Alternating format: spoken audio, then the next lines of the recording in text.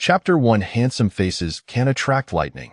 Sunwi had just lost this job, shedding is faculty shep prepared to return to his dormitory. Despite having just passed May Day holiday, the northeastern weather remained bitterly cold, and Therine falling hat day left Sunwi's complexion paley and his body chilled. Finally, he was unemployed. He hadel ria to purchase si daspis noodle-dish, complimented by some, and a chenessel dintubt, thethimj bruff thimjum joy. Hastening back to theaterm with Ligia, a student klapoft hunderum bled through heskid. Being gonative of te black provincie and stationed in Lia province, Sunwivasquitine trigid bethethendrme. He glanced at Ligia, ho hailed from Lu province. Noticing Thalaco for spawn sanely eyes, Sunwa surmised that perhaps Chunderme was indeed normal, given the geographical proximity of their provinces. As the approach at Hintransidothai runit, a sudden flash of lightning illuminateth the night sky. Before that wakud fully comprehend the spectacle, a deep rumlioft hunder reverberated. Observers at theme trance noticed said white smoke billowing from Sun Huianlige, wastud frozen for a good 10 seconds before Hastalai rushing upstairs to report the incident. The company commander and instructor, residing in J Sintrimson the third floor, heard Thefrentiknaken Gondopinet here doors in quick succession. Initially taken aback, they's weefly issuated or fithany squad to escorts, nuanly jido the medical unit, while the instructor accompanied them, and the commander prompt larportethi words. My head hurt so much, Sunwi felt as if his badahajo numb. His thoughts clouded for an extended period. As time passed, he began to feel somewhat better. Yet remained acutely wary of fever thing around him. Even as shis badar fused to bake commands, resembling a nightmarish reality. There was no immediate danger to his life, his consciousness intact, and for the time being, his imagination remained unclouded. However, having been struck by lightning weighs a new experience for him, thus he suggested reporting Jidith military district. Upon hearing this, Sunwi finally grasped the reality of his situation had been struck by lightning. Could it be fate heaven weighs and vi, Usofis Goodlukes? Admiralin and Tinai Irsofage, with about 7 months left until his discharge, had found himself victim to an absurd fate.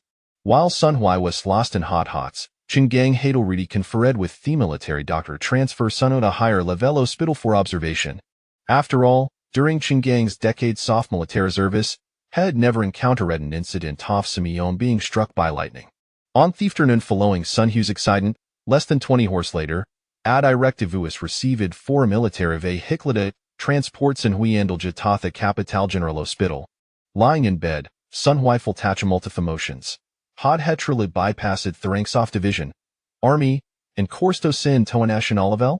Logically, one would expect them to be observed and recuperated within the military district. Here called Chingang's conversation with the military doctor in a decade soft military and medical experience. He haven't ever seen Simeona struck by light ninjmerjan scathed.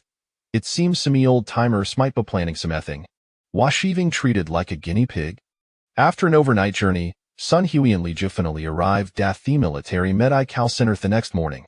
Following consultation, Sandiagno says from dozens of experts, substantial progress was made in understanding Sun Hui and Li Jisun's the third day. CT scans revealed no physical harm to the patients, suggesting that their current condition might stem from neurological issues. The next day, a dozen renowned brain and nervous specialists arrived. Some of whom Sunwi recognized from news articles or military reports, while the others were unfamiliar. Sunhui sunid I standing, and he understood that the reality of what country was natas the public perceived it, nor was it akintith what country of the United States or their foreign nations, for mana technological advancements and delightetulence were kept under wraps. Sun Hubiter lismald, perhaps his survival after being struck by lightning was his greatest contribution to his country. After all, few lived to tell the tally of surviving a lightning strike, and of in few emerge unscathed. On December 2, 2063, Sunwi had been under observation for over Odkid, and while it had kangu esuring thistimu were minimal, they were as efficient tolter the landscape heave scientimedicine.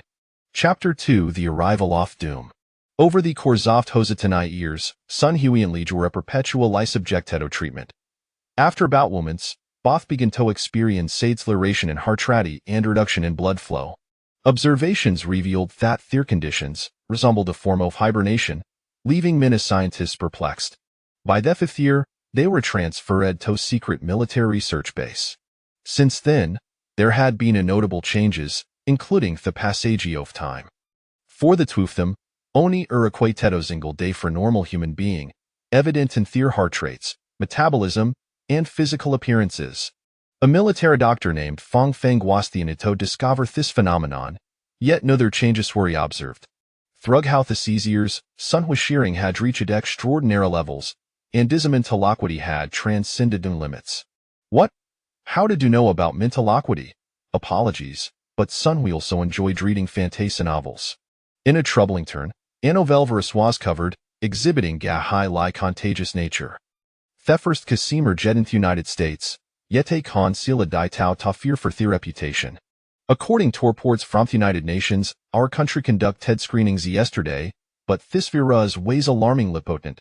Among the planes arriving from Thieu, Tahua, 3 categories of virus carriers were identified.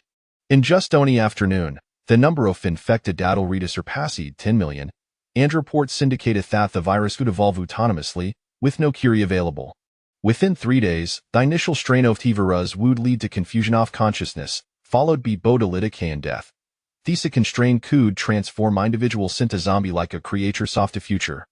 The third strain involved cross-infection through sexual contact or saliva, rather than blood. No symptoms or treatment outcome shady have been reported following infection. Upon hearing this, the experts were left in bewilderment, as was Sun Hui. How could Dizzer deal with lightning? Note conclude, only to be followed by a biochemical crisis? After the report concluded, several listed infected individuals soft hay third strain were re-brought in under these Kurtov special forces.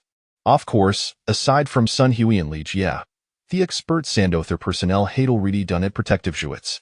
Sun Hui coincidentally, thinking, you will deemed this situation unreliable we note. Quit medu? Aminotolive? Shouldn't I fear infection?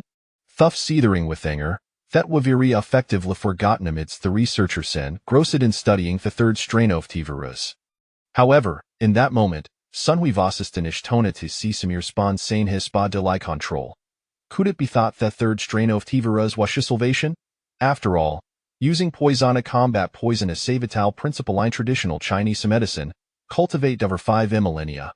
If given the choice, Sun Hui would not have wished for such a course, yet realize it had an alternative but adopt a more optimistic perspective. As time progressed, roughly a day passed, and Sun Hui's little finger twitched. Thuff Nuna noticed it. At that moment, several infected individuals soft hay third strain began to convulse, their body spasming uncontrollably. With intensities, they transformed into creatures sakanta tradition out zombies, possessing unimaginable strength, lunging toward Thosi in protective gear. As Sun Huber said for son demise, Hekot Saita Fong Feng's facia tu oasins nared be thefat infection. Yet, Fong Feng merely glanced at Sun Hui for a brief moment without moving, while severe lither infected individuals sin protective observed and departed. Wash so extraordinarily handsome at the Tevin the zombies couldn't bring themselves to by to him? But witted the other sleeve while Fong Feng remained fixated? Asakin stick it away, Sun Hui's body had sensually irrigated its functionality, and had cautiously attempted him of a various parts, alof which responded favorably. Understood, however, the fee could not make his recovery to a conspicuous after Linder meant for overodd adjusting according. Sun Hui shifted his gazetteowardly Jia, and it appeared that Li Ju was in a predicament, having also exhibited some subtle movements. Chapter 3. Reclaiming the base after a brief interval, observing that Li Jia remained immobile, Sun Hui discerned that he had made the same choice as himself. After all, the probability of being selected for an elite unit from among numerous battalions and subsequently qualifying for a special operations division as a conscript was exceedingly slim. Thus, they were among the fortunate few. Ding. Curiously, Sun Hui found that reclining at a 45-degree angle against the back wall afforded them a nearly comprehensive view of the laboratory. IT was the same technician who typically provided them with nutrient solutions, and the smooth opening of the door seemed to bring him peace. Sun Hui also noted that the third-generation zombies exhibited peculiar behavior. Some opted to bite to death, while others seized their victims directly. Yet the outcomes for those bitten and those grasped differed significantly. The victims of the grasping attack resembled grotesque figures from a horror tale, their bodies and mouths covered in repugnant green blood. In contrast, those who were bitten appeared akin to vampires, bearing only a few puncture wounds on their necks. The second-tier zombies refrained from approaching either him or Li Jie, while the third-tier zombies could come near yet seemed to harbor an aversion towards them. Of course, there was the anomaly of Fong Fong, who alternated her gaze between Sun Hui and Li Jie, leaving them perplexed. As the zombies departed, the laboratory was left. There are still 2 off-road vehicles parked at the entrance of the base. According to Captain Shaoli, the leader of the soldiers, the genetic base requires a few more specialized vehicles, as their research direction necessitates such equipment, especially considering the mutated zombies, which complicate matters for the base. After all, experiments involving neurotoxins and viruses do not typically involve excessively destructive subjects, but the genetic base is an entirely different scenario. I recall an instance 3 years ago when they assisted the genetic base. A 2-meter-tall, muscle-bound experimental subject could effortlessly lift vehicles to use as weapons, while bullets from handguns and submachine guns merely left red dots upon its skin. Hearing this, Sun Hui, Li Jie, and most of the soldiers were taken aback. Though 2 squad leaders displayed little reaction aside from a hint of fear in their eyes. After a brief pause, Captain Li continued. Those 2 were present during the last incident as well, and it ultimately took several tanks and rocket launchers in a relentless barrage to subdue the threat. Of course, sniper rifles also played a crucial role. Our responsibility was merely to manage external pressures to prevent the genetic warriors from escaping. Hence, there were no immediate safety concerns, though we remain unaware of other specific circumstances. Once Captain Li finished speaking, everyone began to mentally assess the situation. If those creatures were to become zombies as well, the current personnel and equipment would be utterly insufficient. Ultimately, the decision was made to enter the base. After all, they were warriors among warriors, and being assigned to this specialized base indicated a level of preparedness. Captain Li's warnings only served to heighten their caution. Sun Hui and Li Jie each led a team, providing cross-coverage as they advanced, vigilant against the potential presence of infected entities, especially during ammunition exchanges. Captain Li led a team to secure the rear and eliminate any potential threats.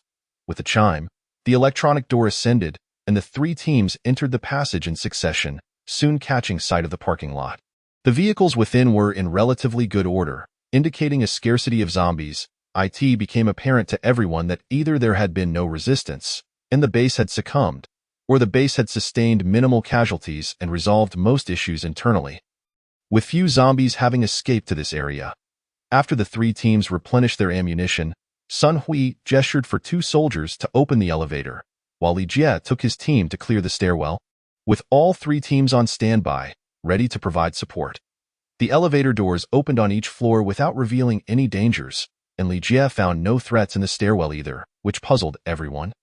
But it was imperative to secure the exit to prevent being overrun by zombies.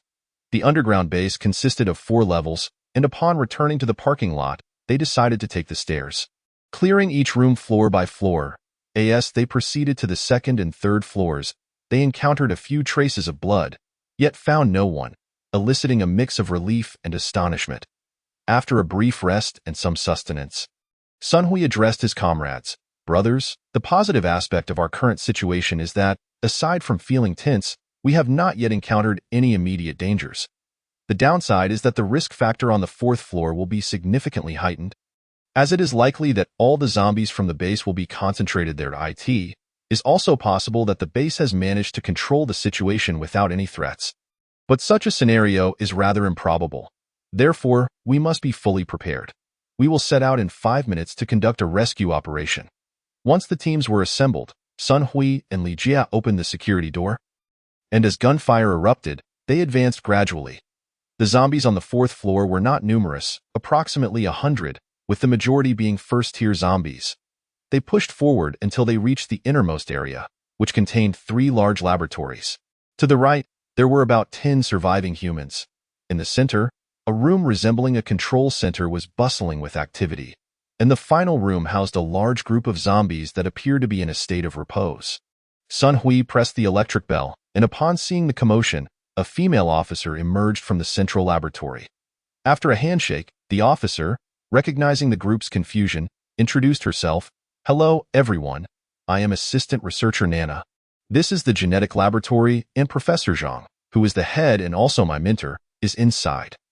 Currently, most of the zombies in the base, aside from those you just cleared and those in the agricultural and breeding sectors.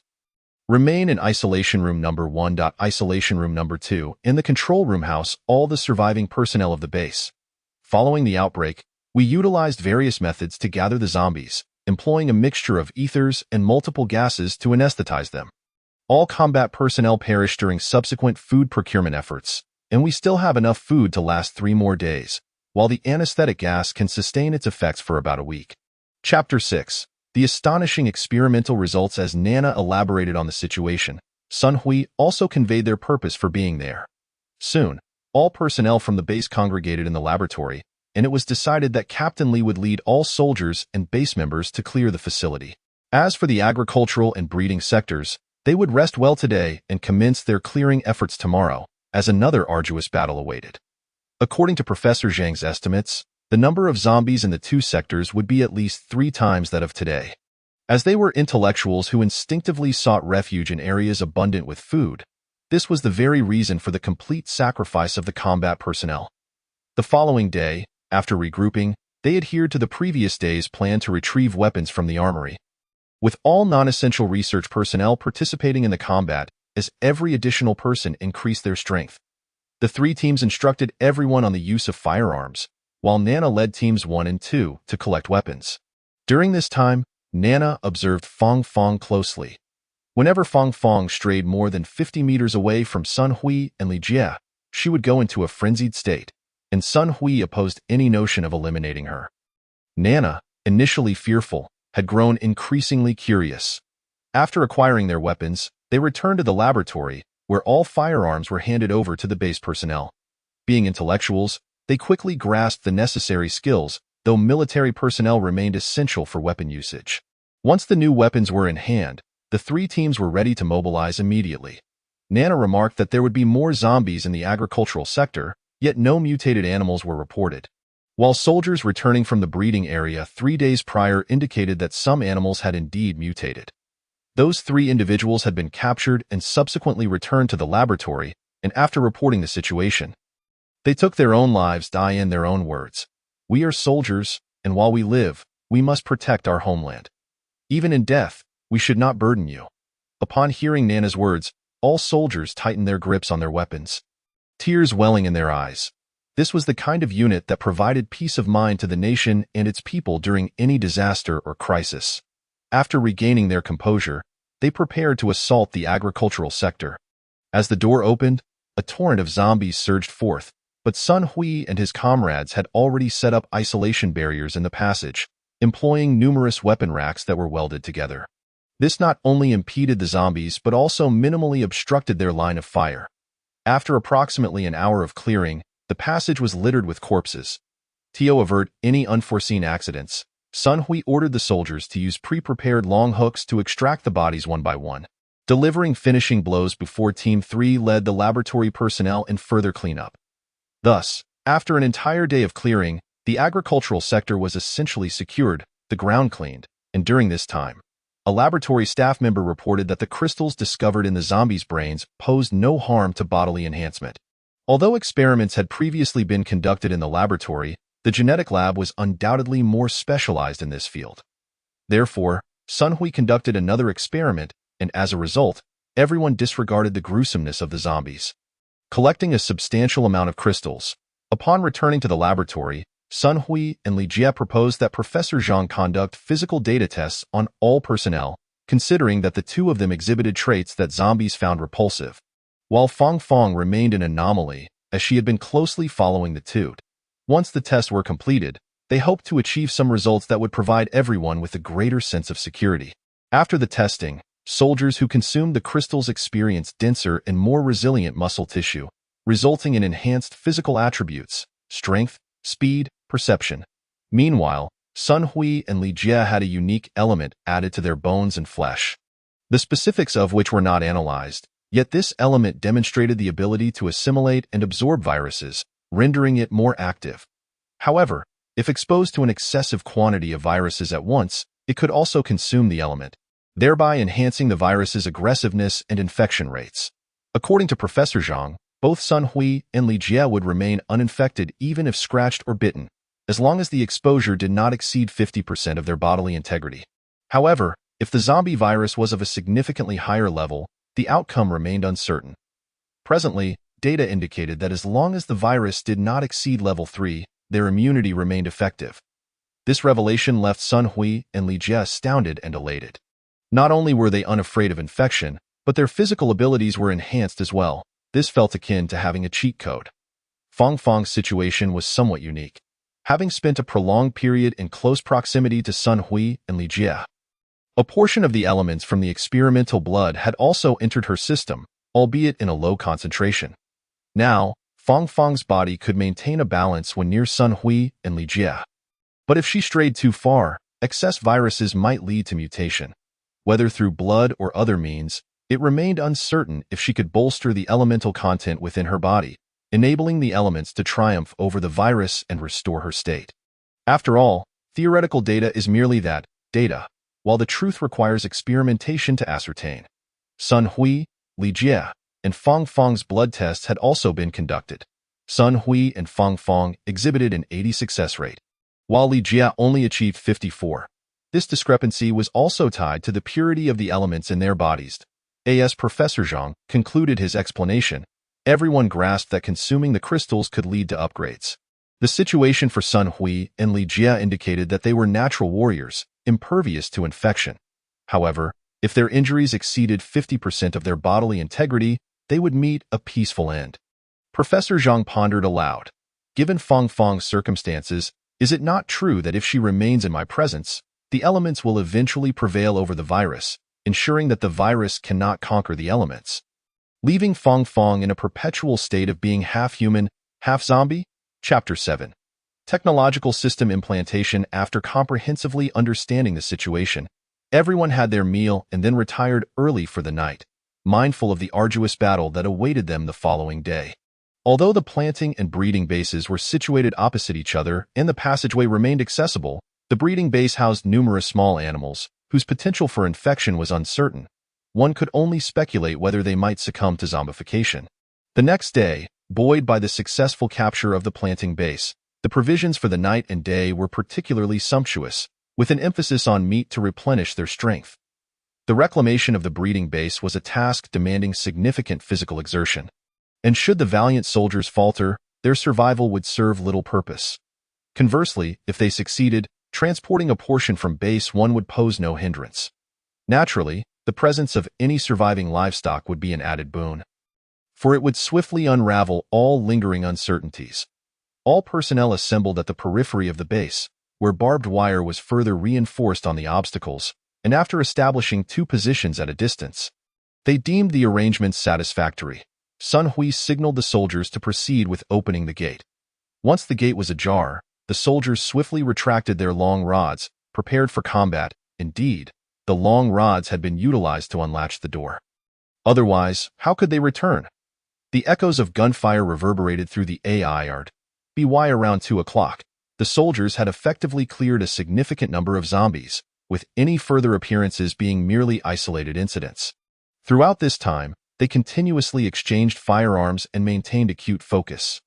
After 2 more hours, the shift concluded, and naturally, the firearms had cooled. Regardless of the type, it is improbable for any weapon to sustain continuous fire for several hours.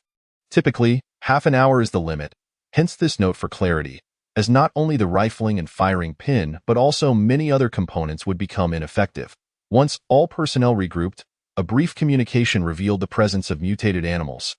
Albeit in limited numbers, predominantly of medium size, it is logical to surmise that small birds would be unlikely to become infected, as they would perish in a single bite, and similarly, rodents would face the same fate unless a multitude congregated in a sewer, though that is a discussion for another time.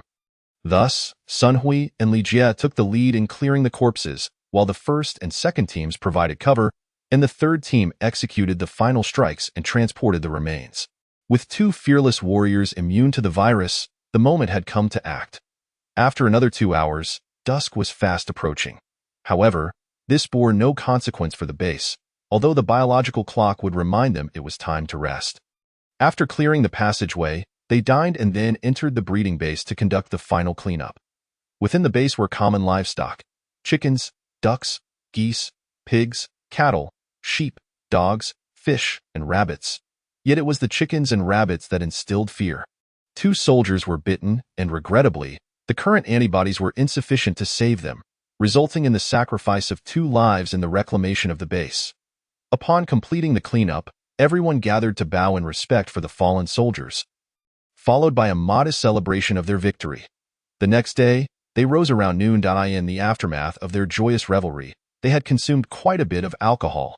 After the meal, Sun Hui, Li Jie, Professor Zhang, and Nana convened a meeting. With Base 2, genetic base, now secure, they deliberated on the next steps. Ultimately, it was decided that Sun Hui would lead a contingent of volunteer soldiers, while the remaining soldiers would accompany Li Jie back to Base 1. The journey had taken over 3 days, primarily due to roadblocks and zombies. Yet the return promised to be considerably simpler. If all went well, they would arrive at Base 1 in 3 hours. As Sun Hui pushed open the door, an electric sensation coursed through his body. Just before losing consciousness, he glimpsed Li Jie, Professor Zhang, and Fang Fang, each experiencing a similar phenomenon. It seemed this was not mere misfortune leading to an electric shock, but rather an abrupt sensation emanating from an unknown source. Sun Hui rubbed his head, still feeling somewhat dazed, yet he was able to move. Upon rising, he discovered that everyone else had regained awareness as well. "How is everyone? Any peculiar sensations?" he inquired. No sooner had he uttered the question than an electronic voice echoed in his mind. Initiating technological chip. Before Sun Hui's eyes materialized an electronic display, revealing information akin to a digital projection. Observing Professor Zhang's data, it indicated Level 1 human brain development, 3 other functions, not activated. Technological ring can enhance with level progression. Fang Fang's details read, mutated human zombie body, Level 3. Biological and functional awakening in progress. 2. Upon reaching 100, aside from physical zombification, other human traits will manifest with random functional awakenings. Physical energy level, 0. Upon reaching 100, physical functions can awaken. Skills selectable. Other functions, not activated. Technological ring can enhance with level progression. Next, he glanced at Nana's information. Level 1 human brain development, 2.3. With elemental ability level, 0.1. Upon reaching 100, control over wood energy will be possible with random functions. Other functions, not activated. Technological ring can enhance with level progression. Li Jie was categorized as perfect human, physical level, 4.2, energy level, 5.4. Upon reaching 100, voluntary awakening of abilities will be possible, with selectable powers. Storage space, 4 cubic meters. Communication capacity, repeatable 40 individuals. Technological ring can enhance with level progression. Sun Hui himself was classified as super perfect human, physical level, 4.7, energy level, 8. Upon reaching 100, voluntary awakening of abilities will be possible. With 2 selectable powers, storage space. For cubic meters, communication capacity, repeatable 40 individuals. Technological ring can enhance with level progression. As they exchanged glances, they noticed the distinctions among them. The system was universal, yet marked differences existed. Higher levels could perceive lower levels, while lower levels could not view the higher. Team Leader Li, also at level 4, could not discern the levels of Sun Hui and Li Jie, though Li Jie could view Team Leader Li's level but not Sun Hui's. This likely pertained to the distinctions between humans, perfect humans, super perfect humans, and abilities. Aside from Sun Hui, Li Jie, Fang Fang, and Nana, the rest of the team lacked any elemental power levels, while the level 4 team leader Li could only perceive Fang Fang's level 3. Sensing danger, yet could not glean further information. Nana, being level 1, also had no additional details displayed, and shared a sense of impending peril. Chapter 8. Mounts and Pet Spirits. Subsequently, Sun Hui recounted the details of the earlier meeting, allowing everyone a day to contemplate and acclimate to the implications of this new system. Following this, Sun Hui conducted various experiments, the first of which pertained to energy crystals. 10 first-tier crystals could be combined to form 1 second-tier crystal. Similarly, 10 second-tier crystals could yield 1 third-tier crystal, and so forth. Moreover, items within the storage space could be stacked without increasing their volume, unrestricted by weight or size specifications. To illustrate simply, A first-tier crystal occupies 0.01 cubic meters, and if the number displayed is 7, that indicates 7 crystals. This is particularly noteworthy when the storage space dimensions measure 2 meters in length, 1 meter in width, and 0.5 meters in height. You can place a double bed measuring 2 meters in length, 1.5 meters in width, and 0.3 meters in height. Meanwhile, Sun Hui ventured outside to observe the zombies, who exhibited similar behaviors. However, there were mutated zombies that displayed distinctive colors. Though their mutation characteristics were not discernible from their appearance, the crystals from the mutated zombies possessed unique qualities. For instance, the water-type crystals could additionally enhance water energy progress by 1 at the same rank. Sun Hui and Li Jie were capable of harnessing all elemental types, with Sun Hui slightly surpassing Li Jie by a fraction, likely due to the influence of the mutated crystals. Animals followed suit. But with additional information, such as spirit level tameable, unable to display due to your level not yet reaching the requisite development stage, mount level tameable, unable to display for the same reason, it appeared that leveling up remained essential. The purpose of the spirit was currently unclear, yet the utility of mounts was evident. After some contemplation, Sun Hui returned to the base with the warriors, explaining the situation outside. Ultimately, the group decided that Sun Hui and Li Jie should first level up, as the crystals obtained from the cleanup of Base 2 were only sufficient to elevate the two to level 5. Upon leveling up, both were met with unexpected delight. You have reached level 5, unlocking the indication of the next level's functionality. At level 6, you may unlock special abilities, since you belong to the All-Elemental series. You can freely choose one ability at each level. The potential awakening directions for these abilities include metal, wood, water, fire, earth, constitution, space, and time. Space and time require special seeds to unlock their generation. You have unlocked the pet spirit functionality, allowing you to store one pet spirit. You have unlocked the mount functionality, permitting the storage of one mount. You have unlocked the garage functionality, allowing the storage of one vehicle, with items on the vehicle accessible in the garage. Although living beings cannot be stored, the two were elated, for reaching level 5 marked a true transformation into mutated beings, while level 6 would enable the unlocking of special abilities. Clearly, from level 5 onward, one could no longer gauge superiority solely based on the physical data changes associated with level progression. The choice of pets and mounts would ultimately depend on compatibility with one's own elemental abilities to better leverage advantages. For example, if your mount were a horse and your pet a dog, your speed would undoubtedly increase. However, in combat scenarios, facing a tiger or a cheetah would render you entirely suppressed, and encountering a bear or an elephant would be a futile endeavor. Naturally, the selection of mounts and pets should align with one's elemental abilities to optimize their potential. After analyzing these factors, the group enjoyed a delightful farewell feast, followed by a well-deserved rest. Sun Hui, Li Jie, and Captain Li exchanged contact details, as did 2 third-tier warriors, while they opted not to exchange details with the other 2 third-tier warriors due to limited availability. Captain Li, being a 4th tier, possessed access to only 20 contacts, while Sun Hui and Li Jie had 40 at level 4, and now 100 at level 5. The contact information was not merely a phone number, but rather an extensive string of codes. The group attempted to input these codes, yet they proved ineffective. Physical interaction was necessary to establish contact, which could only be retained through a remark feature. With an additional status indicating survival, it seemed that as long as the other party remained alive, deletion was not an option. The following day, Li Jie and his warriors returned with all available vehicles.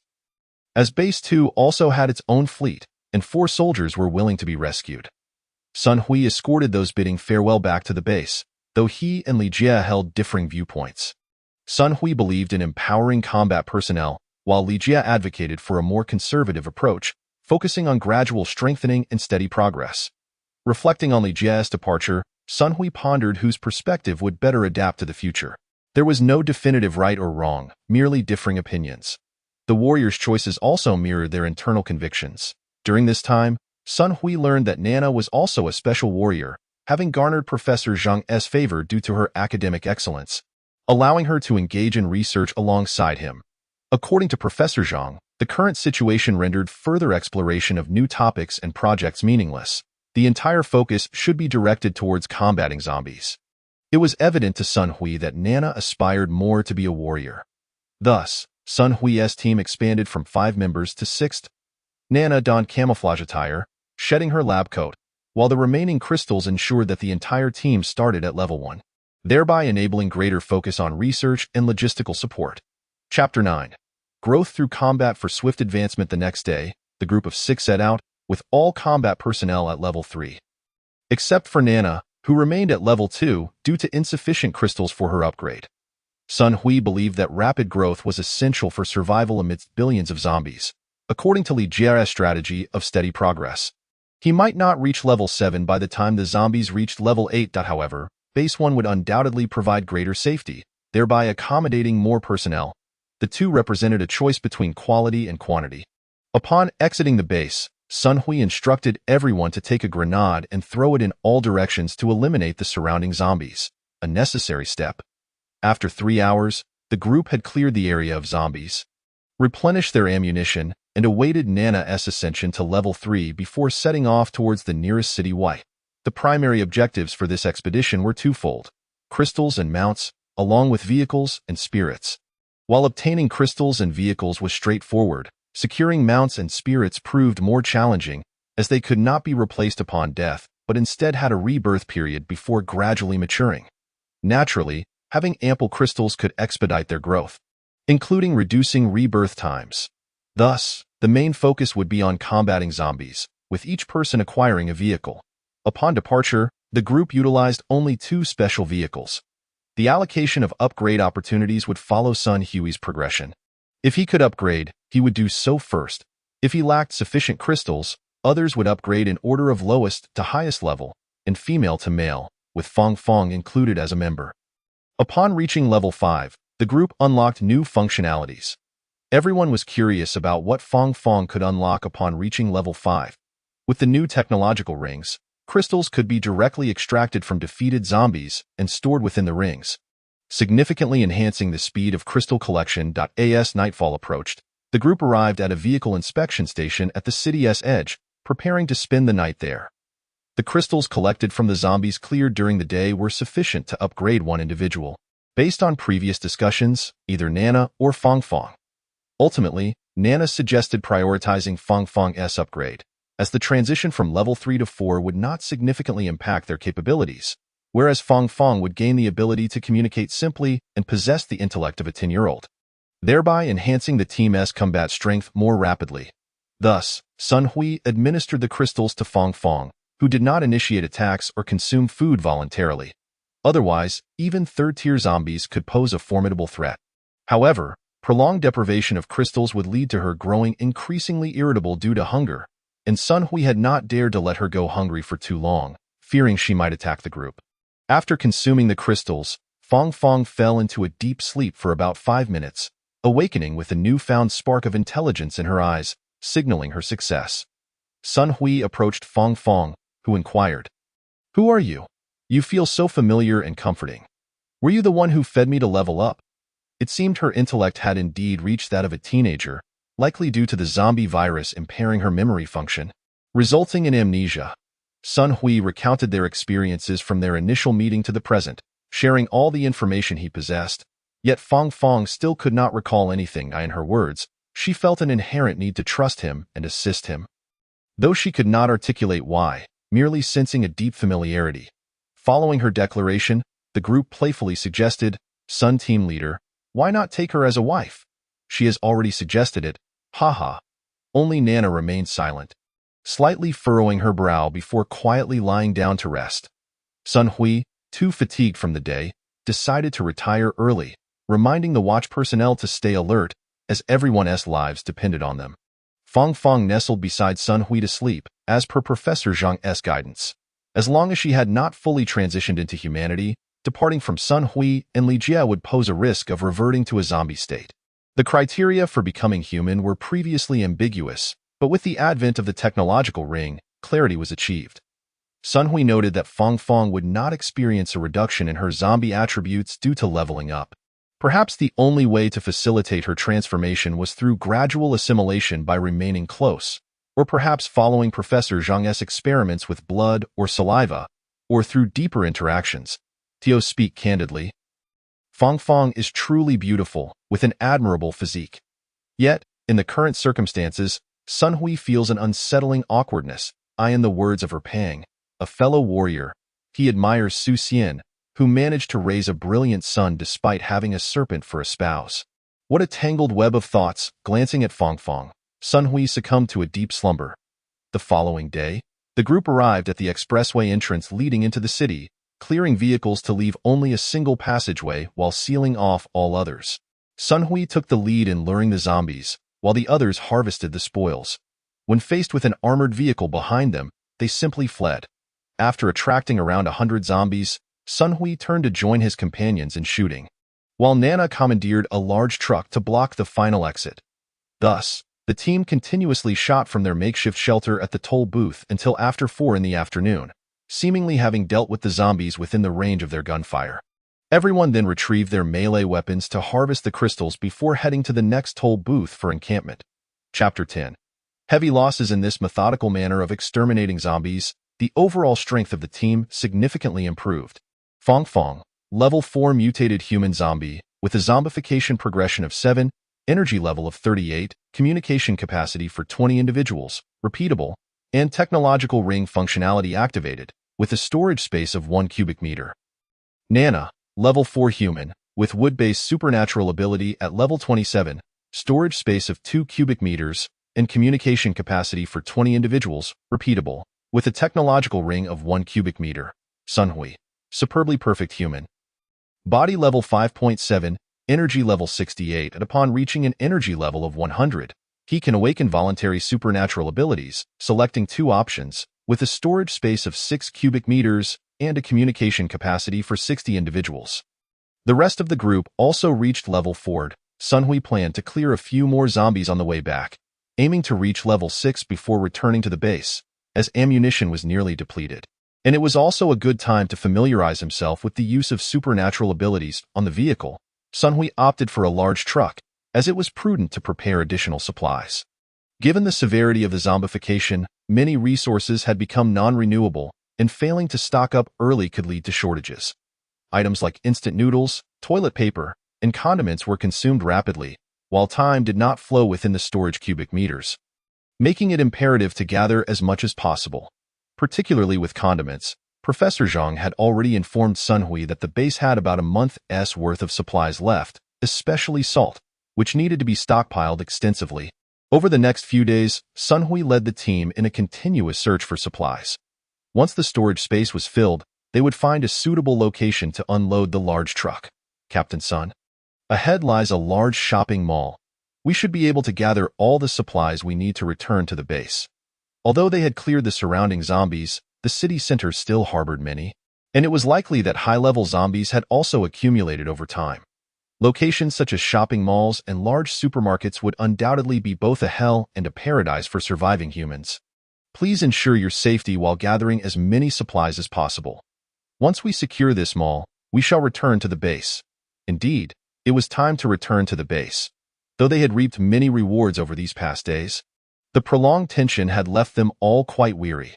Sun Hui was the first to enter the mall, his twin blades never leaving his hands. Unless absolutely necessary, he would not resort to firearms, for the cacophony of gunfire would likely spell doom for even their small group of 6, including Fong Fong, let alone a larger contingent of 60. Fortunately, they had the large truck, and the ability to designate locations for collecting and releasing items from the storage ring greatly expedited their material gathering, also preventing the noise from attracting zombies. Sun Hui meticulously collected clothes, shoes, bedding, cosmetics, and more from the first floor, leaving no stone unturned. After confirming that there were no useful supplies left on the first floor, the group exchanged glances, sensing something amiss. Despite the vastness of the mall, only a handful of zombies were scattered about, far too abnormal. Naturally, in a 3-story comprehensive shopping center, Sun Hui did not believe there were only these few zombies. Could it be due to the presence of high-level zombies? Speculating yielded no answers, so they could only proceed cautiously. However, Sun Hui did not anticipate that their lack of vigilance would lead to catastrophic losses. As the entire team ascended to the second floor, the atmosphere remained eerily calm. Just as they had gathered half of the supplies, The tranquil mall erupted into chaos. A horde of zombies surged forth from all directions, and the team quickly suppressed them with gunfire while executing a rapid retreat. Despite their battle-hardened experience, the sheer number of zombies proved overwhelming. 3 warriors detonated their explosives, buying Sun Hui and the others precious moments to escape. As they leapt down, they sprinted toward the exit, only to find a figure blocking their path just as they reached the door. The technological ring signaled, Level 6 Zombie King, Enhanced Resilience Attribute. After a brief exchange of glances, Sun Hui and the others launched an assault, but their blades shattered upon striking the Zombie King's head, inflicting no damage whatsoever. The horde was hot on their heels, and with no other option, Sun Hui tossed a grenade to blast open the right side door. The Zombie King followed closely behind, delivering a powerful punch to Sun Hui's back and tearing a chunk of flesh from his chest. The overwhelming force and pain sent Sun Hui into a sweat, yet he gritted his teeth and picked up his weapon to provide covering fire, while Nana hurriedly ushered Fong Fong and another female warrior to safety. Sun Hui continued to suppress the zombies while tossing out grenades. Although his rifle was ineffective against the Zombie King, the sheer force of his shots slowed its advance. Nana was the first to jump into the vehicle, picking up Sun Hui as they sped away. Once the danger had passed, Sun Hui lost consciousness. What was that sweetness? Sun Hui took a deep breath and suddenly regained awareness. Upon opening his eyes, he found Fong Fong's face before him, the sweetness emanating from her tongue. Upon seeing Sun Hui awaken, Nana quickly informed him that he had been in a perilous state, having lost too much blood, compounded by a viral infection in his wounds. Fong Fong had claimed she had a way to save him, hence Sun Hui gazed at Fong Fong, wondering if a kiss could truly be a lifesaver. However, upon assessing his back, he noted that the pain had subsided significantly, and the wound felt itchy, indicating that new flesh was beginning to grow. It appeared to be effective. Perhaps it was the unique elements within him combined with Fong Fong's special abilities that yielded such results. If a kiss could produce such an effect, might there be even greater benefits from closer contact? Just as Sun Hui's mind wandered, Nana remarked, "Have you lost your mind after 2 days in a coma? What are you laughing about?" Chapter 11. Returned to base. Shaking off his errant thoughts, Sun Hui quickly regained his focus. Although he was on the verge of reaching level 6, the critical aspect of supernatural ability pairing had nearly led to the annihilation of their group. Fortunately, their quick thinking allowed them to escape a dire fate. As for the crystals, Sun Hui dared not retrieve them, fully aware of the zombies' tenacity. Should any still be alive, it would be a farce. After all, bravery and foolishness are two distinct concepts, and Sun Hui began to understand Nana's earlier words. Firstly, both he and Li Jie possessed an element, lightning, due to being struck by lightning, hence Professor Zhang referred to him as lightning that could counteract zombie toxins, albeit in moderation. For reasons unknown, Fong Fong had a peculiar affinity for the lightning element within Sun Hui, which accelerated her zombification process. The kiss they shared had indeed triggered a change in his body, reflecting an improvement in his health. Thus, for Sun Hui and Fong Fong, their intimate contact was essentially a mutual enhancement of their abilities. Furthermore, Sun Hui had observed Fong Fong's transformation back to humanity, previously referred to as zombification, which will now be termed as humanization for clarity. The data has increased from 7 to 7.2, a notable change considering that previously it took approximately 3 days to see a mere increment of 0. As he pondered this, Sun Hui realized that the upcoming tasks required experimentation for completion, and he found himself at a loss for results. Thus, he turned to Nana and said, "No, I was merely contemplating a few matters." At this point, Sun Hui's team had dwindled to 4 members. Aside from Fong Fong and Nana, there was also a female warrior whose codename he recalled as Poppy. Previously, they had inquired about her true name, but Poppy had chosen to remain silent. Being the only female warrior left a strong impression on Sun Hui. Having all endured the prior intense combat, and with Sun Hui himself sustaining serious injuries, he resolved to rest for the night before gradually returning to base. The reason for his gradual approach was that he was on the verge of reaching level 6, needing just a fraction more. The devastating losses his team suffered against attribute-stealing zombies intensified Sun Hui's urgency to enhance his strength. The following day, Sun Hui and the 3 others journeyed for an entire morning, aiming to put considerable distance between themselves and the level 6 threat. He feared that if it were to lose control and chase after them, they would face annihilation. After half a day's travel, they managed to cover several hundred kilometers. Once they had consumed some sustenance and made a brief adjustment, they prepared to return to base, hoping to gather the remaining crystals needed for upgrades along the way. It is worth mentioning that with Fong Fong's assistance, Sun Hui's level 5 condition ensured that his wounds had largely ceased to bleed, provided he refrained from vigorous movements. Thus, their journey consisted of daily routines of eating, sleeping, and battling zombies, and finally, on the third day, they returned to base. Upon their return, Professor Zhang scrutinized the few individuals who had come back with Sun Hui, his mind swirling with thoughts and guesses about various issues. Sun Hui took Fong Fong back to their quarters for a well-deserved rest, while Nana accompanied Professor Zhang, and Poppy returned to her room in silence. Upon awakening, Sun Hui promptly sought out Professor Zhang to discuss Fong Fong's ability to enhance his physical attributes and expedite his recovery. Professor Zhang conducted experiments regarding this development, but due to Sun Hui's rapid leveling, the results were inconclusive.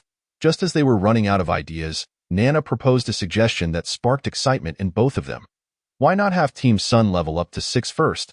Allowing Professor Zhang to test the data, this would provide a baseline, and then we could have Sun Hui and Fong Fong conduct 2 additional tests, one under injury and one without, to obtain accurate data. Sun Hui immediately set about leveling up. Although the base appeared secure and time plentiful, he understood that as time progressed, the number of survivors dwindled, leading to zombies resorting to cannibalism, thereby accelerating their leveling speed. Fortunately, humanity had the advantage of technology in the early stages. However, as levels increased, Sun Hui speculated the gap would narrow. Even the level 6 firearms would likely become less effective in the future. As he absorbed energy crystals, Sun Hui's ability tree unfolded, resembling a grand tree with various branches, each possessing distinct attributes. The vibrant colors of his skill tree dazzled him, with each branch indicating skill names and descriptions. Unbeknownst to Sun Hui, only he, Li Jie, and Fong Fong among the special group had such a skill tree, while others only had skill options upon each upgrade. The growth of his skill tree invigorated Sun Hui's body, akin to a rebirth, yet an inexplicable itch in his mind left him feeling as if he were on the brink of agony. Chapter 12. The oncoming crisis. As time passed, Sun Hui's discomfort dissipated entirely. Once the skill tree took form, it continuously radiated specks of energy, nurturing both his physical and energy recovery. The moment of truth arrived. The selection of skills. Gold Skill 1. Resilience Enhancement, granting the toughness of ordinary metals. A passive skill that remains active unless manually deactivated, consuming no energy and increasing in toughness as levels rise. Gold Skill 2. Damage Cutting, allowing weapons to gain gold-based cutting enhancements, augmenting their toughness and penetration capabilities. Wood Skill 1. Forest Retribution, enabling control over known plants to attack and restrain targets while diminishing the enemy's physical capabilities and skill energy recovery rate. Wood Skill 2. Forest Blessing, allowing the rapid accumulation of energy within nearby plants, facilitating quicker recovery of allied units' physical and skill energy. Water Skill 1. Ice Energy, enabling attacks and defenses through ice spikes and ice shields. Water Skill 2. Nourishment of All, increasing allied physical and skill strength by 10 while decreasing enemy physical and skill strength by 10. Fire Skill 1. Flame Projectiles, allowing energy to be condensed and launched at a distance. The current level can store 3 flame projectiles, regenerating 1 every 2 hours, with each level up increasing the capacity by 3. Fire Skill 2. Flame Emblem, enabling the condensation of emblems to absorb damage, with energy consumption determined by the emblem size and the magnitude of the attack. It disappears once energy is expended. Earth Skill 1. Combat Puppet, controlling stone golems in battle. The golems' attack, defense, and toughness improve with level progression. Earth Skill 2. Gravity Manipulation, increasing the gravity experienced by enemies through energy input, with the increase varying based on the energy supplied. Physical Skill 1. Amplification Technique, rapidly enlarging the body, with the degree of enlargement scaling with level. Lasts for 10 minutes while simultaneously boosting attack and defense. Physical Skill 2. Cellular Activation, facilitating rapid repair of bodily injuries through cellular activity, requiring the body to replenish itself, space and time skills remain unactivated. Sun Hui contemplated for a long while before ultimately selecting cellular activation, then vacillated between ice energy and resilience enhancement point. One skill significantly mitigated the risk of being instantly killed, while the other bolstered his combat endurance. Ultimately, he opted for ice energy, recognizing that if a being capable of instantaneously ending his life existed, it was merely a matter of time. Choosing cellular activation was a means of self-preservation. While he deemed it prudent to maintain a more balanced approach, given that upgrading remained the primary focus at this stage. Although their numbers were few, the attributes of Sun Hui's team placed them among the elite. Sun Hui, super perfect human, body level 6.1, energy charge 100, skill 1, cellular activation, skill 2, ice energy, storage space 8 cubic meters, communication capacity, repeatable, 80 individuals, Fong Fong. Mutated human zombie, level 4, humanization progress 7. 3. Communication capacity, repeatable, 20 individuals, technology ring function activated, space 1 cubic meter. Nana, level 4 human, wood ability level 35, storage space 2 cubic meters, communication capacity, repeatable, 20 individuals, technology ring 1 cubic meter. At this moment, Sun Hui also received a prompt for level 7, unlocking the Manor and Legion functionalities. Just as Sun Hui informed everyone to organize their equipment for another departure the following day, the base suddenly trembled. Through the surveillance center, Sun Hui witnessed a horde of zombies attacking the base indiscriminately. While the base could endure for some time, the appearance of a giant zombie on the monitors instilled a profound sense of crisis in Sun Hui. This creature, larger than an elephant, relentlessly battered the surface, significantly hastening the timeline for the base's potential breach under its tireless assault. For the first time, Sun Hui felt a sense of helplessness. The scale of the zombie horde was far beyond his capacity to counter. Yet, as a battle-hardened warrior, he knew he must not yield until the very last moment. He dialed Li Jie, who found himself in a situation as dire as Sun Hui's, perhaps even more so. After hearing Li Jie's final words, the call ended abruptly. Go find Professor Zhang. You ought to understand him better. Professor Zhang? Sun Hui instructed everyone to wait at the parking lot, while he rushed to the laboratory in search of Professor Zhang. Professor Zhang, at this hour, shouldn't you have something substantial to discuss with me? Given the current circumstances, it is unlikely that the base will withstand an assault for more than an hour. The fate of all lies in your hands. Alas, a decade ago, a creature plummeted from the skies over the northeastern region. Aside from its striking green eyes, it bore no distinction from a human. However, its remarkable vitality garnered the attention of the state. The ailing creature managed to regain a significant portion of its strength by the following day, and both the surrounding fauna and flora succumbed to infection. Swiftly, the government suppressed the news and established relevant underground laboratories, where I was assigned to Laboratory Number 2, tasked with the study of this organism. Laboratory Number 1 was charged with developing viral antibodies, while specialized forces secured the crash site, constructing fortified shelters with alloy and enhancing radiation detection capabilities. Research progressed relentlessly, but one fateful night, merely a week later, the organism breached the safety confines and escaped, resulting in the slaughter of numerous soldiers, who subsequently underwent rapid mutation, culminating in the present predicament. Chapter 13. Escape after such extensive research, is there truly no method of containment? Comrade Sun Hui, please understand that both technological prowess and time are variables bestowed upon us by this unknown entity. Through its descent, we harness the biological field and magnetic energy, allowing us to design the current technological rings. By releasing data via satellite and facilitating cellular transformation, we achieved our present results. The focus of our research has shifted to energy forms. We have managed to compress energy into crystalline structures using quantum core technology, and the energy crystals formed within the zombies represent our final endeavor.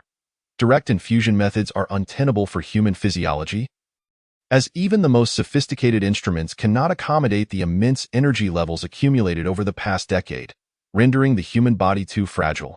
Thus, we augmented the zombies' nuclear energy alongside viral antibodies, channeling formidable energy cores into them. This grants us the opportunity to utilize quantum and genetic science to enhance a human capable of absorbing zombie energy, ultimately to rescue the world. However, after transferring the energy core to the zombies, The experiment merely began. The alien organism could already exert control over a portion of the zombies, and the current situation at the base is likely attributable to its influence.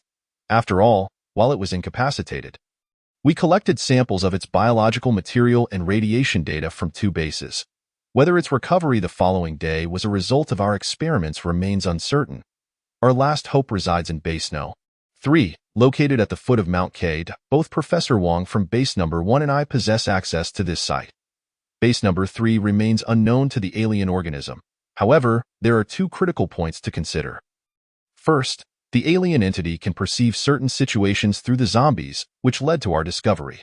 Therefore, if it is feasible to avoid Base Number 3, we should, if we must adequately address the surrounding hordes of zombies.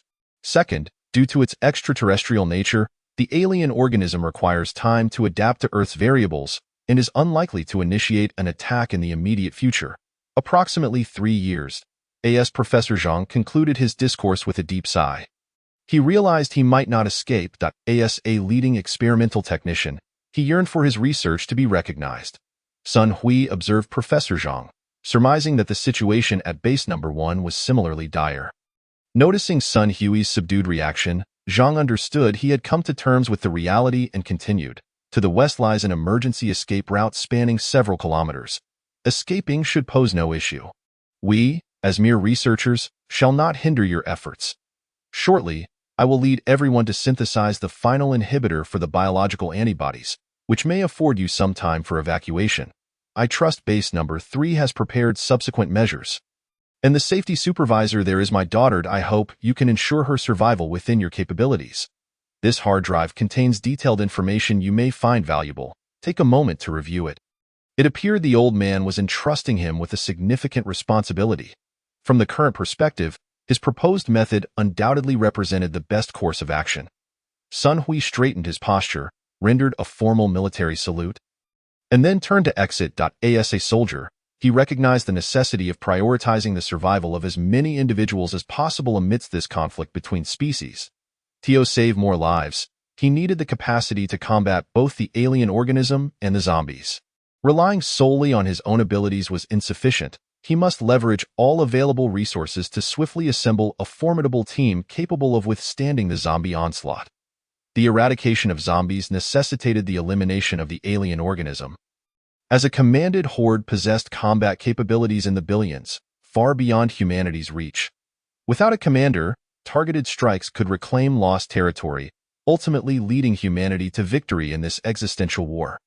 Under the current circumstances, the most prudent choice was to retreat to Base Number 3. Sun Hui's team had a commendable fighting capability for high-stakes encounters, yet their numbers remained insufficient for large-scale engagements. After all, while humans can be injured and fatigued, zombies are relentless.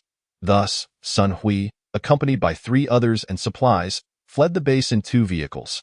After a day and night of relentless travel, they finally arrived at Base Number 3, though they encountered minor zombie groups along the way.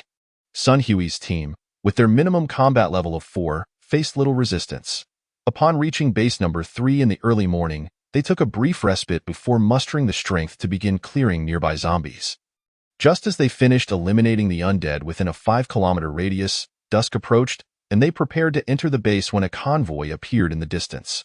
Sun Hui ordered his team to conceal themselves. In the aftermath of the apocalypse, human nature could be perilous. However, in the spirit of mutual survival, he hoped for the best. As the convoy passed and came to a sudden halt at Base No. 3, Sun Hui felt a wave of relief upon seeing Li Jie disembark from the lead vehicle. He approached, and after a brief exchange, instructed Li Jie to lead his team inside the base. While Base Number 1's objective was population collection, Sun Hui's focus remained on strengthening their capabilities. After approximately 5,000 individuals from Base Number 1 entered Base Number 3, Sun Hui and his 3 companions concealed the surplus vehicles and erased any obvious traces before following suit. Chapter 14. Unexpected gains. Once everyone had entered the base, Supervisor Zhang arranged for their rest and organization. Subsequently, Li Jie approached Sun Hui. Did only you 4 manage to escape from your entire base? Sun Hui detected a tone of reproach in Li Jie's voice, yet he could not change the situation. Although their goals aligned, their methods differed significantly. Sun Hui nodded, confirming, indeed, it was just the four of us. Upon uttering these words, an uncomfortable silence enveloped them, both deep in thought. Sun Hui felt a pang of guilt for not saving more lives, though he harbored no regrets. Conversely, Li Jie was astonished by the strength of Sun Hui's team. He could discern that only Ying Su and Na Na were of level 4, while the others remained opaque to him, indicating that even the two weakest members of the group were of equal caliber. Such a team could effortlessly clear a horde of under 1,000 zombies, whereas his several thousand lacked the same capacity. As they pondered their respective dilemmas, Supervisor Zhang entered. Sun Hui anticipated her arrival, especially in light of Professor Zhang's situation. Upon entering, she addressed them, "You must be Sun Hui and Li Jie. Bases 1 and 2 have briefed me on your circumstances. I am Zhang Hui, the safety supervisor here." With a hopeful gaze, Zhang Hui inquired, "Do you have any news about Professor Zhang?" Sun Hui met her gaze and shook his head. Zhang Hui's expression shifted, as if she had anticipated this outcome, and she silently turned to leave, tears glistening in her eyes. The following day, after the group had breakfast, Zhang Hui guided them around the base, knowing that they could not venture outside in the short term for fear of detection. Zhang Hui appeared somewhat distressed. "In a moment, I will take you both to meet our base commander. I suspect you have much to discuss." Upon entering the commander's office, they were greeted by a middle-aged man. "Isn't that General Zhao?" They had previously served under him. Well, young brothers, it seems you have flourished. Shouldn't you salute your former superior?" The two individuals finally came to their senses, saluting while loudly exclaiming, "Greetings, Commander." Although it was rather intriguing for a general to recognize two soldiers, it soon dawned on him that under the national framework, their profiles had likely already been placed on General Zhao's desk. Once General Zhao became familiar with the two, Zhang Hui prepared to take her leave. However, General Zhao called her back. "Director Zhang, please sit down. There are matters concerning today's events that require your assistance." Zhang Hui held a deep admiration for General Zhao. The iron-blooded general had earned his title, and under his stewardship, Base 3 continued to enhance and progress. Once Zhang Hui was seated, General Zhao continued, "I trust you two have gathered some understanding of the situation. As for the specific details, I believe the professors have provided you with hard drives containing pertinent information. Let us review them together, particularly in conjunction with the circumstances at Base 3, to facilitate our planning." Subsequently, the four of them examined the videos left by the two professors, complemented by General Zhao's explanations, while also allowing the two to share their thoughts on facing the impending zombie threat. Through continuous dialogue, General Zhao ultimately resolved, "Starting tomorrow, within 3 days, I asked Director Zhang to coordinate all available resources to establish a new base to the west, approximately 5 kilometers away from this one. The new base must accommodate 6,000 residents for the long term and be designed for seamless division from Base 3. The Energy Core's defense system should activate immediately, supplying energy to both bases. We must ensure that operations can continue normally even if one base is compromised, and the two bases should be equipped with a one-time disconnection mechanism. After all, it is uncertain which base will endure in the future. Yet, it is preferable that we weather this storm together." With that, Zhang Hui departed, armed with the orders. General Zhao continued, "I fully support your actions. Hence the decisions made earlier. The base was originally designed for a population of 10,000, with a diverse personnel plan tailored for every profession. Thus, I have made these decisions. In 3 days, Sun Hui will bring all personnel involved in the genetic program. I shall provide you with 1,000 individuals. Over the next 3 days, I will disseminate your ideas throughout the base. Ultimately, every individual will choose their own path in the face of this existential conflict for our species. I cannot discern which approach is superior, so let us prepare thoroughly. Remember, our objective is to ensure the survival of as many humans as possible and to achieve ultimate victory." The two men quickly rose, exclaiming, "Rest assured, Commander, we will accomplish the mission." "Very well, you two go find Zhang Hui. He has surprises in store for you." After simultaneously saluting, they exited the command office. Watching their departure, General Zhao felt a wave of relief wash over him. For even in their absence, such decisions were inevitable. After all, in a war for the survival of their race, he dared not place all his eggs in one basket. Chapter 15. The Olive Green Legion. The two arrived at Zhang Hui's location, who stood and said, "Let us go. I'll show you the surprise." The trio proceeded to the innermost laboratory, where Zhang Hui remarked, "This laboratory is the final storage site for the energy core. Currently, the energy core is sealed. To activate it requires a special identity card along with an individual possessing level 9 capabilities, all verified through data testing. There are only 4 identity cards, 2 for you, and 1 each for myself and General Zhao. This laboratory can enhance both physical and extraordinary abilities, accommodating both individuals and groups. It features a balancing system that will intelligently halt operations once a participant reaches their limit. There are 100 pods available. If the first 100 individuals do not fully absorb the energy, additional individuals will be permitted to enter. Naturally, the 100 pods are divided into 2 sectors, and the available energy can elevate approximately 50 individuals from 0 to level 3 simultaneously. Therefore, gentlemen, beginning at 8 o'clock tonight, you should each decide how to arrange your participation." Upon hearing Zhang Hui's explanation, Li Jie turned to leave, as he had a substantial number of individuals to consider. While Sun Hui's group consisted of only 4, including 1 half-human, half-zombie. Based on previous calculations concerning crystallized energy, the 3 members, excluding Fong Fong, were unable to fully absorb the energy. Even Fong Fong, after absorption, would likely only achieve a humanized level of 7.5, with minimal energy gain. Given that higher levels demanded exponentially greater amounts of crystallized energy, Level 1 requiring 10 Level 1 crystals and Level 2 needing 10 Level 2 crystals, the energy needed for each upgrade would be tenfold compared to the previous tier. By Level 4, utilizing Level 2 or 3 crystals would prove ineffective. Therefore, Sun Hui concluded that the premium route was the best course of action. Presently, equipped with ample ammunition, their group could effectively eliminate approximately 7,000 to 8,000 zombies daily. And even with melee weaponry, they could dispatch around 2,000. Level 1 crystals held no value for them. After much contemplation, Sun Hui resolved to enter the laboratory as a quartet. Just as he was about to voice this decision, he noticed Zhang Hui still seated, sparking a realization. "Director Zhang, 3 days from now, will you remain at Base 3 or proceed to the new base?" Given General Zhao's character, he is likely to go to the new base. So why suddenly inquire about this? Sun Hui pondered before stating, "It's nothing much. Director Zhang, if you have the time, would you accompany me back to see General Zhao?" General Zhao, upon the arrival of Sun Hui and Zhang Hui, exhibited no surprise. As a general, he understood the principle of no 2 commanders in a military setting. Sun Hui first saluted and then inquired, "General Zhao, if I may be so bold, who will be part of the new base's senior management?" General Zhao chuckled, "You rascal, how impractical. The management of the base consists solely of Zhang Hui and myself, so barring any special circumstances, it is I who will transition to the new base. I am eager to engage in combat, rather than waiting for technology to mature and the embers to slowly ignite. Thus, I wonder if you have a better proposal or if you have made a decision." He glanced at the 2, knowing well that Zhang Hui was also a combat enthusiast.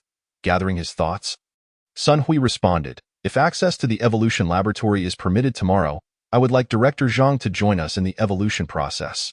After uttering this statement, Sun Hui felt apprehensive. After all, this was a direct refusal to a general who had graciously offered him an opportunity for growth and established the base for him. It felt somewhat ungracious to deny him, especially under the general's smiling countenance, which now caused beads of sweat to form on Sun Hui's forehead.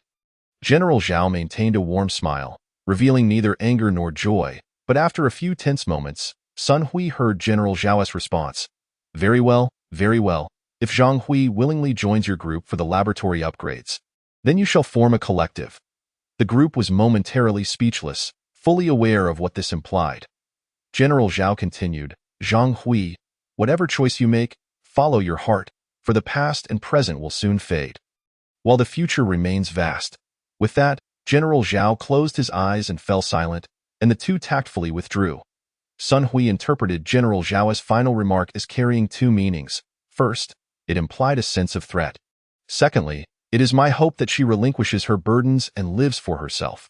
Although Sun Hui does not know General Zhao well, he believes that the true danger lies on his side. Furthermore, as General Zhao is a soldier, Sun Hui is convinced that the general's words must carry a deeper meaning.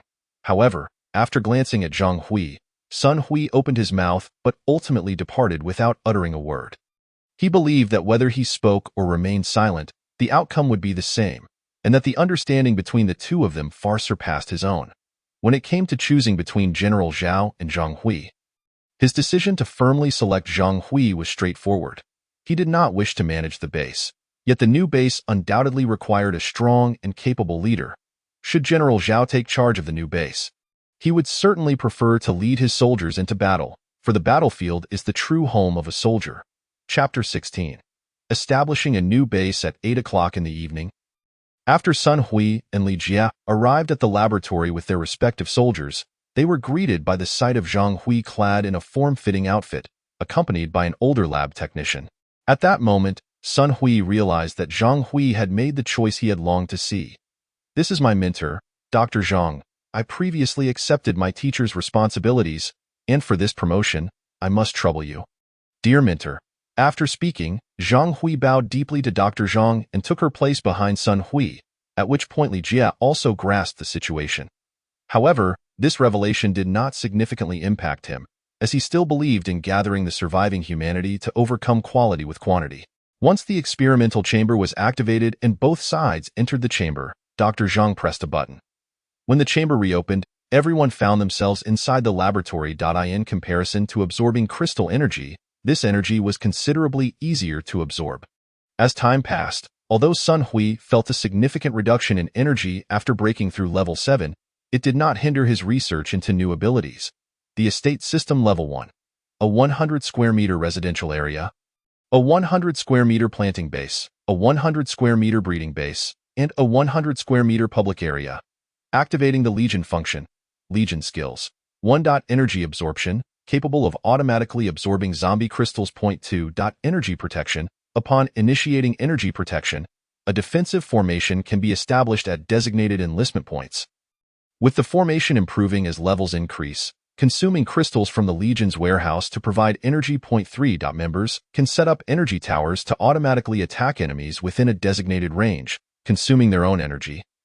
With the number and level paralleling that of the Legion. 4. All skills of Legion personnel are fully activated, and the skills of the Legion members are enhanced with level progression. 5. Legion skills enable free communication. Thus, after everyone absorbed the energy and achieved comprehensive upgrades, they prepared to head to the new base. Meanwhile, Li Jie had already returned to his respective base, with all members reaching level 5 after all. The energy consumption required for upgrades later on is at least 10 times that of earlier levels, as higher-level energy crystals are exceedingly rare. As of now, humanity remains at a significant disadvantage.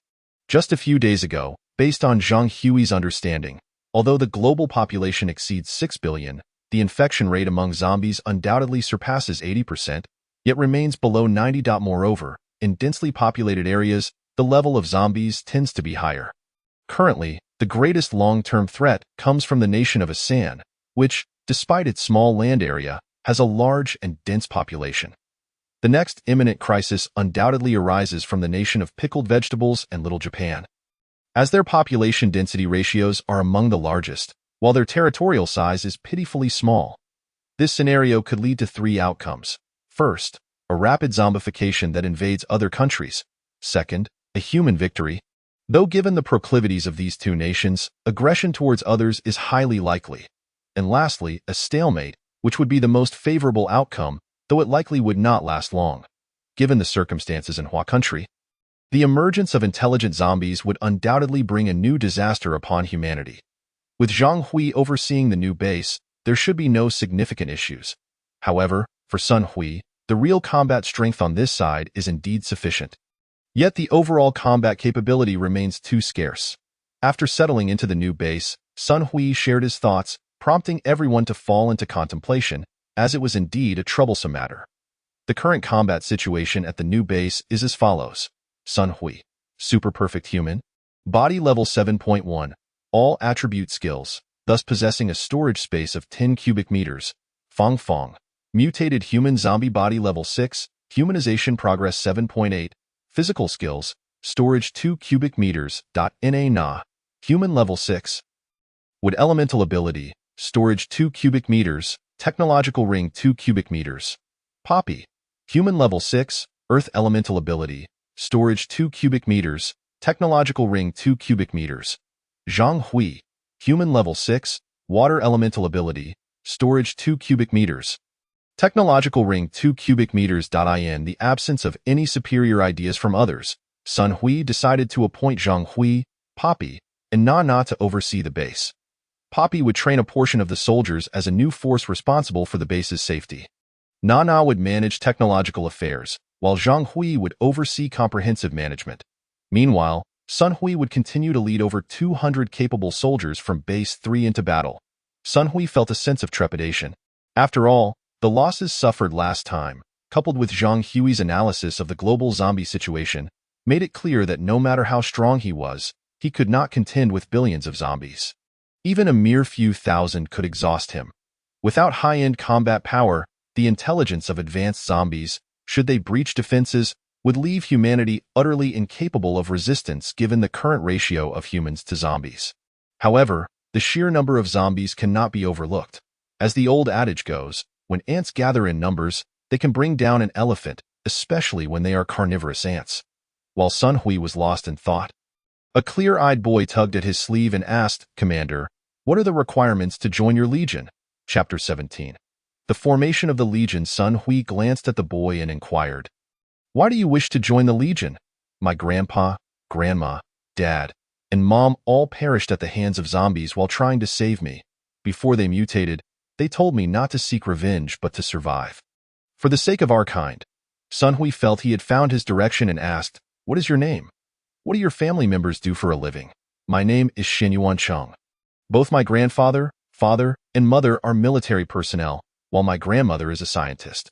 "Xinyuan Cheng, your family is truly remarkable, and their words hold great truth. You have also aided your elder brother.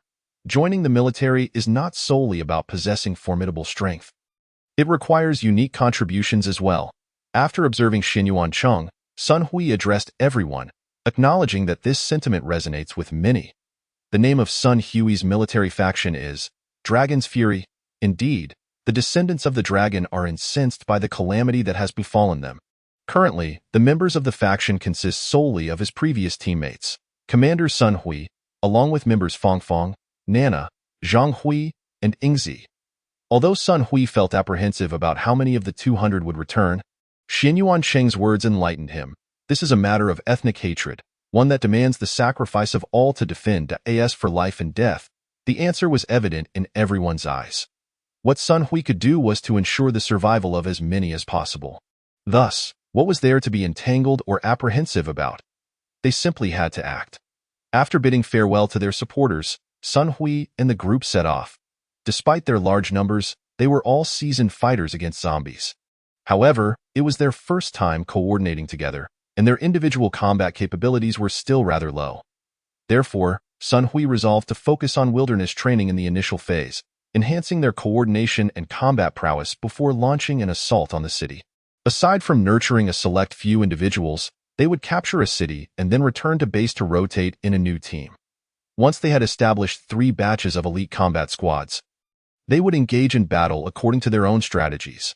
Thus, after 3 days of combat, everyone had adapted to one another and had reached level 1. They then prepared to advance towards a nearby city. With the 3 towns they had passed serving as genuine training grounds, they stationed themselves 3 kilometers from their objective. Given the abundance of wilderness combat, zombies were scarce, resulting in minimal ammunition expenditure. Most engagements were conducted with cold weapons. Due to the unique circumstances, they opted for long-handled axes, which were both convenient and effective. The next day, before their departure, Sun Hui proclaimed, "The apocalypse has arrived. I believe many of you have lost loved ones to the zombies, and your mission is to survive and grow stronger. To avenge your fallen kin, I have also scouted the area and encountered a 3rd-tier zombie. I will handle it, but there are approximately 3,000 more that require our cooperation. Let us take this first step towards vengeance for our loved ones and the battle for our race." Thus, after a day of combat, they arrived outside their destination city and set up camp. After a day of fighting, nearly everyone had reached level 2, albeit with the loss of 14 members. During this time, Sun Hui was unexpectedly impressed by Xinyuan Cheng. When he defeated zombies, he exhibited a unique technique. In addition to targeting the zombies' heads, He could incapacitate them using his knuckles. Upon inquiring further, Xianyuan Cheng explained that his grandfather and father had taught him about human anatomy, the characteristics of joints and acupoints, as well as various techniques and maneuvers from a young age. Intrigued by Xianyuan Cheng's revelations, Sun Hui pondered whether the ancient martial arts family spoken of by his instructor truly existed, and whether there might also be cultivators among them. The others, hearing Xianyuan Cheng's account, were equally curious, questioning the authenticity of such extraordinary claims. However, if he were fabricating tales, the transformations of the zombies remained inexplicable. "Commander, why not have you and Brother Xianyuan demonstrate? It would be beneficial for everyone to learn, thus enhancing their chances of survival," suggested a teammate. Sun Hui considered this and agreed. Despite Xianyuan Cheng being under 20, he hailed from a military family, embodying a warrior spirit. Sun Hui often practiced with comrades in the army, and while it wasn't a matter of life and death, it was indeed a crucial means of enhancing combat capability. The two prepared for a spar. Xianyuan Cheng initiated the attack, and as the fight progressed, Sun Hui noted Xianyuan Cheng's impressive combat skills. He utilized 6 parts of his strength instead of 7, significantly augmenting his stamina in prolonged engagements. Although Xianyuan Cheng's strikes did not incapacitate Sun Hui, the brief tingling sensation left him utterly astonished. Despite not employing any special abilities, the enhancement from his 7th-tier attributes meant that even 3rd-tier zombies could not breach his defenses unless struck in specific areas. During their exchange, Sun Hui observed that Xianyuan Cheng was not utilizing any energy abilities, which only deepened his astonishment. It was clear that he could easily engage foes of a higher tier. However, this required a sufficiently robust physical condition, as most zombies relied on their physical prowess, with only a minority possessing special abilities. After contemplating this, Sun Hui turned to Xianyuan Cheng and asked, "Could you impart this combat technique to the others?" Xianyuan Cheng nodded in agreement, stating, "Certainly. This will expedite assistance to everyone, and I can avenge my family more swiftly." Sun Hui nodded in satisfaction. "Would you be willing to join Dragon's Fury?" Xianyuan Cheng exclaimed with excitement. "I would." Although Dragon's Fury currently consists of only 5 members, each is at least level 6, Sun Hui appreciated Xianyuan Cheng's honesty, composure, and capabilities, and he was prepared to invest significantly in his development, as this would hasten their collective progression in accordance with his vision. Chapter 18. The initial encounter with the cultivator. As per the original plan, the group set out to clear the surrounding zombies on the ring road encircling the city, gradually isolating the zombies within. After all, once zombies detected gunfire, they would swarm towards it, and by maintaining their position behind the highway guardrails, they could comfortably defend against the oncoming horde. Following Sun Hui's strategy, once they had cleared this city, every member would likely reach at least level 4, significantly reducing the associated risks. After all, the previous city, Y City, being a provincial capital, posed a higher threat due to the greater number and levels of zombies. Whereas today's target was merely a 4th-tier city. They rested on the outskirts of the city, with plans to clear the surrounding urban area in a clockwise manner the following day, thus alleviating pressure when they eventually targeted the city center and minimizing potential casualties. The next day, as Sun Hui and his companions entered the urban area for cleanup, they ventured northeast and suddenly sensed an unusual energy. While still in a state of surprise, Ingzi was the first to enter a quaint little courtyard, which housed a charming 2-story vintage villa. Sun Hui, having sensed the distinct energy fluctuations, ordered the group to pause and entered the courtyard with Fong Fong. The courtyard was uniquely designed, exuding a rich sense of ancient Eastern aesthetics, with a particularly elaborate garden layout.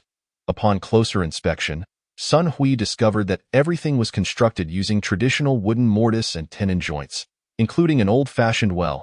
If he hadn't turned back to see his companions still amidst towering modern buildings, he might have truly believed he had traveled back to ancient times. "Ingzi, Ingzi," Sun Hui called out twice, but received no response, which he found rather peculiar. The peculiar energy flow seemed to possess an almost magnetic allure, drawing him further inside. Even if danger lurked, he believed he could escape unscathed. Resolving this in his mind, Sun Hui pushed open the door and stepped into the small building. The moment he crossed the threshold, he felt rejuvenated, as if all his senses were enveloped in a comforting embrace. Deep down, in his subconscious, He sensed that if he were to reside in this villa for an extended period, he would naturally experience a level up. "You have arrived. I await you on the second floor," a deep, resonant voice echoed, reminiscent of a familiar friend.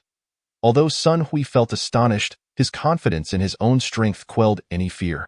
Driven by curiosity, he ascended to the second floor. There, he encountered an ethereal-looking elder accompanied by a delightful child, both clad in Taoist attire, exuding an air of otherworldliness.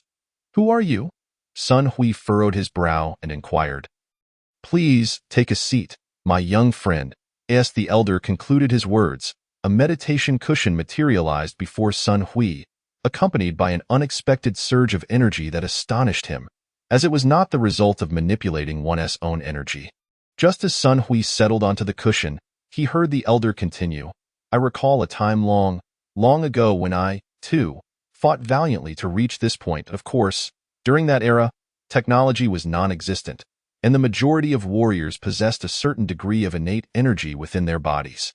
With the arrival of the main forces, our vanguard settled here, and I took residence in this modest building. The only distinction lies in the responsibilities we bore. Before me stood a Kuan Dao practitioner and a young boy, while you are accompanied by an old Taoist and a little girl. The environment we inhabit is, in fact, an energy center, a sanctum formed by the convergence of various energies, which you now perceive as your world, what you refer to as Earth. From many ancient texts, you may glean some insights, and I shall endeavor to articulate them in a manner comprehensible to you. First, the notion of 5,000 years of Chinese history is somewhat skewed, as you have recently discovered that before this period, there existed the Xia dynasty, and even the Wuxing Dui, which resulted from a storm caused by a reorganization of energy structures. Secondly, in ancient times, there was the legend of Nuwa mending the heavens, the governance by the shaman tribe, the emergence of Taoism, the propagation of Buddhism, and the eventual rise of technological dominion. Each form of energy experiences a flourishing period lasting roughly a millennium. As for Taoism and Buddhism, they represent a brief synthesis period. You may have heard of the ancient Buddha, Randing, who was originally a Taoist known as Randing Daoren. This also includes figures such as the Tathagata and Guanyi. They were essentially the earliest experimental cohort, for Taoism encompasses a comprehensive path involving body cultivation, Taoist principles, talismans, formations, and divination. However, the multitude of cultivation systems has resulted in a slow progression, causing many gifted individuals to meet with disillusionment due to stagnation, ultimately leading to their defection from Taoism. In contrast, the path of Buddhism, focusing solely on doctrine and practice, while faster in progression, still encounters its own bottlenecks. Thus, Buddhism adopted the Taoist concept of the path of all beings, utilizing collective intent to surmount these limitations, albeit the power acquired in this manner lacks the full potency of self-cultivated strength. In the realm beyond the golden elixir, the conflict between Tao and Buddhism manifests as such. And the path of all beings in Taoism does not pertain to mere practice. It is fundamentally about cultivating the heart. This divergence has resulted in a significant disparity in combat prowess between the Buddhist and Taoist practitioners in the Yuanying stage, even leading to a situation where a Taoist could intimidate 5 Buddhas. Nevertheless, in the contemporary world, Buddhism has garnered the recognition of the majority of ordinary individuals. Since the time of deification, while high-level combat capabilities may be comparable, both Taoism and Buddhism are acutely aware of their respective legacies, with Taoism possessing the capacity to counterbalance Buddhism. The later exceptional talents of Buddhism, achieving parity with Taoist governance, possess a certain rationale, as they adopted a strategy of compensating quantity for quality. After all, a swarm of ants can indeed fell an elephant, especially if they are combat-ready ants. Reflect upon this. Prior to deification, Buddhism had access to mid to high-level combat forces. This predicament arose from their strategic maneuvers, which incited internal strife within Taoism, resulting in severe attrition, while simultaneously absorbing portions of Taoist combat strength, thereby enabling them to ascend to the political arena. The elder lifted a teacup, took a sip, and continued. Chapter 19. The True Truth. The internal strife resulted in a significant depletion of combat strength, prompting many Taoist practitioners to withdraw from ordinary life, opting for seclusion and recuperation. Despite this, certain arrogant individuals within Buddhism provocatively challenged a particular sect of Taoism, leading to the subsequent disappearance of several Buddhist factions. Thus, from that point onward, Buddhism came to understand a crucial truth. While it may be commonplace to bully Taoism, should the bullying escalate, the emergence of an old Taoist transforms the situation from one of mere bullying to a matter of whether he will discipline you or extinguish your existence. Taoism does not retreat out of fear or a desire for rest. This is a testament to its doctrine of natural spontaneity. Therefore, in the absence of widespread chaos and the emergence of malevolent entities, Taoism continues to live in accordance with its natural principles. The current zombie calamity should have been extinguished in its infancy. However, due to the ineffectiveness of the Buddhist calming incantations and the Prajnaparamita Sutra, it was not addressed within an appropriate time frame. Had it not been for the concealment and mismanagement by Buddhism, the Taoist Five Thunder Formation could have entirely halted the spread of the plague in its early stages. However, the practice of Taoism emphasizes natural spontaneity, resulting in the present circumstances, a calamity beyond human intervention. Sun Hui, having sipped his tea, continued to listen to the old Taoist.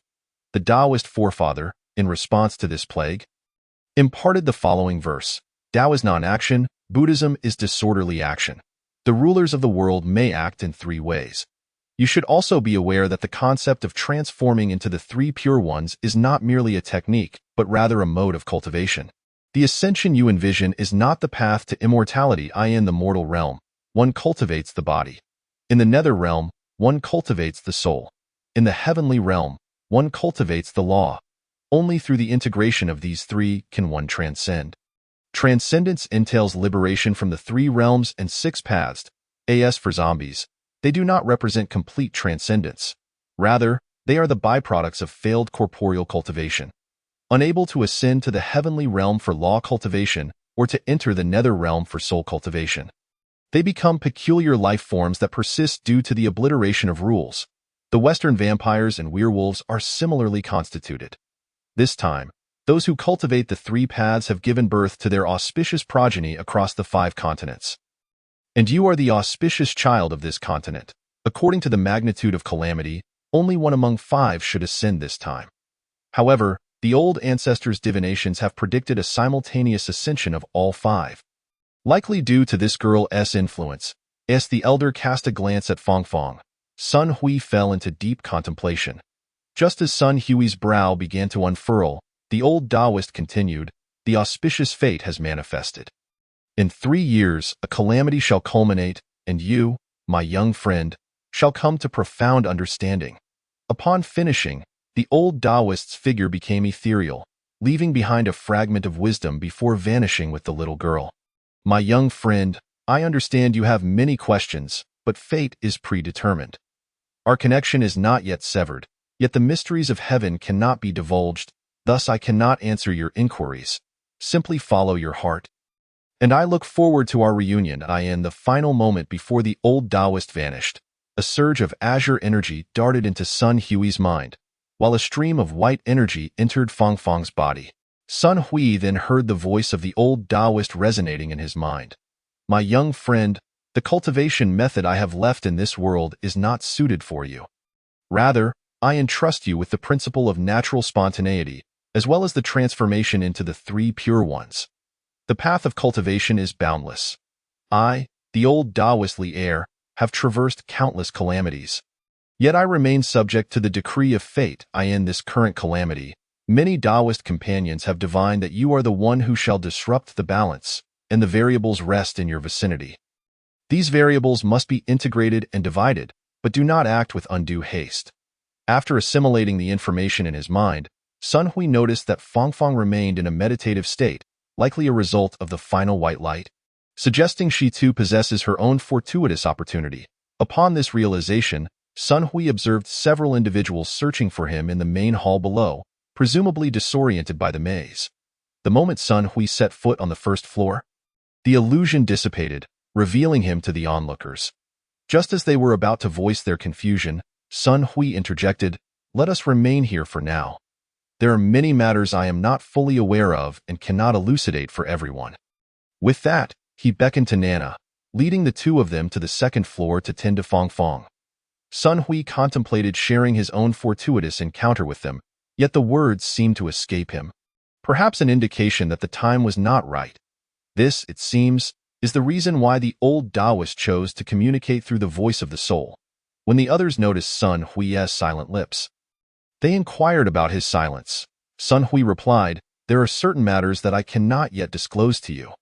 However, I sense that the four of us will encounter distinct opportunities, since the azure energy dissipated." Sun Hui's perceptive abilities had been heightened. He could now distinctly sense the tasks he needed to undertake in the near term, all of which were aligned with the main storyline. For instance, just earlier, he had been influenced by his heightened perception to descend to the first floor, and before ascending the stairs, he felt a compelling urge to bring Nana along, though he could not articulate the reason behind it, merely feeling it was the right course of action. Likewise, it can be inferred that the inheritors across the continents or the auspicious children likely possess their own unique opportunities. Yet, this peculiar narrative is not one that Sun Hui particularly relishes. However, for the time being, he sees no better alternatives to it. Appears that this apocalypse is indeed a consequence of energy shocks. Bring an end to this apocalypse. The conflict among the auspicious children is a calamity in itself, and what lies ahead will not be a concern for the present Sun Hui. Upon concluding his conversation with the others, Sun Hui turned and lay down beside Fong Fong. The two girls, recognizing Sun Hui's desire for solitude, refrained from further inquiries. For Sun Hui, the girls were aware that he harbored numerous secrets, such as why he is immune to zombie toxins, the peculiarities of his spatial ring, etc. Since Sun Hui was reluctant to elaborate, questioning would be futile. As for their current circumstances, the instinct of the two girls assured them that following Sun Hui would ensure their survival and enable them to thrive. Chapter 20. Cultivating Xinyuan Chang. After an afternoon and evening of recuperation, everyone was in high spirits, particularly Xinyuan Chang, whose eyes sparkled with a light that greatly pleased Sun Hui. Sun Hui summoned Xinyuan Chang and stated, "Master has some important matters to attend to, requiring Fong Fong, Nana, and Ingzi's assistance. Upon our return to the base, I shall depart. The tasks prior to our return to the base will be entrusted to your command. When we arrive at the base, I will also communicate with Li Hui regarding the path ahead." You have confidence in leading everyone to survival?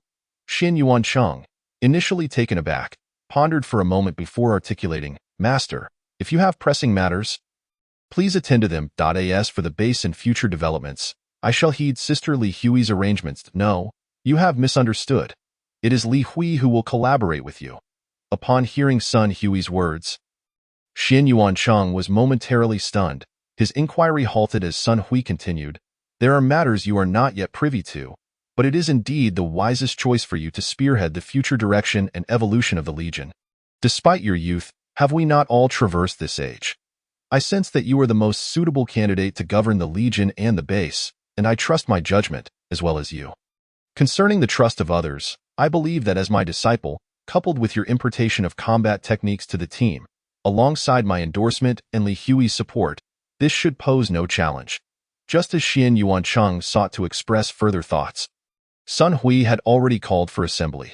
Thus, the initial aspirations of Long Nu and the base were entrusted to Xinyuan Chang, allowing Sun Hui to immerse himself wholeheartedly in the competition for the Son of the Five Continents' fate.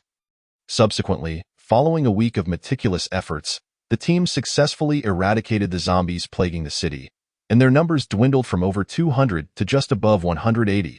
Such losses were bearable for Sun Hui, as warriors untested by the crucible of war lacked the iron resolve of seasoned fighters. As a soldier of an elite unit, he had witnessed comrades fall by his side and had gradually acclimatized to this harsh reality. While some labeled him cold-blooded, Sun Hui understood that as a military man, he must fulfill his duties, for each mission represented a step towards a stronger homeland and the potential preservation of countless lives.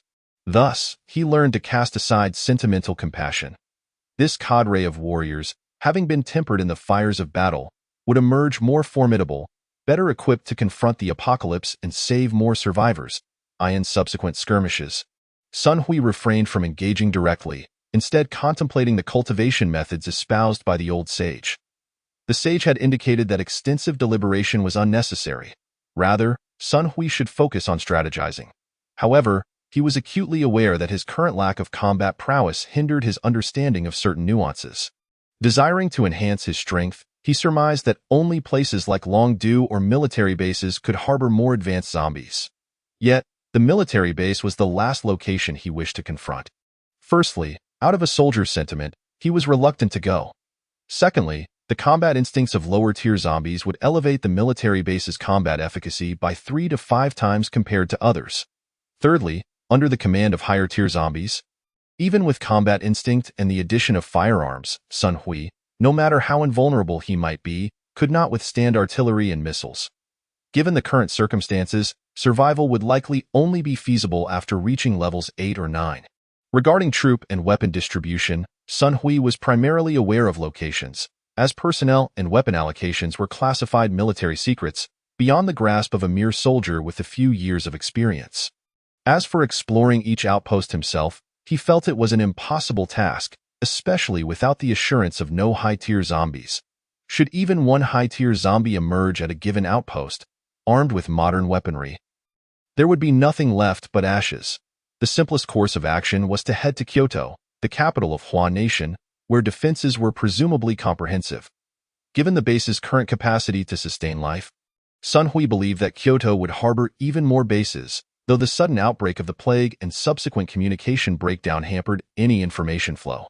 Despite the silence, as a special forces soldier, Sun Hui firmly believed that prior to the communication interruption, Hua Nation must have devised special arrangements for its troops, perhaps even alternative means of communication. With the advent of the technological ring, every arrangement and advancement necessitated a visit to Kyoto. However, before venturing there, he needed to ensure the base's operations were stable, for in the event of unforeseen circumstances, he required an escape route. Thus, after more than 2 months of planning and specialized training, the base had successfully completed 3 rounds of rotations, with supplies assured for the next 6 months. Xin Yuancheng had also matured in his management and combat capabilities during this time. Yet, to further refine the base, Sun Hui's own capacity was limited. Hence he left Li Hui to assist Xin Yuancheng while he took Fong Fong, Na, and Ning Su to embark on their journey to Kyoto. Chapter 21. Journey to Kyoto the following day. As Sun Hui and the 3 exited the base, they encountered Li Hui and Xin Yuancheng waiting at the entrance. Upon seeing them, Sun Hui smiled and said, "Fearing the pain of parting, I refrained from notifying you, yet it seems it turned out this way." Li Hui replied, "I merely wish to bid you farewell. You need not worry about base management. I will support Xin Yuancheng." Xin Yuancheng expressed gratitude. "Legion Commander, thank you for not only saving my life, but also for placing such trust in me. I shall manage the base diligently and strive to rescue more survivors." Sun Hui surveyed the two, feeling satisfied, yet he recognized that excessive admonition might impede their journey. Ultimately, he conveyed his sentiments in 2 succinct words: "Let us go." Following her assimilation of the old sage's white light, Fong Fong's zombified state had transformed, nearing 99 human-like qualities. The final one would require gradual integration. Presently, Fong Fong bore no distinction from ordinary humans, save for her unique constitution, rendering her superior to her peers in every attribute. Even surpassing half of their capabilities, Na, driving the vehicle, inquired, "There's a county city ahead. Shall we stop or proceed directly? Let us head straight to Kyoto. Now that I have solidified my ultimate goal and short-term objectives, there is no need to linger along the way." With the formation of his legion, and having observed its unique ranking within the technological ring, Sun Hui felt a sense of purpose. The legion's inherent attributes were undoubtedly powerful. The requirements for establishing a legion stipulated that the founder must rank within the global top 100, with only 10 legion slots available. Thus, the benefits of joining such a legion were exceptional, albeit limited. The legion primarily facilitated resource sharing, as the existence of a legion warehouse greatly eased logistics. With skills maxed out, one could dominate in combat, as a diverse skill set allowed for optimal choices in both offense and defense. Legion skills necessitated energy replenishment, which could be accrued through zombie kills or positional subsidies, thereby augmenting the Legion's capabilities. Personnel requirements stood at level 6, a significant hurdle. Nonetheless, it was merely a matter of time before individuals with exceptional abilities reached that threshold. Hence, the primary focus was to maximize advantages in the early stages. The personnel limit was capped at 100 for Level 1, with an initial reward of 50 personnel capacity, increasing by 50 with each upgrade. Legion protocols mandated adherence to the commands of superiors, and in the event of conflicts, the highest-ranking officer's orders would prevail. Non-compliance would result in punitive measures that diminished both attributes and abilities.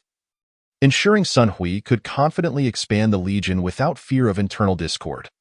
Once the Legion attained Level 3, the option to establish affiliated legions would become available, with equivalent functionalities.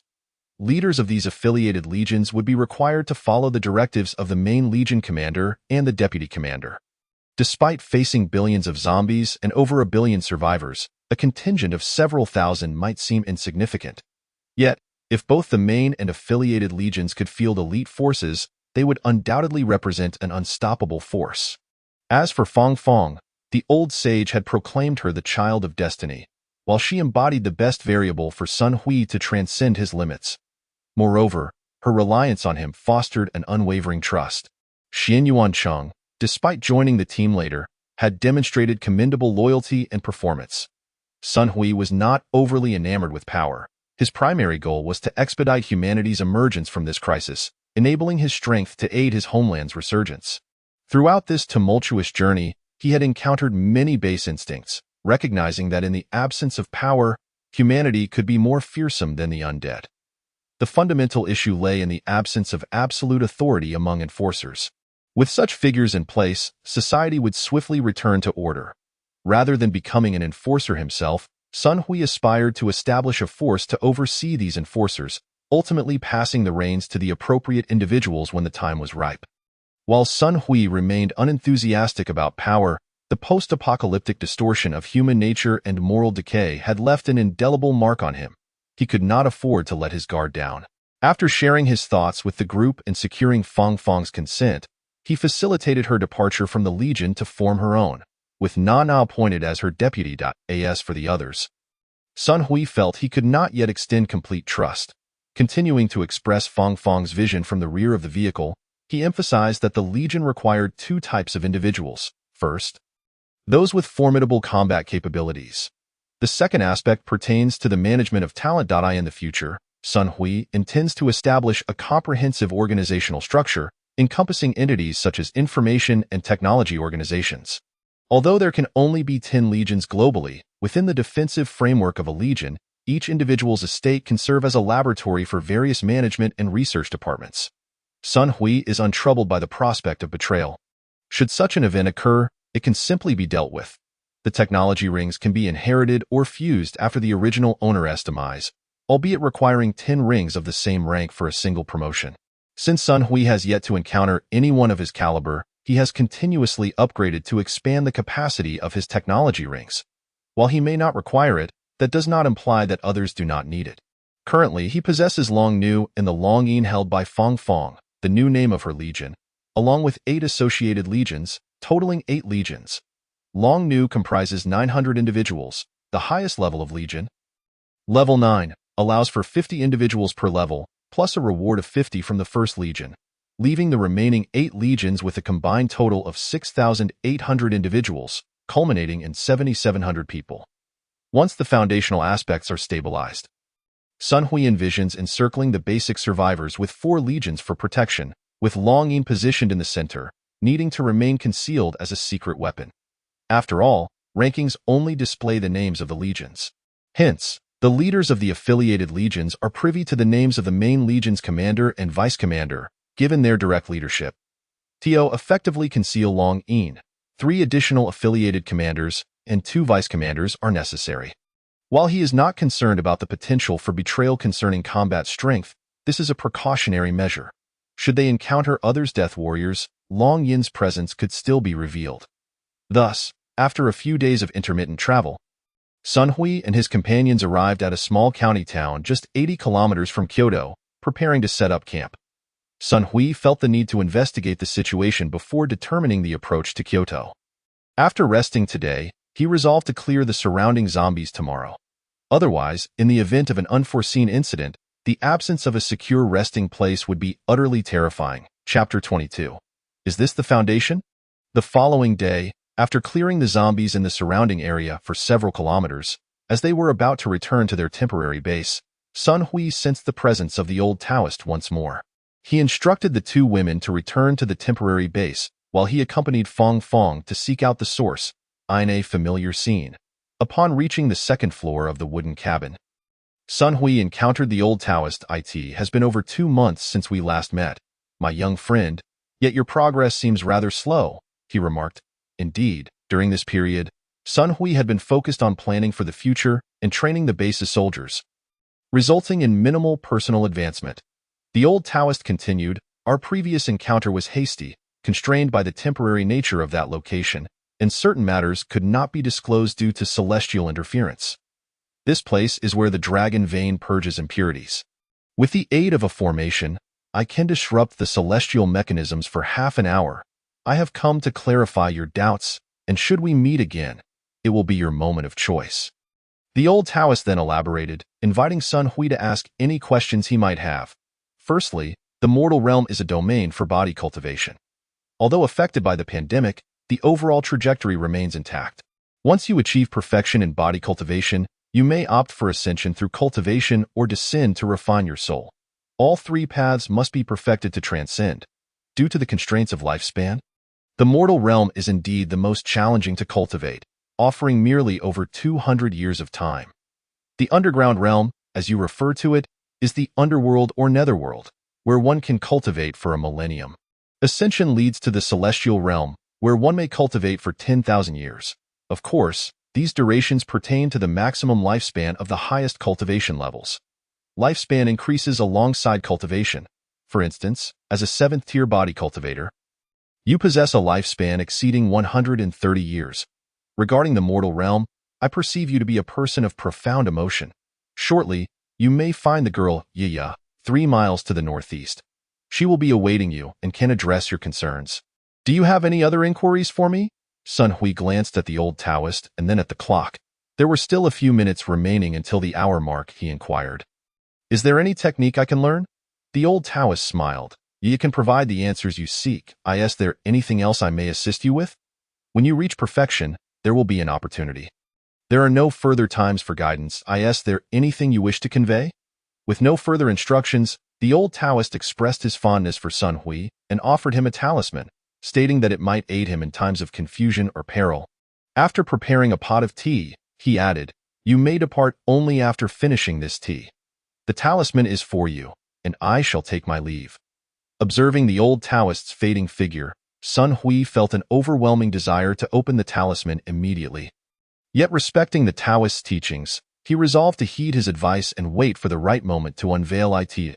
As for the reason behind finishing the tea first, Sun Hui, perplexed, lifted the cup and drank it in one go. What followed was an intense warmth that coursed through his body, making it difficult for him to maintain control. Damn it, the old Taoist hasn't slipped me a drug, has he? Though he cursed inwardly. Sun Hui activated his water-based abilities, but to no avail. After arranging ice blocks around him, he felt considerably better, gradually attuning himself to the energy within. This energy traversed from his lower abdomen through his organs and up to his head. Dissipating after 2 cycles, Sun Hui also sensed a similar energy present in the air, albeit in minute quantities. After a lengthy contemplation, a term emerged in his mind: spiritual energy. Being an avid reader of novels, he surmised, based on the Taoist's hints, that he may not be mistaken. The old Taoist had previously mentioned that one should cultivate other arts only after achieving perfection, fearing that it might hinder the progression.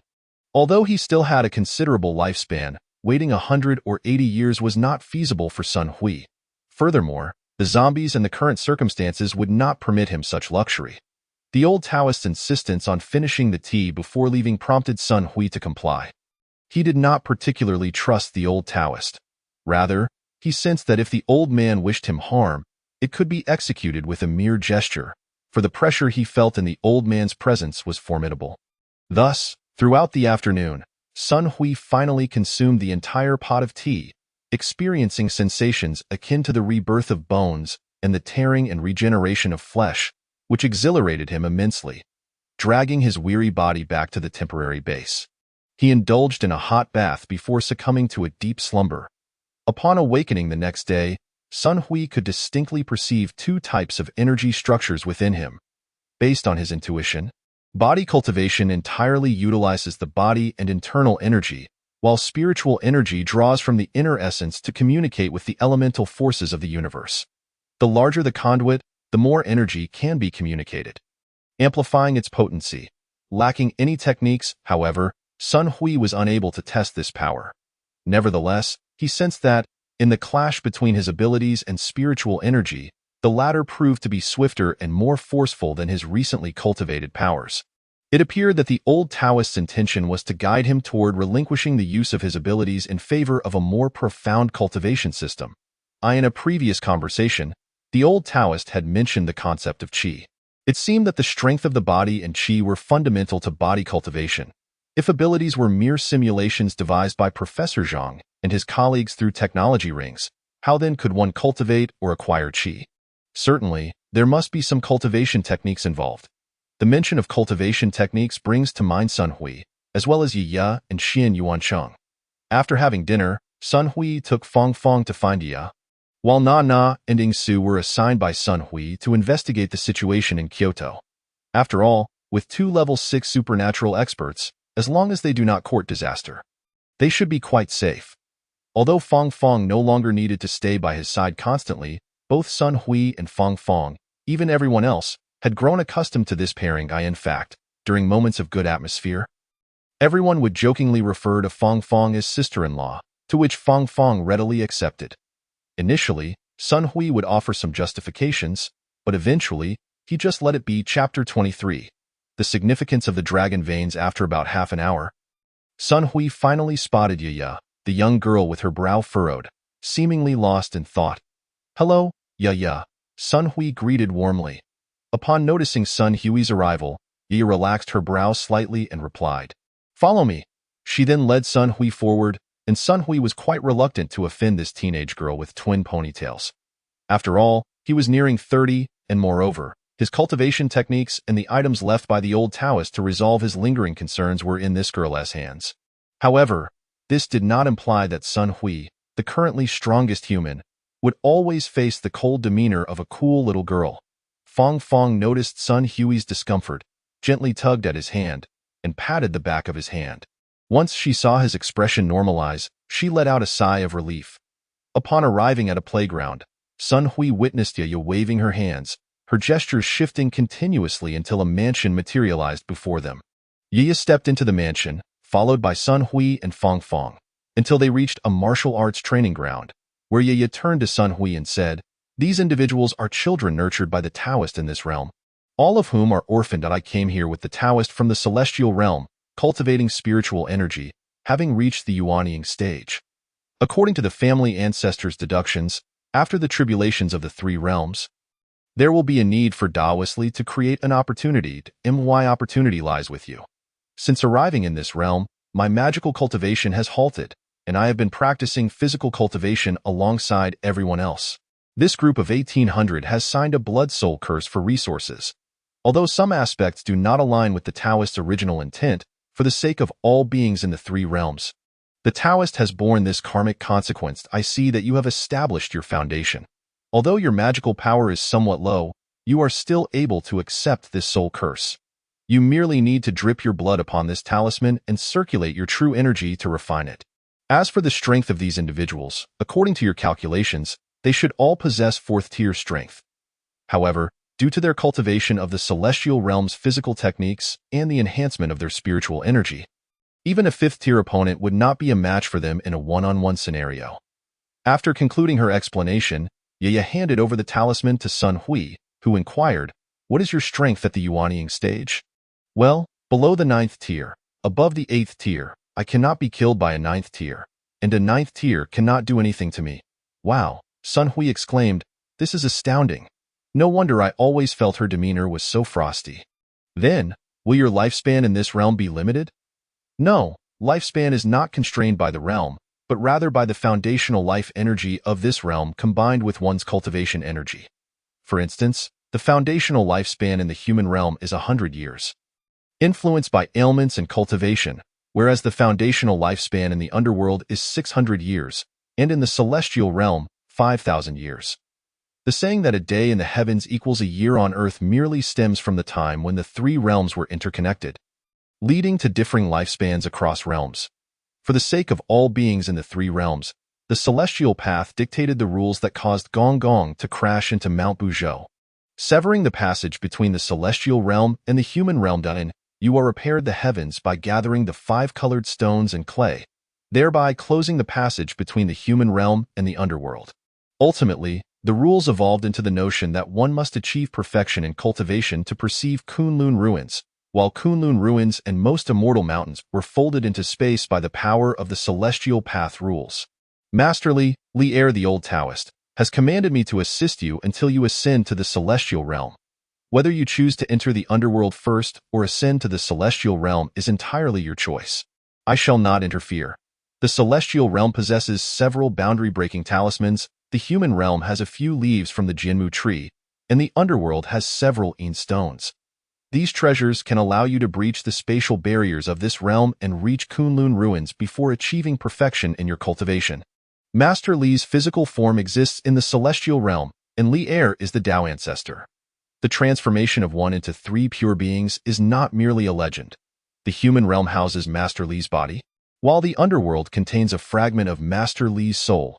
As for whether there exists a true body beyond the 3 pure beings, I do not know. I have shared all that I must. Regarding other matters, Master Li has stated, you may know, but when your physical cultivation reaches perfection, he will resolve your doubts for you. And what of the cultivation technique left by Master Li for me? Sun Hui inquired. Your technique is called the dominant body technique. As for this young lady, Fong Fong, Master Li has said it is unnecessary to concern yourself. It is to be left to fate. This 5 elements technique is to be given to the other 7 individuals. As for who they are, Master Li's words are clear. You will know when the time comes, and there is no need for further inquiries. What do you mean by tribulations? Sun Hui asked. He pondered for a moment and replied, based on my family's records and Master Li's words, I suspect it may refer to energy storms, akin to the cataclysm that ended the Jurassic period. Indeed, each of the 3 realms experiences its own energy storms at certain intervals. However, for the human realm, the beings of the other 2 realms are far too powerful. So there will be no interruption in the transfer of legacies. As for the underworld, I have not ventured there, but through family records and Master Li's words, I have gathered some understanding. The underworld is the very center of the storms, followed by the human realm, with the celestial realm being on the periphery. Just as Sun Hui was about to inquire further, Yi furrowed her brow and said, the last celestial mechanism talisman is about to lose its effectiveness. You must listen carefully. Afterward, you will need to think and judge for yourself. Because I have not yet attained perfect cultivation, I can only fully exert my physical cultivation power in this realm. My true energy cultivation cannot manifest the power of the Tao Golden Elixir. Therefore, in terms of true energy cultivation, Qi refinement, Golden Elixir, Yuanying, True Immortal, Emperor Realm, our strengths are equivalent. If I were to exert true energy that surpasses the rules, I would sever my path in this realm, meaning that the rules would erase any avenue for your continued enhancement. Thus, in the future, I may not be able to assist you much. As for issues and techniques that pertain to realms beyond the human realm, I cannot disclose such information. Otherwise, tribulations may descend, or you may not hear them. For this is the principle that laws do not pass through 6 ears. The celestial mechanism talisman can evade celestial mechanics for a limited time.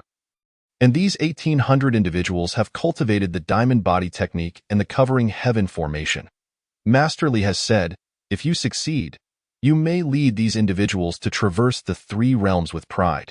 As for how to do so, he stated that when the time is ripe, you will naturally understand. The talisman is about to lose its effectiveness. Do you have any questions? Sun Hui furrowed his brow. Although he trusted the Tao ancestor, he was reluctant to accept such a puppet-like arrangement, yet he felt powerless as a special forces soldier. Sun Hui knew he needed to gather strength, and while he had many doubts, time was pressing, and he could only choose a few crucial questions to ask. Do dragon veins truly exist, and will they provide me with decisive assistance? Sun Hui gazed at Yi and inquired. Yi glanced at the talisman and replied, Time is of the essence. I will do my best to answer you. Dragon veins are the result of energy compression filtered through the formations of the human realm.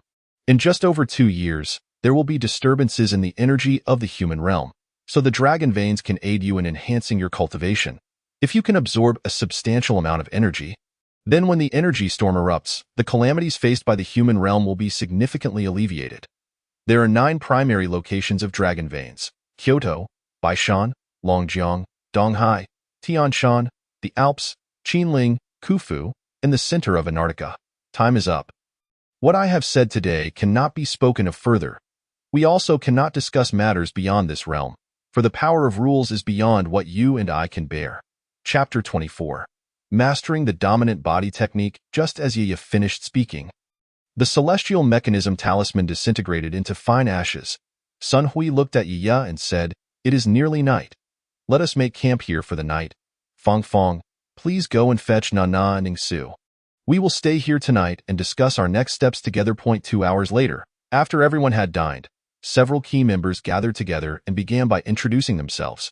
Sun Hui, Fong Fong, Nana, Yiya, and Ningsu were all familiar faces, while the remaining 2 were Qiu Shui, responsible for 1,000 female warriors, and Jin Gang, who oversaw over 800 male fighters. Ultimately, following the consensus of the group, Sun Hui decided to retain Ningsu, Qiu Shui, and Jin Gang at this location to discuss the base and the current global situation. Meanwhile, Sun Hui would take Fong Fong, Nana, and Yiya into Kyoto the following day. During the daytime, while Nana and Ningsu were scouting, they had already made contact with the person in charge of Kyoto. Given that Kyoto is the capital, it possesses immense elite strength and formidable firearms, rendering it not much different from the apocalypse. As for other details, the person in charge wished to meet with Sun Hui for a more thorough discussion. Seeing everyone drift off to sleep, Sun Hui began to cultivate the body of dominance technique. With a foundational level of cultivation, he progressed rapidly, though the thin spiritual energy hindered the advancement of his skills. Stepping out of the room, he noticed Fong Fong sitting on the balcony, lost in thought. Since the onset of the plague, and with Fong Fong's zombification largely resolved, it seemed they had yet to have a proper conversation, which left Sun Hui feeling somewhat guilty. "What are you thinking about?" he asked, gently patting Fong Fong's shoulder. Without turning her head, Fong Fong replied, "Since that flash of white light from the old man, I've gained some memories in my mind, many fragments that I don't know how to share with you. However, I can sense not only the familiar essence about you, but also the essence of spiritual energy. Yet, I feel your spiritual energy is circulating very weakly. Have you encountered some difficulties?" Gazing into Fong Fong's clear eyes, Sun Hui felt his guilt intensify, realizing that, at this moment, she was still preoccupied with her own thoughts. Unable to restrain himself, he took Fong Fong's hand, looked into her worried eyes, and leaned down to kiss her. Under the moonlight, they savored each other's presence, embracing and exploring one another, their faces flushed, tears of joy mingling as they held each other. In that moment, the grievances of the apocalypse seemed to fade, and the mutual understanding they shared brought them solace. As Sun Hui lit a cigarette, he confided in Fong Fong about the slow progress of his cultivation due to the thin spiritual energy. Fong Fong frowned and remarked, "Didn't the old man say you shouldn't cultivate spiritual energy? Then perhaps the physical training technique he gave you operates on the energy of physical training." Upon hearing Fong Fong's words, Sun Hui's eyes brightened. Indeed, with Li Shi's remarkable foresight, he would not hastily arrange such a thoughtless course of action. Sun Hui closed his eyes and began to circulate the body of dominance technique using his unique energy. Initially, due to the differing methods of energy circulation and meridians, it took him a full 2 hours to complete the first cycle. When he attempted to circulate the technique again with his unique energy, he felt a rapid enhancement in his cultivation. The unique energy was like kindling, while the spiritual energy acted as an accelerant. After circulating several cycles, Sun Hui excitedly opened his eyes, showering Fong Fong with kisses as he exclaimed, "You truly are my lucky charm." The night passed in silence as they embraced and fell asleep. The next day, the group drove towards Kyoto, with Sun Hui continuing his cultivation in the car. The body of dominance technique comprises 4 levels: entry, minor success, major success, and perfection. At the entry level, the skin and flesh are reinforced, significantly enhancing attack, defense, and resilience, with the vital energy residing within the skin and flesh. At the minor success level, the bones, skin, flesh, and internal organs undergo evolution, enhancing not only strength attributes, attack, defense, and resilience, but also recovery speed, greatly reducing the impact of negative attributes, with vital energy permeating throughout the body. At the major success level, the entire body undergoes a metamorphosis, with vital energy automatically protecting the body, capable of attaching to various body parts to augment strength. At the perfection level, one can externalize vital energy into various offensive and defensive weapons, significantly enhancing survival and combat capabilities, with vital energy capable of manifesting for battle. The inner layer is further divided into 3 minor stages. With the Body of Dominance technique, Sun Hui could elevate his level further, while the zombie crystals remained paramount for enhancing cultivation. Based on Sun Hui's calculations, with his energy as a 7th-tier ability user, reaching the major success level in the Body of Dominance technique should be feasible. However, attaining perfection seemed a distant dream, as, according to Fong Fong and Na Na's findings from the previous day, the highest level ability users in Kyoto were only at the 6th tier. The zombie levels would likely not exceed that significantly. Perhaps the highest were merely at the 7th tier, and Sun Hui himself was a 7th-tier ability user.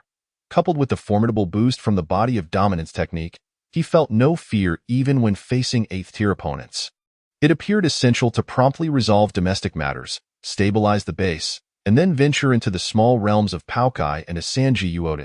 As for the more than 1,800 individuals, due to the initial scarcity of spiritual energy, their cultivation levels were relatively low, prompting Sun Hui to decide to have them remain behind to enhance their abilities while also clearing out zombies domestically, achieving 2 objectives at once. Chapter 25. Entering Kyoto after several hours of travel. Sun Hui and his companions arrived in Kyoto, where Sun Hui's Body of Dominance technique finally broke through to the entry level. Under the escort's guidance, Sun Hui met the elderly gentleman he often saw on television. Commander, Special Forces Soldier Sun Hui, reporting for duty. After a standard military salute, Sun Hui approached the elder. The elder, generally, returned the salute and patted Sun Hui's shoulder, saying, "Heroes emerge from youth. Come, let us discuss in the office." Comrade Sun Hui, as a fellow soldier, I won't beat around the bush.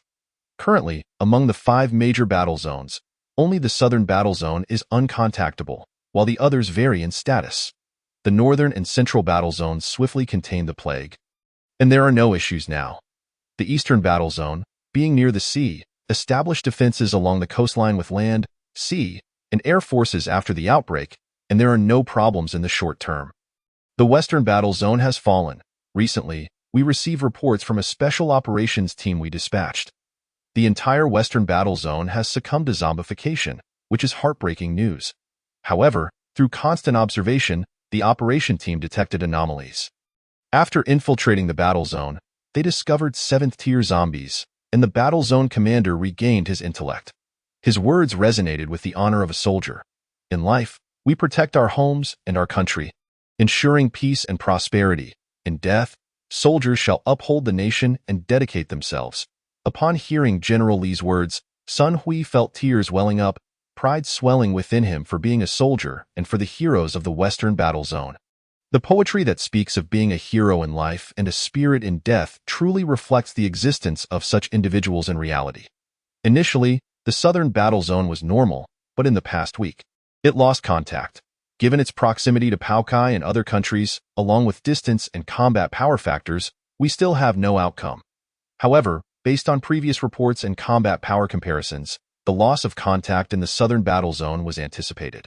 As the overwhelming number of zombies posed a significant threat, especially in what was once a small nation with a high population density, it has now become a lethal threat. Even if you hadn't come, we would have dispatched troops to support the Southern Battle Zone. However, regarding the number of reinforcements and the expected outcomes, our forecasts indicate they won't be favorable. After listening to the elder's account, Sun Hui suddenly conceived a bold idea. He and the more than 1,800 individuals were precisely in need of crystals. Moreover, as a soldier, being able to alleviate some troubles for the nation while gaining certain benefits was simply an incredible proposition. Thus, Sun Hui said, "Commander, first and foremost, I have a loyal and capable team. However, they still require systematic training, which may not align with your preferences and style. Nonetheless, given the current situation, we have the ability to clear out the zombies on the outskirts of Kyoto. In the short term, even if zombies reappear in the perimeter, their numbers won't be overwhelming. This would allow us to allocate a significant portion of defensive forces in Kyoto for other endeavors. Once we clear Kyoto, we can reassess how to address the southern battle zone issue. While I can sense your urgency regarding the loss of contact in the southern battle zone, you must understand that without a solid strategy and combat power, reinforcements and provisions are essentially equivalent. As for the meeting mentioned earlier during our journey, I believe I can showcase our capabilities, which should inspire some hope. After all, in such circumstances and at such a moment, hope is paramount. Lastly, the survivors are currently far too dispersed. While this may help to divert zombies, it also risks losing some particularly talented individuals. The survivors gathered, though mostly ordinary, are anything but typical in these dire circumstances. First and foremost, I wonder what you think of my suggestions. General Lee pondered for a moment before breaking into a smile. Although the nation's strength had yet to be revealed to the public, it did not signify a lack of desire on his part. Rather, he was constrained by the larger context. With Sun Hui's suggestions and combat capabilities now influencing the situation, there was at least a glimmer of hope. If the 5 major battle zones were to unite in their campaign, even at the expense of significant weaponry and personnel losses, the majority of the zombies could be effectively eradicated. Regarding the consumption of firearms, as long as there were people, the production would not pose a problem. The most pressing matter now was time. Once the majority of zombies were cleared, leveraging the power and technology of Kyoto, he firmly believed that humanity would ultimately triumph. General Lee patted Sun Hui on the shoulder, saying, "You have not only bestowed hope upon me, but also upon the scattered survivors, the nation, and even the world. Young man, the vast expanse of opportunity lies before you." Sun Hui nodded silently. Although he preferred to remain low-key, after all, he was a soldier cultivated by the state. He could not shy away from the honor that accompanied a soldier's life. And thus he accepted his role in saving the world quietly. "Please don't scold me. I too encountered a beggar selling martial arts manuals." The two engaged in a lively conversation. "General, the meeting is set to commence in 3 minutes. How shall we proceed?" Upon noticing the female officer entering, General Lee replied, "We will proceed as planned. Roland, allow me to introduce you to this comrade. It is essential that you engage with one another frequently." Under General Lee's introduction, the two exchanged brief pleasantries. However, the words General Lee spoke on their way to the conference room made both of them feel somewhat awkward.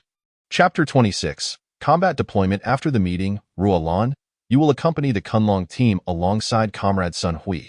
Although our acquaintance is brief, I sense that the resolution to this zombie apocalypse hinges significantly on him. This seems inappropriate, Chief. You overestimate me, Sun Hui said nervously. No, even if I wish to elevate your status, I would not do so at the expense of my granddaughter and the Kunlong team. I genuinely believe this. So I must ask you to look after Ruolan moving forward. Sun Hui glanced at Ruolan, noting her distinct charm. She possessed an elegant grace often found in soldiers, as for Fong Fong. Despite being physically trained, she exuded the aura of a girl from a water town. Nana radiated an empowering presence, while Ngu's allure was tinged with a melancholic beauty, and Zhang Hui embodied the essence of a strong woman. Curiously, their unique abilities aligned with the elemental attributes of metal, wood, water, and fire. Was this mere coincidence, or perhaps destiny? Unbeknownst to Sun Hui, 4 of the 5 elemental generals had already emerged on the grand avenue of the future world. Ruolan, glancing at Sun Hui, remained silent. Although General Lee was her grandfather, he was also her superior, and as a soldier, she understood that this was an order. She pondered why the Kunlong team was included.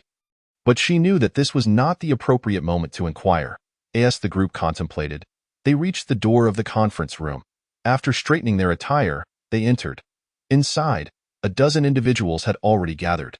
General Lee introduced the 5 chiefs of the respective battle zones, the military industry expert Professor Wang, and Captain Zhang from the Dragon Team. Comrade Sun Hui commands a special task force of over 18,000 personnel. and I have already dispatched personnel to investigate its formidable combat capabilities during our prior discussions. Comrade Sun Hui is also of the 7th tier. The purpose of this assembly is to discuss the forthcoming operational arrangements.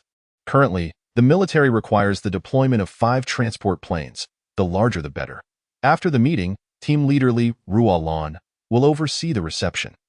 All 5 battle zones must prepare for a counteroffensive, employing all available weaponry except nuclear arms and hydrogen bombs, aiming for a swift eradication of concentrated zombie zones. The Dragon Team will coordinate with Comrade Sun Hui's special forces to manage the zombie clearing efforts within a 10-kilometer radius of Kyoto. Once the zombies in Kyoto have been dealt with, Comrade Sun Hui will lead his special forces to provide full support to the southern battle zone. The Dragon Team will place the entire Kunlong team under Team Leader Li's command, integrating them into Comrade Sun Hui's special forces. Comrade Sun Hui is hereby appointed as the General of Special Operations, with the rank of Major General, and all personnel are to cooperate unconditionally with his directives. Everyone regarded Sun Hui with envy. A general in his 30s, he was the youngest to achieve such a rank since the founding of the nation, and he held absolute power. However, Sun Hui felt no joy in this appointment. For such authority also bore a heavy burden of responsibility. His desire to grow stronger would be hindered by these obligations, and whether he could leverage this power to expedite his ascent was something he hesitated to embrace. His slow advancement had previously stemmed from the combat capabilities of the base personnel. It seemed he would need to find someone to delegate these matters to. Suddenly, a figure appeared in his mind. Xin Yuancheng could be the answer. After the Dragon Team, the various battle zones and military industries presented their current combat capabilities. General Li turned to Sun Hui, stating, "Due to the urgency of our mission, all 4 Dragon Team divisions will fully support General Sun Hui. General Sun, please ensure that everyone acts swiftly to resolve this conflict, as soldiers in the southern battle zone are sacrificing their lives every moment." With that, General Li rose and saluted Sun Hui. The others followed suit, saluting or bowing, saying, "We entrust this to you." An hour later, the transport planes arrived to collect Sun Hui's combat team, and Ruolan reported back after completing the handover with the Dragon Team. Sun Hui convened the relevant personnel for the upcoming battle, beginning to outline the combat plans for the next day. He was not particularly adept at large-scale battle deployments, having previously engaged only in small unit operations. Fortunately, the Dragon Team and the Kyoto garrison were cooperating, especially with Captain Zhang Tao from the Dragon Team, who was a seasoned colonel and had commanded several large-scale operations, even during peacetime, in ways unseen by the public eye. Sun Hui then asked Zhang Tao to share his strategy for commanding the upcoming battle. Zhang Tao proposed that the 4 Dragon Team divisions attack from the east, west, south, and north of Kyoto. During the assault, the station forces would provide support with firearms, while the Dragon Team would handle defensive operations throughout the advance. However, with each Dragon Team division comprising only 1,000 personnel, and the Kunlong team also assigned to Sun Hui, their defensive line would not extend far. This limitation implied that the station forces' heavy weaponry could not be deployed at will. Thus, he suggested that General Sun lead his team in defending the heavy weaponry and providing timely support in all 4 directions, while their Dragon Team would focus on drawing the zombies together for precise strikes with heavy weaponry. Sun Hui nodded, inquiring, "Does anyone perceive any issues with this proposed arrangement?" Everyone had no objections to Sun Hui, and naturally, they each withheld their opinions as well. Subsequently, Sun Hui added, "Although the hot weapon strikes that attract zombies are precise, they also pose a danger to the Dragon Team. Therefore, I have devised a method to prevent such incidents from occurring." Chapter 27. The Crisis at Longling. Sun Hui then proposed the establishment of a legion, as legion defenses could indeed avert these issues. Furthermore, the legion's role in the future defense of Kyoto is imperative, with 4 gates manned by legion troops stationed at the entrances, thereby allowing for the reallocation of more forces to protect the capital.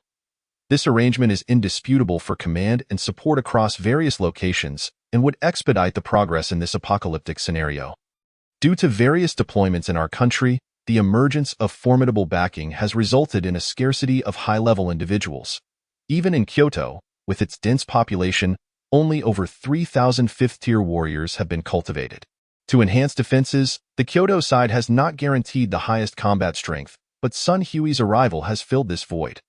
After the meeting concluded, Sun Hui led Fong Fong, Na Na, Ingsu, Ruolan, and 50 members of the Dragon Team to the military-industrial base. According to Sun Hui, the base would be responsible for distributing swords and blades to everyone, and tonight, efforts would be made to gather crystals to elevate a few members of the Dragon Team to the 6th tier, thereby unlocking the Legion's capabilities. Ideally, 8 6th-tier individuals would be optimal, allowing for effective firepower attraction and city defense at the 4 main gates. Those brought along must also be taken back, even if they remain to assist. Various complications may arise, for where there are people, there are complexities. Thus, the Dragon Team proves to be the most suitable personnel. Sun Hui has also communicated with General Li regarding the Legion, and the two are the most fitting choices. Coupled with an auxiliary Legion, this would perfectly resolve deployment issues. After humanity's victory, the nation's trajectory would no longer be within their foresight. Thus, they would execute the plans laid out by Sun Hui and Zhang Tao. Today's operation has been simplified. 20 individuals are tasked with gathering crystals, while the remainder is responsible for extermination. With the 1st Legion possessing automatic collection capabilities, Sun Hui aims to leave the final blows for others, thereby accelerating crystal collection. Zhang Tao proposed targeting Longling, as it harbors the highest intensity of zombies in the vicinity, with an inexplicable allure to them. Previous reconnaissance reports indicated that Longling likely houses hundreds of thousands of zombies, mostly around the 3rd tier. Upon hearing this, although Sun Hui had not witnessed it firsthand, he was certain that at least 6th-tier zombies must be present, as only 6th-tier beings could maintain order among such a vast number. Furthermore, there must be at least 5 6th-tier zombies to achieve this, and the possibility of 7th-tier zombies cannot be dismissed. Even if confronted by a 7th tier, Sun Hui felt confident in his ability to defeat it. What Sun Hui did not anticipate was that this confidence and negligence would once again lead to significant losses, with Sun Hui nearly perishing in Longling. A group of dozens set out towards Longling as dawn broke, striving to avoid combat and hasten their return to Kyoto before nightfall. Longling is merely half an hour's walk from the urban area of Kyoto. Upon arriving in Longling, they proceeded according to Sun Hui's initial strategy, utilizing cold weapons to gradually attract and eliminate zombies from the periphery. This approach maximizes their combat effectiveness while preventing encirclement by zombies, with the center of Longling being their ultimate destination. After breaching Longling, they would rely on the surrounding structures for extermination, and due to the use of cold weapons, the path cleared upon entry would not attract too many zombies upon their return. Over 50 individuals formed a triangular formation, advancing towards the center of Longling. However, just as they caught sight of the stone gates, an unexpected event transpired. Suddenly, dozens of 6th-tier zombies emerged from several rooms beside the gates. Although Sun Hui could easily dispatch them, time was of the essence. Except for Fong Fong, Na Na, and Ingsu, the others could only barely hold their ground against the 6th-tier zombies through cooperation. The Dragon Team, being an elite unit, swiftly condensed their formation, awaiting Sun Hui and the others to eliminate the zombies before providing assistance. Nevertheless, the vast disparity in combat strength led to numerous infections. For in the face of zombies, humanity possesses no margin for error. One soldier, after being clawed by a zombie, voluntarily broke away from the group to draw the zombies away, sacrificing his life as he approached the point of losing control. After Sun Hui had dispatched the majority of the zombies and was about to provide support, he suddenly sensed danger, leaping from his position to see a woman clad in red standing before him. An 8th-tier zombie, immense pressure descended upon Sun Hui, who now faced the greatest crisis of his life. During the recent zombie crisis, Sun Hui had scarcely encountered significant danger. Even during the initial city-clearing operation, he managed to escape unscathed. With his Legion skills and the all-encompassing abilities bestowed upon him as a paragon of humanity, Sun Hui was not without a fighting chance against an 8th-tier foe. However, he was uncertain if he could withstand the toxin of a zombie 1 tier above him. Upon coming to this realization, Sun Hui relaxed somewhat, carefully observing the girl across from him. At that moment, the 8th-tier zombie spoke. "Human, I can sense that your level does not surpass mine, yet I feel a sense of danger from you, which is why I refrained from attacking earlier. I would not believe that it is merely a sense of danger that holds you back. Had it not been for my heightened vigilance, your ambush might have succeeded. I am also curious how you reached the 8th tier. and the 6th-tier zombies from earlier exhibited far greater combat prowess than ordinary 6th-tier beings. While speaking, Sun Hui silently attuned himself to the energy in the air, a blend reminiscent of spiritual energy and supernatural powers, along with a substance that bore a violet hue. Could it be that such energy was the catalyst for the emergence of 8th-tier zombies and their formidable strength? In response to Sun Hui's inquiries, the 8th-tier zombie did not answer but instead continued speaking. I was originally a member of the Zhuge family, guardians of Longling. The day the zombies descended was my coming-of-age day, and my own frailty led to my injury by the zombies. The members of the 4 great families abandoned me upon realizing I was harmed, fleeing to their respective clans. As the virus spread, I discovered that the energy emanating from the stone gates of Longling could preserve my basic sanity amidst the infection. Chapter 28. The thoughts of Zhuge Linger. Fong Fong and the remaining members dealt with the remaining zombies and approached Sun Hui. The 3 women were not in the best condition. Although they had emerged victorious, they were bereft of further combat strength. The 50 members of the dragon team had dwindled to 9, with the others remaining behind permanently. Sun Hui gestured for everyone to retreat, continuing to observe the 8th-tier zombie, Zhuge Linger, perhaps due to the long absence of conversation with another. Zhuge Linger glanced at the group but ignored them, continuing to address Sun Hui. Afterward, I continuously amassed power, discovering that the energy of Longling allows me to enhance my strength beyond mere human vitality. The zombies' attacks on humans are entirely driven by the allure of blood energy. Just as you can elevate your strength through zombie crystals. This was the first time Sun Hui learned of such matters, but due to his extensive knowledge, he grasped the concepts with relative ease. Be it supernatural energy, spiritual energy, zombie crystals, or the energy of Longling, they all represent forms of energy capable of enhancing strength, though not every type of energy can be absorbed by all. As the group exited Longling and Zhuge Linger chose not to pursue. Sun Hui breathed a sigh of relief. First and foremost, I am deeply pained by your plight. Since you have shared so much with me, is there something you require my assistance with? The girl in white earlier exuded an energy akin to my own kind. Yet she lacked the essence of Longling. Thus, I wish to understand why. Regarding Zhuge Linger's ability to launch a surprise attack, Sun Hui understood that the distance between species could not be reconciled by any individual's goodwill.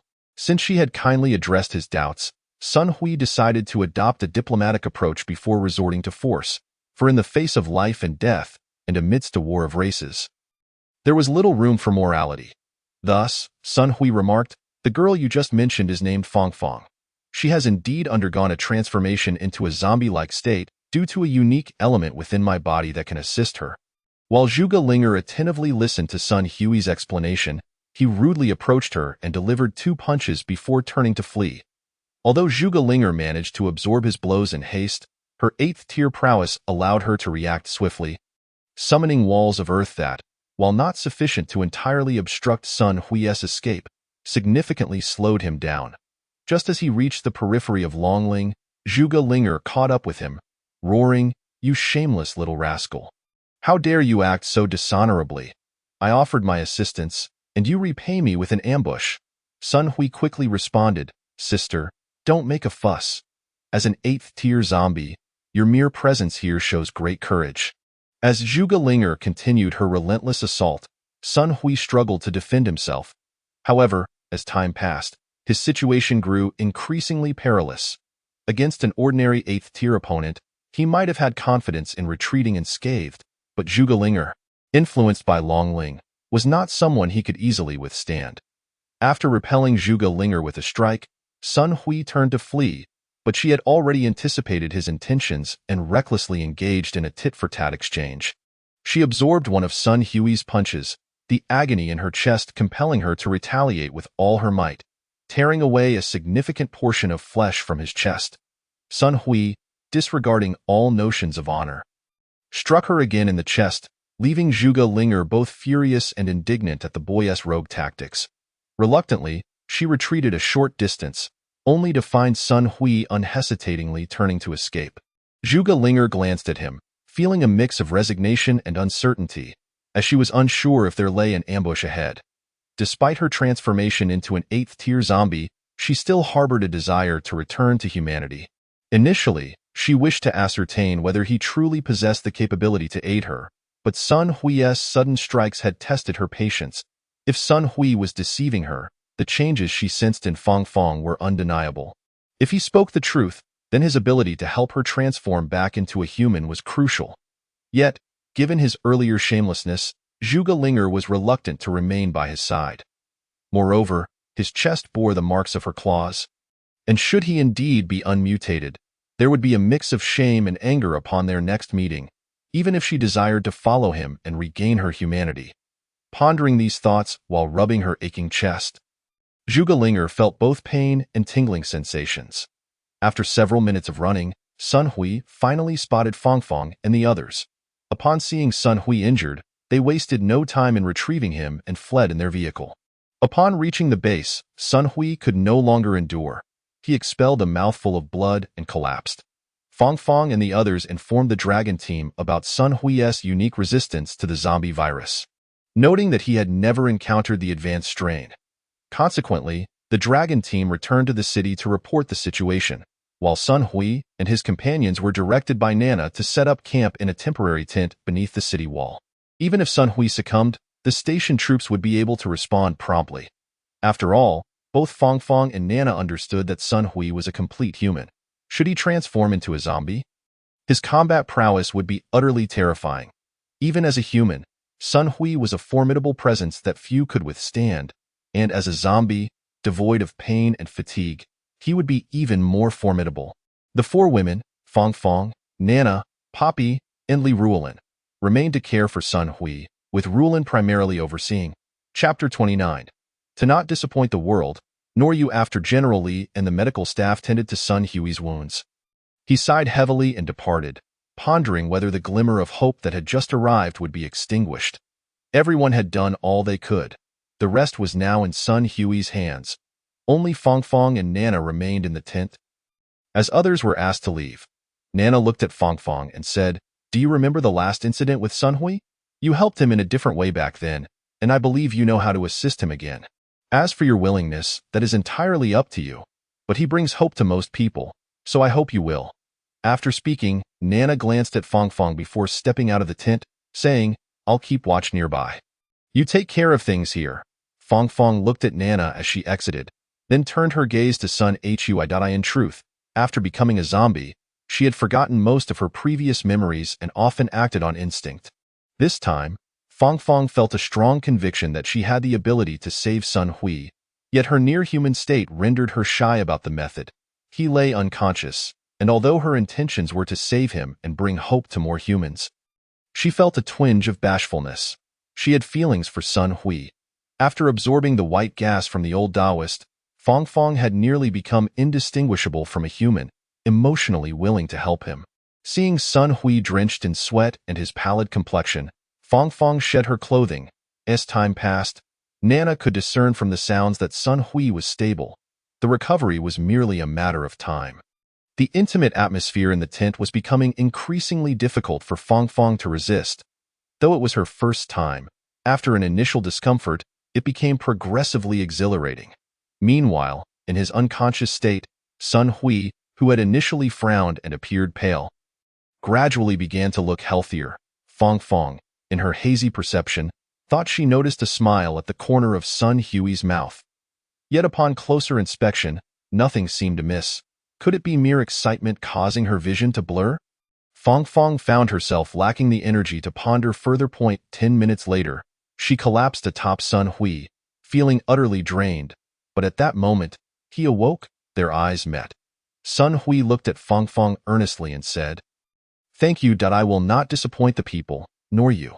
Fang Fang, both bashful and moved, nodded in response, and Sun Hui, captivated by her beauty, engaged in a playful scuffle. The next day, as Sun Hui and Fang Fang emerged from the tent, they were greeted by the sight of Nana, who sported large panda eyes. Upon closer inspection, Sun Hui exclaimed, "Did you not sleep a wink last night?" "Sleep? Hardly. If I hadn't seen it with my own eyes, I would have doubted your injuries were genuine. You were anything but still throughout the night." Upon hearing this, both Sun Hui and Fang Fang felt a bit embarrassed. Nana continued, "Dinner is up ahead. I'm off to catch up on some sleep." Call me if you need me for battle. As General Li and the others observed Sun Hui approaching, they finally felt a weight lift from their hearts. Although Sun Hui had lost a significant portion of flesh from his chest and would undoubtedly struggle to engage in intense combat for the time being, at least he was alive. In light of yesterday's events, General Li and the others made necessary adjustments, having underestimated the combat capabilities of the zombies. Should there arise additional zombies akin to Zhuge humanity's comprehensive eradication plan would face imminent collapse.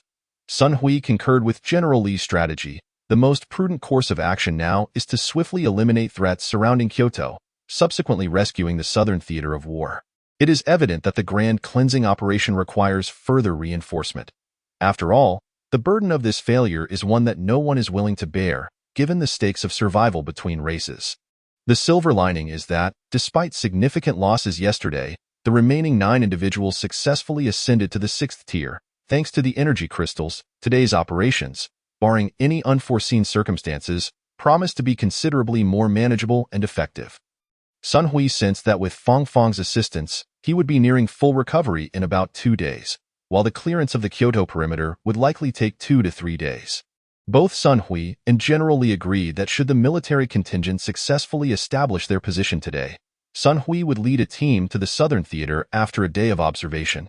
As long as the contingent can solidify their defenses, victory is merely a matter of time. Within 2 days, even if high-tier zombies are lurking, they would inevitably reveal themselves. The direction of Longling, due to its unique circumstances, will be approached with caution, maintaining a greater number of surveillance personnel. Regarding the extermination of Longling zombies, given the current situation, the cost would be excessively high, which is not a scenario anyone wishes to witness. Moreover, despite inevitable sacrifices in the aftermath, those who survive the crucible of war will emerge with fortified spirits, and the zombie crystals will significantly enhance their combat abilities. Thus, this could be seen as a transformative rebirth for Kyoto. Over the past 2 days, aside from Nana checking on Sun Hui's recovery, no one else has intruded upon their respite, marking a rare moment of tranquility amidst the zombie onslaught. Fang Fang has transitioned from initial anxiety to a state of joy. On the 3rd day, amidst the farewells from General Li and his entourage, Sun Hui, accompanied by over 18,000 troops and the Kunlong group, boarded a plane bound for the southern theater of war. As they neared landing, they could observe swarms of zombies assaulting the southern base, with the perimeter already breached. The current defense was a somewhat smaller encirclement formed by several buildings, struggling to hold out against the assault with conventional weaponry. The aircraft touched down at a transport exit 5 kilometers from the base, a well-concealed route for heavy weaponry. Upon landing, the chief of staff immediately fired a signal flare and activated the radio, incessantly calling for the southern theater. Meanwhile, Sun Hui seized the opportunity to ascend to the 8th tier. The energy crystals had long been sufficient for this advancement.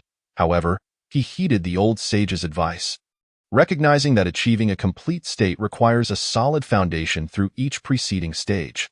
Sun Hui's promotion this time was somewhat reluctant, given the recent encounter with Longling. Although Fang Fang's assistance fortuitously enhanced his physical energy attributes, rendering them purer and more expansive, he previously found defeating ordinary 8th-tier zombies manageable but killing them nearly impossible.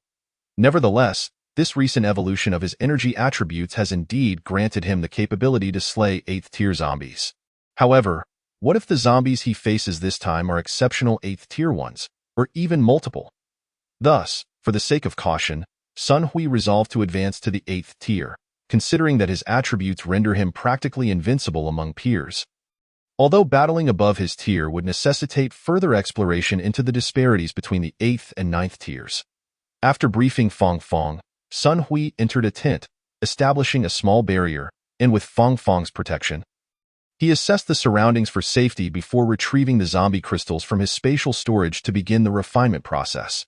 Fortunately, with the activation of the Legion, the automatic absorption of crystal energy upon slaying and the capability to refine crystals were enabled. Otherwise, Sun Hui would have spent an entire day merely consuming the pile of crystals. Currently, Sun Hui is developing both his physical and spiritual energies. During his ascension, he must adhere strictly to the operational methods of physical cultivation, as synchronizing the upgrade of his abilities and cultivation levels would otherwise be unattainable. Additionally, The old sage has continually cautioned him against cultivating spiritual energy, as it could hinder his future progress. Sun Hui has surmised some aspects. While spiritual energy can be supplemented with crystals, the energy crystals required for tier advancement grow exponentially. Though this would significantly amplify Sun Hui's combat prowess, transcending requires the completion of 3 realms. Thus, if he were to cultivate both physical and spiritual energy simultaneously, he would not only need a vast quantity of crystals, but also an abundance of time for consolidation. Although Sun Hui has a lengthy lifespan ahead, the urgency of energy eruption looms ever closer, compelling him to ascend to completeness at the most opportune moment. Through conversations with Yaya, Sun Hui has also come to understand that crossing realms entails energy compression. Although the quality of energy transforms, his overall strength would diminish. For instance, Yaya, at the nascent soul stage, could eliminate 8th-tier zombies within the human realm, yet finds herself evenly matched against 9th-tier zombies. Upon reaching the celestial realm, the restoration of spiritual energy significantly escalates, with both the speed of its circulation and its quality far surpassing that of the mortal world. Yaya could effortlessly vanquish beings of the 9th tier. However, in the heavenly domain, the nascent soul stage is merely regarded as an average combat power, with numerous true immortals and Deluo beings present, while those at the imperial realm are exceedingly rare. Dominating their territories, as the sun blazed directly overhead, a unique energy fluctuation emanated from the tent where Sun Hui resided, accompanied by a subtle sense of pressure, indicating that he had grown even stronger. It was only now that Sun Hui comprehended the true intentions of the old Taoist. Initially, the spiritual energy within his purple mansion resembled mist, but with Fong Fong's assistance, it transformed into milky white droplets. Remarkably, following the recent enhancement that fortified his body, his purple mansion expanded to the size of a cup, with a trace of purple energy present. The arrival of purple energy heralds the supreme attribute of spiritual energy, suggesting that if he does not specify the energy's attributes, once he attains the pinnacle of physical cultivation, all the energy within his purple mansion will inevitably convert into this purple essence. The enhancements brought by this purple energy are unattainable by ordinary spiritual energy, as the purple mansion operates like a processing machine, converting all absorbed energy into its own attributes. This revelation filled Sun Hui with immense joy, transitioning from the initial happiness upon exiting the tent to astonishment at the discovery of the purple energy and his purple mansion, culminating in sheer excitement. Those around speculated whether Sun Hui had succumbed to madness. Just as Fong Fong approached to inquire, Sun Hui lifted her in a fit of exuberance, his delight manifesting in exuberant gestures. Everyone surmised that Sun Hui must have encountered a rare opportunity to provoke such a transformation. After setting Fong Fong down, Sun Hui assessed his own strength. Even if he were to confront Zhuge Linger again, he hesitated on whether he could defeat him. After all, the last time, he had fled before Zhuge Linger had exerted his full strength. However, he was confident in his ability to defeat Zhuge Linger, for the zombies of the 6th tier and above not only regain their intellect but also their emotions and sensations. Their physical prowess surpassed that of humans, possessing greater energy and resilience. Yet, Sun Hui was assured that with his all-encompassing physical enhancement and the unique energy from spiritual augmentation, victory would ultimately belong to him. Chapter 31. The indomitable spirit of soldiers after a brief period of acclimatization to his body. The chief of staff from the southern war zone rushed over, tears in his eyes. General Sun, the situation in the southern war zone is dire. Our conventional weaponry has been nearly depleted. Large-scale weaponry can eliminate the majority of zombies, but the surviving soldiers are unable to endure. I have received the commander's best course of action to report to you. My unit will retreat 10 kilometers to avoid the range of large-scale weaponry attacks. Within the base, there is a shelter that can accommodate around 10,000 people, capable of withstanding such assaults. In addition to this 10,000, there are approximately 80,000 survivors. Some will operate the heavy weaponry, while the rest will charge forward after 1 hour, using flares to buy time for the survivors and to attract and eliminate more zombies. Upon hearing the chief of staff's words, Sun Hui turned and saluted the southern war zone, wiping away his tears before shouting, "May our predecessors rest in peace. The spirit of the Chinese military endures." Subsequently, Everyone channeled their sorrow into strength, shouting in unison, "May our predecessors rest in peace." The spirit of the Chinese military endures. The chief of staff then handed the radio microphone to Sun Hui. "General Sun, greetings. I am Zhu Aigua, the commander of the Southern War Zone. As soldiers, we fall on the battlefield, succumbing to the charge. This is our honor. The 10,000 surviving soldiers we have chosen are primarily only children or those needed at home. I implore you to promise me that you will lead them to safety. I beg of you." Upon hearing Commander Zhu's words, Sun Hui could envision the weight of that plea from a general unafraid of death in his final moments. Tears streamed down his face as 1,000 words condensed into a single promise. "I vow to complete this mission." After issuing the order to retreat, Sun Hui swiftly moved toward the military base's shelter, clearing away the zombies on the ground as survivors boarded, ensuring the orderly withdrawal of rescue personnel. Just as the team advanced 1,000 meters, they heard the familiar sound of a charge. Everyone understood that the spirit of the military remained unbroken. They would continue to fight for their homeland until their last breath, as the team retreated. Sun Hui commanded a rapid adjustment for rescue preparations. 10 minutes later, a flare shot into the sky, followed by countless missiles launching 3 minutes thereafter. The chief of staff, tears in his eyes, handed a letter to Sun Hui. However, Sun Hui did not dwell on it, recalling that during previous missions, farewell letters were often left in case one never returned, serving as a final message to the nation and family. After patting the chief of staff on the shoulder, Sun Hui stored the letter in his spatial ring. When the sounds of battle subsided, Sun Hui commanded, "Brothers, let us bring our heroes home. Charge." With the order given, the vehicles roared to life, as everyone understood that even a minute's delay could lead to further casualties. Upon arrival, they swiftly dealt with the remaining zombies. In truth, most zombies had perished, and many crystalline forms had been destroyed, though some remained elusive. The transport aircraft descended, and survivors hurriedly boarded. Meanwhile, zombies approached the shelter, with the chief of staff estimating that it would take another 20 minutes for everyone to board, while the zombies would reach them in 5. To prevent additional casualties, Sun Hui ordered a 100-meter advance to engage the enemy, while the chief of staff directed the surviving soldiers to hasten their boarding process. Addressing his comrades, Sun Hui proclaimed, "The brothers ahead have paved the way for us to protect our homeland. Now, it is our turn to safeguard them with our lives. Are you afraid? Not afraid. Not afraid. Not afraid." In their haste, Sun Hui and his companions carried minimal heavy weaponry, in the instant of close combat. Sun Hui spotted a giant zombie amidst the horde. This creature stood 5 meters tall, its presence unmistakable even from a kilometer away, while a young man stood atop the giant zombie's shoulders. Capturing Sun Hui's attention, the young man met Sun Hui's gaze, their eyes locking in a fiery exchange, and then the giant zombie charged forward, dragging the young man along. Observing the defensive circle, Sun Hui surged forward 100 meters. Though he had never encountered such destructive force, the giant's imposing size left little doubt about its capabilities. Additionally, an 8th-tier zombie accompanied it.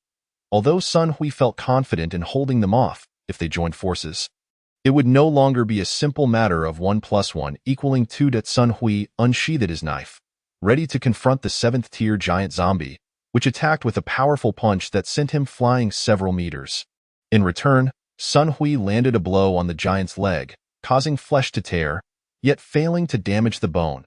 He was dissatisfied with the outcome of this full-force exchange, considering he had enhanced his defenses with all available skills. Otherwise, that punch would have surely left him shattered. Even against a 7th-tier foe, without the internal enhancements and protection from an 8th tier, he would not have sustained mere light injuries. During this period, Sun Hui had cultivated his body dominance technique to the 6th tier, enhancing his physical attributes significantly. Coupled with the changes in his spiritual energy, a typical 8th-tier survivor would undoubtedly struggle against the giant zombie's formidable strikes. Just as Sun Hui regained his footing, he saw the young man on the giant's shoulder wielding an oversized scythe-like blade. Sun Hui rolled forward, parrying the long handle of the weapon with his knife, pushing the zombie back before he could catch his breath. The giant zombie executed a sweeping kick, prompting Sun Hui to retreat swiftly, narrowly avoiding the blow and moving back a dozen meters. This duo's coordination was impeccable, almost seamless. Chapter 32. Breaking free from the encirclement, Sun Hui regarded the pair with a grave expression, noting their distinct attire reminiscent of a certain nation. The two acknowledged Sun Hui, stating, "Indeed, the great nation of Huaxia can retreat unscathed even against the combined efforts of my brothers. You are formidable. However, you must realize that behind me lies billions of zombies. You cannot hope to evolve further. Surrender now, and I will permit you to live as a ruler among humans, aiding me in cultivating humanity as sustenance." Sun Hui had previously entertained the notion of a potential alliance between humans and zombies to facilitate rapid evolution through controlled higher beings. Yet, he sensed that such collaboration was unlikely among individuals. The fact that this zombie proposed the notion of sustaining humanity indicated that there were indeed others who had done so. The technological ring facilitating communication allowed Sun Hui to grasp the implications of the zombie's words more clearly. "No wonder you two cannot contend with me. It seems you've grown in a mode akin to experience farming. I am curious how you two came to be here. Would the high-ranking humans of your nation comfortably allow you to cultivate a source of sustenance? There is no need for pleasantries. Despite the high population density of our pickled cabbage nation, our territory is rather limited, resulting in a nearly non-existent human survivor count. Thus, we have turned our aggressive intentions towards Huagua. As the energy required for the 9th tier exceeds the cumulative energy of the preceding 8 tiers. Only Huagua, Hufu Nation, in the land of Little Sun can swiftly fulfill our energy demands. As for the humans, they seem to be living quite well in a certain location." "Ha ha ha," Sun Hui laughed, stating, "With human survivors nearly extinct, he still thrives in a certain place. I suspect that place is not nestled within the bellies of the two of you." As the lies began to unravel, the two wasted no time in launching an attack. Sun Hui, having become accustomed to their combat style, realized that if he could not defeat them, he could at least delay them. After a few more minutes, once the survivors had boarded, he could devise other plans. Thus, Sun Hui quickened his offensive rhythm, and the sudden change in tempo caused the two zombies to momentarily falter, until the thunderous roar of the departing transport plane echoed, at which point the three of them slowed their pace. According to prior arrangements, the surviving soldiers, under the protection of certain members of the Kunlong clan, boarded the transport plane to make a direct escape to Kyoto. Meanwhile, Yaya led over 18,000 individuals, the Tianwei camp, and the remaining Kunlong clan members to provide support, covering the eastern equipment base of the military district before escaping through the launch shaft. Due to special circumstances, there was a fully enclosed maintenance passage at the exit of the launch shaft, which was located 8 kilometers away at the launch base. Although attempts to escape had been made before, very few managed to reach the maintenance passage once the pressure from heavy weaponry was lifted, as the sheer number of zombies was overwhelming. Surrounded and unable to carry large weapons, their advancement was impeded, which inadvertently offered a glimmer of hope to the Tianwei camp and the Kunlong group. After the transport plane took off, Fangfang exclaimed in alarm, "Quick, enter the defensive barrier." The activation of the defensive barrier allowed everyone to consolidate. Making temporary adjustments, though the mood among the Kunlong group significantly dampened. In contrast, the situation for Yaya's Tianwei camp improved considerably. Having been adopted since childhood, they bore few burdens, and from the moment they began to understand, they were aware that the techniques they practiced were a battle for survival against the heavens. This is also why, despite the sparse spiritual energy, nearly 20,000 of them managed to cultivate to the 4th tier. Once Sun Hui comprehended the energy of the ability crystal, he shared the method with everyone. Although they had not consciously sought to gather crystals earlier, they had nonetheless managed to collect some inadvertently. Fangfang remarked, "The formation will last about 10 minutes. Everyone, adjust quickly. The horde of zombies is too vast for the Legion's energy to sustain for long." Without further deliberation, the entire Tianwei camp began to meditate and adjust, with those capable of leveling up directly absorbing energy. The Kunlong group, lacking corresponding techniques, could only sit down to rest, though a few began to level up, albeit not many. Observing the situation, Sun Hui understood that a retreat was imminent and intensified his assault. Although ordinary zombies were plentiful, they could not penetrate their defenses with the support of the Legion's energy, while the 7th-tier giant zombies and 8th-tier middle-aged pickled cabbage zombies posed a significant threat to the formation. As long as he could hold the two at bay, everyone would have a greater chance of survival.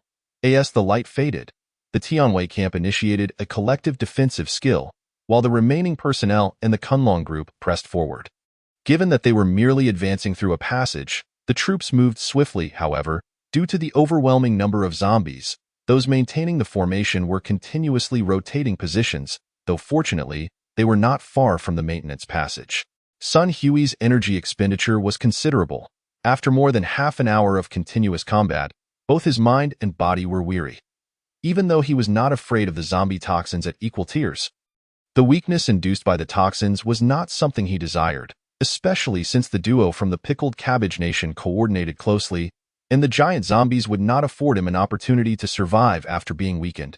The Chief of Staff activated the maintenance passage and deployed the transport vehicle, sending 150 members of the Tianwei camp in 3 waves to initiate the formation, awaiting Sun Hui's arrival. Chapter 33, Guerrilla Warfare. Following the Chief of Staff's suggestion, after fleeing to the launch base, Sun Hui and his group made their way to a nuclear testing facility located 5 kilometers northeast of the launch base. This site was typically unoccupied, and during their time in Kyoto, Rulin had obtained access cards, making it a defensible location that was indeed crucial for Sun Hui and his companions. As the group retreated into the passage, Sun Hui also moved towards it, and just as he was about to reach the passage, the others quickly retreated. With the passage's constraints in place, Sun Hui was left to confront zombies only from the front. And although the giant zombies posed an unexpected challenge, the passage could barely accommodate his size. Once inside, he could only utilize half of his strength, and moreover, once he entered, no other zombies could follow. After entering the passage, Sun Hui activated the communication functions of his technological ring, as the passage was lined with numerous defense doors and laser beams. Fong Fong remained behind to protect the Chief of Staff, continuously activating defensive and offensive equipment, significantly alleviating Sun Hui's burden. After navigating through 100 meters of a technological defense door and laser beams, Sun Hui and his companions completely escaped the zombies. The Chief of Staff activated all the equipment in the passage, granting everyone more time to access the nuclear testing facility. Once they exited the passage, finding the launch base and subsequently the nuclear testing facility would afford them even more time. After escaping the passage, they drove towards the others, with Yaya leading the Tianwei camp in the rear. The 4th tier and 5th tier physical cultivators ran at full speed, matching the pace of the vehicles. As the sun gradually descended, they finally entered the nuclear testing facility. The Chief of Staff also initiated remote monitoring and self-destruct protocols at the launch base, preparing a grand farewell gift for the horde of zombies that would soon follow the sin of humanity. Before entering the nuclear testing facility, Sun Hui and Yaya cleared away any traces they had left behind and sealed the facility completely. Since the base was classified as top secret, it was equipped with all necessary supplies, including an ecological system. However, it could not sustain nearly 20,000 individuals. After assessment, the supplies could last about half a month, and with frugal management, a month would not be out of the question. Ultimately, Sun Hui decided on a half-month time frame. Rather than facing hunger, it would be wiser to rest and recuperate, allowing for a full breakout in 2 weeks. After reporting the situation to Kyoto, Rulin was informed that the remaining 800 members of the Kunlong group would be fully integrated into the Tianwei camp. During this half-month period, with Yaya's consent, Sun Hui also transmitted the Tianwei camp's cultivation techniques to the Kunlong group, appointing Yaya as the commander of the Tianwei camp, with Fong Fong, Rulin, and Nana as deputy commanders. The current strength of the Tianwei camp varied, and based on the supply situation, the most effective strategy was to consolidate resources to elevate everyone to the 5th tier, thereby enhancing their survival rates. The income and expenditure of the crystals would be recorded by Nana for the logistics, ensuring that any debts owed by the Tianwei camp could be repaid through contributions or direct equivalences in crystals. Furthermore, those who provided crystals this time would be able to exchange them for 1.5 times their worth in contributions and crystals in the future, with any remaining crystals supplemented by Fong Fong. Sun Hui did not wish for such complications, yet he found Nana's reasoning compelling. If crystals were given out freely this time, it would create a notion of unearned rewards. Over time, this would foster discontent and lead to discord. Hence, these decisions were made, and the transmission of cultivation techniques followed a similar rationale, with Fangfang providing compensation to offset the slow cultivation progress caused by the transmission, an expense borne by the Tianwei camp. After all, everyone deserved an equal starting point. Otherwise, the Kunlong group would struggle to integrate, hampering the entire team. Thus, as Sun Hui diligently practiced the body dominance technique, the members of the Kunlong group successfully completed the first tier of their unified cultivation technique within a week. Leaving the remaining training to the passage of time, AS levels increased. Sun Hui managed to elevate the body dominance technique to the 8th tier. This time, he felt confident that when he faced the duo from the Pickled Cabbage Nation again, he could eliminate one of them, though the cost would undoubtedly be significant injuries. Poppy took over the role of chief instructor for the Tianwei camp, and to everyone's surprise, Fangfang had reached the 7th tier. After reaching the 7th tier, Fangfang has completely transformed into a human, and her mind has begun to resonate with a plethora of new thoughts.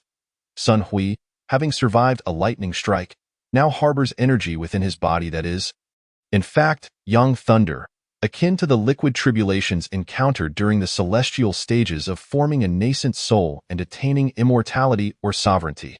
Fangfang merely recalls her lineage belonging to an ancient family. Yet the fragments of other memories fail to coalesce into any useful information. Furthermore, Fangfang possesses a mysterious yin physique, which precipitates a phenomenon of yin and yang attraction, drawing the attention of Sun Hui and Li Jie right after her mutation. When yin and yang converge, they enhance the quality of the soul, which is what the old Taoist referred to as the soul power of the netherworld. The purple aura of Long Ling is a transformation of dragon energy. According to historical recollections, every emperor has manifested this purple aura, hence their self-proclamation as the Son of Heaven. However, this aura serves only to bolster soul power and cannot alter one's constitution. Chapter 34. The eve of breakout based on Fangfang's assertions and his own comprehension. The properties of Yang Thunder and the mysterious Yin attribute complement each other. Following the philosophical principle of the two instruments giving rise to the 4 symbols, and subsequently the 8 trigrams, it becomes evident that over prolonged periods, the mutual complementarity of yin and yang can yield additional attributes to enhance spiritual energy. This is one of the methods by which Sun Hui can augment his combat prowess without hindering his cultivation progress in the mortal realm. Whether he ascends or ventures into the netherworld, due to the limitations imposed by his ability level, Sun Hui's prospects for boosting his combat strength appeared bleak. Thus, he and Fangfang diligently practiced the yin-yang complementarity to elevate their spiritual attributes.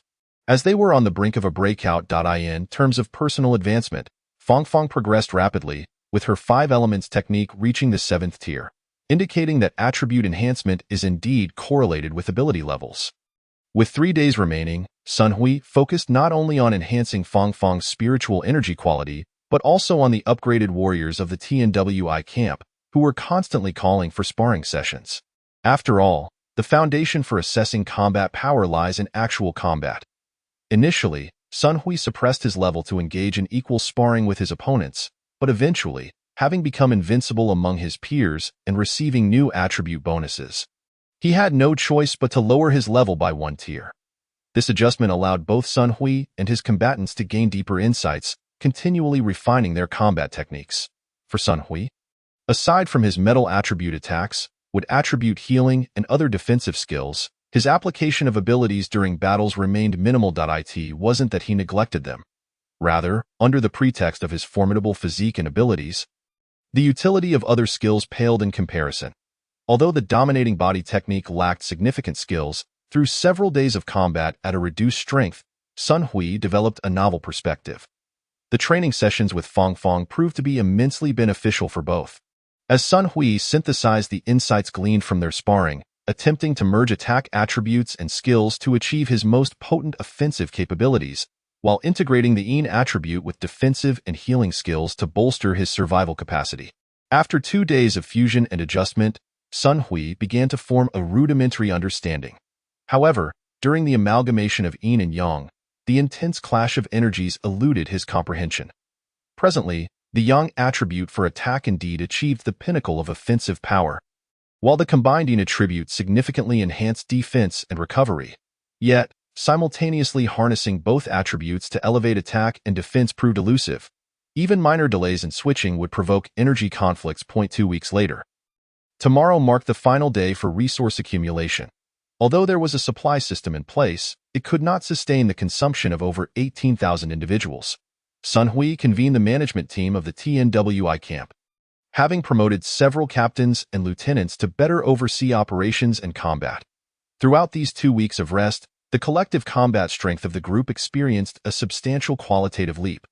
The Kunlun group's more than 800 members had successfully cultivated their techniques, with the enhancement from spiritual energy propelling their combat prowess to unprecedented heights. The initial members of the TNWI camp who practiced these techniques also experienced recovery, although their energy from ability crystals was insufficient to elevate their levels. It did increase the quantity of their abilities. Even though everyone, like Sun Hui, recognized that spiritual energy merely served as an auxiliary, they had collectively reached the mid-stage of foundation establishment, equating to the combat power of a 4th-tier ability user. Now, with an average of 5-tier crystallization assistance for everyone, complemented by ample spiritual energy to enhance quality, the initial 18,000 members of the TNWI camp saw their combat strength multiply several times over. After Sun Hui concluded discussions with his comrades, he gathered everyone and proclaimed, "Brothers, you are all heroes. Our previous rescue mission was executed flawlessly, and the efforts of everyone during this time have yielded a remarkable enhancement in our combat capabilities. However, when facing the zombies, our margin for error is exceedingly slim. While we have companions who can provide healing, they are few in number. Moreover, the zombie toxin will gradually infiltrate the marrow over time, rendering any potential rescue efforts futile. Henceforth, for the upcoming battle, we shall implement the following arrangements. All 9th-tier personnel from the TNWI camp will spearhead the breakout, while the 5th-tier brothers will maintain the formation. Not far to the northeast, a base awaits us with sufficient transport aircraft for our escape. I hope everyone can successfully complete this mission, and I shall prepare a feast for you all in Kyoto to celebrate our victory. Shortly, we will divide the food into 3 portions. Tonight and tomorrow morning, everyone should eat well and be fully nourished before we break out, ensuring that those without food reserves can carry provisions. Facing an uncertain future, we cannot predict what may occur. However, 15 kilometers to the east of the southern battle zone lies a small equipment transfer station. IT possesses an independent system capable of sustaining 1,000 individuals for the long term. Those who are unable to board or are forced to leave the team may gather there and await rescue. This night is destined to be one of sleeplessness. The base's alcohol has been distributed, and Sun Hui and others are aware that many will never meet again after this operation. As long as it does not affect tomorrow's battle, Sun Hui and the management team allowed everyone to drink freely, attempting to alleviate the tension and melancholy that permeated the atmosphere.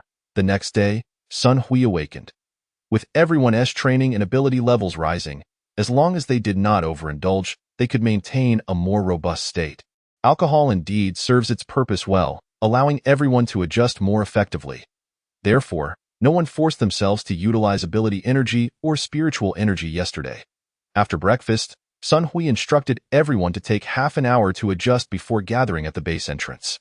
Some still felt dizzy from the previous night's revelry, while others engaged in heartfelt conversations. Sun Hui retained 30 aides at the base, as there exists an ecological system capable of sustaining 100 individuals for the long term. Should the second base, the eastern base of the southern battle zone, fall or be unable to gather scattered comrades, this location serves as a safeguard. Chapter 35. The breakout observing the fully equipped personnel. Sun Hui declared, "Brothers, see you in Kyoto." The response echoed back, "See you in Kyoto." After the remaining personnel opened the passage, Sun Hui, leading Fangfang and the management team, charged ahead, with each captain methodically directing their teams. Confronted by the seemingly endless horde of zombies, a sense of despair loomed. Yet the substantial supply drop from the base proved immensely effective. The giant zombies were severely weakened. Thus, without this formidable weapon today, Sun Hui felt more confident that his brothers could endure longer. Everyone understood that they lacked Sun Hui's extraordinary abilities. While they possessed powers to cleanse the zombie virus, overwhelming numbers would render them powerless. Therefore, the margin for error remained minimal. The success of this breakout was assured, given their exceptional combat strength, but the sheer volume of zombies could deplete their stamina and energy, hindering sustained combat. With the support of the Legion, even with rotations, it remained insufficient, and the true strength lay in the defensive formations of the TNWI camp. They rotated through formations, rescuing the injured within the Legion's protective barriers. Although their advance was slow, the casualty rate was remarkably low. As time progressed, the quantity of zombie crystals increased, and should they safely return to Kyoto, everyone's strength would undoubtedly soar. Sun Hui, Fong Fong, Poppy, Nana, and other elite warriors continued to rotate their positions to maintain peak combat effectiveness. For should high-tier zombies emerge again, lacking elite forces would be utterly terrifying. After a day of fierce fighting, they finally broke free from the encirclement. Sun Hui and Fong Fong sensed the presence of 8th-tier zombies, but they merely flickered past, likely intimidated by the overwhelming strength of Sun Hui and his companions. In light of Sun Hui and Fong Fong's capabilities, even a few ordinary 8th-tier zombies appeared trivial. Even if accompanied by a special zombie and 2 regular 8th tiers, they would still be swiftly dispatched as time wore on. Despite the rotations for recovery, the immense number of zombies continued to pose a formidable challenge. Just when hope seemed to wane, Sun Hui rallied everyone, stating, "Prepare yourselves to advance northeast in 1 minute. Upon hearing my command, abandon defense and break through with all your might. Artillery support will follow." This was a secondary task Sun Hui had assigned to the personnel left behind at the base. Should the main force's breakout fail, he would deploy receivers at the boundary point to ensure artillery coverage. Sun Hui charged forth, the horde of zombies relentlessly pursuing the main force. He bellowed, "Fire at will." After the roar, Sun Hui made a determined break towards the main force, just as he had escaped the deadly range of artillery fire and returned to the troops. The sound of shells began to rain down once more. Retaining the energy from his flight, Sun Hui unleashed his area of effect offensive abilities. Seeing that this was their last chance to break through, the others followed suit, activating their own attack powers. After approximately 5 hours of desperate escape, the main force finally broke free from the encirclement and rushed out. Once again marking their coordinates, the subsequent artillery barrage allowed the main force to fully escape. As night fell, they finally arrived at an open area. Surveying the surroundings and finding no zombies in sight, Sun Hui ordered everyone to establish a camp, clear the vicinity, and take stock of their numbers. Ultimately, despite suffering a loss of nearly 500 personnel, the majority managed to break free. The injured received treatment, and those who succumbed to the zombie virus were compassionately assisted in finding peace. However, as the excitement of their escape mingled with the sorrow of comrades transformed into zombies and subsequently killed, the mood grew somber. Once the camp was set up, everyone, weary in body and spirit, sought rest.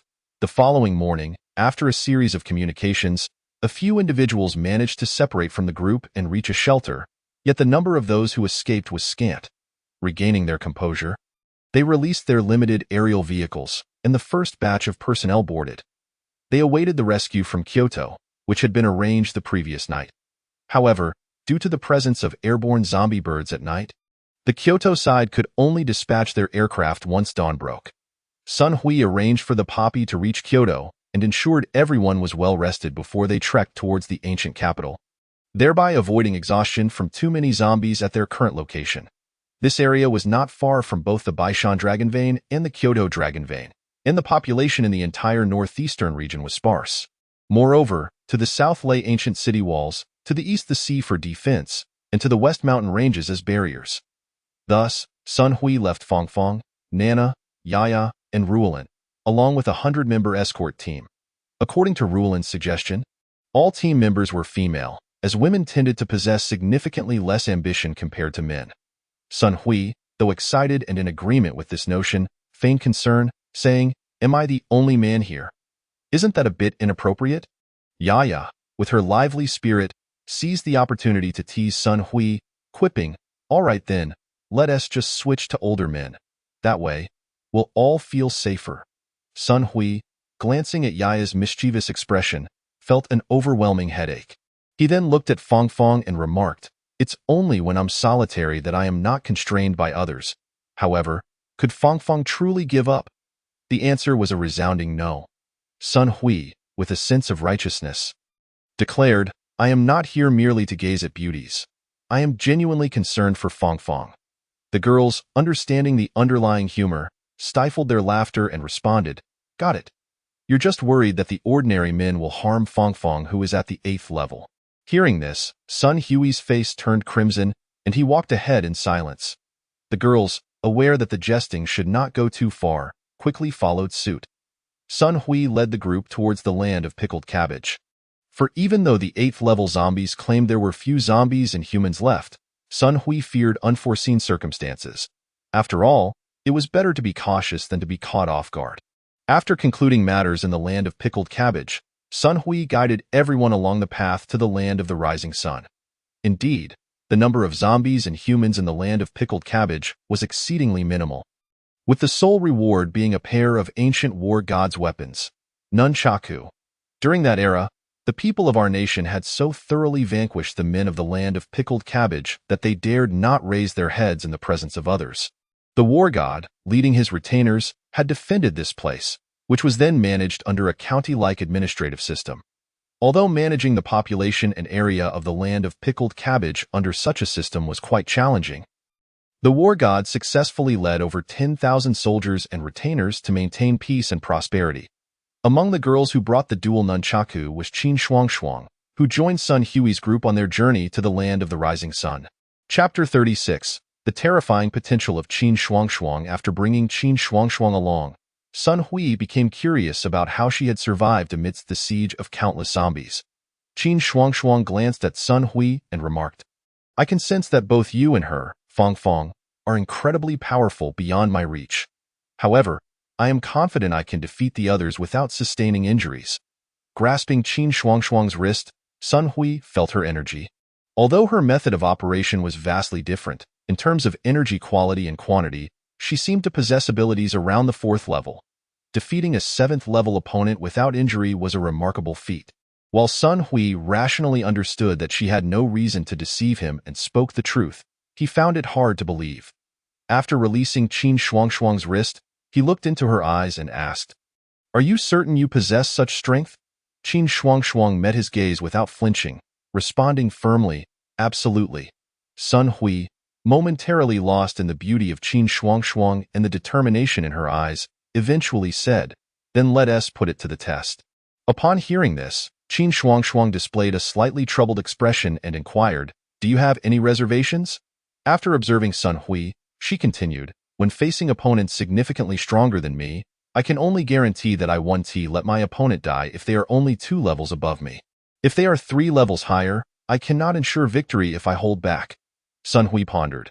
Even a 4th level defeating a 6th level would be a miracle, especially without casualties. It was indeed worth a try. Although it seemed like a mere conversation between two individuals, Sun Hui and Qin Shuangshuang did not intentionally control their volume, allowing many others nearby to overhear. While they were all girls, not everyone was eager to listen to boastful claims. At that moment, one young lady from the Kunlong group, who exhibited a unique military demeanor, stepped forward. Sun Hui glanced at Qin Shuangshuang and the Kunlong group girl, nodding before stating, "Ensure that no deaths or serious injuries occur. Can you both guarantee this?" After both girls nodded, Sun Hui signaled for the competition to commence. As they took their stances, Sun Hui observed that Qin Shuangshuang concentrated her energy in her fingertips. As the duel progressed, he began to discern certain nuances. Although Qin Shuangshuang's attacks appeared feeble, the energy she directed to her fingers could effectively disrupt her opponent's energy flow. Furthermore, her energy management was highly precise, enabling her to seal her opponent's energy with just the necessary amount in terms of speed.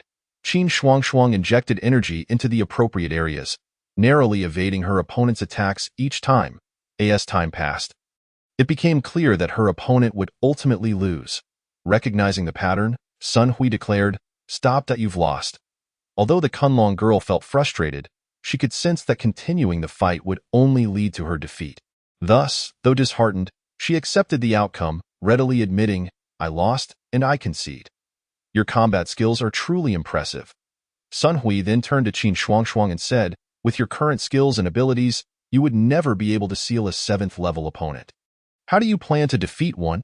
After speaking, he watched as Qin Shuangshuang approached him and replied, "That is a family secret, but I can demonstrate it for you." With the group watching in astonishment, Qin Shuangshuang led Sun Hui to an isolated area and said, "Show me." I won't retaliate. As Sun Hui observed, Qin Shuang intensified the energy flow to her fingers, revealing a blade-like energy construct.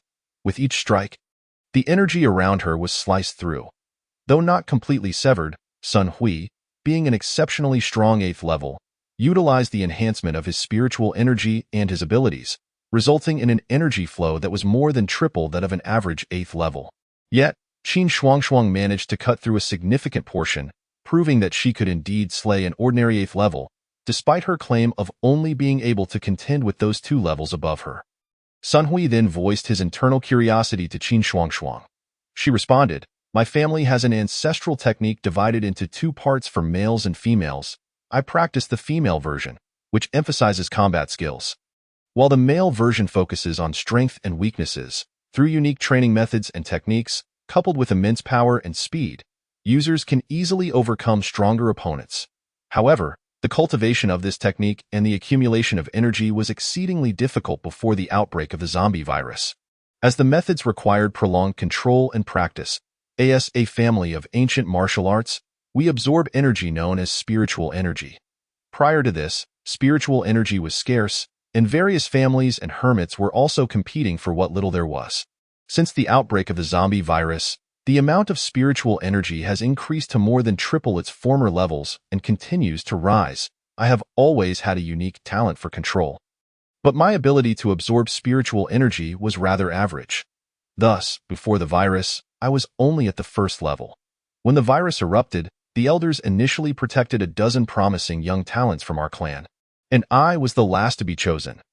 The ancestors discovered that zombie crystals could rapidly enhance the speed of spiritual energy cultivation, leading to a selection of 7 more individuals with unique control abilities, totaling 19 exceptional talents. As everyone prepared to retreat to their ancestral land, a horde of zombies emerged. Initially, some elderly individuals, who had lost hope of advancement, were able to easily gather a substantial amount of zombie crystals in the ancestral land to support the promising young talents. However, as time passed, despite our clan's techniques and cultivation methods far surpassing those of any other clan, the zombies were inexhaustible. Furthermore, not only did their numbers increase, but the higher-tier zombies also became more prevalent, starting with a few 6th tier and then escalating to dozens. Within 2 days, 7th-tier zombies appeared as well, increasing from 1 to several, then to dozens. Eventually, our clan exhausted all its combat capabilities. In the end, our ancestor instructed an elder from the clan to protect us while taking with us the accumulated zombie crystals and a pair of dual hammers to escape from the ancestral land. Just as we received the signal from our ancestor and prepared to flee, 8th-tier zombies suddenly manifested, and our ancestor fought valiantly to hold them back. As we were on the verge of escaping, we encountered another wave of zombies, and ultimately, I was the only one who managed to break free. Why escape did not stem from superiority.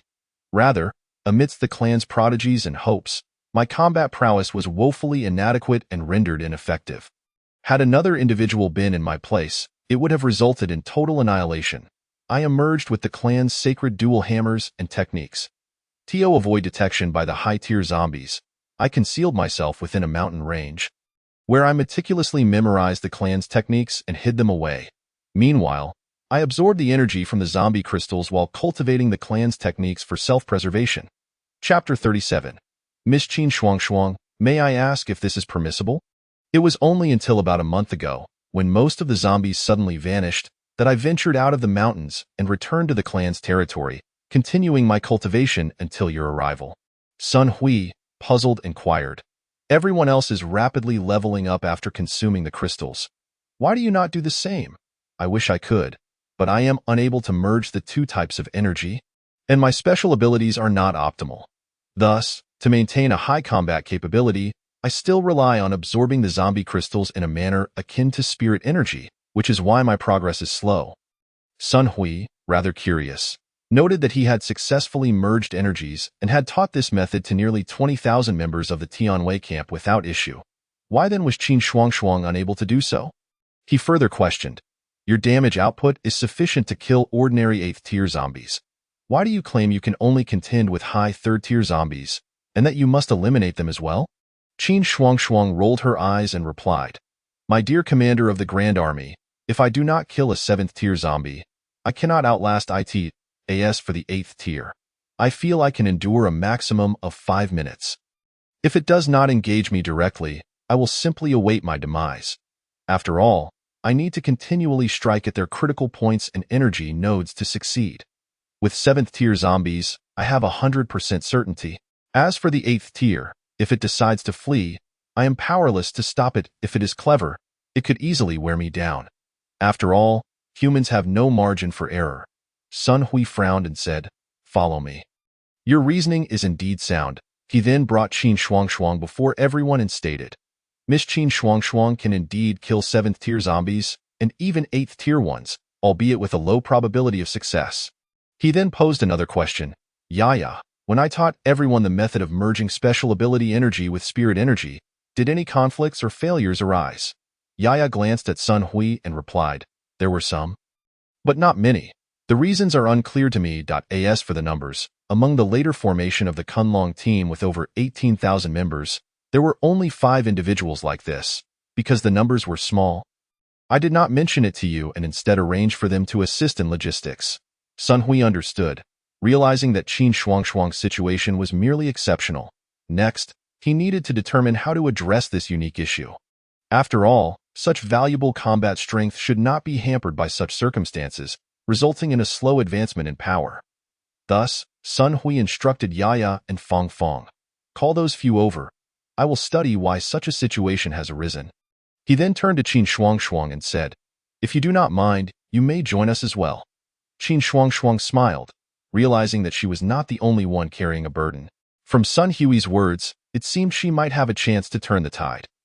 Otherwise, given her current pace of cultivation, not only would avenging her clan be an issue, but even her own survival was uncertain.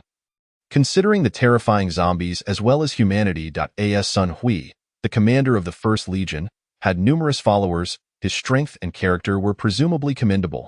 Therefore, after contemplating, Qin Shuangshuang decided to accompany Sun Hui.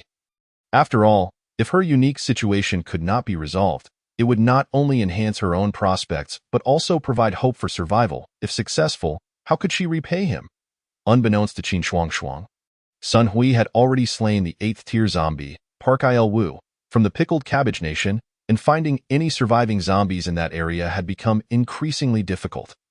After several days of travel, just 1 day away from the Small Day Nation, Sun Hui finally discerned the reason behind Qin Shuangshuang and the others' failure to merge energies. In essence, their physical constitutions were too weak. While the meridians of individuals with normal physiques, although not particularly strong or wide, were clearly defined, those of the others were notably thin, lacking even in blood vessels. If the meridians could not connect, how could the energies merge? The special ability energy was absorbed by the flesh. And thus, with fragmented and sparse meridians, it became exceedingly challenging to integrate the special ability energy within the flesh. Now that the problem had been identified, the solution was straightforward. Strengthen their physical constitutions to ensure smooth meridian flow. Ordinary exercise would likely yield mediocre results, as while it could enhance physical strength to some extent, it would primarily bolster the muscles. Among them, Qin Fongfong was also unique. The others possessed body cultivation physiques, so their meridian issues were merely slow, leading them to mistakenly feel they had failed when in reality, they had succeeded. Continuous integration of energies and spirit energy would naturally resolve the situation. In contrast, Qin Fongfong had fallen into a rigid mindset, directing energy straight into her meridians without allowing it to settle in the flesh, thus slowing the absorption considerably. The disparity in size between the meridians and the flesh was evident to all. Upon articulating his thoughts and offering relevant suggestions, Sun Hui's words brought tears of joy to the group.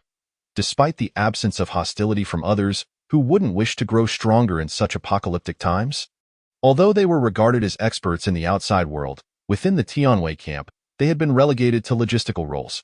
Initially, the members of the Tianwei camp were orphans, and their camaraderie made their situation less unbearable. However, the few girls from the Kunlong team found it particularly difficult. One even took her own life due to this predicament, not among the 5. After all, who among the nation's top warriors would willingly settle for the mundanity of logistical work? While such work was indeed crucial, it was not what these warrior-like young women desired. Upon hearing the proposed solution, Qin Shuangshuang immediately began experimenting and found that it aligned with Sun Hui's assertions. Seeing her joy, Sun Hui approached her with a mischievous smile and said, "Miss Qin, although I know it may not be appropriate, I would like to inquire if you are willing to share your family's cultivation techniques for the benefit of everyone?" Qin Shuangshuang's smile vanished as she regarded Sun Hui. Sun Hui, exasperated, shrugged and continued. "You see the current situation. For humanity to achieve victory with minimal casualties, your clan's techniques would undoubtedly be invaluable. Moreover, the Small Day Nation and the Asan Nation are our next targets, and I believe there are at least a few 8th-tier zombies remaining in those countries, given their high population density. While everyone in the Tianwei camp has a method of cultivation, they lack offensive techniques. Therefore, I ask for your assistance. Even if your ancestors are watching from above, they would surely agree with my reasoning. As the loss of lips invites the teeth's chill, Miss Shuangshuang, may I ask for your consent?" Chapter 38. A probe into the Small Day Nation. Qin Shuangshuang furrowed her brow and replied, "This matter is of great significance. May I take some time to consider before providing you with an answer?" Sun Hui nodded and remarked, "Then I shall await your news." He felt that it was somewhat excessive to request such a precious item from someone he had only known for a few days, especially after he had helped her resolve a significant dilemma and even saved her life. Nevertheless, for the greater good and the triumph of humanity, he had to muster the audacity to proceed. With just one more day's journey until their destination, Sun Hui composed himself. Knowing he needed to continue his cultivation that day, he could clearly sense that he was not far from reaching the 9th tier. Having established a solid foundation, all that remained was to absorb the zombie crystals to facilitate his advancement. In fact, he had already accumulated enough crystals for his upgrade during his encounters with 8th-tier zombies. Guided by the old sage's advice, he had taken time to solidify his foundation after each upgrade.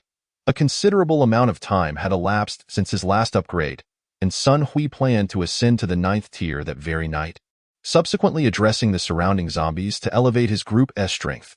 After that, he would return to Huagua to eliminate the zombie hordes in Paokai Nation.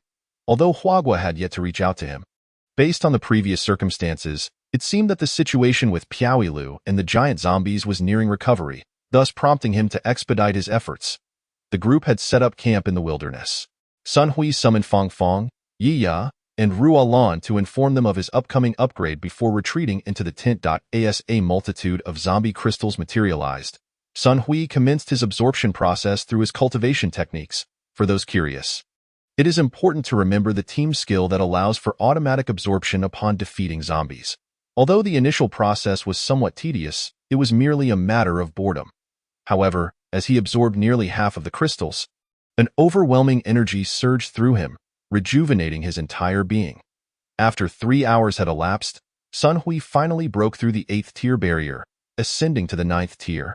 Despite reaching this pinnacle, he understood that there remained a significant gap before achieving perfection. Presently, the pressing matters were the battles in Paokai Nation and addressing the remnants of zombies in Huagua. With over a year remaining until the eruption of the Dragon Vein, it was imperative to manage the surrounding dragon veins. For the sake of his homeland, in truth, there were only 5 dragon veins threatening Huagua, as an excessive remaining energy could lead to catastrophic disasters, necessitating their management with priority given to proximity. As the others observed Sun Hui emerge unscathed, they noted that apart from the initial oppressive aura, he now appeared much like an ordinary individual, the sole distinction being his fearless gaze and demeanor. Sun Hui opened his arms, initially intending to embrace Fong Fong, but to his surprise, both Fong Fong and Na Na rushed in as well. Feeling somewhat awkward, he glanced at Fong Fong, who merely smiled silently. From Fong Fong's perspective, Sun Hui's few female companions were inconsequential. After all, if they were not allies, one would worry about ulterior motives, and Na, who had been by Sun Hui's side since the beginning, had significantly aided him in matters of technology and logistics, as well as national research. Having transitioned from shyness to a state of relief upon witnessing Sun Hui's awkwardness and Fong Fong's smile, Na Na acknowledged his character. Since the formation of their team, Sun Hui had maintained his principles and bottom lines, rationally considering the greater good and never oppressing others due to his formidable strength, especially concerning the numerous girls around him. Consequently, Na Na believed he was the ideal partner, both before and after the apocalypse. During the breakout from the base, Sun Hui's valiant combat had been pivotal in empowering Na to take that courageous step forward. It is often said that a dedicated man possesses the greatest charm, and Sun Hui's ironclad resolve as a soldier, combined with his current ferocity in battle, had indelibly etched his image into Na's mind. After the three separated, Sun Hui summoned several key individuals to his tent to convene a meeting. Once everyone was seated, he addressed them. All of you have been cultivating through the integration of your abilities and spiritual energy channels. And I believe those who need to know have already grasped the reasons behind this. The 9th tier represents the highest combat power within the realm of abilities, with everyone's spiritual energy supporting one another. It would not be an exaggeration to claim that we are strongest together. However, to transcend our current limits, our present strength is insufficient. I also believe that the circumstances of the human realm are not solely my burden to bear. Thus, I intend to resolve the issues in this domain before pursuing my cultivation in the next. Each of you possesses unique physiques and talents, which dictate your respective limits, the precise nature of which remains for each individual to discern. According to the old sage, to enter the barrier leading to the three realms, one must possess at least the strength of the 9th tier. I will take a voluntary group to the next realm while retaining a portion of our elite forces here. I hope that, having endured the cataclysm of the zombie apocalypse, we can swiftly restore vitality under the leadership of someone capable. Upon hearing Sun Hui's words, the group nodded in understanding, yet Sun Hui was aware that discussing such matters was premature. Once the issues in Paokai Nation were resolved, only the remnants of zombies in Huagua would remain, with the distant Asan Nation still to be addressed. Sun Hui's intention was to utilize the remaining time to manage this, ensuring the recruitment of more elite forces while minimizing casualties. The group deliberated on two proposed strategies for addressing the situation in Paokai Nation. The first was total annihilation. While the number of zombies was vast, the strength of their own elite forces far surpassed that of the zombies. However, Sun Hui ultimately rejected this plan. Although I harbor resentment towards them, I hope you all remember that our nation still faces hidden dangers. Are you willing to exchange the lives of your fellow countrymen for those of these inhuman creatures? As Sun Hui's words settled in, realization dawned upon the others, and they nodded in agreement. Indeed, how could they trade the lives of humans for those of beasts? It seemed that overwhelming hatred could easily cloud judgment. Noticing the silence among the group, Fong inquired, "Shall we proceed with the second plan then?" Sun Hui glanced at her and responded, "The general direction is correct. We should strive to eliminate the zombies while preserving ourselves. However, have we considered a critical issue? Even with our strength, can we minimize casualties when besieged by a horde of zombies?" Chapter 39. The arrival of General Li. Though Sun Hui's reasoning was sound, neither of the two proposed strategies was adopted. Nevertheless, it was clear from Sun Hui's tone that a confrontation was inevitable.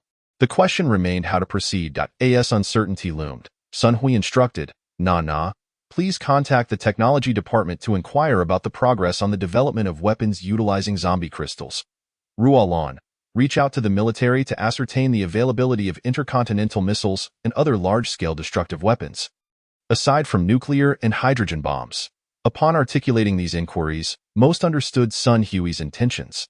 Much like during the previous base breakout, they would coordinate strikes with the military, maximizing efficiency while minimizing casualties.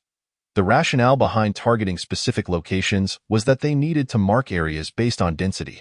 Regardless of whether they were human or zombies, there would be those who might label him as cruel or inhumane.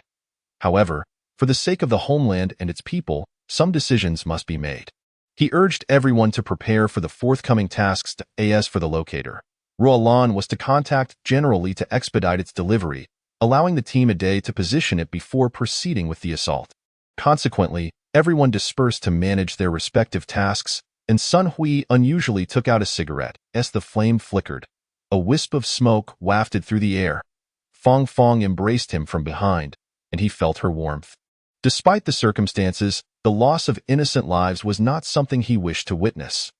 Yet, for the greater good, survival necessitated such sacrifices. In truth, everyone comprehended Sun Hui's predicament and could foresee the consequences of his decision. However, it seemed only Fong could provide him with additional strength. As the others departed, they collectively glanced towards Fong, who harbored the desire to remain and comfort Sun Hui. Once the cigarette was extinguished, Sun Hui turned to embrace Fong Fong, whispering in her ear, "Thank you for your companionship." He then exited the tent to reassure the others. As the sun set, the supersonic aircraft carrying the locator arrived. Uniquely this time, alongside the pilot, General Li accompanied the delivery. General Li observed Sun Hui and remarked, "Let us find a place to talk." Entering the tent that served as the command center, General Li stated directly, "Comrade Sun Hui, do you understand the implications of your decision?"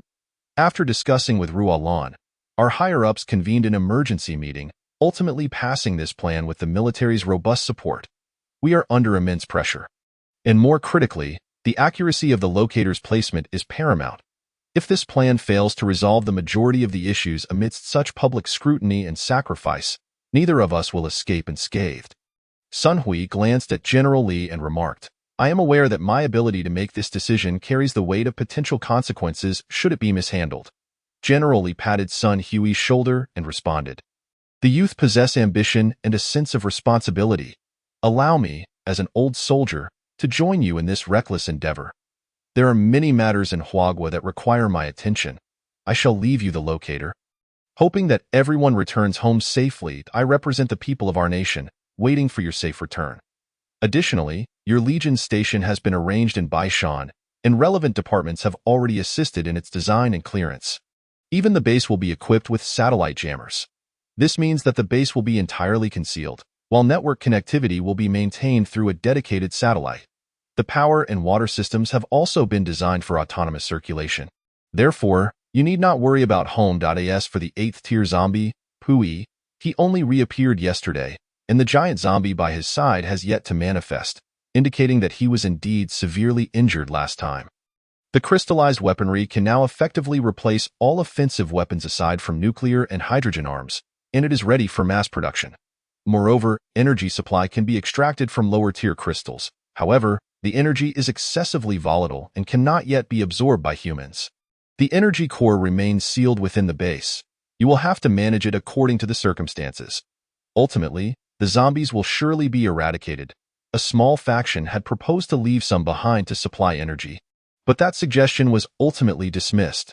Utilizing humans for infection lacks humanity, and using animals introduces even more uncontrollable variables. Now, I must take my leave. Take care of yourself. Furthermore, Ruolan mentioned to me the issue concerning the 3 realms, and I entrust my granddaughter to you. I have grown old and will remain here in Huagua.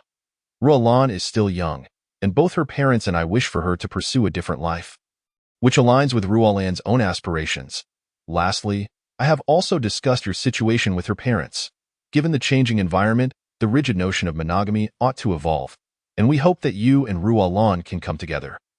At the moment the hatch closed, Sun Hui heard General Li sigh.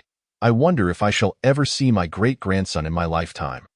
Sun Hui held great admiration for this elder, who bravely bore such immense pressure through this undertaking, dedicating his remaining years to safeguarding Huagua. This was indeed a stark contrast to some officials who, fearing for their positions and the potential impact on their political achievements, failed to act. Yet he stepped forward, selflessly contributing to his country. As for Ruolan, her family has consented.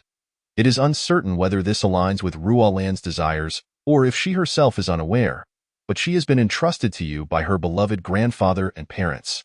Sun Hui, along with Fong Fong, Nana, Ruolan, and Ing Su, considered these individuals as his significant partners whom he wished to remain with. He held deep affection for these remarkable women, all of whom were exceptionally talented, intelligent, and capable. Yaya, being both whimsical and a member of the previous generation of the family, has yet to ascend to the first tier alongside Sun Hui.as for Zhuge Linger from Longling. Sun Hui harbors significant thoughts about her as well. After all, Fong Fong too has succumbed to the human zombie transformation, and such a physique could offer him unique advantages. Although Li Jie has not communicated for quite some time, one can surmise that with his abilities and physique, he should still be quite capable. Regarding the Tianwei camp, Sun Hui subjectively wishes to take it with him. However, it appears that is not feasible at the moment, given that the minimum entry requirement for the Kunlun ruins, the portal to the 3 realms, is the 9th tier. Elevating the entire contingent of over 18,000 individuals to the 9th tier is an exceedingly daunting task. Meanwhile, Xin Yuancheng has recently relocated his base to the outskirts of the Tianwei camp, ostensibly showcasing the camp's combat prowess to the world, while only a select few within the main camp are privy to this knowledge. The vehicles stored within the technological ring remain the same large truck, which can still be utilized when venturing to the other two realms. It would be ideal to acquire a large RV, preferably one powered by energy or solar power. Otherwise, Sun Hui will find it challenging to produce oil and electricity again. Chapter 40. The Earth Devourer descends. The mounts remain unclaimed, as despite the presence of mutated animals, they comprise largely of boars, cattle, and tigers, none of which meet Sun Hui's standards for appearance or combat capabilities. Wild boars perform admirably in various aspects, yet the thought of riding a pig into battle during the conquests of the three realms seems rather ludicrous. Tigers and lions exude majesty, but their defenses are woefully inadequate, while elephants are too cumbersome, and although cheetahs possess excellent speed and decent attack, their defenses are even weaker. Sun Hui's ideal mount would be a bird of prey. He has encountered several peacocks and white cranes, swift and beautiful, but their combat capabilities remain disappointingly low. He desires a pet of extraordinary power, even if its appearance is lacking, for it could remain concealed within the ring of storage, as the old man claims, in the upper and lower realms. It is referred to as a storage ring. The storage rings in this realm differ from those in the other two realms, as they can accommodate living beings. Now, Sun Hui's ninth-tier estate has become quite a quandary, consisting of 9 distinct zones, each separated by barriers. These 9 zones are designated as East, West, South, North, Northeast, Northwest, Southeast, Southwest, and Central, with each zone spanning 100 acres, while the Central Zone boasts an impressive expanse of 10,000 acres. This truly resembles a small world, and since acquiring the estate, Sun Hui has yet to manage it. Seems the development of the estate must now be prioritized. Although the estate can function as a small world, traversing realms necessitates spatial transmission. This requires the energy nodes of Sun Hui's spatial ring, which must not exceed the energy value of any node within the spatial passage, lest it results in energy turmoil and the uncontrollable emergence of energy storms and spatial turbulence. As for how to reach the upper limit, he is uncertain, as all this knowledge was imparted by the old man, who ultimately mentioned he would await Sun Hui at the Kunlun ruins. Having pondered all these matters, Sun Hui organized tasks the following morning, retaining Fangfang, Nana, Ruolin, and Yinger to convey his visions for the estate. The 4 women became the inaugural guests of Sun Hui's estate, and the main central estate can be constructed through energy. Within his small world, Sun Hui exists as a sovereign entity, and he has decided to abolish the central estate, recognizing that constructing any energy product would deplete the world energy of his small realm. The small world will continuously draw energy to grow autonomously, with the peripheral areas expanding in accordance with the growth of the small world. Thus, Sun Hui's guiding principle is to avoid energy construction whenever possible, allowing the small world to flourish swiftly. On the day the women arrived in the small world, Sun Hui, inspired, constructed a floating island, along with a teleportation array, producing 100 teleportation tokens. Once the women received their tokens, they reveled on the floating island, adorned with mountains, waterfalls, and various animals and spiritual herbs, satisfying Sun Hui's companions. However, this construction significantly depleted the stored energy of the small world. Any further constructions would necessitate a reduction in the area of the boundary regions. The hour spent together was a brief moment of joy for the women, as amidst the spread of the zombie virus, even with a camp established, they had not truly relaxed and enjoyed themselves. Moreover, with the Kunlun ruins capable of facilitating travel between the upper and lower realms, Sun Hui can set up teleportation between his small world and the external realm, but such cross-realm transmissions are beyond his current capabilities to arrange. Even the teleportation array of the small world was directly constructed through his verbal command. As the array formed, Sun Hui observed for a time, but failed to comprehend its workings, so he merely extracted the array stone, contemplating whether he could eventually create a teleportation array akin to that of the Kunlun ruins. Although Sun Hui is still a novice in spatial matters, he understands the considerable difficulty involved in constructing such cross-realm teleportation arrays. Yet, one must pursue aspirations and dreams. Who knows what may come to fruition? Fangfang and her companions articulated the distinctions between their rings and Sun Hui's. Aside from the technological phone, mounts, technological garage, and pets. Their rings function similarly to ordinary storage rings, albeit with minimal storage capacity. Fongfong, Nana, Ruolin, and Yinger's spaces measure roughly 100 square meters, and despite having reached the 7th tier, they cannot absorb energy or utilize energy construction. Sun Hui is not particularly well versed in this situation. It may be attributed to his unique physique. After all, he is a paragon of human perfection. Perhaps he should call Li Jie, for this lad also embodies the perfect human physique. After their conversation, Sun Hui learned that Li Jie's storage ring indeed differs from those of the others, boasting a much larger area, spanning several hundred acres, despite Li Jie only being at the 7th tier. When he ascends to the 9th tier, it is likely his storage capacity will approach 10,000 acres, with other functionalities paralleling those of the women. Sun Hui's ring began exhibiting energy construction capabilities at the 6th tier. Albeit at that time both he and the ring were at lower levels, resulting in insufficient energy for extensive use. He merely experimented with creating a geothermal cultivation chamber, which consumed a month's worth of the small world's growth energy. However, with the elevation of both his and the storage ring's levels, the geothermal cultivation chamber has become increasingly refined. In fact, the chamber emerged alongside the geothermal stone when Sun Hui reached the 6th tier. As it absorbed energy from the geothermal stone to be stored within the chamber. During that time, Sun Hui only managed to construct a few sofas, consuming a month's worth of world energy. It seems likely that the construction within the cultivation chamber requires special consumption, or perhaps his low tier and the ring's low level contributed to this. Ultimately, Sun Hui constructed a small dragon within the cultivation chamber as an experiment. And as the 8 peripheral zones each diminished by nearly 100 acres, he finally succeeded in creating a perfect physique dragon. Sun Hui felt a pang of regret, having expended several hundred acres of energy to forge such a diminutive creature. Gazing at the dragon, which was scarcely the size of a worm, he was rendered speechless. Perfect physique generation, ancestral level, dragon species, juvenile growth limit, none. Upon viewing this, Sun Hui felt somewhat reassured, for the absence of a growth limit indicates exceptional potential. As for why he created a dragon, it is his faith. After all, how could it not take precedence? The little creature affectionately nudged Sun Hui's hand, playfully climbing around his fingers. Sun Hui chuckled, observing, "You little rascal. Your creation cost me several hundred acres of land. Henceforth, I shall bestow upon you the name Earth Devourer." The Earth Devourer appeared to comprehend Sun Hui's words, joyfully bouncing about, before leading him to the location of the zombie crystal. Chapter 41. Mei Huizi. Sun Hui glanced at the Earth Devourer and asked, "Are you hungry?" Shidi nodded slightly and turned to Sun Hui. After Sun Hui waved his hand, the zombie crystals above level 6 were placed on the floating island, while the remaining lower-level crystals piled up like small hills. Once he finished, he addressed Shidi, saying, "I have other matters to attend to. Feel free to indulge if you wish." After withdrawing from the storage ring, Sun Hui noticed that it was already afternoon, and he ought to visit the Tianwang Mansion and the Little Sun Shrine, as both locations were particularly significant. Sun Hui assigned himself the task of placing signal devices. After securing the Little Sun Shrine, he proceeded to the Tianwang Mansion, where he discovered a large courtyard to the northeast. Hearing a few individuals engaged in conversation, Sun Hui stealthily approached the source of the voices.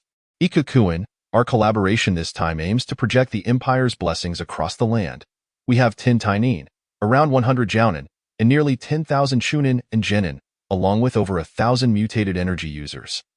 Our samurai mission will commence the day after tomorrow, requiring 10,000 Shunin, Genin, and low-tier energy users to elevate Ikukuin to level 9. In return, Ikukuin must provide us with a zombie crystal to enhance our own capabilities to level 9. Once we achieve equilibrium, we can conquer the world. Shortly, I will supply zombies to your designated area. I will handle the suppression, and you will be responsible for the extermination. I also trust that Mei Hui will adhere to our agreement.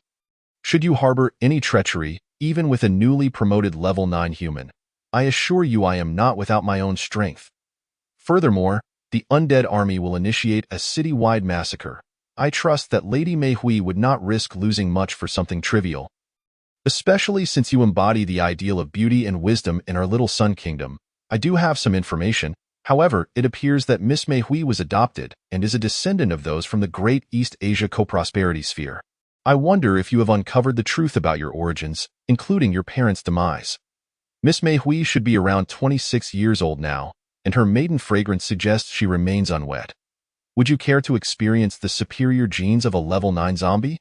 If you agree, I believe our offspring could become the epitome of beauty, intelligence, and strength. Please, Iku, conduct yourself with decorum. If there are no objections to our collaboration, I shall take my leave. After dismissing Iku, Mei Hui turned to the courtyard to report the details of the collaboration to the Tianwang. A lewd voice then echoed, Mei Hui, you have performed admirably on this mission. Soon, you may see your parents. Understand that to ensure their safety, becoming my secret consort is your only route. I shall grant you 1 week to make a wise decision. Mei Hui remained silent, bowing out of the Tianwang's presence, and retreated to a small courtyard in the southwest. Sun Hui seethed with anger at the audacity of these little sun miscreants, who had no qualms about threatening a young girl with the lives of her parents. They were his fellow countrymen, and the prospect of cooperation between humans and zombies could drastically enhance overall strength in a remarkably short time. This method was widely known and contemplated, yet it was too brutal for any sane individual to pursue. Sun Hui empathized with Mei Hui's plight. She was not of this nation, and they threatened her parents, wishing to send them straight to hell. He also recognized Mei Hui's beauty, which, despite the multitude of beauties surrounding him, was of a regal wisdom that commanded respect. Very well, since she was a fellow countryman endowed with such intellect, he would lend his assistance. As Mei Hui welcomed a middle-aged couple, Sun Hui observed them closely and sensed danger. However, he realized he could intervene. An energy was eroding their hearts, and without specialized techniques, it would be challenging to remove. Yet for Sun Hui, it was a simple task. He would strengthen their hearts with metal energy, restore them with wood energy, and use fire energy to purge the dark essence from their cores. As Mei Hui conversed with her family, Sun Hui gleaned the background of their situation. Her grandparents had been kidnapped during the invasion, and over time, her parents became experts in architecture and electromechanics, renowned within the Little Sun Kingdom.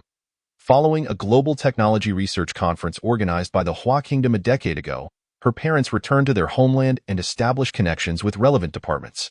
However, spies from the Little Sun Kingdom discovered their actions, reporting them, and upon their return, they were placed under house arrest. At that time, Mei Hui was attending university, achieving exceptional grades due to her parents' remarkable genes. In her spare time, she adored martial arts, particularly Chinese martial arts. When her parents encountered their sudden crisis, Mei Hui was taken to the Little Sun Kingdom's special spy camp. After 5 years of training and missions, she had lost count of how many lives she had taken or tasks she had completed, ultimately graduating with flying colors. On the eve of her graduation, the camp director, Yang Weibu, sought her out to present her with a coming-of-age ceremony. To avoid defilement, Mei Hui coated herself in a potent poison she had discovered during a mission in a foreign land. The toxin was colorless, odorless, and highly lethal. After applying a barrier potion, Mei Hui knew Yang Weibu would act as she anticipated. That day, for reasons unknown, Yang Weibu met an untimely demise, and Mei Hui graduated with the unfortunate moniker of the widow. For the next 3 years, several lecherous men attempted to taste her, only to suffer fatal heart attacks. Upon discovering this, the spy organization utilized a technique to control Mei Hui's parents through dark sorcery. Thus, in the final 2 years, despite Mei Hui's beauty and brilliance attracting many, no one dared to take the final step for fear of their lives. Had it not been for the sorcery, Mei Hui could have returned to the Hua Kingdom with her parents 2.5 years ago. Yet, just as they planned to leave, her parents fell victim to the sorcerer's curse. Chapter 42. Mei Hui's decision. For the sake of her parents, Mei Hui abandoned her thoughts of escape and continued to work diligently. Through 2 more years of effort, she consistently completed her missions, ultimately gaining entry into the Tianwang mansion, where she was assigned to negotiate with the spy organization. Following the zombie outbreak, Mei Hui sought out a trustworthy sorcerer, hoping to lift the curse on her parents. However, not only did her attempt fail, but it also triggered a violent backlash, causing her parents' health to deteriorate rapidly. The Tianwang mansion soon took notice of Mei Hui's actions, but due to her previous accomplishments, the Tianwang merely warned her, if you continue down this path, your family will descend into hell together. If you wish to lift the curse, then your actions as a woman could suffice. Under the dire threat to her parents, Mei Hui relinquished her desire to sacrifice herself for their salvation. Mei Hui's ability to navigate her circumstances was partly due to her unique sensitivity, allowing her to sense the genuine emotions of others, joy, sorrow, anger, and their broader choices. After understanding the situation, Sun Hui stepped forward to confront Mei Hui. She initially mistook him for a ninja sent by the Tianwang to supervise her family, dismissing him. It wasn't until Sun Hui observed her family for about a minute that they finally registered his presence. Mei Hui inquired, "Who are you?" Sun Hui glanced at her family before addressing Mei Hui. "I overheard your conversation at the Tianwang mansion. I am from the Hua Kingdom, here to eliminate threats. You must recognize that the cooperation between humans and zombies in the Little Sun Kingdom is something you, as a human, would not willingly endorse." Upon hearing Sun Hui's words, Mei Hui's parents turned to her, asking, "Child, what is this collaboration between humans and zombies?" With a sigh, Mei Hui elaborated on the Little Sun Kingdom's plan. Just after finishing her explanation, she witnessed Sun Hui move with incredible speed, moments later appearing before her family, holding a jounin aloft. Mei Hui gasped, You are level 9? The parents of Mei Huizi were initially taken aback by the madness of the Little Days nation, then filled with resentment towards their own inadequacy for dragging their daughter down. Eventually, they were astonished by Sun Hui's strength and ultimately felt genuine joy, for their homeland had produced such formidable power. Observing the expressions of Mei Huizi's parents, Sun Hui discerned their unwavering loyalty to Huagua.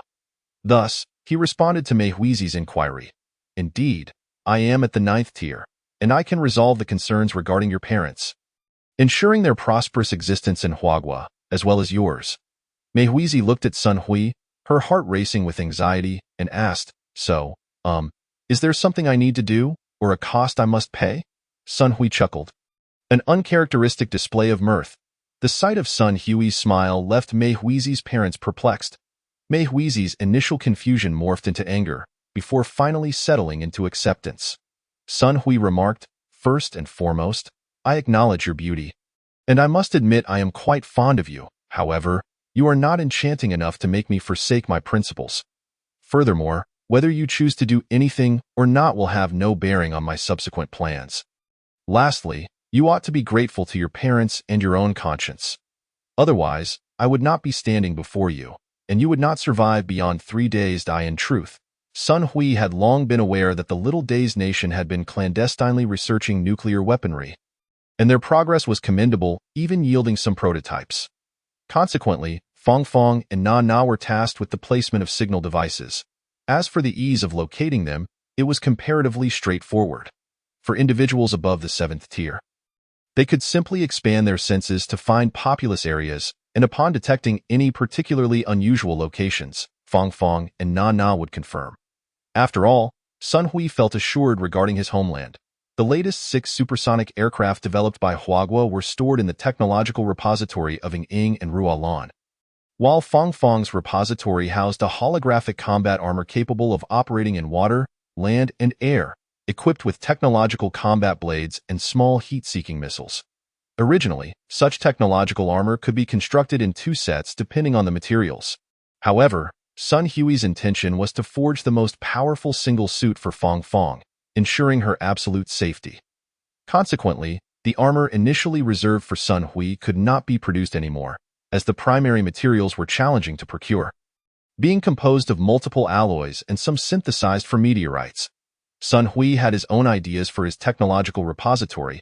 He mentioned to General Sun, "I desire a super luxurious amphibious vehicle that boasts speed and long-term usability. Attack and defense can be sacrificed. Concealment, endurance, and velocity are of utmost importance." This request stemmed from Sun Hui's confidence in his own abilities. Although General Li had intended to voice further thoughts, he ultimately refrained, recognizing that if Sun Hui were not at odds with the entire world, he would indeed have little use for a technological repository and might as well relish life. For Sun Hui, the contemporary technology paled in comparison to his strength.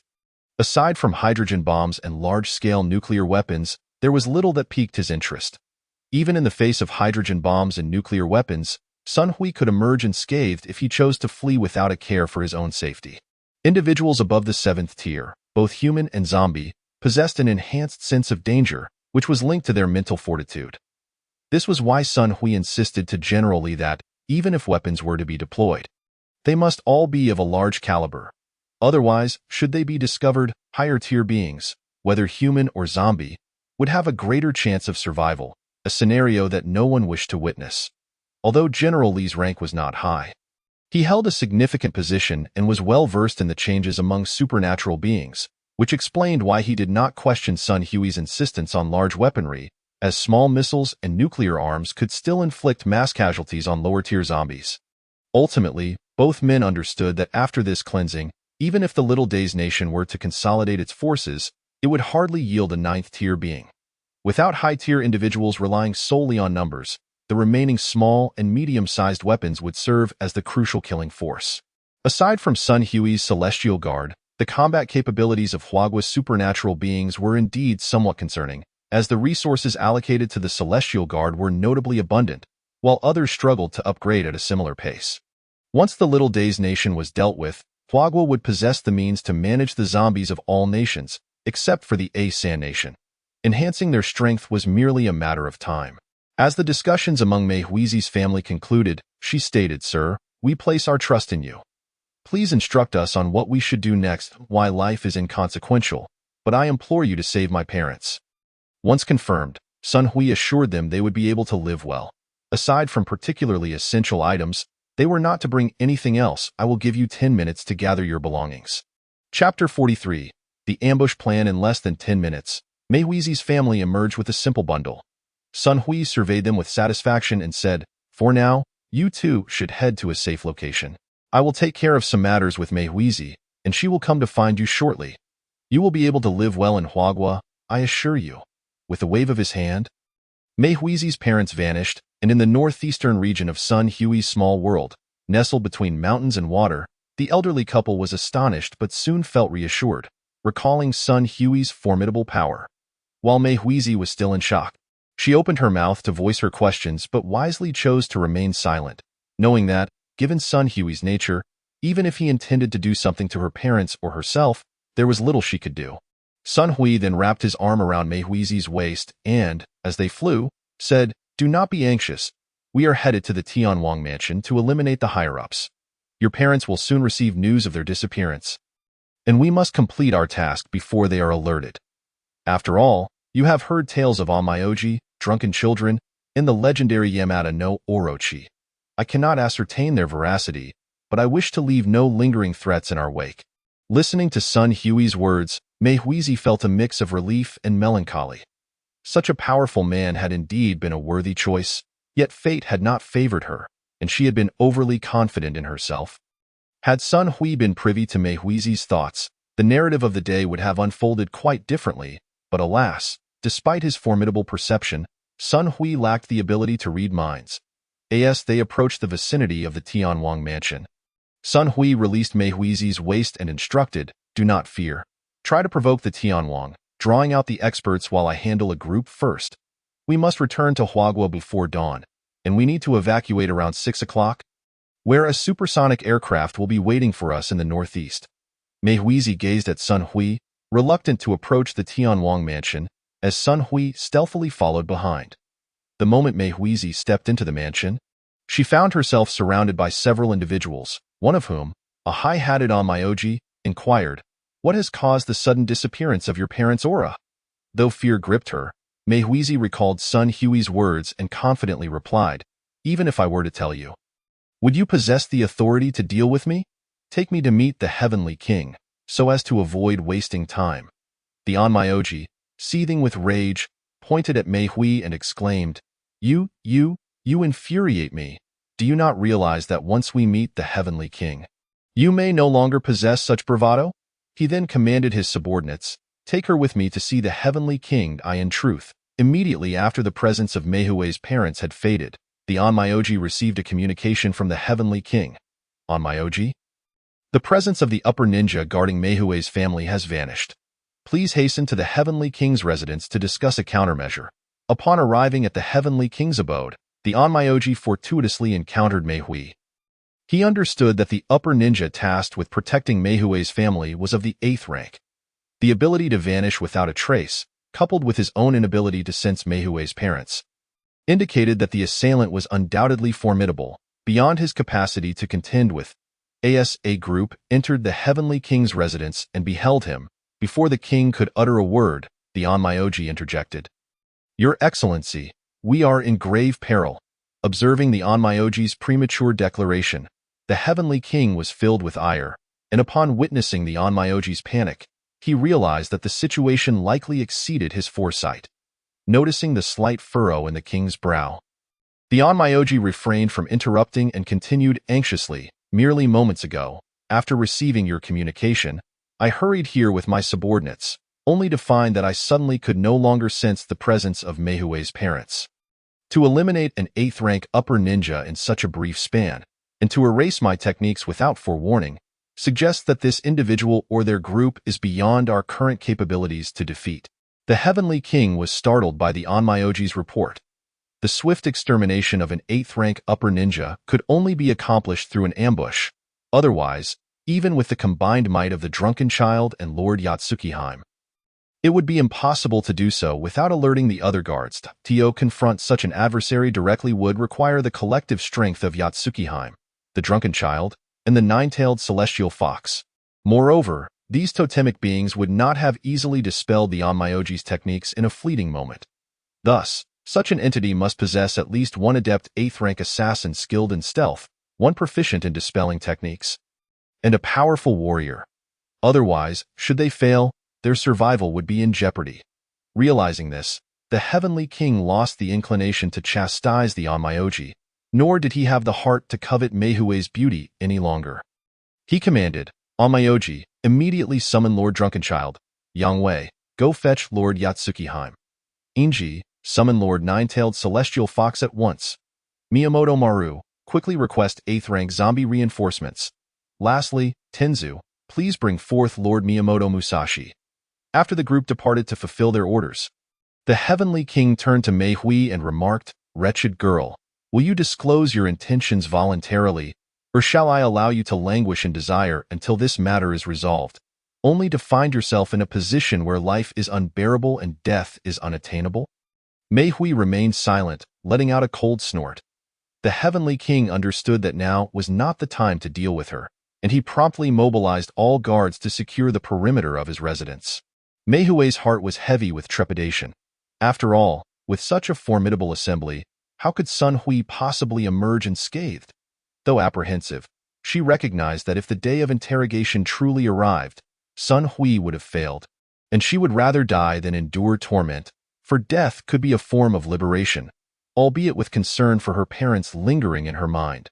Just as Meihui was lost in her thoughts, she heard the guards escorting her collapse with muffled groans, and soon after, Sun Hui appeared before her. "Do not be alarmed.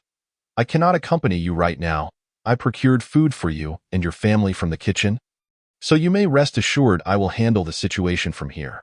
Meihui was taken aback by Sun Hui's thoughtfulness in preparing food for her and her family. Anger welled up within her. "Here I am, terrified and on edge, and you go off to fetch wine and roast chicken? Are you truly jesting?" She replied to Sun Hui, "Thank you, my lord. If possible, I would like our family to witness their demise, for we have prepared for this for 3 generations. Sun Hui regarded Meihui with astonished eyes, struck by her wrathful countenance, and nodded involuntarily. Although he realized the implications of his agreement, a man's word is his bond, and he could not retract his promise, especially to such a stunning beauty. With a wave of his hand, Meihui found herself in Sun Hui's little world, reuniting with her parents. She recounted her recent experiences, and while her parents were concerned, they encouraged her, saying, "Meihui, you must trust this young man. He possesses the capability to act, after all. Moreover, his strength is formidable.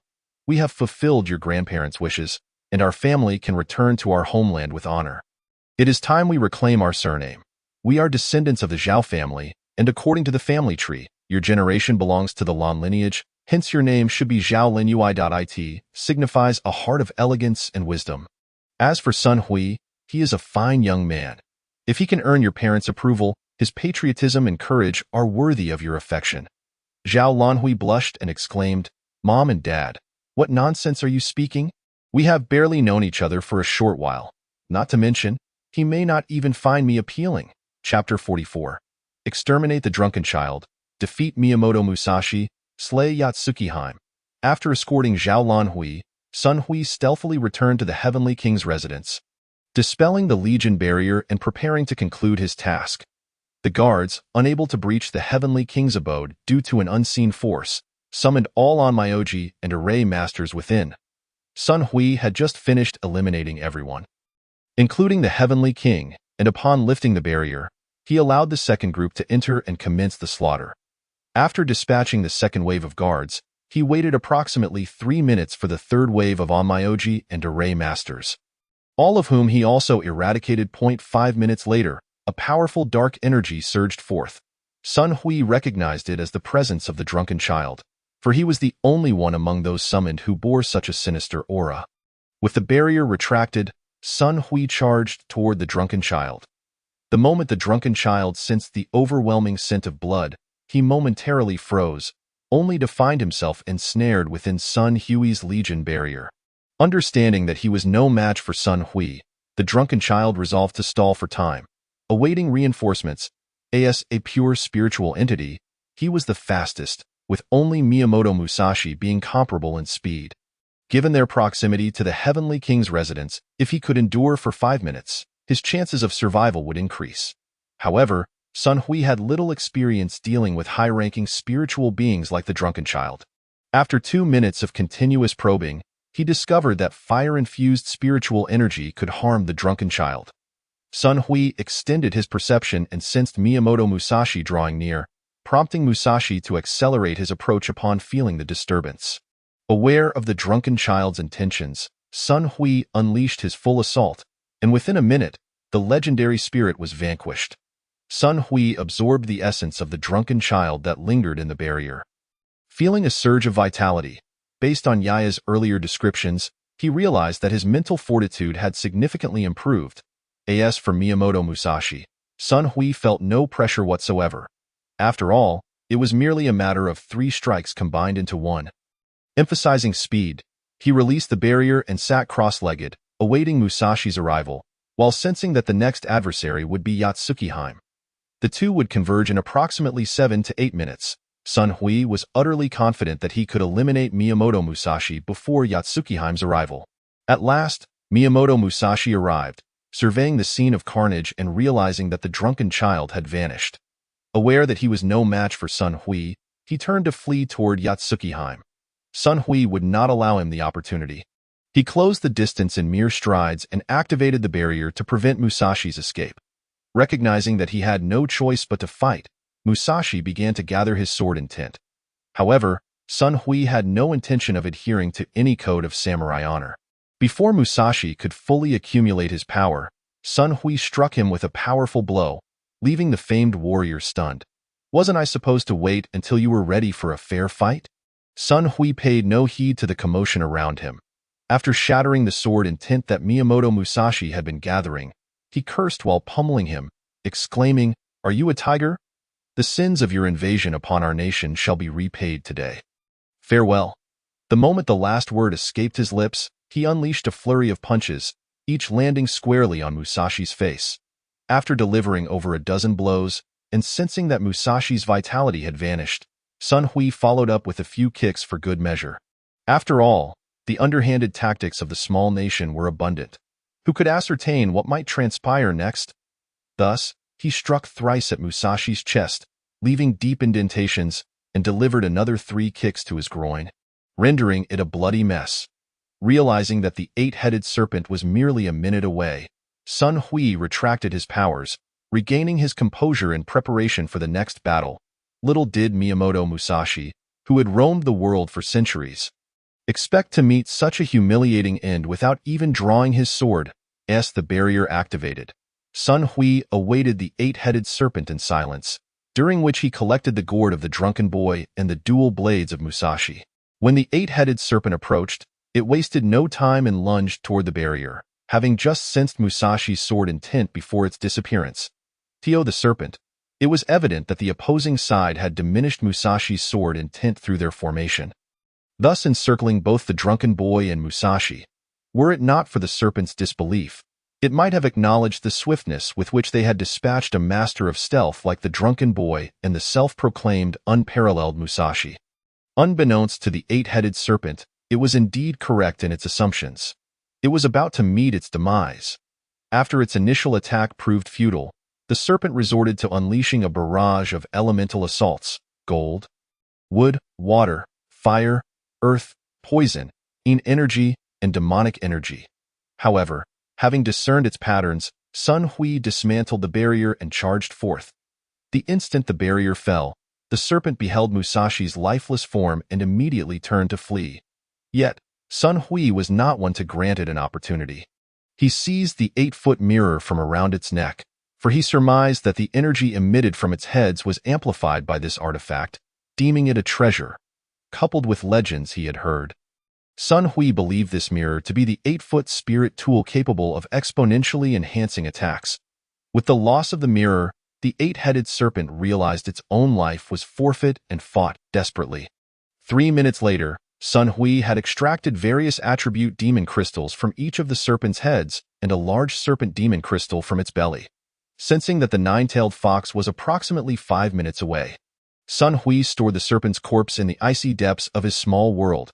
He then discovered a treasure trove within the Heavenly King's residence, but there was no time to examine its contents. He collected everything: zombie crystals, technological weapons, armaments, and tomes, into his small world. Even several tons of gold, along with numerous diamonds, pearls, agates, and jade, were not spared from his grasp. As he finished gathering these treasures, Sun Hui sensed the approach of the nine-tailed fox. He felt the edges of the barrier, released it, and then re-established it, enveloping the nine-tailed fox within. True to its reputation for beauty and allure, the fox momentarily bewitched Sun Hui, only for him to regain his senses swiftly. Despite the fleeting moment of distraction, Sun Hui remained vigilant, confident that even if the nine-tailed fox were to strike, he would sustain only minor injuries and still retain the ability to defeat it.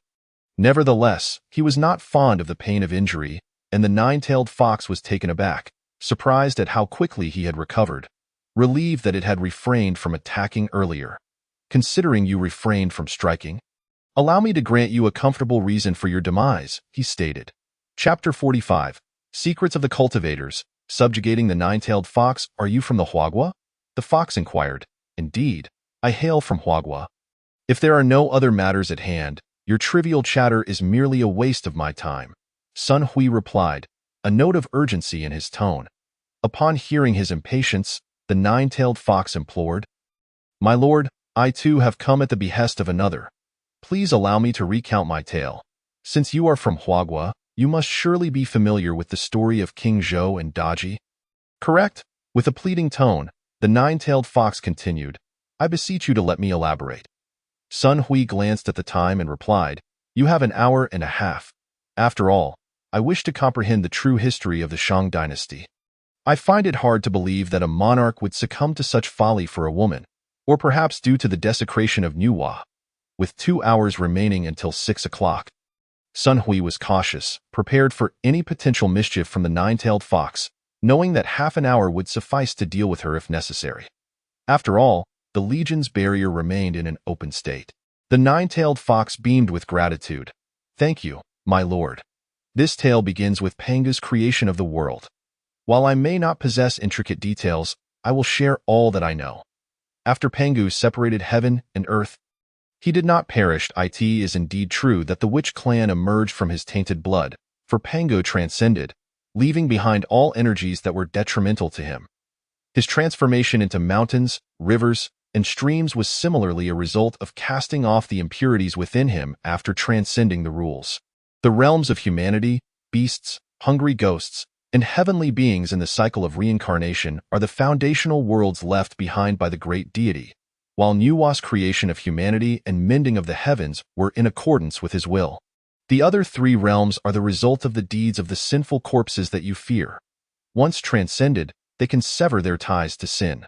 With the severance of sin, one may willingly cut off cause and effect, fate, and the seeds of law.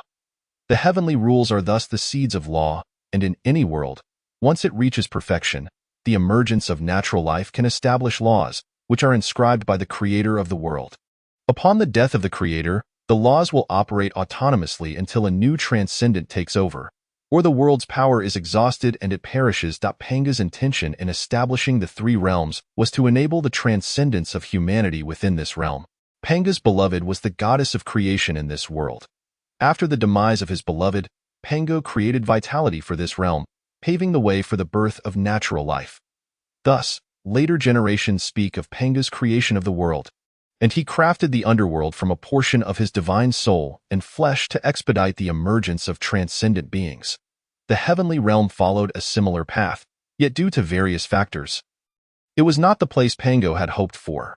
When Pango departed this realm for rest, he left behind Nuwa and Fushi, siblings tasked with procreating and guiding new natural beings to foster the emergence of transcendent beings more swiftly.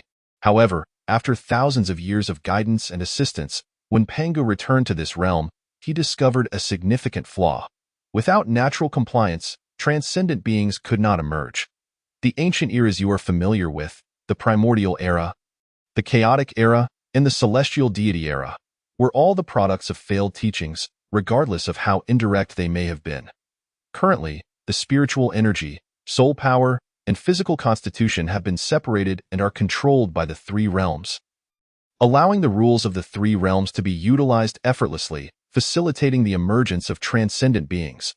Previously, the equal distribution of energy among the realms caused humans, demons, beasts, and ghosts to become inherently unstable due to their immense power, hindering their ability to transcend the rules. The subsequent events you may learn about naturally stem from this.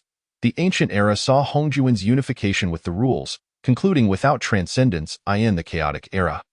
The overwhelming power of colossal beasts such as dragons, phoenixes, and Taodai greatly impacted Panga's plans.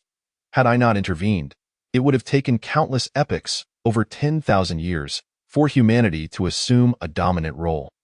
Panga's desired transcendent beings were human, so I divided my soul to control the azure dragon, vermilion bird, white tiger, and black tortoise, while Fushi and Nuwa utilized their immense power to sever the Jianmu.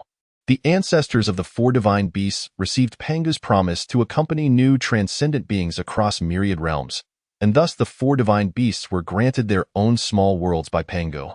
The world at the entrance of the three realms serves as the foundation of the world, while the four small worlds belong to the four divine beasts, the azure dragon in the east, the vermilion bird in the west, the black tortoise in the south, and the white tiger in the north. The formation of dragon veins is the energy of these small worlds that has leaked due to the rejection of heavenly principles. The will of heaven cannot thwart the formidable energy of the great Pangu. However, after nearly 10 epochs since the merging of Hongjun, he will soon possess the ability to manipulate more than half of the rules. Thus, he shall not permit the existence of the dragon veins or the miniature world of Pangu. Pangu's hypothesis is the purification of the world, for Hongjun is but the manifestation of Pangu's avarice. Severed from the sinful corpses, it is this understanding that allows Pangu to foresee Hongjun's predictions. The energy of the zombies is, in fact, the accumulation of power secretly drawn by Hongjun after the era of immortals. While during the immortal god period, my soul division, Jiangshang, prevented Hongjun from gathering strength, soul, and spirit energy. Once he amasses these three energies, he will swiftly gain dominion over the heavenly laws, and the sentient beings will inevitably be subjected to purification. By the time of the immortal era, Hongjun had already controlled nearly half of the heavenly power. Thus, even if I divided my soul, I could only eradicate the spirit and soul energies in the cycle of reincarnation. As for the energy of strength, I could not reclaim it through reincarnation and return it to the stone of the world. The other two paths in the 6 realms of reincarnation were constructed from the cultivation accumulated by Hongjun during his merging, which is why Pangu was able to predict the future. I am to await the Master's return to deal with these matters, and from henceforth, I shall serve as the Master's humble servant. Bound by a soul contract, severing all ties to Pangu. Chapter 46. The annihilation of mundanity. Sun Hui was still digesting the words of the nine-tailed celestial fox, for they were indeed astonishing. After accepting the contract with the nine-tailed celestial fox, Sun Hui could sense her strength, which was not significantly inferior to his own. While he could defeat her, killing her was an impossibility, thus reinforcing his belief in her words. Glancing at the clock, with half an hour remaining, he inquired, "How should I address you?" "The nine-tailed celestial fox. Since my master has accepted the contract, I am now your servant. You may call me Miss Jiao." She replied. Sun Hui looked at the nine-tailed celestial fox and said, "The title of master feels inappropriate. Henceforth, call me Brother Sun, and I shall call you Miss Jiao." The nine-tailed celestial fox nodded in agreement. Sun Hui then asked, "Are you familiar with the old sage Lier?" Miss Jiao nodded and responded. After Hongjun merged, he severed his dual manifestations of good and evil for his own convenience. Yet, despite the severance, he could not transcend. And thus, he was compelled to sever everything in accordance with the rules. In contrast, Panga's transcendence allows him to sever according to his own will. Therefore, the path to immortality through severing is, in essence, a break from transcendence, achieving at most half a step towards it. This half step can only exert transcendent power within this realm. Should they engage a true transcendent being, it would be like striking at a wooden post. This is not what the master wishes to witness.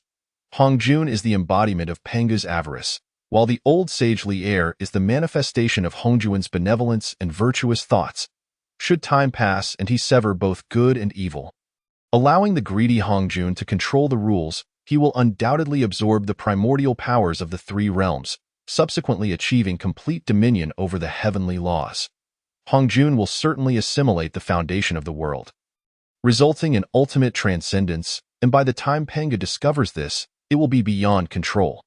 For if Pangu were to attempt to eliminate Hongjun, the ensuing battle would inevitably devastate this realm, the Milky Way, which is not what Panga desires. You are the variable that Pangu foresaw. Originally, you had a 30% chance of success. However, after the outbreak of the zombie virus, Panga's divine sense perceived Fong Fong, leading him to assign me as your servant. Before his departure, he uttered these words. With the forces of yin and yang, through the power of time and space, draw forth life into unity. And you shall ascend to the heavens. I await you ahead. After silently reading this phrase several times, Sun Hui could not discern its meaning and merely committed it to memory. From Panga's words, he understood that Fong Fong must be the catalyst for his transcendence. Even without Panga's words, Sun Hui would never separate from her. His conviction was that, even if he were to practice in another realm, he would never abandon his woman and brothers. Now, those he acknowledged were neither too many nor too few. Thus, Sun Hui made a silent resolution. Even if he were to achieve perfection in one realm, he would await the others to accompany him to the next realm of cultivation. Having come to this conclusion, Sun Hui turned to Miss Jiao and asked, "Can you keep pace with me?" Miss Jiao nodded, saying, "Aside from my power cultivation, I have perfected the cultivation of both soul and spirit. The suppression of the heavenly laws is what makes you perceive my strength as lacking." Sun Hui said nothing further.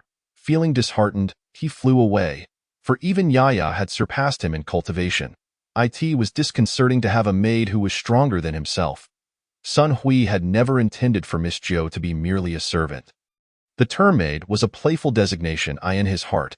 Miss Jiao had become a trusted companion since the moment they formed their contract, nothing more, and certainly not because of her beauty.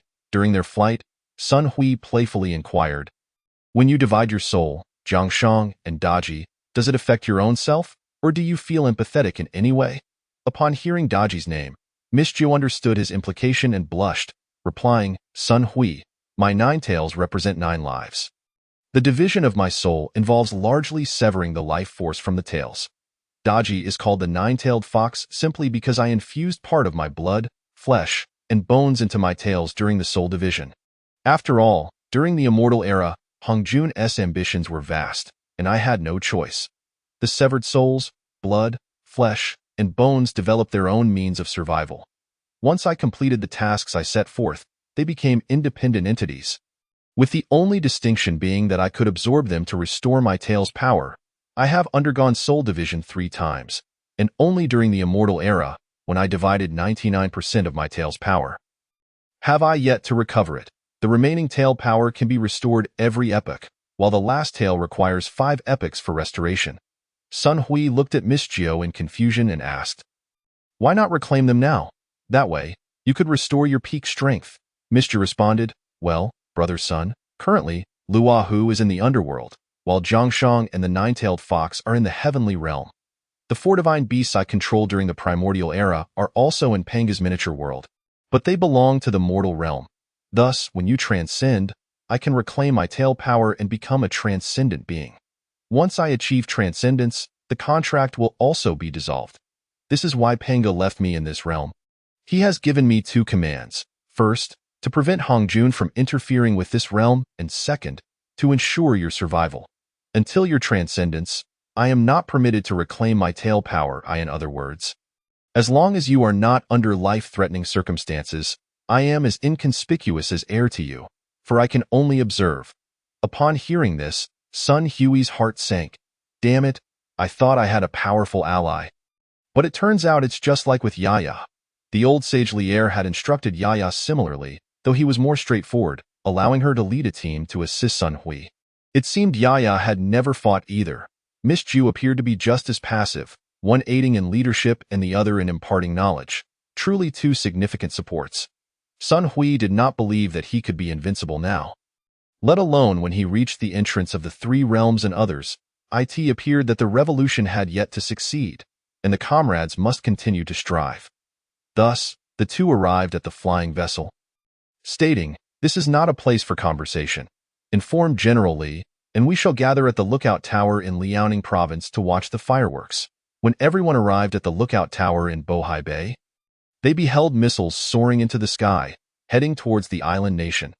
Sun Hui did not forget his promise to Zhao Lanhui's family, transporting them from his miniature world to enjoy the fireworks together at the lookout tower. Chapter 47. A glimpse into the mortal realm after a splendid display of fireworks. Sun Hui introduced Zhao Lanhui's family to General Li. Subsequently, General Li arranged several personnel. However, Zhao Lanhui's parents were unwilling to comply. They insisted on accompanying Sun Hui, stating that they were merely in their 40s and still capable of contributing. If they were to follow General Li's arrangements, would that not be a waste of their lives? Ultimately, Zhao Lanhui's family was placed under Sun Hui's care, as 2 experts would be of immense value to a new base.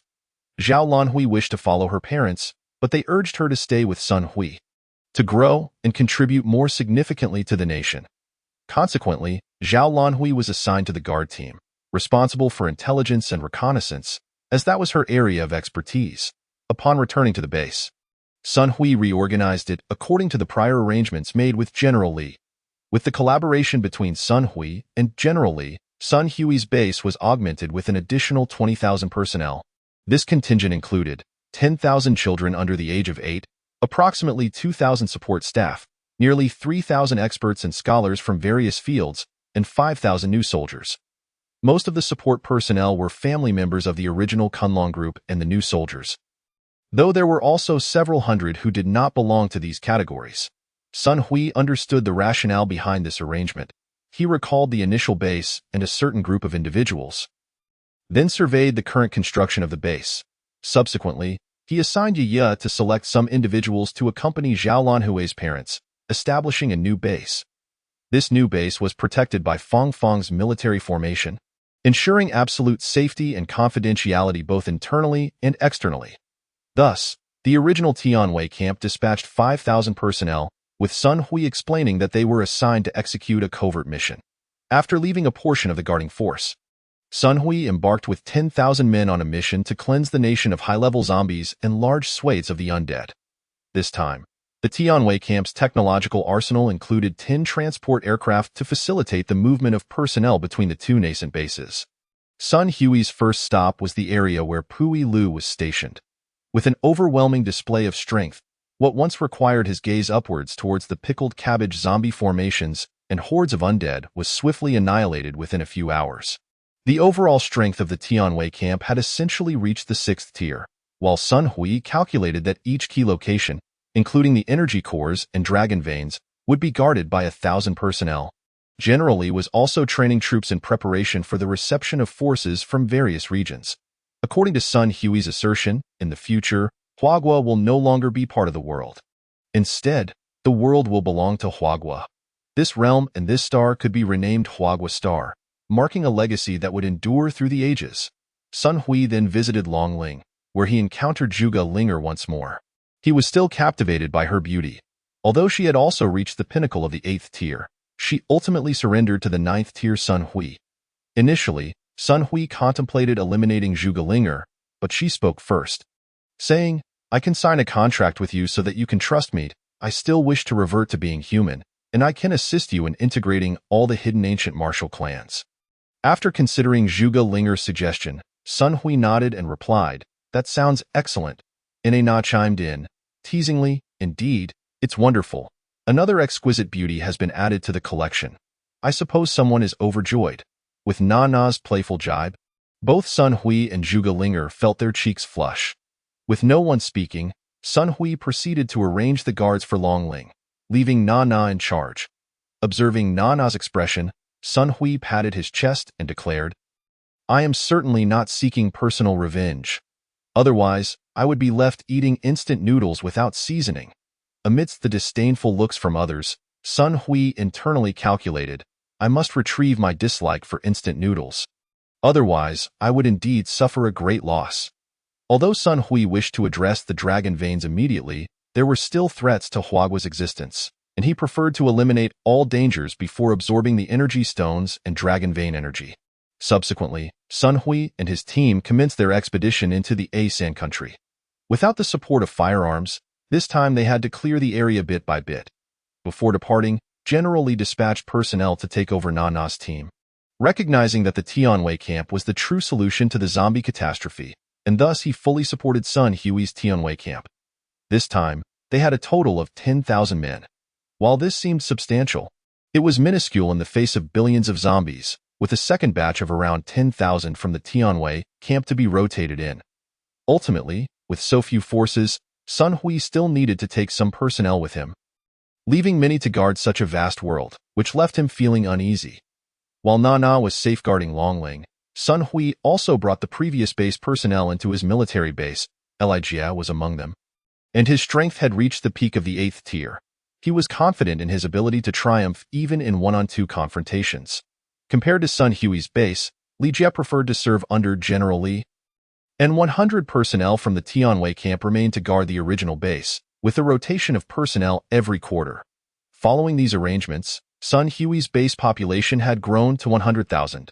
The previous base had been operating smoothly, and if not for resource shortages, it would not have been limited to just over 50,000. After organizing the supplies and personnel, the Tianwei camp now had nearly 40,000 combat personnel and over 50,000 non-combat personnel, including more than 10,000 children.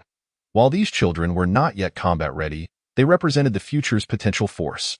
Sun Hui left Su and Yao in charge of subsequent training and base management, splitting the Tianwei camp into 3 teams, each consisting of 11,000 personnel, while the remainder supported Su and Yao in training and reinforcement. Sun Hui led one team, the Tianlong team, into battle. With 13 months remaining before the surge of spiritual energy, the second team, the Tianke camp, would rotate with the Tianlong team in 2 months, and the third team, the Tianhu camp, would also take over from the Tianlong camp in the same time frame. According to this plan, each team would have 2 opportunities to engage in combat, and after the completion of the first rotation, Sun Hui intended to address the energy core and dragon vein issues. Aside from leaving Yi and Su behind, the next training session would also include Zhuge Linger and Na as replacements. Sun Hui initially considered leaving Fong Fong and the 9th maiden in the 3rd batch. But upon hearing this, the 9-tailed fox remarked, "Brother Sun, you may have forgotten that I will not assist you in training anyone." Thus, a free labor force was lost, leaving Sun Hui feeling quite helpless regarding the 9-tailed fox's lack of support. Chapter 48. Campaign in a Sand Country. So, who would be suitable? As Sun Hui pondered this, Zhao Lanhui approached him to report on the specific situation in a Sand Country. Upon seeing Zhao Lanhui, Sun Hui's eyes lit up. How could he have overlooked this remarkable individual? After listening to her report, he discussed the issue of the 3rd batch of team leaders with her, to which Zhao Lanhui firmly agreed. Sun Hui realized that placing her in charge of intelligence and minor matters was indeed a measure to ensure her safety, Yet the caged bird had lost its freedom, and the flower in the world could not withstand the frost. With the leaders assigned, Sun Hui felt reassured. Fundamentally, even if issues arose, the combat prowess of the two leaders would not be easily rivaled. This was also the reason for placing Zhao Lanhui in the third team alongside Fang Fang. As Fang Fang's strength was not much inferior to Sun Hui's at the 8th tier, being nearly invincible at that level in the first two batches, Sun Hui would keep several team leaders by his side when they were not needed at the base. Hastening their strength to reach the 9th tier. As for Xin Yuancheng, his pure-hearted nature was indeed suitable for overseeing this realm, and he was destined to be the future leader of the Tianwei camp in this world. Under Xin Yuancheng's leadership, the base had become even more cohesive and combat-ready than when Sun Hui was present. As for Li Jie, to be honest, he could only serve as a loyal general. While a smaller base might be manageable, once it grew, chaos would ensue. After Sun Hui reported these circumstances to the relevant personnel, everyone was generally aware of the future arrangements and had no objections to Sun Hui's plans. However, Fang Fang made a suggestion. Although she framed it as a recommendation, Sun Hui sensed an imperative tone in her words, and while reluctant, he understood that Fang Fang's intentions were for his benefit, so he did not oppose it. Seeing that both parties agreed, there were no further objections. Fang Fang's proposal concerned the Imperial Guard. Last time, Sun Hui had brought 100 guards, and compared to other units in the Tianwei camp, the Imperial Guard did not require extraordinary strength, given that the current average combat power was above the 6th tier, as long as they did not encounter nuclear weapons or be surrounded by millions of zombies. This 100-man unit was quite manageable. After all, Sun Hui, as a 9th-tier individual, alongside Fang Fang, Na, and several other top-tier 8th-tier warriors, would be nearly impossible to overwhelm through sheer high-end force. This time, according to Fang Fang, the Tianwei camp would predominantly consist of women, selected based on loyalty, individuality, and talent attributes. A few women and Xin Yuancheng would be responsible for the review, while Fang Fang elaborated on the selection of solitary individuals. Noting that the Imperial Guard had no rotation, and while Sun Hui had stated that participation in the next realm would be voluntary, a selection of personnel was still necessary during the early stages. Entering the next realm was not merely a matter of desire. As previously discussed, individuals would be chosen from the Imperial Guard and the soldiers of the Tianwei camp. The fate of the Tianwei camp after the conclusion of this realm would also be left to each individual's choice. Those who remained would have their families and children cared for by the Tianwei camp, and those unwilling to stay would be provided with housing, farmland, and supplies to ensure their families lived worry-free for life. Thus, being alone is essentially a preparation for what is to come. After all, one is left with no ties and no burdens. It would be far better to follow Sun Hui into another realm and strive for a promising future. Having made thorough preparations, Sun Hui and his companions embarked on the transport vessel, commencing their first step towards the battlefield in the A3 country. According to Zhao Lanhui, there were several places in A3 that required particular attention. The first was the pyramid, the second the Shiva temple, and lastly, the Prajna temple in Tianju. Even after the zombie mutations, these locations still harbored unique energies. After a full day of flight, Sun Hui and his team finally reached the borders of A3. Due to the vast population of A3, a steady advance was deemed the safest combat strategy. Should any formidable forces arise, Sun Hui would take action. Regarding the matter of firearms, leveraging the intelligence gathered by Zhao Lanhui during their time together and that possessed by General Li Jie had long been dispatched with several teams to carry out sabotage operations. The weaponry of the bulls also required human operation, and a nation like Huagua, with its large populace and orderly society, is exceedingly rare even in the world at large. Thus, the forces guarding the firearms could hardly withstand the assault of Li Jie and his team. This was also why Sun Hui prioritized A3. For he lacked nuclear weapons, while other major powers would be addressed in the next phase, with Li Jie handling the firearms while Sun Hui dealt with the zombies, and ultimately, the nuclear weapons would be transported by Sun Hui's celestial guard to either the heavenly realm or the underworld. The human realm, having suffered such profound trauma, could scarcely withstand the devastation of nuclear weapons. Even if humanity were to survive, the existence of the survivors would be rendered unbearably harsh by the environmental fallout, leading inevitably to extinction. Thus, this decision was collectively reached, with the elder statesman of Huagua fully authorizing General Lee to oversee the situation. Following the outbreak of the zombie virus, General Lee has effectively been at the helm for Huagua, while the elders continue to assist him, unwilling to see their names etched in the annals of disgrace. After all, instances of national ruin and familial collapse abound in history, and even the last sovereign often faced insurmountable odds. However, fleeing in the face of adversity would be the utmost humiliation. Indeed, the special places in A3 possess unique characteristics. The residual energies augment the combat capabilities of the zombies. Nevertheless, no matter how potent, their strength cannot surpass that of Sun Hui, who wields the assistance of spiritual energy at the 9th tier. Thus, these locations merely pose minor inconveniences, the genetic modifications at the pyramid combined with mutations. The demonic apparitions at Prajna Temple intertwined with the zombie virus proved quite a challenge for Sun Hui. Lastly, there was Shiva, who revealed to Sun Hui an alternate method to enhance his power. The realms of Buddhism and Taoism, as well as the celestial realm, operate similarly. However, only Shiva has left behind a legacy. Sun Hui has also delved into this power of belief, which is born from the collective desires of sentient beings. Without embracing the spiritual energy and merits derived from the beliefs of others, an excess of such power could lead one to madness. Sun Hui remained deeply invested in this practice, thus he decided to keep it close for the time being. He understood that now was not the moment for cultivation. Any true advancement would have to wait until his companions had elevated their prowess. Moreover, he resolved that his next destination would be the underworld, as his own spiritual capacity could not bear the weight of the faith of the surviving billions of humanity. Before departing, he aimed to cultivate the seed of belief, ensuring that even when crossing realms, it would not impede his progress. The underworld serves as a realm conducive to the cultivation of spiritual energy, and thus, after perusing the texts, he anticipated that he would require approximately a week's time to complete the cultivation of the seed. Chapter 49.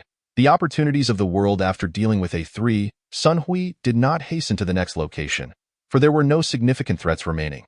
However, certain legendary landmarks and unique sites indeed presented some peculiarities. Thus, Sun Hui led his team in a series of low-altitude flights, eliminating swathes of zombies and meticulously investigating odd locales. Despite the bittersweet sentiment surrounding the 2-month rotation, they understood it was a command they had to follow. Currently, the entire Tianlong team stood at the 7th tier, with 30% of the personnel having reached the 8th tier. A battalion of 10,000 had only suffered 30 casualties, a mortality rate that could be deemed a remarkable achievement. Moreover, Fong Fong and the other women had successfully ascended to the 9th tier. For those who had crossed into the ranks beyond the 9th tier, Sun Hui shared insights from his own experiences. After the 9th tier, the energies derived from the zombies would no longer serve as a means to enhance strength. Heeding the earlier warning from the nine-tailed fox, Sun Hui refrained from elaborating but sternly instructed everyone to avoid the cultivation of spiritual or soul energy. While other forms of energy remained open for absorption, it was a matter of seizing opportunities. Thus, over the course of 6 months, Sun Hui systematically enhanced the overall strength of the 3 teams. While his own Imperial Guard, Genesis Legion, reached the 8th tier, with over a dozen individuals attaining the 9th tier, Sun Hui similarly imparted his knowledge regarding why the cultivation of soul and spiritual energy was to be avoided. He clarified that the human realm is one of physical strength. While spiritual and soul energies exist, they seep in through a special conduit, the 4 divine beasts' small world and the entrance to Kunlun ruins. Excessive cultivation could lead to a fragmentation of energy, adversely affecting combat efficacy and mental clarity, implying that one's body and spirit could not withstand such strain. Spiritual energy impacts the meridians, and as everyone cultivated it, their meridians expanded significantly, which accounts for their superior combat prowess compared to others. However, they were all still in the foundational phase. Their groundwork, though currently unstable, still held potential. If they completed their foundational cultivation within this realm, future expansions of their meridians and ascensions would become doubly challenging. Note that doubly does not equate to merely double, but rather exponentially increasing difficulty, contingent upon each individual's innate talent, as for soul energy. The reason behind their encounters with spirits lay in the proximity of their soul energy to that of the spectral entities they perceived. These entities possessed their own methods of cultivation. Thus, ordinary individuals could easily be misled by ghosts, soul bodies. Even a slight superiority would not afford them any means of recovering their soul energy, which is why ghosts excel in that regard. Hence, the foundation of everyone's soul energy is linked to the sea of consciousness, the realm where soul energy is stored, while the purple palace serves as the reservoir for spiritual energy. The reserves of physical strength lie within the flesh and bones. Therefore, once soul energy forms a sea of consciousness, or individuals complete their foundational cultivation, they could no longer remain in the Genesis Legion. For their paths would diverge, resulting in their reassignment to the Celestial Guard. Only then did everyone genuinely comprehend Sun Hui's reasoning for prohibiting further cultivation of spiritual energy beyond the 9th tier. Sun Hui recognized that without explanation, restraint would falter.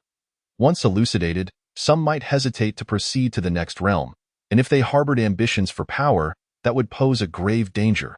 Theo addressed this.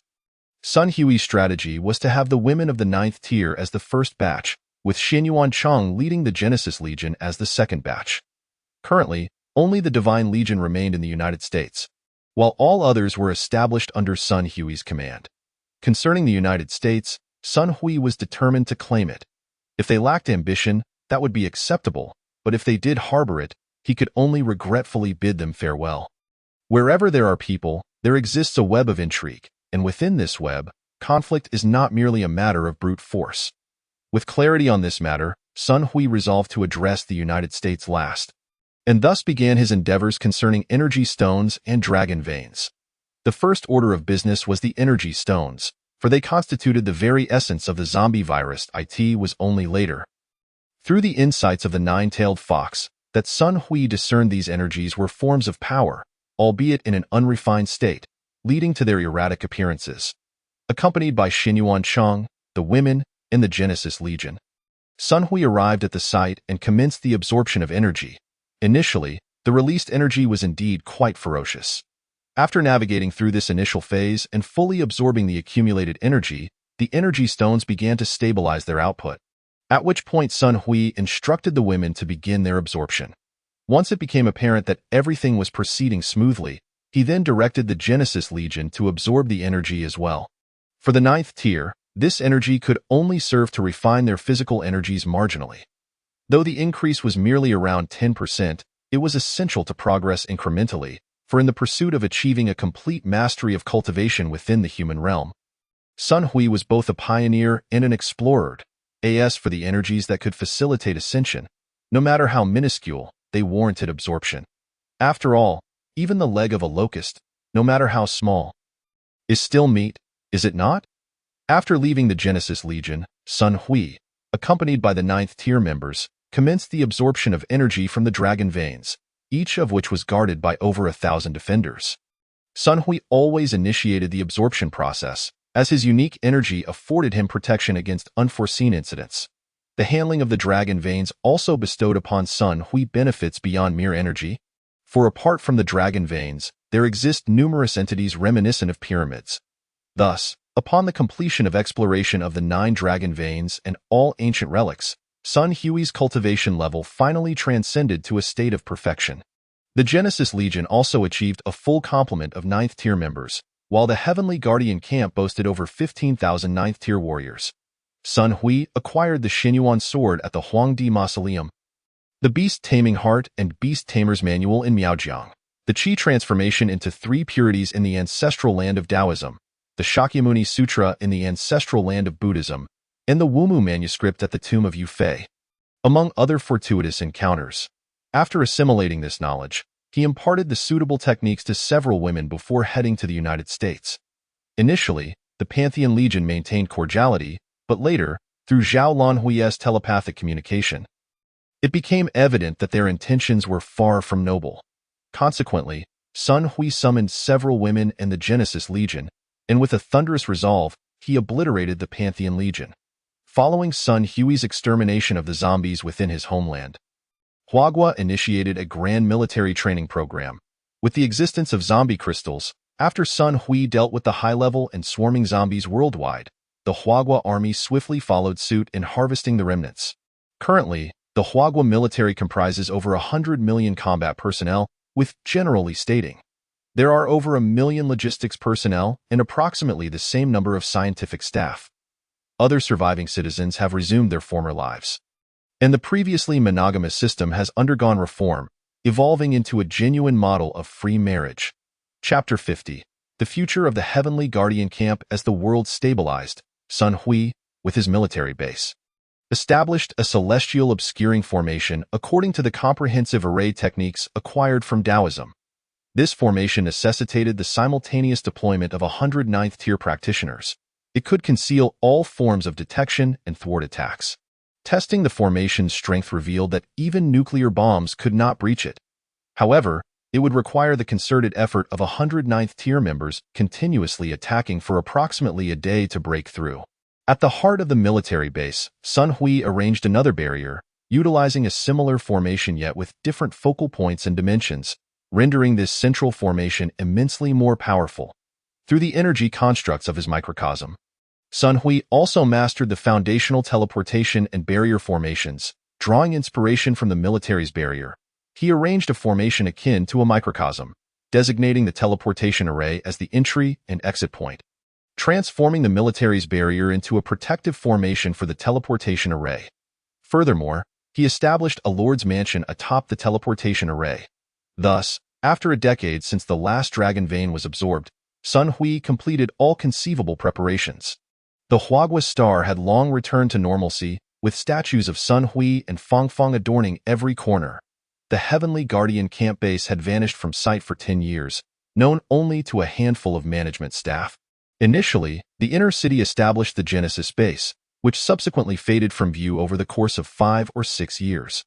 Initially, there were concerns, but as Sun Hui and his companions exhibited no peculiarities, curiosity gradually waned. Only Sun Hui, a few women, and Xin Yuancheng were privy to the intricate details, a deliberate choice of Sun Hui. The vastness of the Lord's Mansion raised questions, as its name suggests.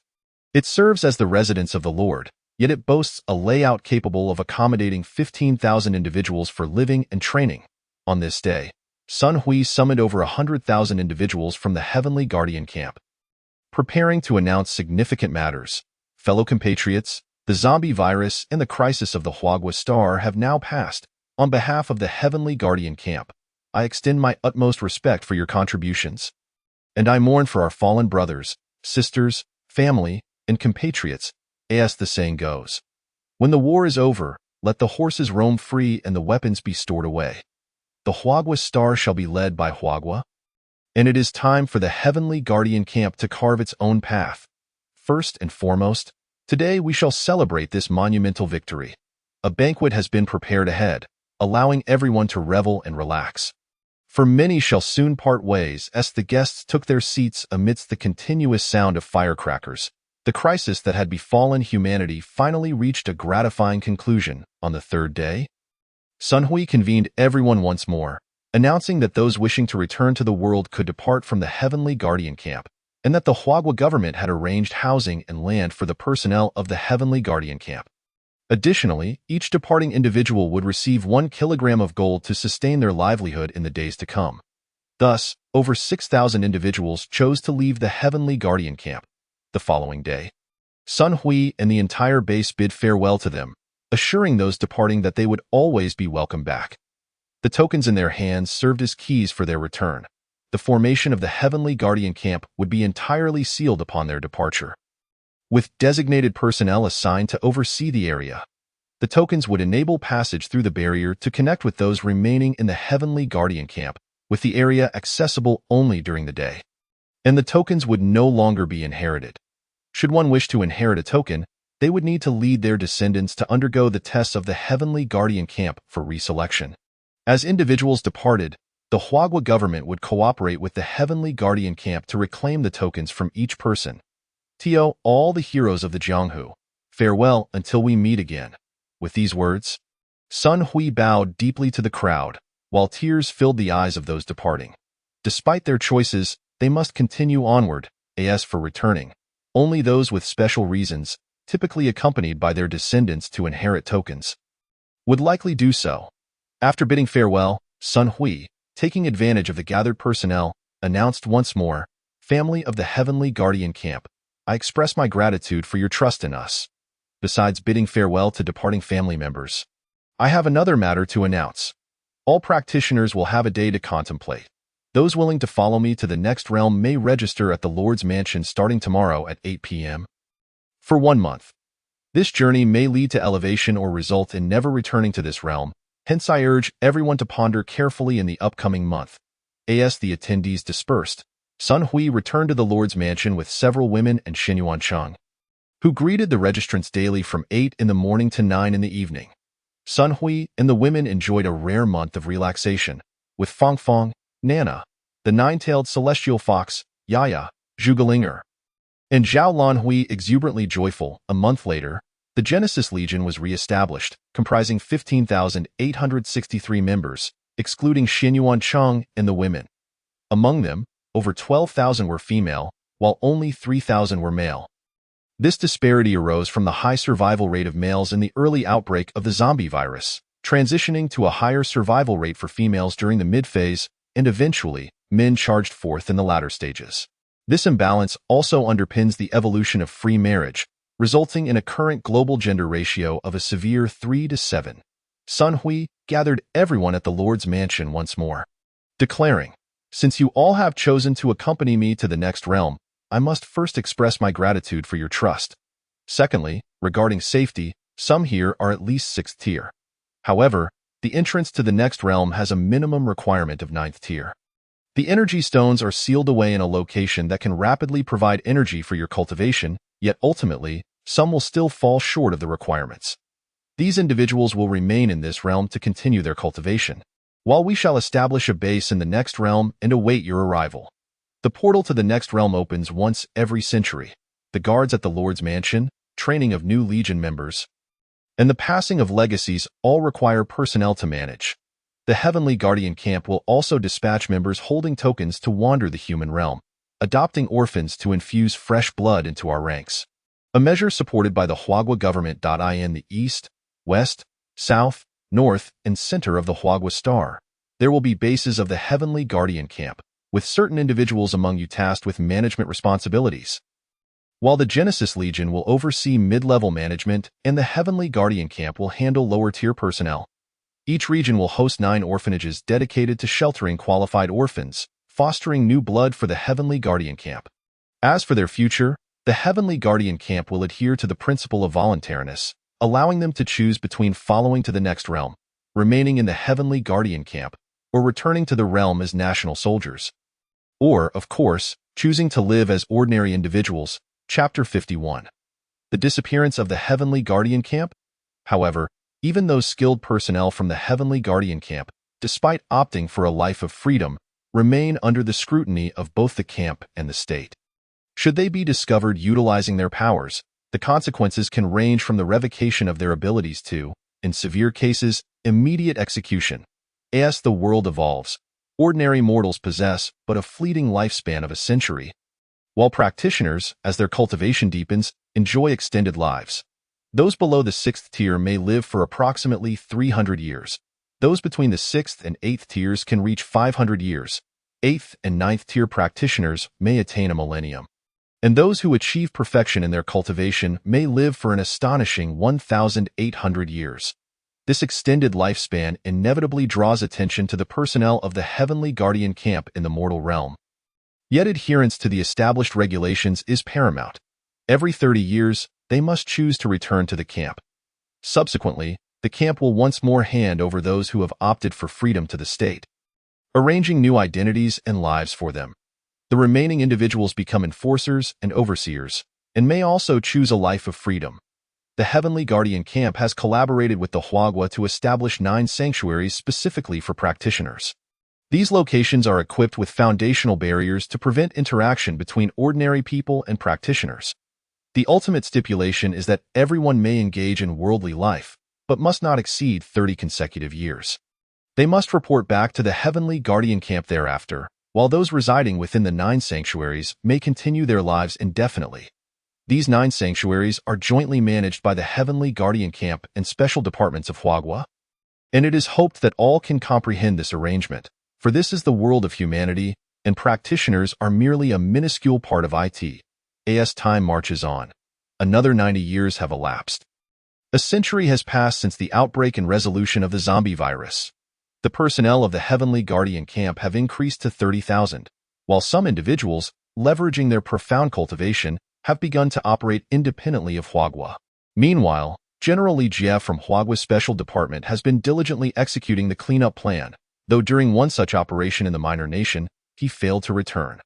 Sun Hui, leading nearly 10,000 elite members of the Heavenly Guardian camp, undertook another cleanup of the insurrectionists in what was once the minor nation, now known as Wandan Township in Huagua.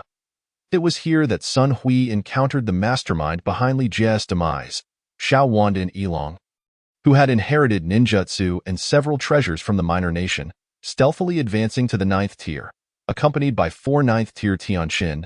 A century ago, Huagua's dominance of firearms had bred a deep-seated hatred in Xiao Wandan Ilong, which ultimately culminated in today's outcome. As a century sped by like an arrow, many had forgotten the existence of the Heavenly Guardian camp. Yet, its absence from the public eye did not equate to its disappearance. Sun Hui's statue continues to stand erect across the world, with the seeds of faith accumulating immense energy, which Sun Hui has yet to absorb. Over the course of nearly 100 years, Sun Hui has also cultivated the technique of qi transformation into 3 purities, and his other 2 incarnations have reached the 9th tier as well.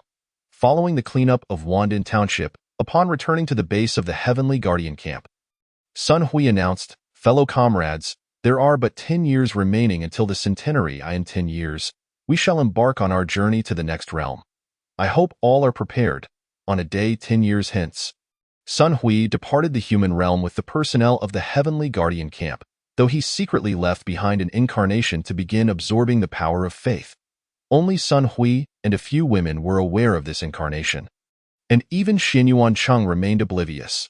Before leaving, Sun Hui advised Xin Yuancheng, "If you encounter an insurmountable crisis, you may seek me in the back mountains, at my place of cultivation, using this token to find a solution." Xin Yuancheng assumed that Sun Hui had left behind some secret weapon. He was partly correct, for the true secret weapon was indeed Sun Hui himself. Sun Hui, along with 15,000 individuals, arrived at Kunlun Ruins, where nearly 1,000 9th-tier powerhouses remained, alongside Xin Yuancheng, a formidable practitioner at the pinnacle of cultivation. Additionally, some of the newly emerged youths had also matured, resulting in the Heavenly Guardian camp's current populace still numbering around 30,000.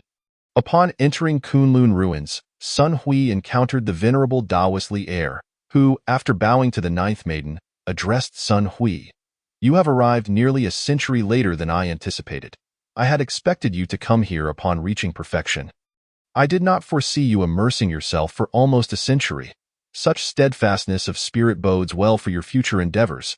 Sun Hui did not particularly respond to Li Er's remarks, merely humbly stating, "You flatter me."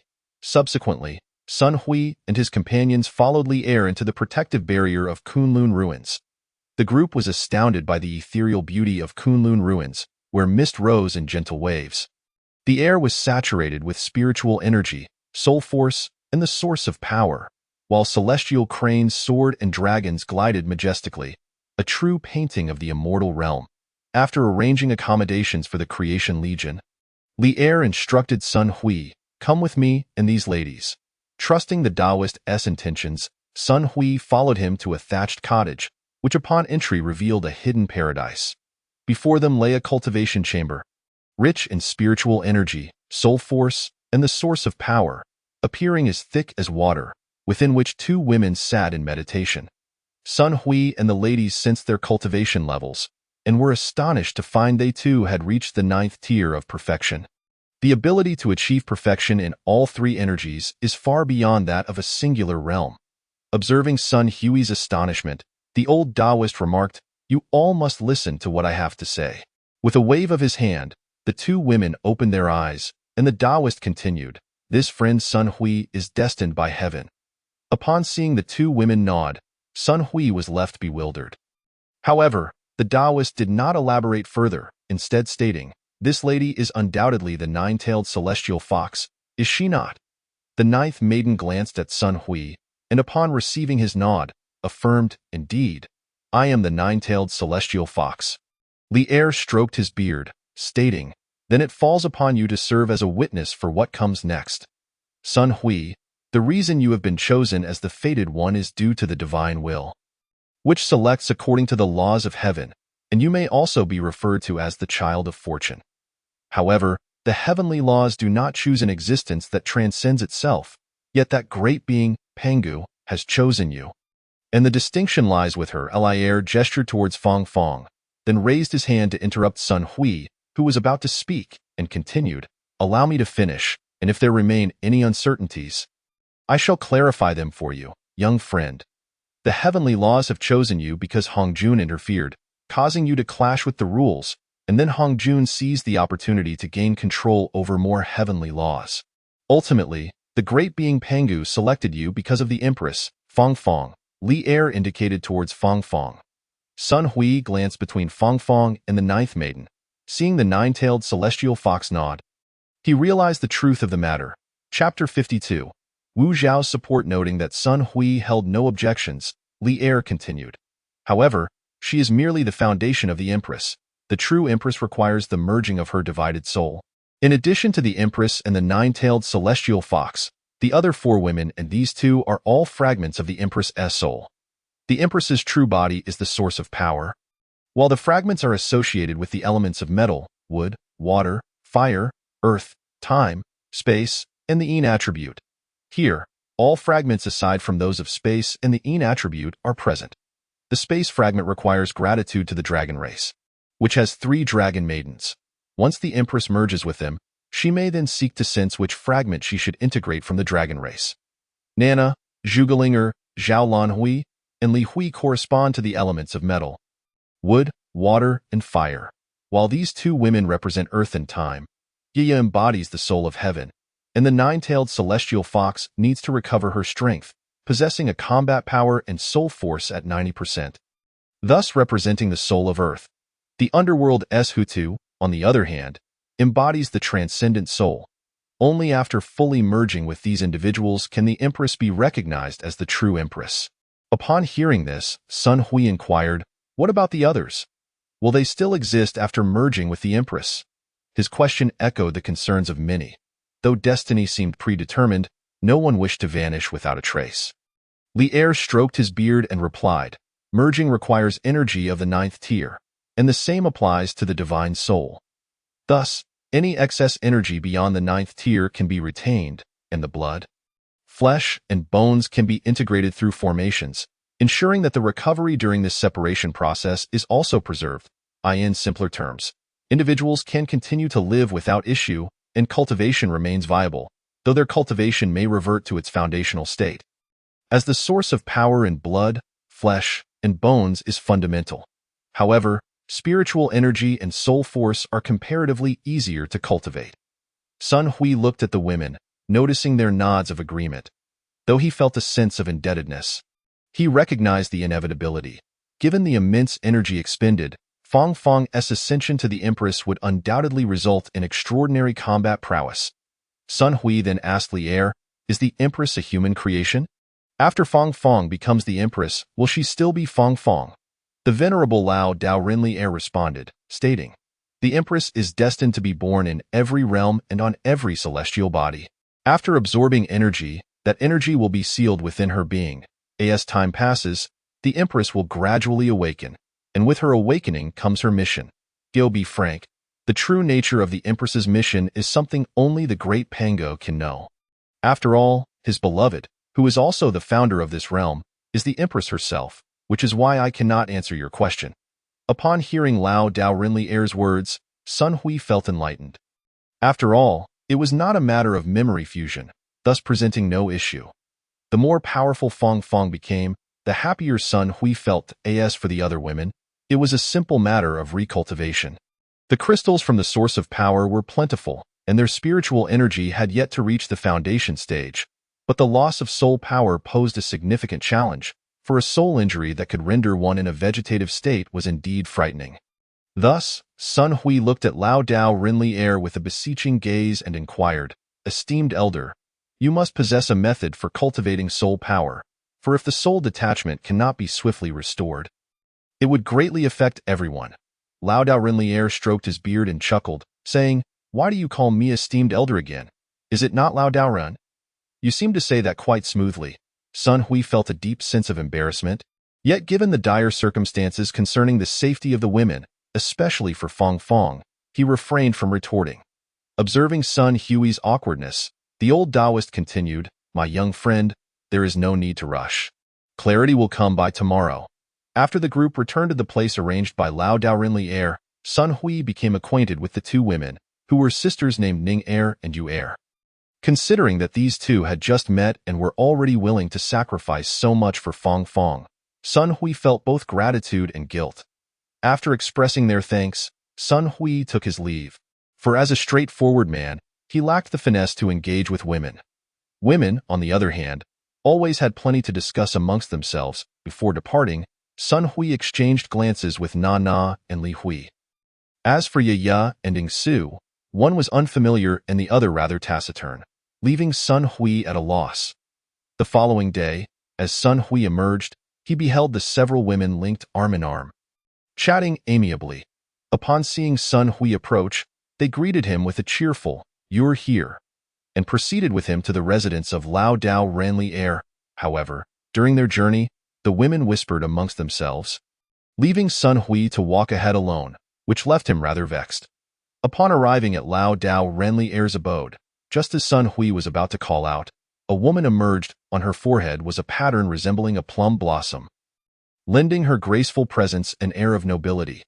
Though the gathering was rife with curiosity, they followed the woman into the old Taoist's thatched hut, where they found Lao Dao Renlier engaged in conversation with another woman. This woman was breathtakingly beautiful, and her very demeanor exuded an aura of regal authority, causing everyone but Sun Hui to feel somewhat uneasy. Lao Dao Renlier, glancing at everyone, was quite pleased with Sun Hui's calm demeanor, and declared, "Please, allow me to escort you to the formation area. The time for fusion has arrived." The woman conversing with the old Taoist stood and proclaimed, "I shall comply with Master Li's arrangements." Wu Zhao will certainly obey. The group was taken aback by her words, especially Na Na, who exclaimed, "Wu Zhao, are you Wu Zhao, the only female emperor in the history of Hua country?" Wu Zetian, Wu Zhao, with her moonlit eyes and delicate lips, replied, "Indeed, it is I that I am pleased that even after so long, some still remember my Wu Main Yang." This was not merely Na Na's exuberance. The revelation was astonishing, leaving even Sun Hui momentarily speechless. "My goodness, is it truly so miraculous?" Sun Hui mused. For Wu Zetian was among the historical emperors he admired most. In truth, he held a genuine fondness for several emperors, including Qin Shi Huang, Han Wu, Yang Guang, Genghis Khan, Wu Zetian, and Wanyan Aguda. The reasons are many, dear readers, and Sun Hui would encounter them in due course, so I shall refrain from elaborating further here. Thus, Sun Hui and the others bowed deeply, not merely in acknowledgement of her strength, but out of respect for the legacy she had left behind. Wu Zhao waved her hand and stated, "In my earlier years, I too received great assistance from Master Li, which led to my accomplishments. As for what lies ahead, I believe we shall have ample time to converse. For now, please follow Master Li to the formation area." Overwhelmed by her formidable aura, Sun Hui and the others instinctively complied. It took Sun Hui a moment to regain his composure, noticing that everyone else was similarly affected, prompting a resigned smile and a shake of his head. Chapter 53. The remarkable woman Shangguanwaner. As Na Na and the others regained their senses, they rushed to the side of the woman who had greeted them, eyes sparkling with anticipation as they inquired, "Sister, are you Shangguanwaner?" Sun Hui followed Master Li and Wu Zhao ahead, feeling somewhat dazed by Na Na's exclamations. A sister? The woman was thousands of years old, after all. To Sun Hui's surprise, the woman smiled and replied, "I am indeed Shangguanwaner." Na Na eagerly took Shangguanwaner's hand, and though the latter initially resisted, she soon found herself swept into the lively chatter of the group. Sun Hui noted that Na Na pointed to the plum blossom on Shangguanwaner's head. At first, the latter frowned, but as they continued to touch the blossom, her expression transformed into one of joy. Sun Hui surmised that Na Na must have broached the topic of tattoos, and it was indeed impressive that she could so swiftly turn Shangguanwan'er's perceived flaw into a source of pride. Nana's social prowess was undeniably remarkable. As noon approached, the group finally arrived at the formation area. Master Li announced, "Then, please proceed with the arrangements, Empress Wu." Wu Zetian offered a bow, stating, "Master Li, you are too kind. Wu Zhao shall certainly give her all. Please rest assured." Turning to Wanner, she continued, "Please share the method for cultivating soul power with everyone." After walking roughly another 1,000 meters, Wu Zetian explained, "The method for cultivating soul power that you shall learn is distinct from theirs.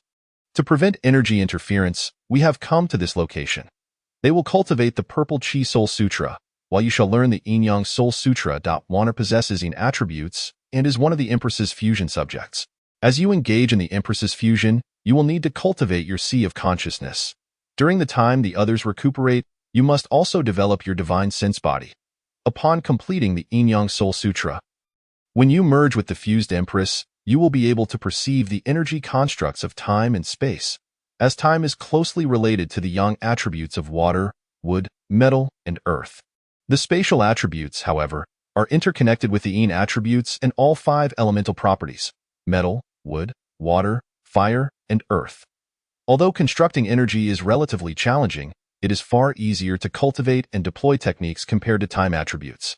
So I encourage you to practice diligently. Master Li has already arranged for all personnel to cultivate and will provide guidance to the Genesis Legion, while Wanner will also assist the other women in their training. You need only focus on cultivating the Yin Yang Soul Sutra. As for the rest, you must first cultivate your sea of consciousness before departing this formation."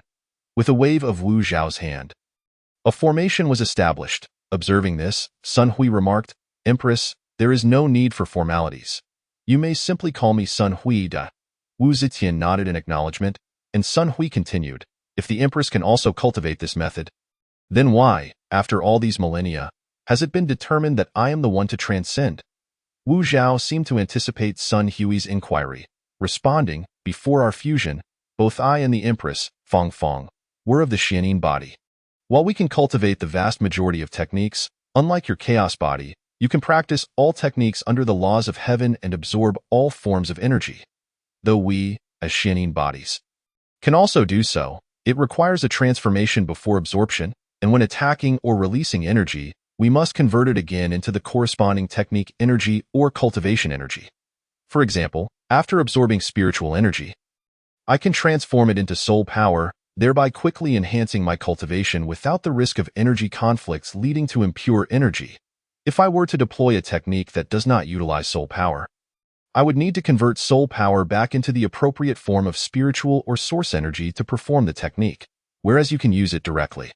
After hearing this thorough explanation, Sun Hui finally grasped the underlying principles. Initially believing himself to be merely a solar body, he now realized he was of an even higher caliber, the chaos body. After a moment of internal elation, Sun Hui further inquired, "Then why does Master Li not permit Fong Fong and me to cultivate spiritual and soul power in the human realm? Each realm possesses its own complete power, and the source of power in the human realm is pure, allowing for cultivation to the utmost pinnacle.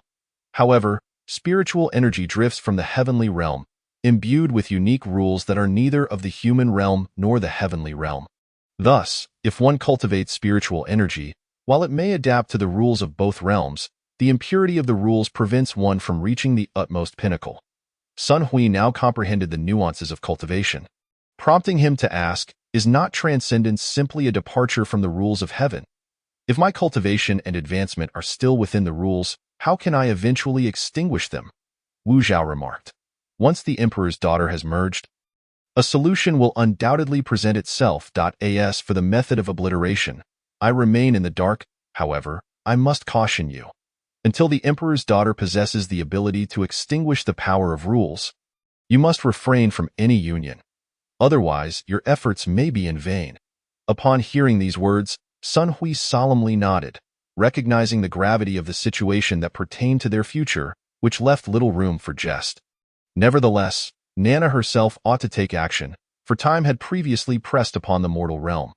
Although many matters had been tacitly acknowledged by all, the two had yet to take that final step forward. Consequently, Sun Hui engaged in prolonged discourse with Wu Zhao, learning that the merging of the emperor's daughter would require approximately a year, while his own cultivation of the Sea of Consciousness was uncertain. Wu Zhao merely replied, "All is dependent on innate talent. It may take merely a month, or it could extend to a year, a decade, or even a century." Regarding the chaotic body, Wu Zhao speculated that it would not exceed 10 years at the most, assuring Sun Hui to focus on his cultivation. After imparting the Yin-Yang Soul Sutra, Wu Zhao departed from the formation, leaving Sun Hui to cultivate alone.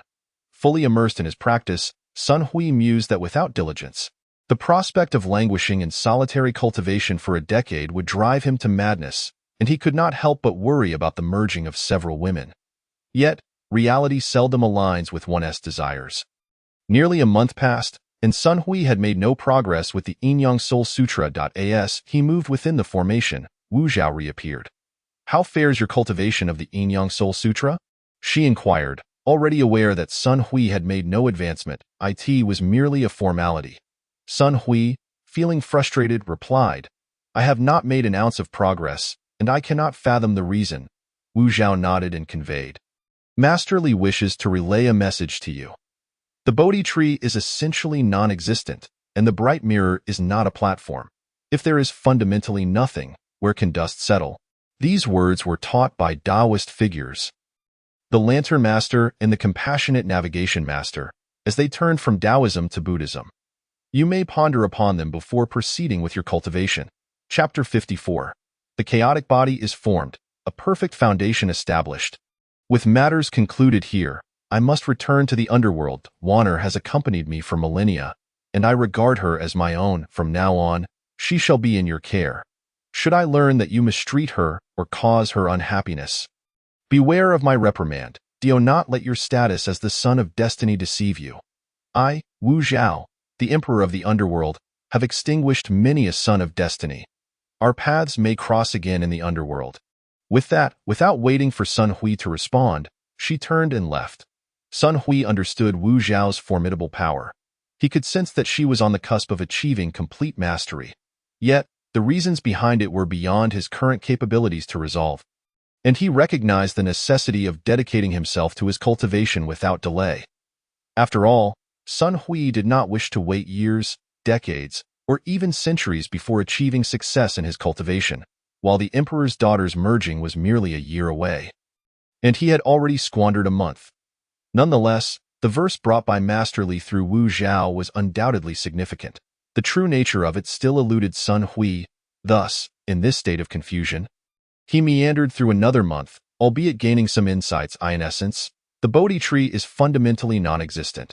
The bright mirror is not a platform conveys that if there is nothing, one need not concern themselves with attributes or the outcomes of success or failure.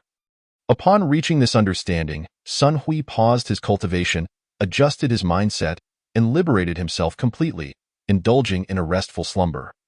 Whether his interpretations were accurate, he decided to leave for tomorrow to test. The following day, as noon approached, Sun Hui awoke. Since the eruption of the source of power, he had truly been free from worries about zombies or concerns for others, experiencing genuine relaxation for the first time. Perhaps it was the uplifted spirits or the insights gained from the verse. The Bodhi tree is fundamentally non-existent. The bright mirror is not a platform, in any case. When it came time to merge various attributes today, he succeeded with remarkable ease. It appeared that this might be what is commonly referred to in novels as cultivating the heart.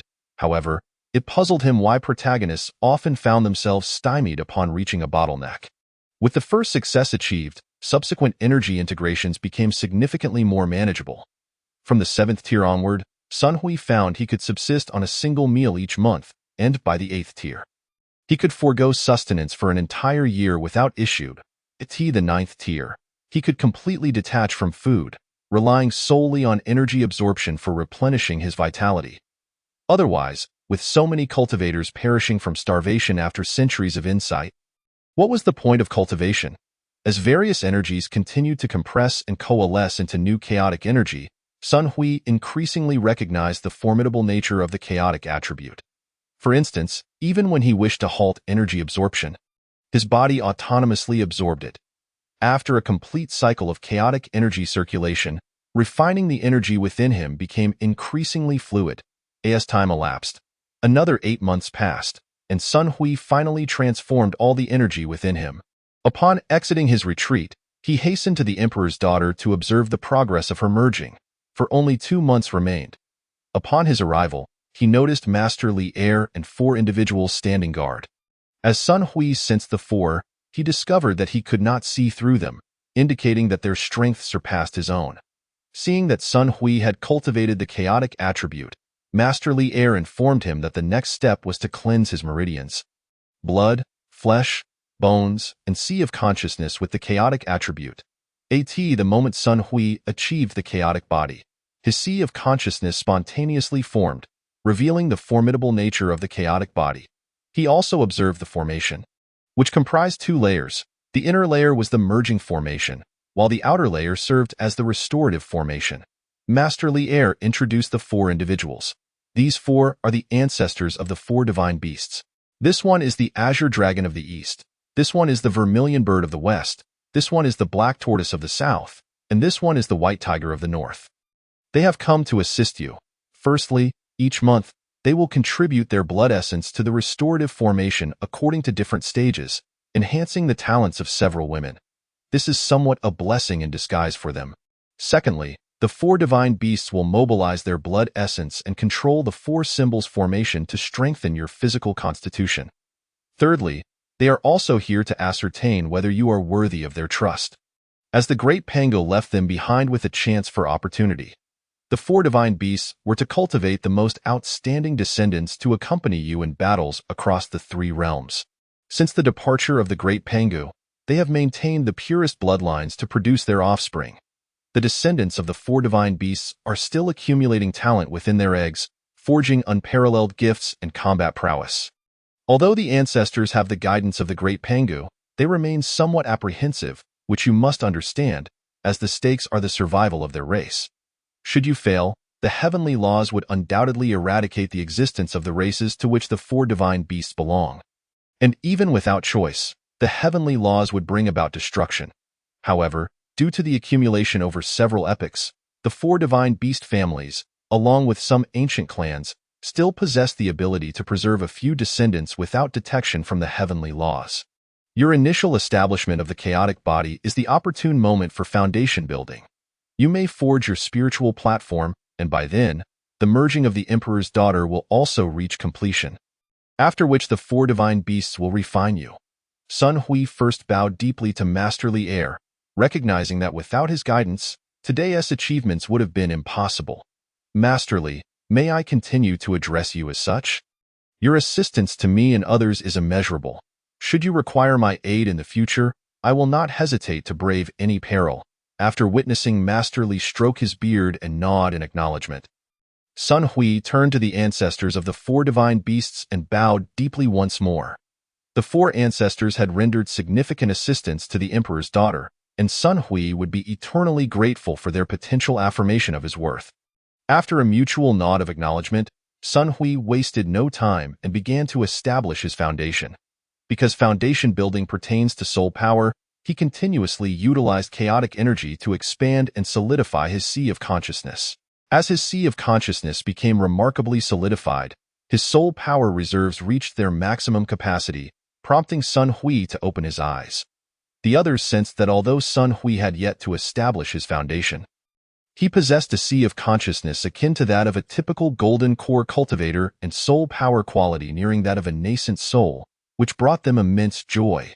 Clearly, as the creator god, Sun Hui possessed a unique perspective that was beyond compare. Though the great Pango had continuously safeguarded this realm, everyone firmly believed he must have his own world. Even after transcending, he would establish a world, demonstrating that the form and condition of that world pertain to the transcendence of the individual's cultivation or combat strength. Chapter 55.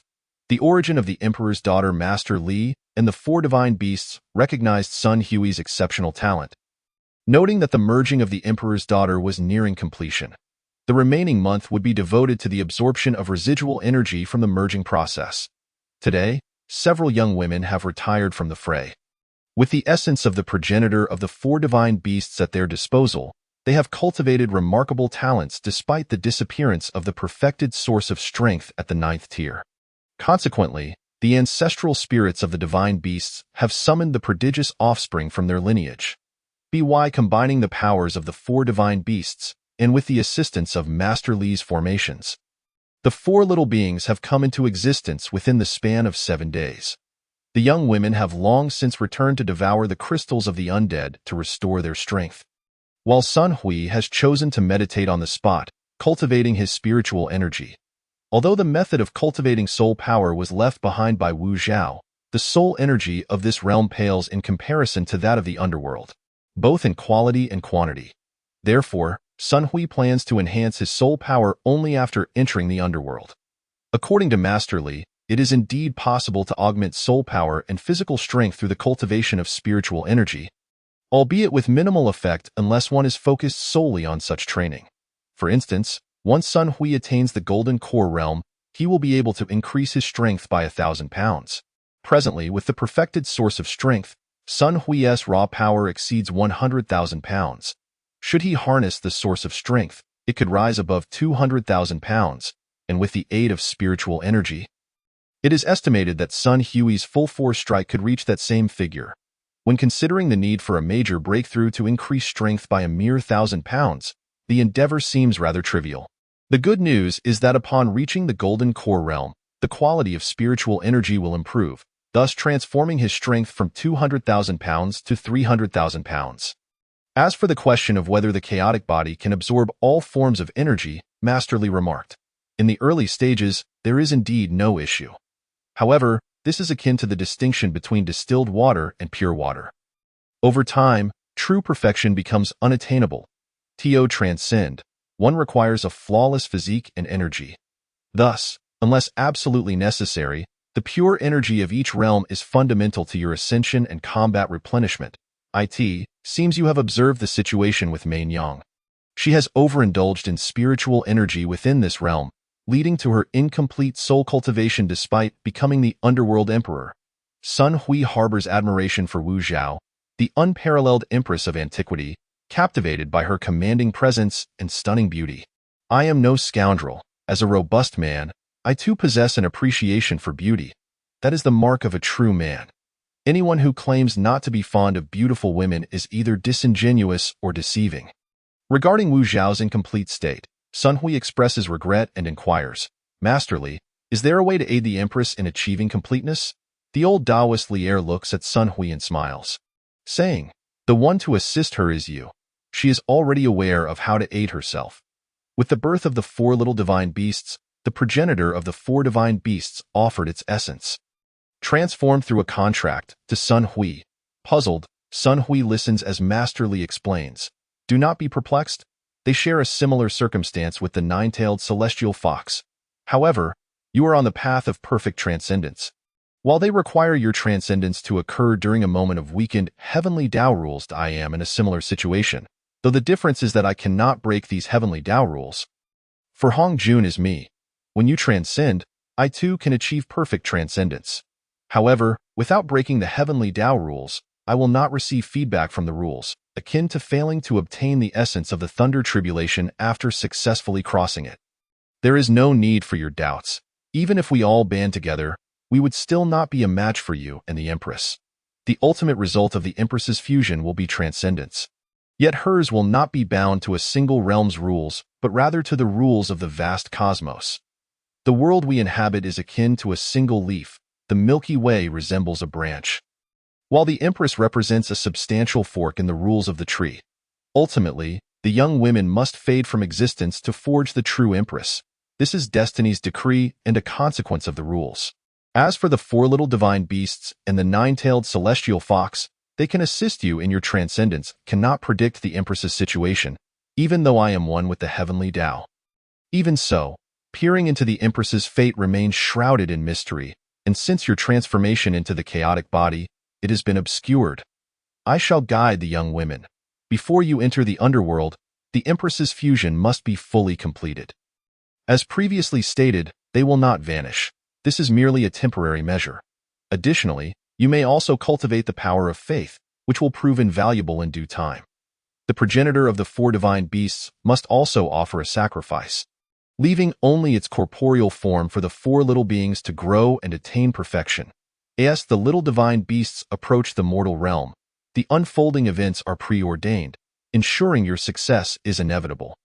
Otherwise, it would be a disservice to everyone's efforts. Although Master Li did not disclose his circumstances, Sun Hui could discern from the progenitor's gaze that the price he has paid is undoubtedly significant. While Sun Hui wished to express his gratitude, he realized that any politeness at this juncture would be insincere, thus he simply bowed deeply to the group. His gaze, however, lingered on Fong Fong before shifting to the training locations of the young women, filling his heart with discomfort. Yet he understood that regardless, the moment Hong Jun successfully merged with the heavenly Tao would also mark the moment of all beings' disappearance, even if Sun Hui and the others managed to survive. He could never bring himself to sacrifice countless lives for the fleeting happiness of a few. A decade passed, and the young women reached their pinnacle of perfection. Fong Fong had long since exited the fray. Now recalling her identity as Long Ling Heir, over the course of a year, Master Li tirelessly guided the young women, who, though reluctant, ultimately acquiesced, with the sole exception being Zhuge Ling Heir.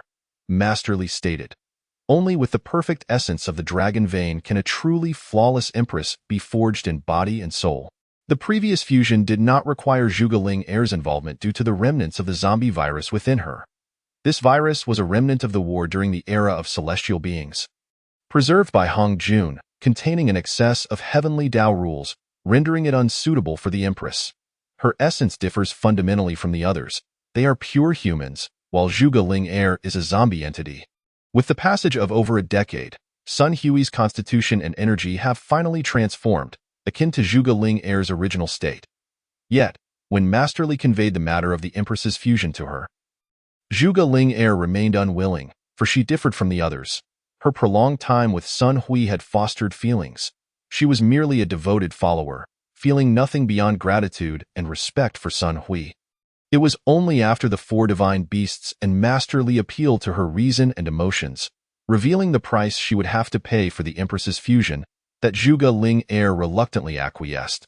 Chapter 56. The Seven-Colored Thunder Tribulation. Thus, time has elapsed, and it has been 50 years since everyone arrived at Kunlun Ruins. Today marks the moment of the true fusion of the Empress. Over these decades, Sun Hui has forged a perfect golden core. Master Li deduced that before entering the underworld, Sun Hui must return to the mortal realm to face the heavenly tribulation, for both perfect foundational establishment and perfect golden core will surely summon a tribulation. Given Sun Hui's current strength, the tribulation is less a calamity and more a reward. The old Taoist Li heir is eager to learn what gifts from the heavenly Tao Sun Hui will receive after successfully overcoming the perfect foundational and golden core tribulations. Observing the reluctant expressions of the young women, Sun Hui's heart is filled with immense pain, yet he feels powerless. Thus, he bids farewell and heads to the mortal realm to face the tribulation. This time, only the nine-tailed celestial fox accompanies him. As they step out of Kunlun Ruins, the once clear sky darkens, and thunder rumbles ominously. Sun Hui understands that his heavenly tribulation is imminent, so he flies several hundred kilometers to prepare for the trial. The nine-tailed celestial fox remains on a mountain 5 kilometers away, for should Sun Hui falter at a crucial moment, she could yet save his life. However, despite possessing 9 tails and 9 lives, restoring a tail takes at least a century, and regaining peak strength requires a minimum of 500 years. Thus, she shall not intervene unless absolutely necessary. Sun Hui shares this sentiment. After all, while the Thunder Tribulation represents a trial for cultivators, it is also a boon, for although it can endanger lives, it can also temper one's physique. The only distinction lies in one's ability to endure. If one withstands the physical refinement, strength increases, cultivation ascends, and the essence of the Thunder Tribulation can further enhance both physical quality and spiritual energy, offering immense benefits. If one cannot endure, then what remains is merely a shattered existence. Sun Hui suppresses his golden core aura. While it is impossible to entirely evade the rules of the heavenly Tao, he can still obscure the heavenly secrets, allowing him to first confront the foundational tribulation and absorb its feedback before facing the golden core tribulation. As 9 bolts of divine lightning descend, even Sun Hui's physical defenses remain unbroken, resulting in minimal impact on his physique's refinement. However, the essence of the thunder tribulation proves significantly beneficial, allowing for yet another sublimation of his organs, greatly enhancing his recovery and defenses. The first heavenly tribulation was entirely anticipated, as the dangers faced by cultivators during tribulations often stem from the body's inability to withstand the refining power of the lightning. Sun Hui's source of strength is already at its pinnacle. As long as he does not reach the nascent soul realm, the tribulation is but a reward. The nascent soul requires the soul to separate from the body, and the soul must also endure the thunder tribulation, which is the most daunting aspect. Sun Hui realizes that no matter how strong his physical form becomes, his consciousness cannot withstand a single lightning strike. Thus, he resolves to cultivate to the peak of the Golden Core realm at Kunlun Ruins before halting his spiritual cultivation. Upon returning from the underworld, one found their spirit immensely powerful, coinciding perfectly with the completion of their golden infant. As for foundational cultivation, it serves as a test of one's innate talent and physique, while the Golden Core requires a harmonious convergence of both technique and constitution. Sun Hui had grown accustomed to a hands-on approach. Thus, apart from the techniques aimed at enhancing his cultivation, he had refrained from practicing any others, which allowed for such an exquisite compatibility. After absorbing the feedback, Sun Hui released his concealed aura, and thunderclouds began to gather once more. Yet this time they differed from his prior experiences. Knowing he was about to face tribulation, Sun Hui had sought knowledge about the matters surrounding it. But what did the 7-colored tribulation clouds signify? A rainbow bridge, perhaps, leading to ascension and immortality? Reality soon answered his queries as a bolt of thunder struck down. Initially expecting a mere formality, Sun Hui felt the distinct nature of the 7-colored tribulation clouds. The tribulation lightning surged into his body without causing significant harm, merely possessing nearly 1.5 times the strength of typical tribulation lightning. However, the elation following the lightning's descent allowed Sun Hui to envision a successful transcendence, leading a carefree life alongside others. This joy and relaxation brought his body and consciousness to an unprecedented state of ease. Witnessing Sun Hui in such a state, the 9-tailed celestial fox bellowed, "Brother Sun, your sisters are still waiting for your return. Do not mislead yourself." At the sound of the 9 ladies' furious shout, Sun Hui broke into a cold sweat, realizing he had become lost in joy. How many tribulations could he withstand in such a state? He promptly sat down to meditate, striving to calm his emotions. Yet, the second tribulation did not wait for him to regain his composure. The next bolt of tribulation lightning struck fiercely upon his head. In truth, Sun Hui had already been infused with lightning elements due to a previous strike, which lingered within him. This subsequent tribulation, however, was not particularly arduous, for his source of strength stemmed from being a body-refining cultivator. For one at the peak of body refinement, the Golden Core tribulation proved to be a trivial challenge. The true difficulty lay in the tribulation of the 6 emotions and desires, as the first lightning represented joy, while the second signified anger, and Sun Hui concentrated all his efforts on mastering these emotions. If he remained tense and did not relax, the tribulation lightning would merely temper his physical form. Yet, the emotional tribulation was undeniably the most daunting. Sun Hui's spiritual power was considerably weak, and having endured numerous tribulations, he had many ties to those he cared for. Fortunately, the 9-tailed celestial fox had accompanied him. Otherwise, after the joyous emotion of the first lightning, he would have been plunged into anger, with the continuous shifts in emotion rendering him unpredictable. The worst outcomes could involve spiritual damage requiring prolonged cultivation to mend, or worse, spiritual annihilation, or even falling into madness. Despite the imminent arrival of the tribulation and the arduous emotional trials, Sun Hui did not cower. Having prepared himself made all the difference. He witnessed heavenly retribution raining down, saw several women exhaust their energy to preserve themselves, witnessed Li Shi's betrayal, and imagined himself becoming a demon, slaughtering all living beings. The weight of all these emotions momentarily engulfed Sun Hui in a nihilistic confusion. What was the purpose of his actions, and where would everyone end up? Thus, after enduring the 7-colored tribulation, a venerable elder suddenly appeared in Sun Hui's sea of consciousness, illuminated by the radiant seven-colored auspicious clouds. Greetings, young one. I am the previous experiencer of the seven-colored tribulation, known as Gue Guzi. This seven-colored tribulation is reserved for cultivators whose practices significantly impact the three realms. Each experiencer leaves behind an imprint after the tribulation. This feedback also represents the essence of spiritual power.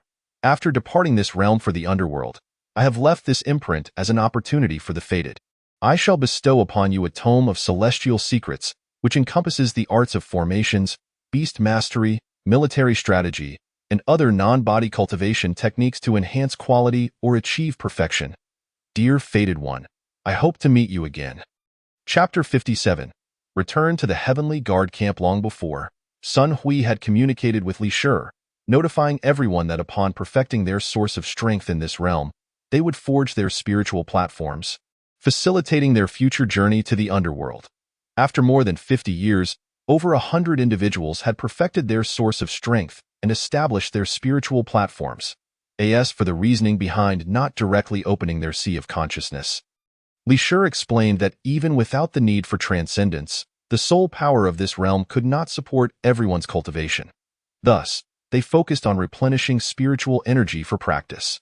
After roughly a week of digestion, Sun Hui returned to Kunlun ruins, where he found the Imperial Maiden's fusion array had been activated, isolating sight, sound, and spiritual perception. Upon seeing Sun Hui approach, Li Shi beckoned, "Friend Sun, please come this way." After greeting Li Shi and the ancestors of the four divine beasts, Sun Hui listened as Li Shi spoke. "According to our current progress, it will likely take another year before we can enter the array. I, for one, only need to continuously draw upon the source of the world to assist the Imperial Maiden in transcending the rules of this realm. However, during this upcoming period, I shall be unable to divide my focus." The ancestors of the four divine beasts would also transmit their clan's cultivation methods and the four elemental formation techniques to the younger divine beasts over the course of the year. This is the incantation for opening the array in this realm. I shall bestow it upon you. Without my concealment, the number of individuals this realm can accommodate cannot exceed 1,000, lest the rules of heaven take notice. Based on prior calculations, it was anticipated that a fated individual would arrive shortly, and this woman would play a pivotal role in your transcendence, so I hope you handle this matter with care. Thus, time passed and 40 more years went by, with only a week remaining until the individuals from the mortal realm would arrive at Kunlun ruins. Li Shi mentioned that after Sun Hui facilitated the arrival of these new individuals, the Imperial Maiden's fusion would be complete, and the younger divine beasts had matured. Having accumulated countless years, and with the assistance of the ancestral bloodline, these little ones had successfully elevated their cultivation to the 8th tier. This stood in stark contrast to the prior belief that the divine beast clan cultivated slowly. Despite being at the 8th tier, their divine beast forms still possessed combat prowess even against Sun Hui, who was at the 9th tier. Moreover, these little beings could now transform into human forms. Regarding these youngsters, Li Shi and the ancestors had stated that once they absorbed the ancestral blood, they could directly break through to perfection using zombie crystals. Sun Hui returned to the Heavenly Guard Camp base with the 9 lady and 50 individuals who had attained perfection and successfully established their foundations. He intentionally concealed the others within his small world. With the completion of his chaotic body, his small world had blossomed into vibrant hues. Upon his arrival, Xinyuan Cheng was elated. "Teacher, Sun Hui, it is a true delight to see you again. Over these years, I have diligently followed your teachings, but this realm is vast, and at times, we find ourselves unable to control certain matters." Sun Hui nodded in response. "I see there are approximately 100,000 individuals in the Heavenly Guard Camp. Although nearly a century has passed, the expansion has indeed been rather rapid. We must reduce the influx of new personnel for future development." Xinyuan Cheng complied, stating that among these 100,000, 30,000 were special forces from Huagua, due to the vast regions they oversaw. The government sought to swiftly recover from the repercussions of the zombie virus disaster, and with military personnel scarce, they proposed that we assist in training, while we would impart the techniques for cultivating the source of strength. This would not only ensure national stability, but also facilitate the revival of spiritual energy in this realm. After all, The source of strength is the fundamental essence of this realm, and whether one cultivates or not does not impact it. The increase in numbers primarily resulted from the longevity of the Heavenly Guard camp members. As the population had swelled to over 70,000 due to the influx of individuals who had not exited, the remainder were merely orphans with cultivation potential, as per your instructions. Sun Hui extended his spiritual perception over the Heavenly Guard camp and confirmed Xin Yuancheng's statements. Aside from the 30,000 under 100 years of age, the rest were over 150. This issue certainly needed addressing, as it posed significant limitations to the future development of the Heavenly Guard camp. And the government of Huaguo would also have concerns. Consequently, Sun Hui instructed Xin Yuancheng to gather the first batch of Heavenly Guard camp personnel, excluding those with essential duties. The individuals were overwhelmingly excited to see Sun Hui, the man who had led them to the end of the apocalypse. Greetings, everyone. I believe I need no introduction. The purpose of my return is to facilitate the transfer of those in the Heavenly Guard camp who have perfected their cultivation to Kunlun ruins. However, upon my return, I have observed certain issues alongside Xin Yuancheng's reports, prompting us to devise a solution. Shortly, I will communicate with General Li to address the personnel numbers within the Heavenly Guard camp. And we will no longer retain any individuals above the 7th tier. To this end, I plan to establish 2 new bases, mirroring the arrangement of the Heavenly Guard camp base. The 3 bases are interconnected, yet shrouded in secrecy. Personnel ranked from the 7th to the 9th tier cultivate within the Kunlun barrier, utilizing the teleportation array that connects them to the Celestial Guard camp. Those above the 9th tier will enter the Genesis Legion's barrier for their training, which also interlinks with the Kunlun barrier in 3 days. I request your assistance to aid Xin Yuancheng in completing this mission, as I shall establish the relevant teleportation formations and liaise with the government of Huaguo. Sun Hui, accompanied by Ouyang Shuer, the deputy city lord of the Celestial Guard camp, arrived in the city that serves as the capital of Huaguo. Upon returning, Sun Hui was pleasantly surprised to discover that the formerly desolate Blackland had transformed into a bustling metropolis, now the heart of the world. After Ouyang Shuer introduced Sun Hui to General Li, she remarked, "General Li, you truly appear to be growing younger, and have even reached the 9th tier of power."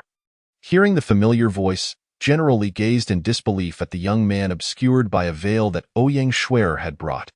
Trembling with emotion, he grasped Sun Hui's hand and inquired, "Is it you, my young friend Sun Hui?"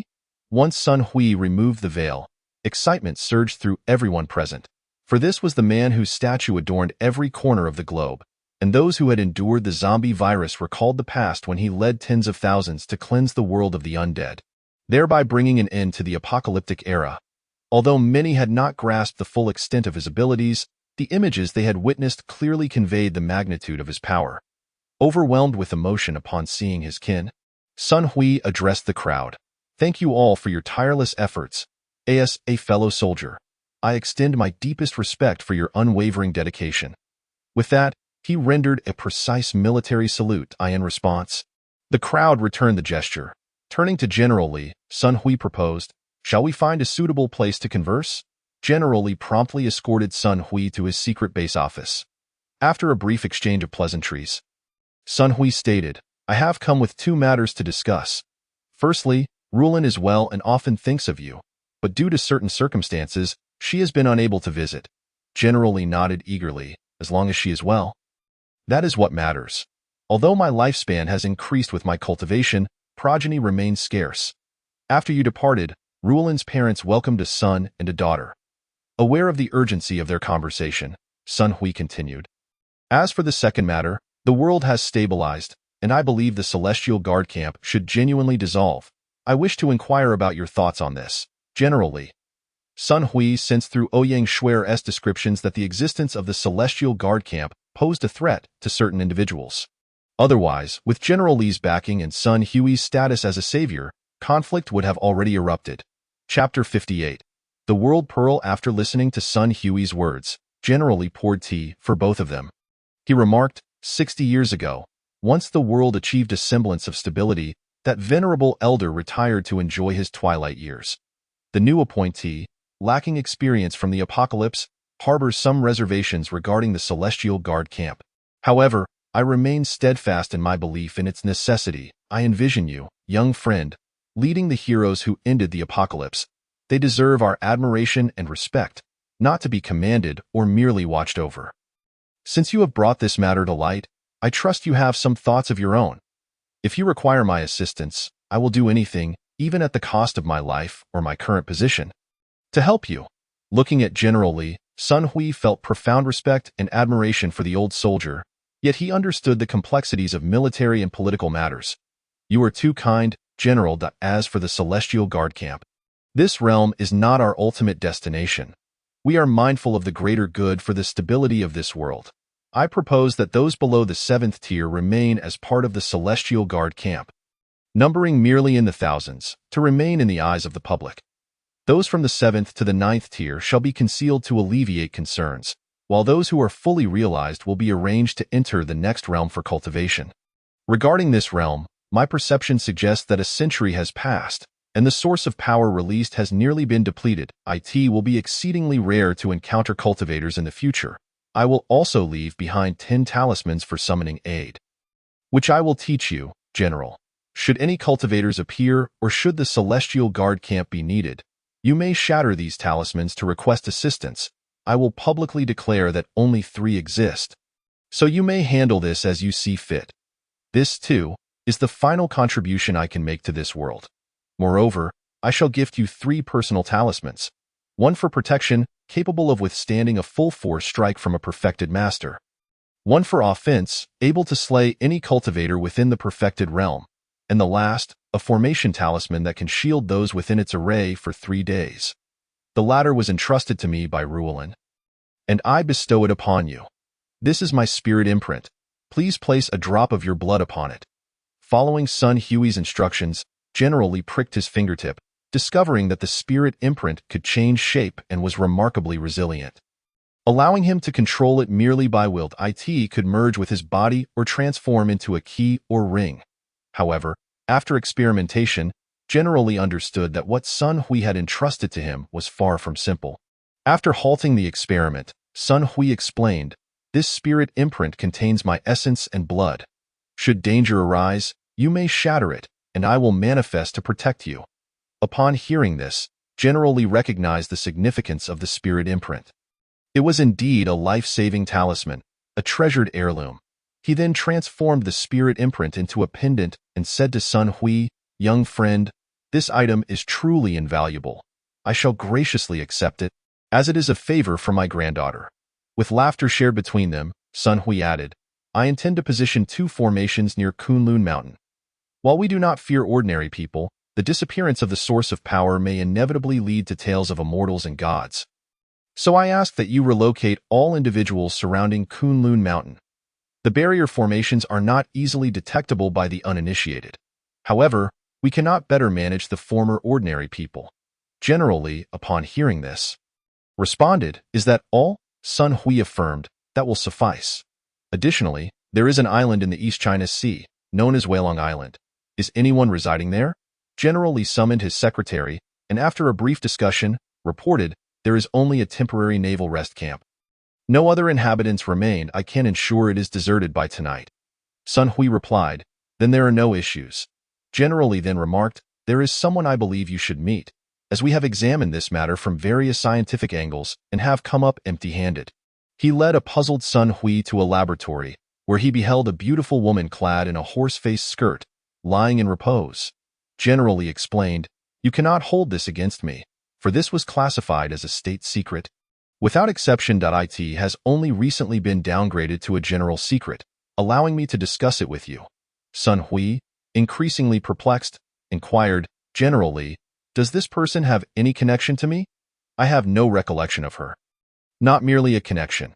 It is of considerable significance. You are aware of the energy stones, correct?" Upon Sun Hui's nod, General Li continued, "You may have only heard that energy stones fell from the heavens.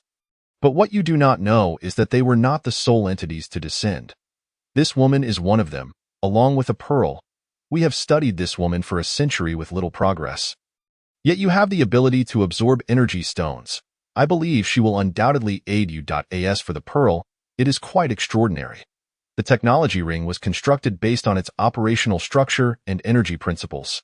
Aside from the initial research phase, We have gleaned nothing useful in the past century, so please take these 2 items with you. Sun Hui, concerned about imposing on General Li, remarked, "Might this cause you unnecessary trouble?"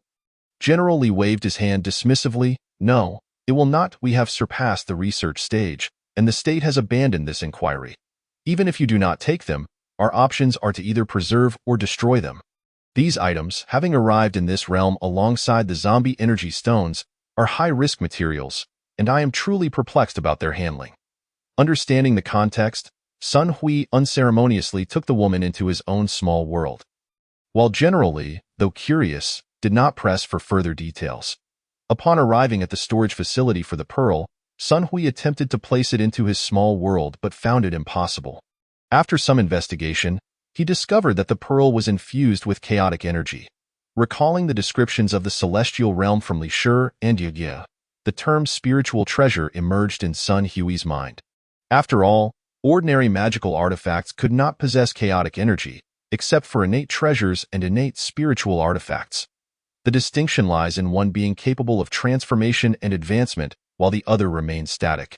Thus, Sun Hui dripped his fingertip blood onto the pearl, prompting it to transform into a radiant light that entered his spiritual abode. General Li observed Sun Hui with surprise, but refrained from commenting. For the secrets of cultivators are not to be pried into. Such knowledge is fundamental to their existence.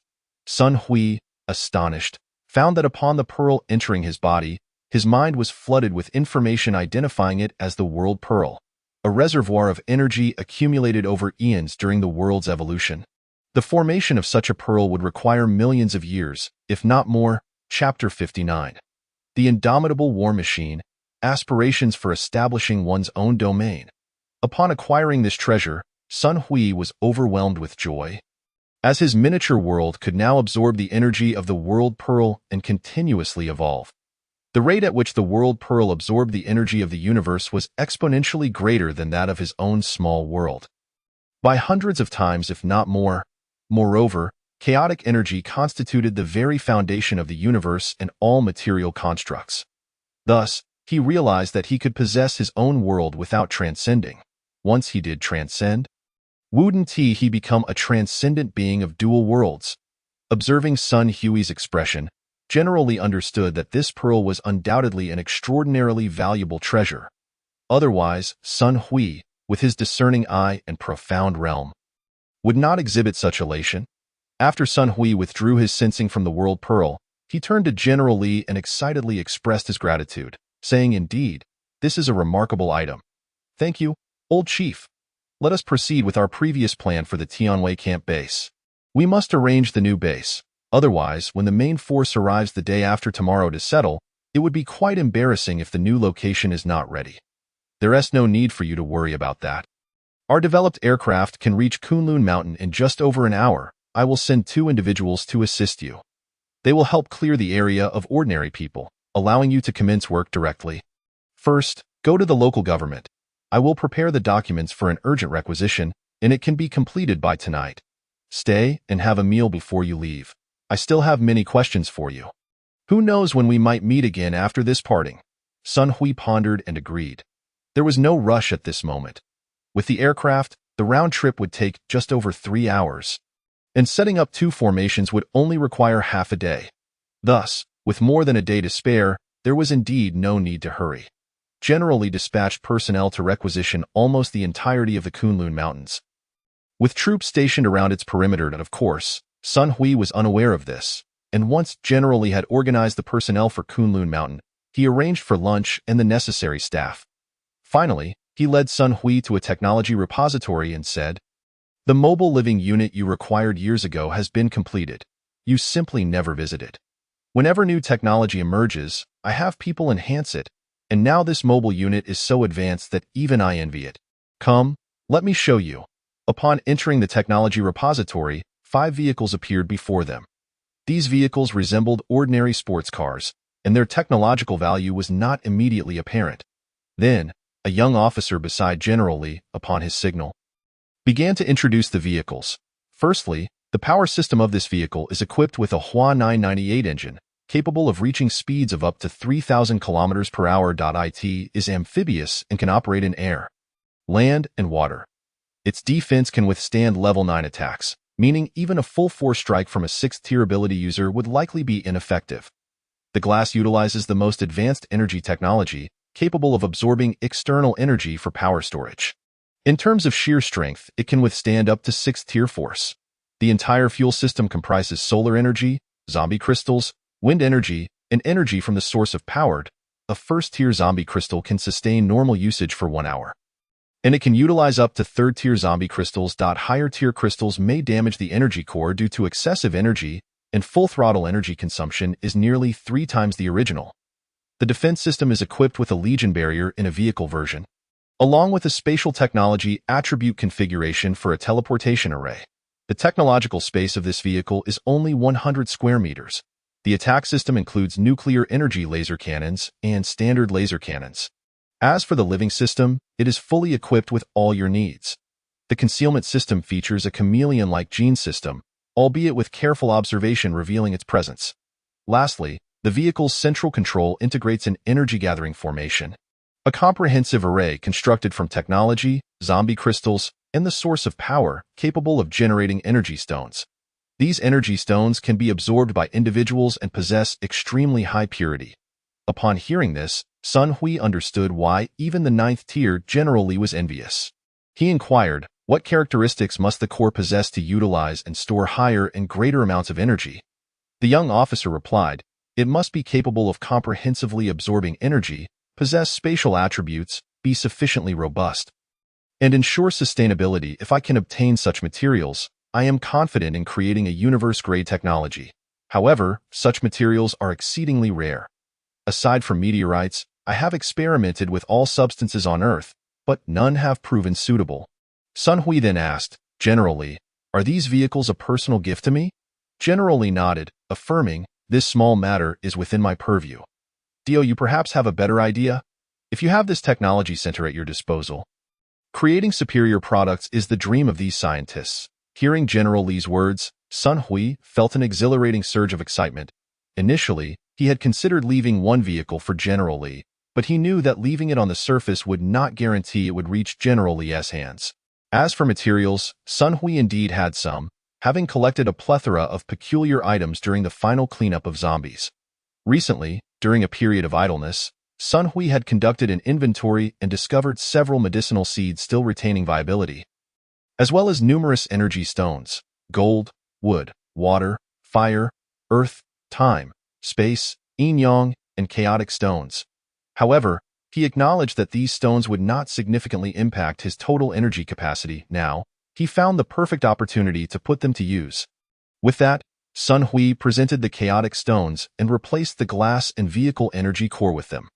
The young officer, upon hearing about such extraordinary materials, was instantly invigorated and assured completion of the vehicle in the shortest time possible. General Li led Sun Hui to the dining hall, where a variety of delicacies awaited. As Sun Hui savored the exquisite dishes, his heart brimmed not only with delight, but also with a hint of astonishment. For even without consuming food, his realm would remain unaffected. However, this fare was not only delicious but also infused with energy, meticulously prepared to provide substantial energy even without cultivation. He could automatically absorb energy. And witnessing the fine offerings in General Li's hands sparked thoughts of establishing a material domain in Sun Hui's mind. After all, if he were to possess his own territory in the mortal realm, the resources at his disposal would be astounding. However, the mortal realm was now under the management of the Hua nation. Furthermore, General Li had treated him well, leaving him with no choice but to comply. Yet, he still had the realms of the underworld and the heavens, and he had a considerable number of personnel at his command in the underworld. Master Li had arranged for Wu Zhao to assist him, and in the heavenly realm, Yi was also tasked with aiding him. Although Yi's strength was not exceptionally formidable, both Master Li and Yi had mentioned that she was from a prominent family and the eldest daughter of the clan leader. Thus, Sun Hui was resolute in his decision to establish a territory, albeit he had previously focused solely on cultivation and lacked technological talent. Chapter 60. Kunlun Mountain. Thus, Sun Hui articulated his thoughts, to which General Li smiled and nodded, saying, I kept you here to show you these things for this very reason, as for the Tianwei camp. I hope you can leave some high-end combat power to assist Hua Nation. The current situation resembles that of the Xiangyang era. Sun Hui understood that for General Li, the notion of having a nation meant having a home was deeply ingrained, yet it did not imply that General Li would be blindly loyal. After nodding in agreement, Sun Hui stated, "This time, General Li can bring trusted aides along. I will also arrange for several individuals to coordinate with you. After all, I come from a military background, and defending our homeland is my duty. I also trust you, General Li." After finishing their meal, General Li took Sun Hui back to the Tianwei camp base, accompanied by Ruo Lan's parents and a man and a woman. Sun Hui called upon Xian Yuancheng and explained the intentions shared between him and General Li, then instructed Xian Yuancheng to select a few reliable individuals. Xian Yuancheng subsequently gathered 100 personnel and arrived at the city lord's mansion. Sun Hui addressed the assembled group, saying, "Xian Yuancheng mentioned that you are all from military backgrounds. I, too, am a military man. So I will speak plainly. As soldiers, dying on the battlefield is our destiny. Protecting our homeland is our responsibility, which is why I ask you all to stay. First, when we protect our homeland, we protect everyone, not just a select few. Second, when we defend our nation, we defend the country of all, not just that of a privileged few. Lastly, I promise everyone that those who remain will be compensated for the resources needed for cultivation. I have more important matters to attend to, but I ask that you all give your utmost to safeguard our nation and our world." Following this, Xian Yuancheng took the 100 individuals and appointed a captain and vice-captain, presenting Sun Hui's token for everyone to memorize. Upon Xian Yuancheng's return, Sun Hui inquired, "You are my first disciple and so far the only one. I do not wish to pressure you, but I want to know your thoughts. Do you wish to remain in this realm or accompany me to the next?" Xian Yuancheng glanced at Sun Hui and General Li. Understanding that Sun Hui's inquiry before several witnesses was not only a test of his own resolve, but also a demonstration of trust in General Li and others, he replied, "Master, I wish to follow you into battle. Firstly, during the zombie cleanup a century ago, I also discovered some talents who can now stand on their own. Secondly, over the years, I have accumulated resources and talents while ensuring everyone's cultivation, and I have essentially reached the pinnacle of this realm. Thirdly, regarding your triad vision for the Tianwei camp, I have also cultivated the relevant management and personnel for deployment. Most of them come from a military background, and inherently, there is nothing amiss about that." Subsequently, Sun Hui remarked, "You have grown well, however, there is one matter to address. Please summon all management personnel, for I have an announcement to make from this day forth. Li Aigua, General Li, shall serve as the deputy commander of the Tianwei camp and the vice commander of the Kunlun mountain base. Please take note that I am appointing Li Aigua, not General Li.as, for the leadership of the Tianwei camp and future arrangements that will be entrusted to Xin Yuancheng. If anyone has suggestions or grievances, I will be conducting inspections at the 3 bases of the Tianwei camp in 3 days. And you are all welcome to speak with me." As this was not his own domain, General Li understood that his words would hold little weight, thus everything would transpire according to Sun Hui's directives. The management at the various bases grasped Sun Hui's intentions and nodded in agreement. After Sun Hui concluded his remarks and dismissed General Li and others, he turned to General Li and stated, "This 100 can serve as shadow assassins. After all, even in core areas, they can remain undetected. Regarding General Li's arrangements, it is also a precautionary measure. I hope you do not misinterpret my words. What I meant was that we protect home. And home means everyone. The nation we safeguard is indeed everyone's nation." General Li chuckled heartily. "Oh, you rascal. If I were truly intent, I could have seized everything 50 years ago." While Sun Hui held faith in General Li, he felt the need to provide a gentle reminder, for the possibility of his descendants or others swaying him was a scenario Sun Hui wished to avoid. After all, this was where his roots lay, where his home resided, and the cultivation in the 3 realms was merely a means to counteract the cataclysmic rules of heaven, undertaken out of necessity. In the afternoon, Sun Hui, along with General Li and others, took the opportunity to thoroughly understand the situation at the Tianwei camp, including the technological advancements and food processing methods that had previously been established.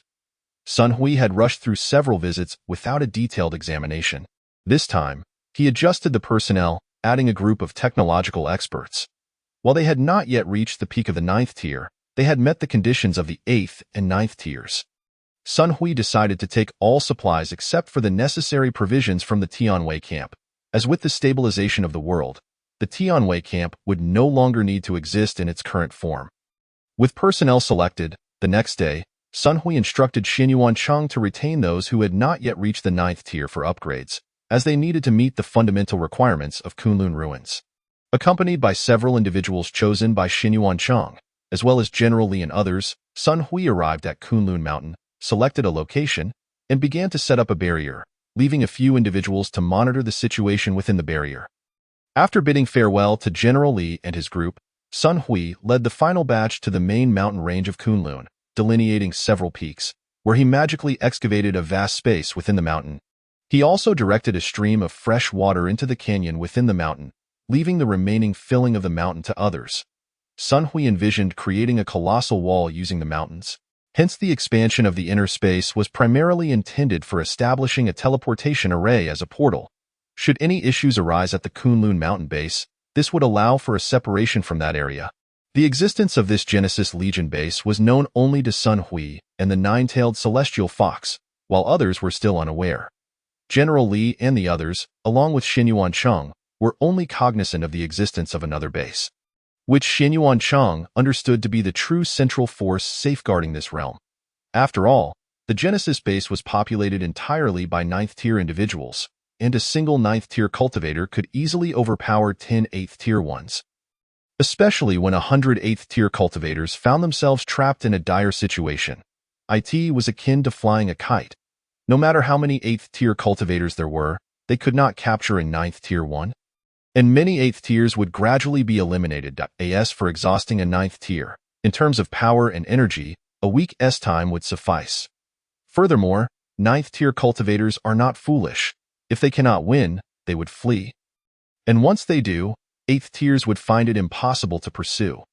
Presently, under the current arrangement, the Genesis base had around 30 individuals at the 9th tier and above. After all, there were not many who remained in this realm, as most would accompany Sun Hui to the next realm. Chapter 61. The last 3 years of Kunlun ruins. After Sun Hui established the barrier for the base, he left a few individuals to monitor the situation within while he took the car gifted by General Li and headed towards Kyoto. Sun Hui retrieved 3 vehicles that had been modified with energy cores and glass, planning to return for the remaining 2 the following evening. Tomorrow, he would lead the group to Kunlun ruins, conveniently using the extra day to finalize the 3 vehicles, which Sun Hui found quite satisfactory. After all, experimentation and adjustments to various components were still necessary, and according to the young officer's estimates, the 2 remaining vehicles would likely be completed by around 3 o'clock the next day. In recent days, due to the introduction of new materials and the rush to finish, everyone was fatigued. Thus, the remaining vehicles could wait, allowing for a good rest today and addressing the matter tomorrow. After expressing his gratitude, Sun Hui arrived at General Li's office, requesting General Li to find a location that was absolutely secretive and secure.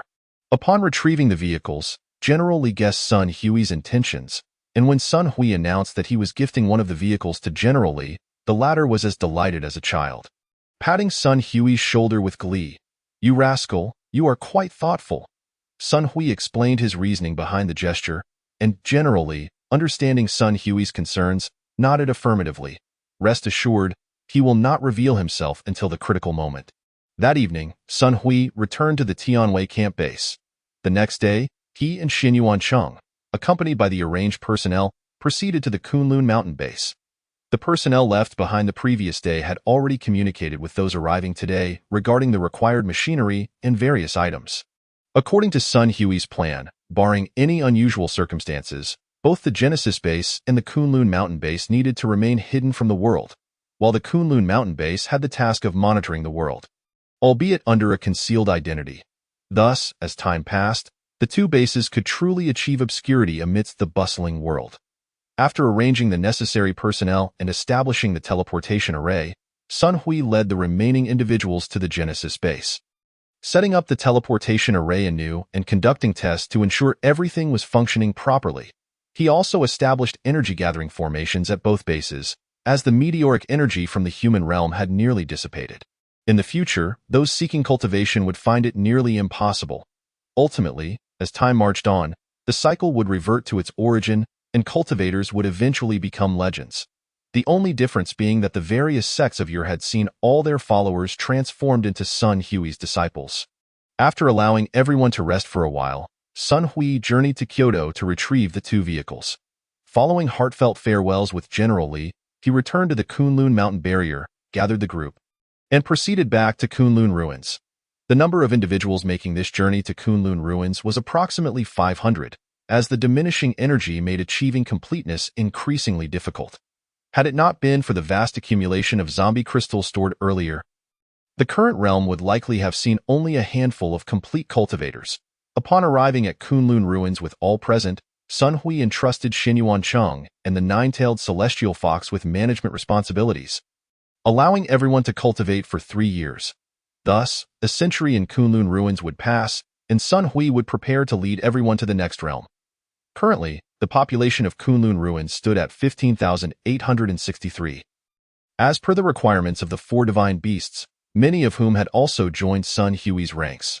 After all, opportunities are rare. The Empress had completed her fusion, the 4 divine beasts' progenitor had departed, and the younger 4 divine beasts, having absorbed their ancestors' energy, had all matured, transforming into young women in their 20s. Finally, as the Empress had just undergone fusion, she needed to stabilize her cultivation. Sun Hui set up a barrier and an energy-gathering formation for the Empress, allowing her to enter a state of cultivation. The arrangements for Kunlun ruins were left entirely to Xinyuan Cheng, while Teacher Li, due to the Empress's fusion formation, entered a state of weakness. According to Teacher Li's estimation, it would take approximately 2 years for him to regain his peak condition. As everyone were cultivators, setting up Kunlun ruins was rather straightforward. Numerous caves were constructed to the north and west. After all, there was no need for food or excretion, and even bathing could be accomplished through energy vibrations. Sun Hui and the Empress secluded themselves in the west, while Teacher Li's thatched cottage was located not far from the eastern entrance. In the central area, an expansive marketplace was established, surrounded by several residences. Once Teacher Li emerged from his retreat, one would be designated for him, another for Sun Hui, while the remaining 2 would remain unoccupied for the time being. Thus, everyone immersed themselves in cultivation. The most relaxed were the 9th-tier cultivators who had successfully established their foundations. After approximately a month of cultivation, Sun Hui emerged to organize the idle individuals, sending them to explore opportunities beyond Kunlun ruins. While instructing everyone not to disrupt the lives of others in the present world, he also informed them of his impending journey to the underworld, urging everyone to return in advance. Additionally, he provided each person with a sound transmission talisman and a teleportation talisman for emergencies.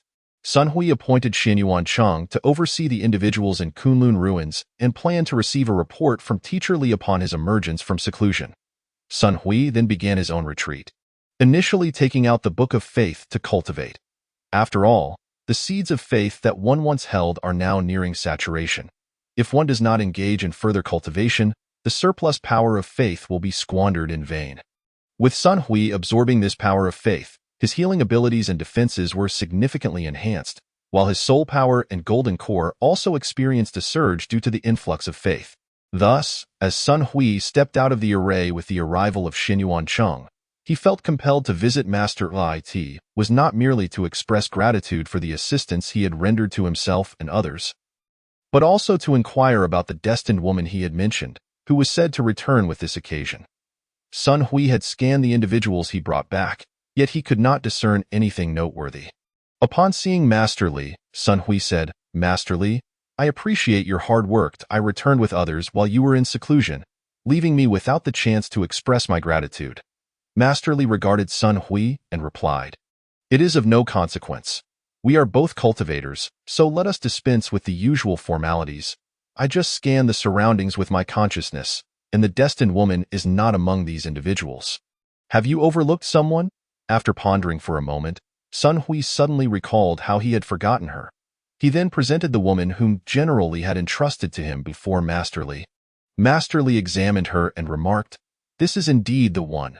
Her soul has been damaged due to crossing realms, yet her essence is that of the fruit of the world tree. As she gradually adapts to this realm, she will slowly recover.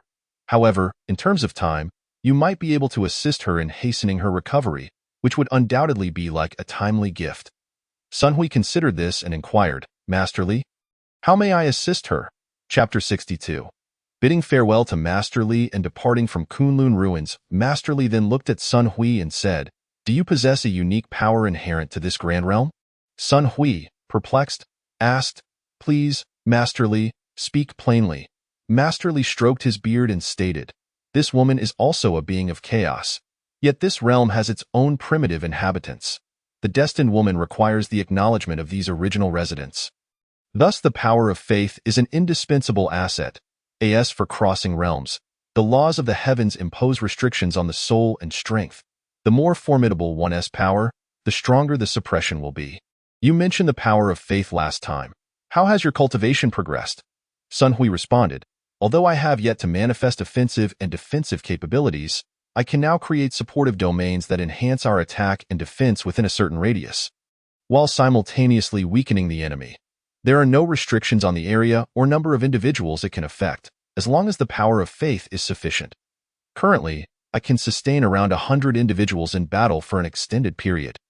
Master Li stroked his beard again and remarked, By your account, you should be able to awaken the destined woman. However, I must caution you. Your success is inextricably linked to her. Whether she chooses to assist you is a matter for you to address. After all, as a being of the grand world's laws, Hong Jun will also interfere.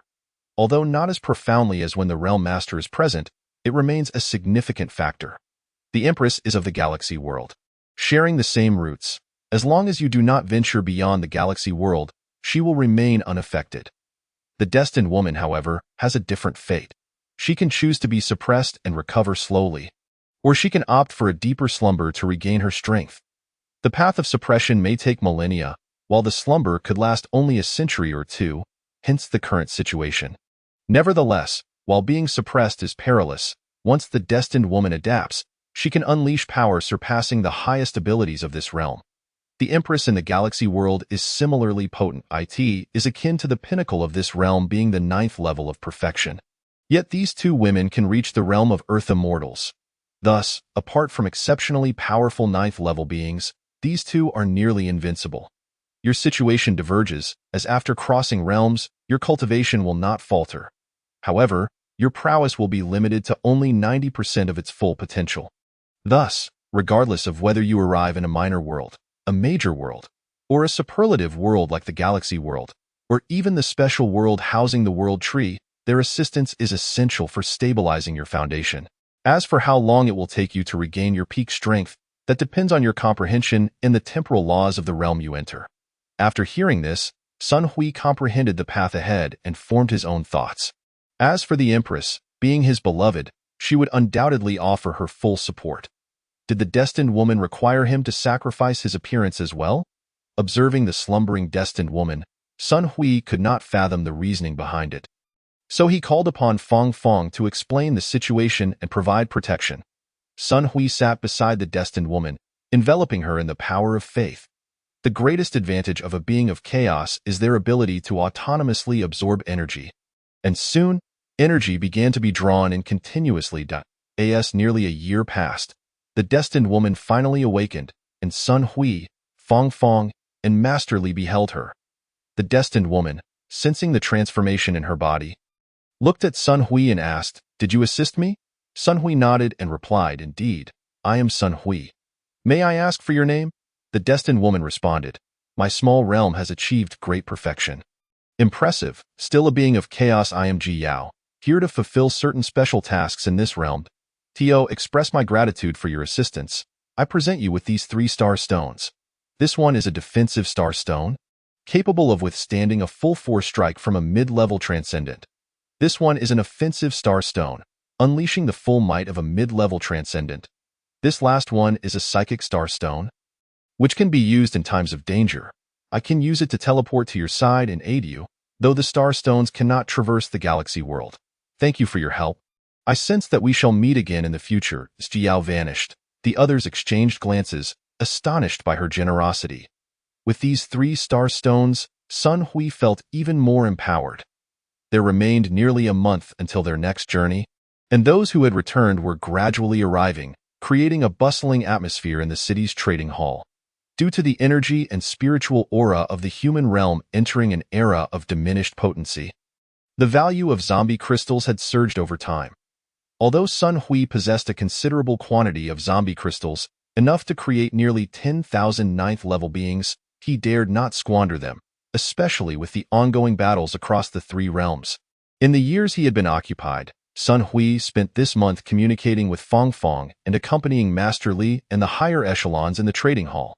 Upon their arrival, everyone greeted Master Li, Sun Hui, and the numerous high-ranking officials with exceptional warmth. Sun Hui purchased some items for Fong Fong, including a hairpin that nourished the soul.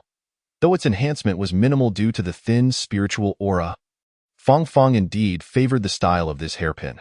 Furthermore, she could use spiritual energy to nurture it back to its peak state, albeit this process might take about 100 years. He also brought a jar of monkey wine and several spirit fowl, Tianlu sheep, and forest pigs as gifts for Master Li. As life in this realm could be monotonous, a bit of merriment and the care of such small curiosities could elevate one's spirits. In the final moments, Sun Hui took Fong Fong and the nine-tailed celestial fox to retrieve the source stones, while Xinyuan Chang remained behind to prepare the team for departure. Sun Hui divided the raw stones into 5 portions, 2 smaller ones suitable for providing training to 10,000 individuals below the 8th level for a millennium, placed in the Tianwei camp and the Kunlun mountain barrier, leaving one for General Li. The larger piece remained at the Genesis base, capable of sustaining 1,000 individuals above the 8th level for a millennium of cultivation.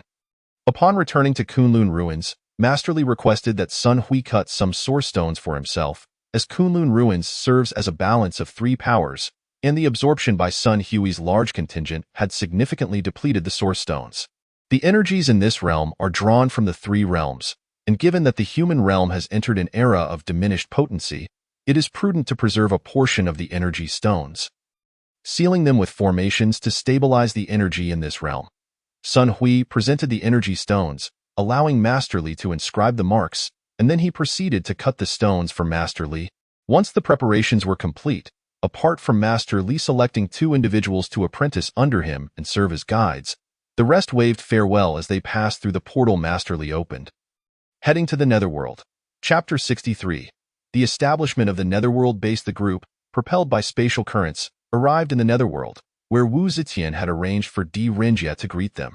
Though none had previously encountered Di Renjie, his illustrious reputation for dominating the world was well known, as there are only a handful of renowned detectives in the annals of domestic history. Following the introduction, they entered Wu Zetian's grand hall. Sun Hui, sitting comfortably nearby, was not driven by a desire for power but perhaps by the need for status. Eventually, everyone took their seats. Wu Zetian, being an emperor of an era and the ghost king for millennia, accepted Sun Hui's presence with composure. After all, for Master Li, if he aspired to transcendence, he would need to foster a more fruitful collaboration or allegiance with Sun Hui.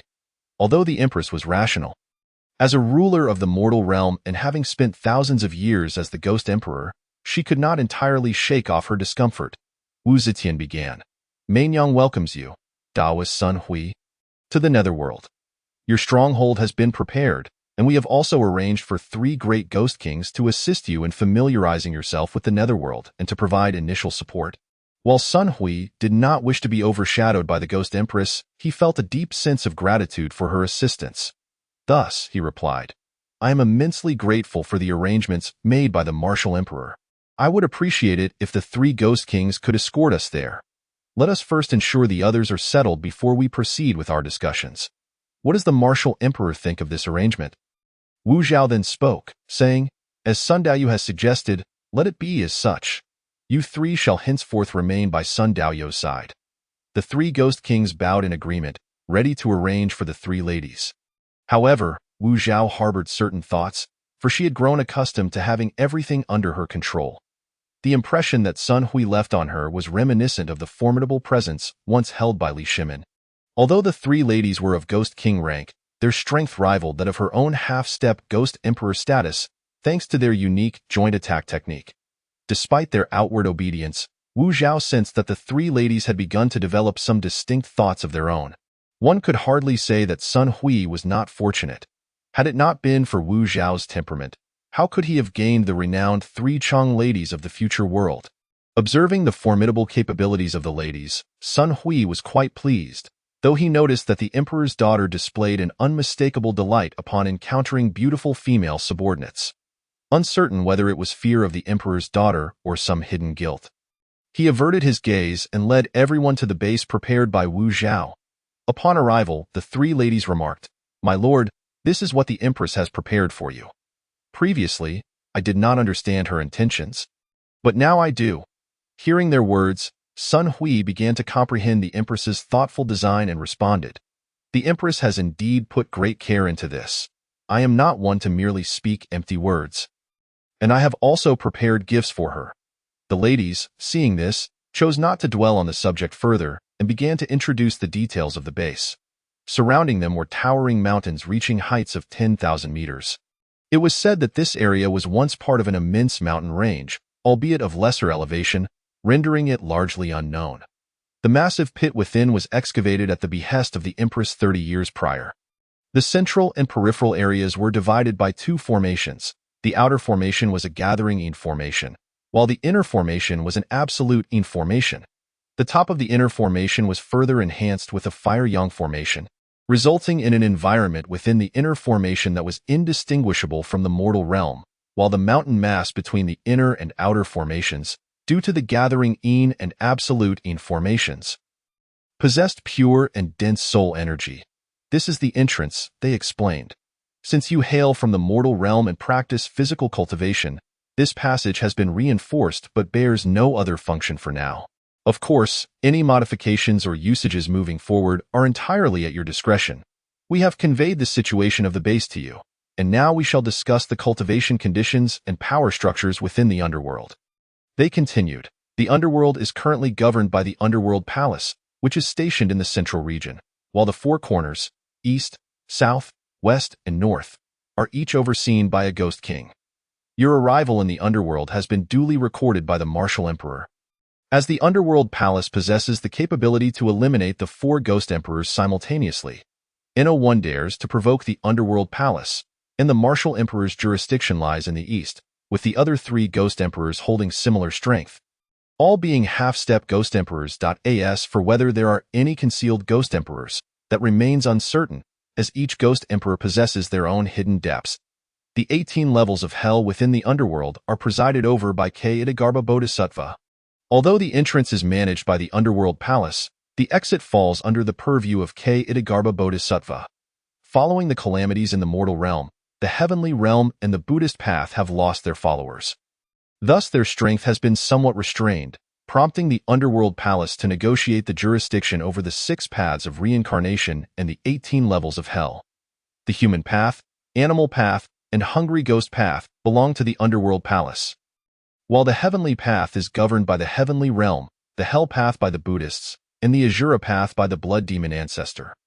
Prior to your arrival, the Martial Emperor had reached some agreements with the Underworld Palace, and the remaining matters are beyond the knowledge of us 3 sisters. They must be discussed between you and the Martial Emperor. As for cultivation in the underworld, it is quite straightforward. Since most beings are soul entities, there are very few like you who engage in physical cultivation. Thus, soul energy cultivation is categorized into shaping, chi training, vengeful spirits, foundation establishment, ghost generals, golden core, ghost kings, nascent soul, and ghost emperors, unity with the Tao, a total of 9 levels. Given that you cultivate the source of power, your combat abilities in the underworld are somewhat restricted, and as a physical cultivator, your soul energy recovery poses a significant challenge. Prior to reaching the shaping stage, the soul entities, lacking awareness and form, can be directly absorbed for soul energy. However, once the shaping stage is attained, ghost pills may be directly absorbed, with caution required regarding the capacity of the sea of consciousness. Generally, one absorbs energy until the sea of consciousness is full, then compresses the quality of the soul energy, expands the sea of consciousness again, and absorbs more energy to elevate their cultivation level. After their discussion, Xin Yuanchang proceeded to accommodate everyone. Given that most possess the strength of the 9th stage, the establishment of the base was relatively effortless. They were seen tirelessly cutting giant stones and constructing shelters, aided by large machinery, resolving the housing issue in under an hour. Thus, they divided themselves into zones, deploying their technological gardens, while Xin Yuancheng organized the planting and breeding areas. Within the internal formations, they simply awaited the growth of young demon beasts and the maturation of the spiritual herbs and plants, creating a veritable paradise. Though this was merely Xin Yuancheng's arrangement and the thoughts in everyone's minds, it was prudent to make their stay as comfortable as possible, given the uncertainty of how long they would cultivate in this realm. In this manner, before the sun set, everyone had successfully arranged the base, and the fierce sun formation within the array resulted in this gray space of the underworld, devoid of day or night, transforming into a paradise, a testament to the martial emperor's meticulousness. Chapter 64. Cultivation of clones. After everyone had rested for over an hour in their rooms, Sun Hui saw the three ladies arriving with Wu Zhao. He stepped out to greet Wu Zhao, accompanied by the emperor's daughter. Wu Zhao, upon noticing Sun Hui's approach, smiled and inquired, "Are you satisfied with this place, my friend?" Sun Hui respectfully remarked. "The Emperor Wu has truly put forth great effort. This place is not only satisfactory to me, but to everyone present." Wu Zhao nodded and replied, "I had originally intended to invite you, my friend, to the imperial residence, but the underworld is unlike the mortal realm. Therefore, Mainyang has specially brought some unique delicacies and specialties from the underworld to disturb you." Sun Hui waved his hand dismissively, saying, "Your Majesty is being overly courteous. I have come here seeking your assistance, and I have also prepared some gifts for you. As for the way you address me, there is no need for formalities. Simply calling me by my name will suffice, lest we appear unfamiliar with one another." Wu Zhao nodded in agreement. "In that case, Mainyang shall comply. You may also call me Mainyang. It will not seem strange. Now, please, let us retreat inside and converse more comfortably." Guided by Sun Hui, the group arrived at the estate of the imperial daughter. With her integration, her estate had transformed into a miniature world. However, although her small world could evolve independently, it absorbed the energies of the world at a much slower rate than Sun Hui's. Unlike his, the imperial daughter's estate was preserved, vast beyond measure, as she had sacrificed a considerable amount of worldly power to refine it. Meanwhile, Sun Hui had merely condensed a small villa area. Perhaps it was a matter of gender distinction. Sun Hui felt no lack in his domain, capable of accommodating a dozen individuals, yet the imperial daughter's estate was undeniably extravagant. Even the Emperor Wu could not help but feel envious of its opulence. Moreover, within her small world, the imperial daughter had also condensed reincarnation and introduced numerous demonic beasts and spirits. As for humanity, she had released 1,000 orphans, both male and female, allowing them to evolve independently without guidance. In contrast, Sun Hui's small world was merely a place of continuous evolution and self-directed cultivation of life. Aside from the initial floating island he had arranged with a few women, everything else had developed organically. Sun Hui did not wish for his small world to remain incomplete.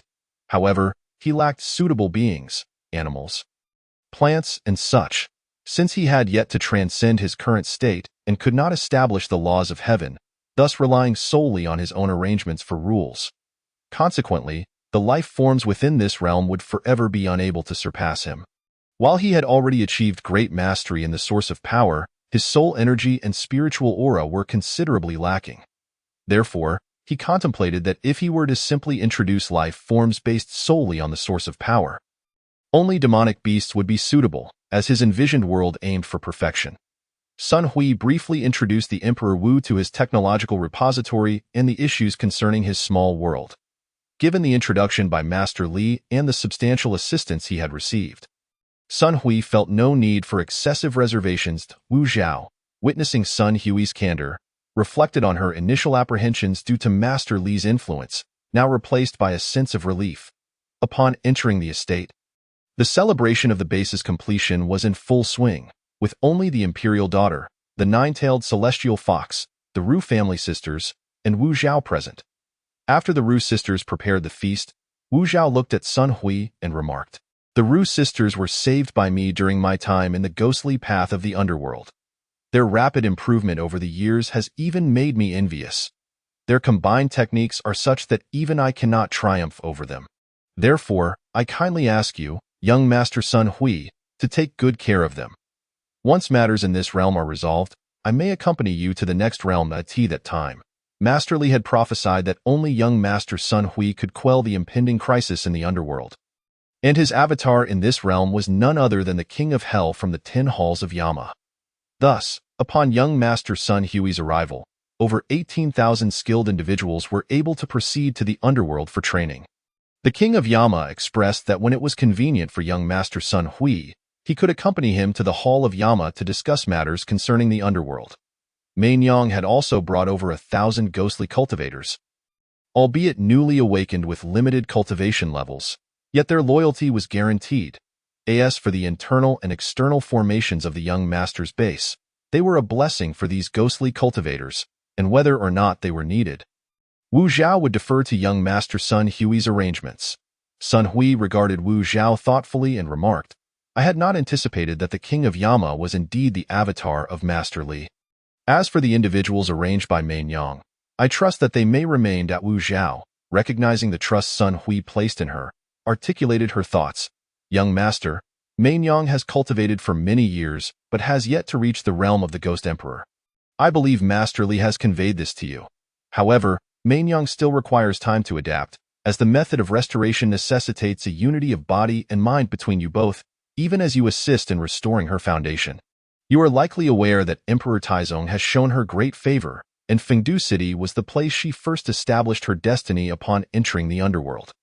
After being fortunate enough to gain Master Li's recognition, she left Fengdu and spent several thousand years before achieving her current strength. However, due to my ties with the Taizong and Gaozong of the Li dynasty having reached their end, Main Yang remains unblemished. And after these several thousand years of cultivation, she is indeed fatigued in body and spirit. Upon hearing Main Yang's words, the others grasped the situation's nuances. Sun Hui was quite astonished by the Ru sisters, but ultimately set aside his thoughts, deciding to wait until they reached the Hall of Yama to have the King of Yama assess the situation. As for Wu Zhao's foundation restoration, given that she was an unblemished Ghost Emperor, it would also serve to enhance her own cultivation, which was undoubtedly a pleasant surprise. Regardless of the realm, Master Li had consistently provided silent support, deeply moving Sun Hui and instilling unwavering trust in the arrangements he had made. Sun Hui himself was not overly concerned, yet as a military man, he understood a fundamental truth. In the face of absolute power, all schemes and deceptions are but folly. As the conversation concluded, Wu Zhao presented Sun Hui with hundreds of thousands of ghost crystals, thousands of spiritual herbs from the underworld, as well as numerous spiritual beasts and over 1,000 souls. Sun Hui placed the souls between the internal and external formations, entrusting the overall management of the base to Xin Yuancheng, while the Ru sisters took charge of managing the souls. After giving a portion of the spiritual herbs and beasts to the imperial daughter, Sun Hui also opened a section of the underworld within his small world, albeit not an expansive one, merely sufficient for the growth of numerous beings. He then began to absorb the soul crystals to strengthen his own spirit, allowing him to cultivate the method of transforming into the 3 pure ones. Although he could currently practice, the other 2 avatars only reached the level of transformation. Sun Hui planned to cultivate his final avatar once his soul energy reached perfection, as the abundant spiritual energy in both the heavenly and underworld realms would facilitate his training. Thus, following the method of transforming into the 3 pure ones, Sun Hui separated his essence and spirit, condensing his first avatar. After a month and the expenditure of several thousand soul crystals, his first avatar finally took shape. Chapter 65. The Hall of Yama in the Underworld. Unlike Master Li, Sun Hui's first avatar not only integrated his essence and spirit during its formation but was also continuously refined with chaotic energy. This resulted in his avatar possessing a chaotic body, further enhanced by the power of belief. Sun Hui instructed the imperial daughter to bring the avatar back to Kunlun ruins, accompanied by the zombie crystal and soul crystals. Thus, once the time was right, Sun Hui's avatar could achieve the state of perfection across both realms, granting him an additional life. Another month passed, during which Sun Hui fully recovered from the separation of his essence and spirit. The imperial daughter returned to his side. With that, Sun Hui brought the group to the city of Wu Zhao, where they proceeded to the Hall of Yama. Mei Yang was quite surprised, believing that Sun Hui would need to wait a while longer for his soul energy to increase before venturing forth. Sun Hui smiled and replied, "My soul energy is now comparable to that of a fierce ghost, and if such strength is regarded as a calamity by the underworld, it is best to eliminate it while it is still in its infancy." In truth, Sun Hui felt more confident in coming now because the imperial daughter had acclimated to this realm, and her soul power had risen to the Ghost King level. Although he had yet to engage in personal combat, his perception of Wu Zhao's realm assured him that he could certainly retain her, though the process would require considerable time and effort. Upon reaching the Ghost King level, Sun Hui felt confident he could easily defeat Wu Zhao.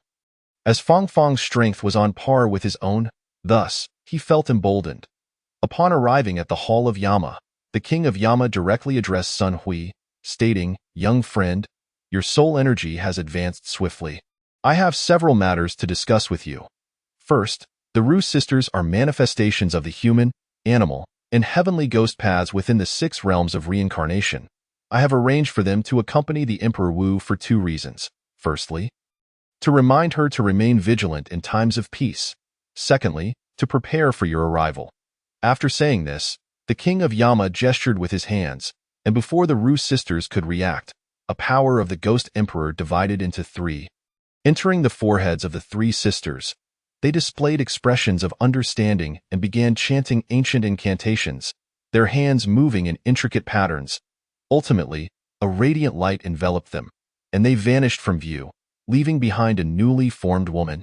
This new figure possessed bright eyes and a captivating smile, her gaze imbued with a profound sense of the vicissitudes of life that drew one in at a glance.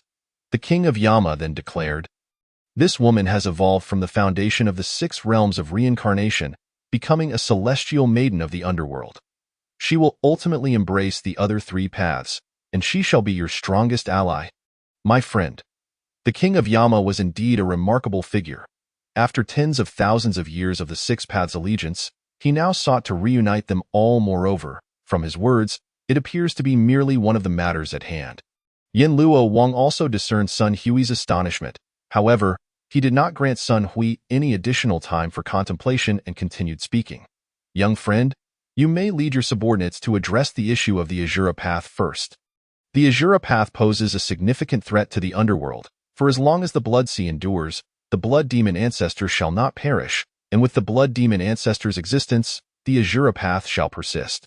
Although the Azura Path is ostensibly managed by the Blood Demon ancestor, in reality, a formidable Azura king once rebelled against the Azura Path with the aid of the Buddha, swearing allegiance to the Buddhist faction.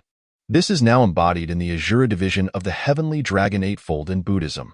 Given the recent calamity in the human realm, the Heavenly and Buddhist realms have lost followers, and each is scheming in their own way. Therefore, to prevent prolonged uncertainties, I beseech you to swiftly address the Azura Path issue. Although the Azuras possess formidable combat strength, they are ultimately manifestations of blood essence, and thus cannot be slain by soul bodies unless there is a significant disparity in levels. However, young friend, with your over 10,000 subordinates, all at the pinnacle of power, they are perfectly poised to counter the Azura division. Thus, I must trouble you with this task." Upon hearing this, Sun Hui expressed his gratitude. "I appreciate Master Li's assistance in the human realm, and I am also thankful for the support from Lord Yin Luo in the underworld. Nonetheless, regarding this matter, we risk our lives to aid the underworld in resolving a grave peril, which may also incur the wrath of the Buddhist and Taoist factions." Once Sun Hui reached this point, Yin Luo Wang waved his hand and replied, "Most of the individuals in the Buddhist and Taoist factions are remnants of the Fengshan era, resulting from the betrayal of Taoist disciples. Even the heavenly court is rooted in Taoism, while the Buddhist realm, known as the Western Paradise, essentially represents the pilfering of Taoist triumphs during the Fengshan period. Nevertheless, Buddhism possesses its merits. Aside from the Vajra, Arhats, and the Heavenly Dragon Eightfold, the majority of practitioners focus on the spells of Jain and Juanti. These spells are particularly effective against the underworld, and the spiritual energy of the heavenly realm also exerts a suppressive effect. However, due to the minimal feedback from the rules after Hongjuan's convergence with Tao, the source of power can counter all forms of magic. This is why various factions aspire to control the cycle of reincarnation. Even in death, they can utilize their mastery over reincarnation through certain secret arts to cultivate over several lifetimes. Conversely, the underworld strictly enforces the rules set by the Creator God, erasing memories and reincarnating according to merit. Thus, while the underworld possesses the greatest combat strength, its high-end capabilities are inferior to those of Buddhism, Taoism, and the heavenly realm. The heavenly realm will be overseen by the heavenly court, while the Bodhisattva of hell will be managed by the underworld. The opportunities lie within the Asura path and the hell path. All Asuras and the hungry ghosts of the 18 layers of hell will be bestowed upon your team, and the underworld shall cooperate with you in all aspects. As for the other matters, they shall be deliberated after you have addressed the first two. Before that, you have 5 years' time. Here is 1,000,000 soul crystals, a divine mandate from the underworld. You may perform the sacred rites in the underworld with important individuals. Lastly, this is a collection of spirits above the realm of ghost kings that I have sealed over the years. It will be exceedingly difficult for their descendants to find a way to survive. However, their progeny possess astonishing talents, capable of inheriting the family techniques and the ghost king's sacred rites. Of course, their techniques are also family legacies, and I will bestow upon you several sons of the ghost emperors as well. Finally, here are the stored young of various races within the underworld, along with seeds for spiritual herbs, all granted to you. Sun Hui was taken aback by such a display and cast aside his previous resentment about being made a pawn by Yin Luo Wang. Agreeing to the proposal, although he felt a twinge of discontent, he understood that in order to survive in the underworld, he could not afford to offend the netherworld. Moreover, the most expedient way to elevate the strength of his companions would undoubtedly involve warfare. While there would be sacrifices, this has been the way of the world since time immemorial. For the sake of the many, some must bear the burden and march forth. Nevertheless, the fact that Yin Luo Wang extended such generous offerings indicated that while there might be suspicions of exploitation, these rewards felt more akin to a partnership. After all, without the consent of the underworld, even a ghost emperor would not dare to instigate such conflicts. Chapter 66. The Blood Sea of the Netherworld. Upon hearing these words, Sun Hui recognized it as indeed an opportunity. However, to ensure safety, he chose to bring only the Empress, the nine-tailed celestial fox, and the destined daughter of the underworld, accompanying the envoy of Yin Luo Hall for an inspection. The group traversed a special teleportation passage to arrive at the territory of the Asuras, where they encountered the Asura race, resembling the rumors. The men bore grotesque features with green faces and sharp teeth, exhibiting a hideous appearance. Yet, their muscular forms and 6 arms suggested formidable adversaries. In stark contrast, the females of the race were strikingly beautiful, possessing a unique blood-colored allure, their red pupils and well-proportioned figures revealing their martial lineage. However, the Asuras present at the periphery represented a lower tier of combat strength, and Sun Hui had no intentions of engaging with them. The group stealthily ventured into the Blood Sea of the Netherworld. The envoy of Yin Luo Hall transmitted a message. "My lord, this is not yet the moment for a complete rift between the underworld and the Asuras. I hope you understand that I must remain hidden." Sun Hui nodded in agreement. "Indeed, proceed. We are merely assessing their strength to prepare for future strategies. After all, to know oneself and one's enemy is the key to victory in 100 battles." As the group delved deeper into the Blood Sea of the Netherworld, they were eventually detected by some powerful Asuras, and combat ensued. Sun Hui found himself increasingly astonished as the battle unfolded. Frankly speaking, the combat prowess of the Asura race was indeed formidable, akin to the exceptional practitioners among those of the source of power at the same level. While they could not defeat opponents of a higher tier, the Blood Sea continuously replenished their energy, allowing for astonishing recovery speeds. For instance, after Sun Hui severed an Asura's arms, within mere minutes, the Asura had completely healed. Although there were only about 3,000 Asuras of 9th-tier combat strength, with roughly 1,000 at the pinnacle realm, their low-tier Asura counterparts numbered close to 100,000. Even a multitude of ants can bring down an elephant, let alone the powerful Asuras. Thus, even with rotations in battle, the existence of the Blood Sea of the Netherworld meant that victory would come at a significant cost. They would inflict 1,000 casualties while suffering 800 losses themselves. Sun Hui intended to lead these individuals into battle across the three realms, forging a future, and could not afford to sacrifice their endeavors over transient victories or defeats. Upon returning to Yin Luo Hall, Sun Hui reported his findings to Yin Luo Wang. Meanwhile, Wu Zhao remained silent, though Sun Hui sensed she had words to share. However, now was not the time. After listening to Sun Hui's account, Yin Luo Wang stated, "There are still 8 years remaining for this matter, so there is no need for haste at this moment. However, once 8 years have elapsed, the Azura path must be resolved. Take these resources back with you. Mainyang has some valuable suggestions and methods. You two should carefully devise a strategy, as this is a matter of great importance and cannot tolerate the slightest negligence. Mainyang will wholeheartedly assist you." Young friend Sun Hui. Upon hearing this, Sun Hui wished to inquire about Yin Luo Wang's suggestion for Wu Zhao's assistance, wondering if it had been a miscommunication or merely a one-sided wish. Yet, Yin Luo Wang did not afford him the opportunity. With a wave of his hand, everyone was transported out of Yin Luo Hall. Sun Hui acutely felt the immense power of Yin Luo Wang. The energy and pressure he had just experienced indicated that Yin Luo Wang indeed possessed the ability to kill him. While instantaneous death might be beyond reach, slaying him would not pose much difficulty and would not require excessive time. As for the resources provided and the previous assistance from Master Li in the human realm, Sun Hui had no doubts about Yin Luo Wang's intentions, but he sensed there was something he was unaware of concerning this 8-year time frame. Upon returning to Wu Di City, Wu Zhao left only Sun Hui and the Empress behind, then set up multiple protective barriers, ensuring no oversights remained. Before speaking, "My lord, please do not take offense." Mainyang was unaware that the time indicated by Lord Yin Luo had arrived. "I hope for your understanding. What I am about to share concerns the future of the three realms in the cycle of reincarnation. The realms of humanity, hungry ghosts, and beasts are overseen by the underworld, while the realm of heavenly beings is managed by the heavenly court. The Azura path is governed by the blood demon ancestor, and the hell path is under the control of Buddhism. The Bodhisattva of hell once vowed, 'Until the hells are empty, I will not attain Buddhahood.' However, with the changes in the human realm, the power of belief in Buddhism has waned, leading to some alterations in the hell path.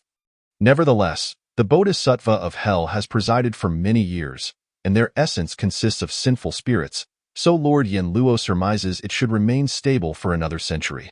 The realm of heavenly beings is somewhat similar. However, the heavenly realm is still managed by the heavenly court, which is a formidable force, predominantly comprised of Taoist disciples. They primarily cultivate natural Taoist arts, thus their aspirations are modest, yet the heavenly court is powerful and home to many ambitious individuals. Master Li's avatar in the heavenly realm also wields supreme authority. Hence, he intends to reclaim the non-underworld-controlled realms, the realm of heavenly beings, the Azura path, and the hell path. The sequence of reclamation will commence with the Azura path, followed by the hell path, and finally the realm of heavenly beings, which will occur after you, young master, achieve the status of Ghost Emperor in this realm. This way, Master Li's avatar in the heavenly realm will arrange matters for you before your attainment of the pinnacle." Sun Hui was somewhat taken aback. Firstly, Master Li's ambitions were indeed grand. Secondly, if all realms of reincarnation were to be reclaimed, would this not facilitate the convergence of Hongjun with Dao even further? The inquiries posed by the young master left Mainyang at a loss. However, she recalled that Master Li once remarked, the cycle of reincarnation originally consisted of 9 realms, with 3 foundational aspects. Subsequently, it was through divine inspiration that the present 6 realms were established. Yet, despite this, Hongjun did not achieve a complete unification with the Tao, nor could he exert control over the cycle of reincarnation. Prior to Sun Hui's venture into the next realm, the cycle would revert to its foundational number.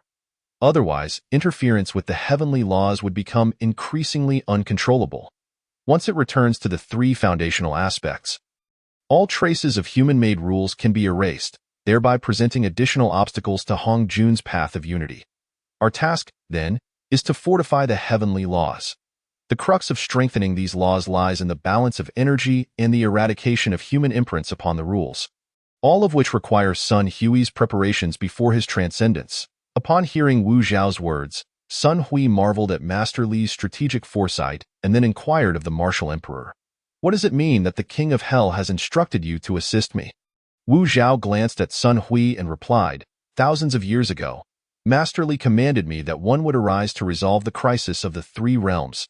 I am to serve as an auxiliary force for his endeavors. Should I agree, I would attain supreme glory. Through millennia of cultivation, I have unified the Eastern realm to achieve a half-step Ghost Emperor's stature, gaining boundless dominion.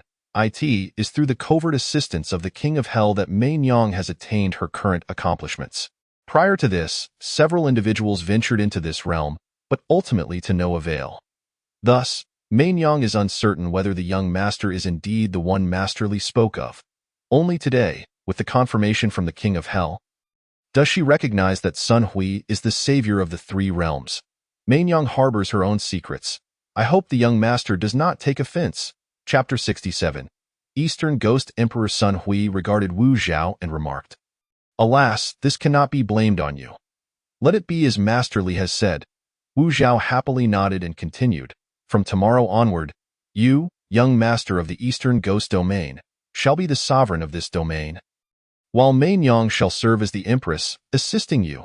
Sun Hui had not anticipated such developments and thus addressed Wu Zhao. "Would this not cause you discomfort? In truth, whether I become the sovereign of the East holds little significance for me." Wu Zhao replied, "The young master may not be aware, but only by inheriting the ghost domain can one gain access to the netherworld's consecration, allowing entry into the realm of inheritance." Sun Hui furrowed his brow and queried, "What is the realm of inheritance, and what purpose does entering it serve?" Wu Zhao explained, "The netherworld was created by the great Pangu, utilizing immense magical power and materials, assisting the Earth Mother Ancestor Witch's physical form and the processes of refinement. Since the materials originate from beyond this world, yet the will stems from this realm, great beings have thus gained insights into reincarnation, leaving their marks and mastering certain functions within the 6 realms of reincarnation. 50,000 years ago, the cycle of reincarnation gave birth to a man endowed with the aura of an emperor. From the moment of his birth, he was accompanied by a storm of soul energy, significantly enhancing the strength of the entire netherworld. Upon his birth, he was immediately sealed by the Earth Mother Ancestor Witch, who expended her final consciousness and physical energy. It was not until a millennium after his sealing that he broke free, subsequently beginning to unify the netherworld, which at that time was governed by various ghost emperors and ghost kings in a feudal system. Though there were those who aspired to unify the realm, even formidable beings like the Azura, along with the Lord of the Jiangshi and the 9 great ghost emperors, ultimately met tragic ends. After this individual broke free, he was consecrated as the Ghost Emperor of the Netherworld, receiving great blessings, the Ghost Emperor's crown, seal, tome, heart, scepter, and battle armor, 6 divine artifacts of the Ghost Emperor. This individual became the sole emperor of the Netherworld, and through continuous conquests over the span of a millennium, he ruled over the vast ghost domain. The young master will find that even the Eastern Ghost Domain is vastly larger than the world of mortals. Following the unification of the Netherworld, the Ghost Emperor, utilizing immense magical power, augmented the original 3 paths of reincarnation, resulting in the present 6 paths. The method of cultivation within the 6 paths of reincarnation has drawn countless spirits. Yet the Netherworld has not preserved the Ghost Emperor's inheritance. A millennium later, the Netherworld was fully established, yet the Ghost Emperor had not re-emerged in the millennia that followed. The rule of the Netherworld became inevitable. 10,000 years ago, a verse descended upon the Netherworld. Upon realizing its meaning, the Ghost Emperor released the divine artifacts of the Ghost Emperor, sealing the original Ghost Emperor's palace, proclaiming that the Ghost Emperor would return to the Netherworld after 10,000 years. Thus, the ability to inherit the legacy of the Ghost Emperor is a necessary path for the young master, and whether success is attainable depends on the young master's fate. To become the Ghost Emperor of the Netherworld, or to be the Lord of a domain is required to qualify for entry into the realm of inheritance, which will soon be opened in just over a decade. Upon returning to the Creation Legion, Netherworld, base, Sun Hui informed the relevant personnel of certain circumstances and instructed everyone to cultivate their soul energy.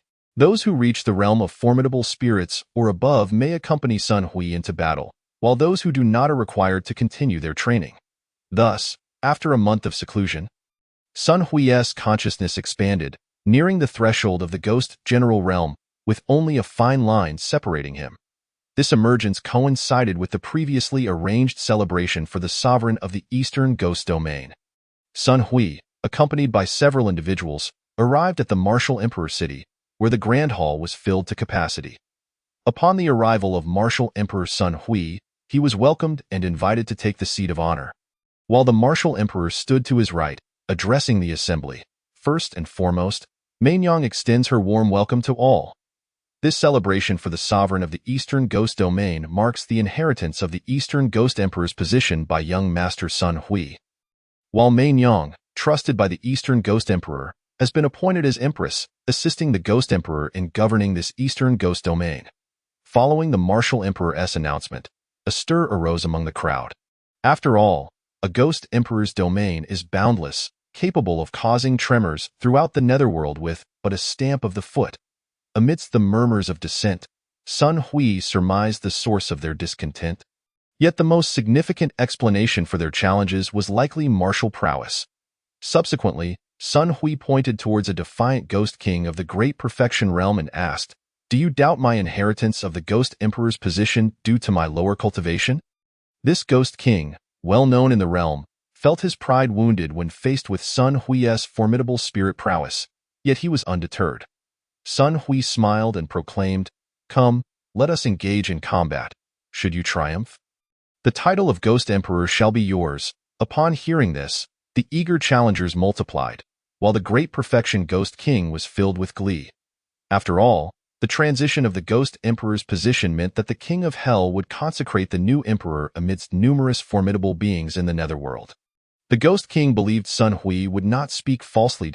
As the assembly moved to the arena, Sun Hui nodded, and Wu Zhao announced, "The contest between the two shall be a struggle for the imperial title. Life and death rest upon fate, and no subsequent forces shall pursue accountability." Although the Ghost King was arrogant, he was not foolish. If the Martial Emperor willingly ceded his position, and with the netherworld's acknowledgement, Sun Hui was certainly not to be underestimated. However, despite the Ghost King's confidence, he unleashed his full strength, gathering energy for a powerful strike, while Sun Hui observed silently. When the Ghost King completed his charge and launched his full-force attack, Sun Hui met it with a single punch. The Ghost King's ultimate blow was extinguished, yet Sun Hui did not falter. He shattered the Ghost King, collecting the Ghost Crystal, and addressed the crowd. "Is there anyone else who remains unconvinced? Today, I shall challenge him." Despite Sun Hui's swift defeat of the Great Perfection Ghost King, numerous semi-emperors, hidden within various factions, still sought the opportunity to become the Ghost Emperor consecrated by the netherworld.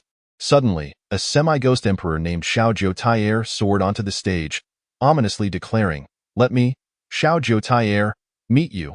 Upon finishing, he unleashed a torrent of ghostly energy and charged at Sun Hui.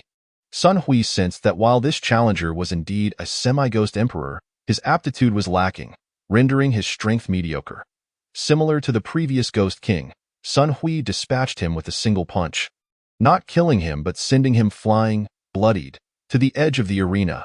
"Go challenge me is to take advantage of your misfortune, seeking my demise." During battle, Sun Hui is never merciful. However, when he first approached the Ghost Emperor, a beautiful female ghost suddenly cried out, "Ghost Emperor, please show mercy. We are willing to offer resources to buy our lives." Upon hearing these words, Sun Hui indeed paused, for slaying a Ghost Emperor would undoubtedly earn him another hostile force. What he would gain in return would merely be the energy crystal of a half-step Ghost Emperor, which at most could only cultivate a mid-tier Ghost King. In Chapter 68, titled The Great War of Blood Sea Emperor's Son. Sun Hui nodded, and a Ghost King inspected a storage bag, only to be struck with astonishment, presenting it for Sun Hui to examine. Sun Hui observed the Ghost King's pallor and surmised that whatever could render a Ghost King so colorless must be an extraordinary item. He opened the storage bag, though his expression remained unchanged as he instructed the female ghost to carry away the Ghost Emperor. He felt immense joy within. The storage bag contained merely two items. The first was a dragon egg, teeming with life, and the second was a colossal energy stone, specifically a bloodstone. While this bloodstone held little value in the underworld, it was considered a treasure in the human realm and even the celestial realm. Especially given its size and energy, it was akin to striking gold. The Ghost Emperor of the North, Qingqing, expressed her gratitude for the Eastern Ghost Emperor's leniency. Observing her courteous demeanor, Sun Hui tossed her a piece of ammunition, to which Qingqing was profoundly thankful. In truth, what Sun Hui had thrown was merely a common healing potion, yet the entities of the underworld, upon reaching the shaping stage, existed in physical form. The underworld's unique environment did not produce healing medicines, and Sun Hui had brought plenty, having sown seeds in the Genesis Legion's base in the underworld, along with several alchemists. Thus he possessed an abundance of such medicines. Witnessing Sun Hui's terrifying strength and clear sense of justice, the majority of the crowd acknowledged his position as the Eastern Ghost Emperor. However, there are always those particularly bold individuals. At that moment, a half-step Ghost Emperor of the Azura clan strode forth. Bellowing, "Might I, the Blood Sea Emperor's son, challenge the Eastern Ghost Emperor?" Upon hearing the name Blood Sea Emperor's son, the crowd began to relish the unfolding drama. Sun Hui overheard someone remark, "Indeed, it is the Blood Sea Emperor's son." A member of the Buddhist Azura clan, the offspring of the Azura king, who studied under the Blood Demon ancestor. It is said that even the Blood Demon ancestor could not defeat him. Otherwise, following his father's betrayal of the Azura clan, this son would have surely been annihilated. Rumor has it he commands numerous Azura troops, nearly rivaling the Blood Demon ancestor. As Sun Hui pondered these remarks and was about to speak, he received a telepathic message. "Greetings, Eastern Ghost Emperor. My father is the Blood Demon ancestor, and he believes that you are a benefactor to our Azura clan. I, Blood Row, humbly beseech you to slay the Blood Sea Emperor's son.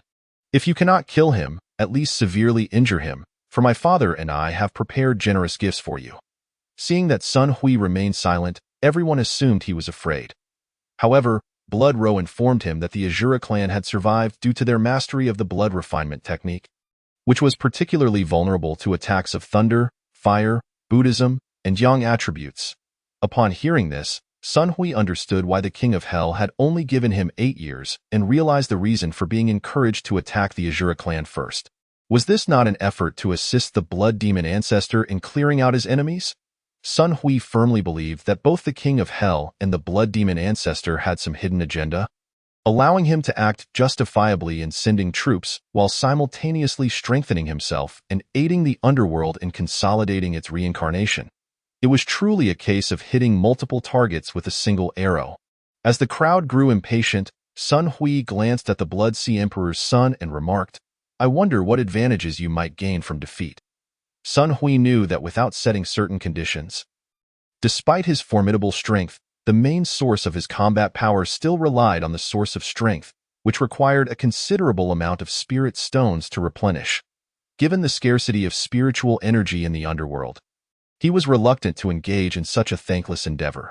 While many feared Sun Hui, the imperial throne of the Eastern Domain carried greater weight, leading everyone to speculate that Sun Hui's powers were likely drawn from sources beyond this realm. Thus, in terms of restoration, prolonged combat would inevitably lead to his defeat. By establishing conditions, Sun Hui could effectively eliminate many contenders who might seek to overwhelm him through attrition. The Blood Sea Emperor's son understood this logic as well and did not wish to become the subject of ridicule. After all, he was confident in his own abilities. If he offered insufficient resources, he would betray his own status. Conversely, if he offered too much, he would incite hatred from future challengers. Yet, should he defeat Sun Hui, what challengers would remain? With this in mind, the Blood Sea Emperor's son declared, "The Eastern Ghost Emperor speaks wisely. If we do not establish certain conditions, there will undoubtedly be unscrupulous individuals who employ attrition tactics to vex us. Therefore, I, the Blood Sea Emperor's son, shall offer the following resources to challenge the Eastern Ghost Emperor.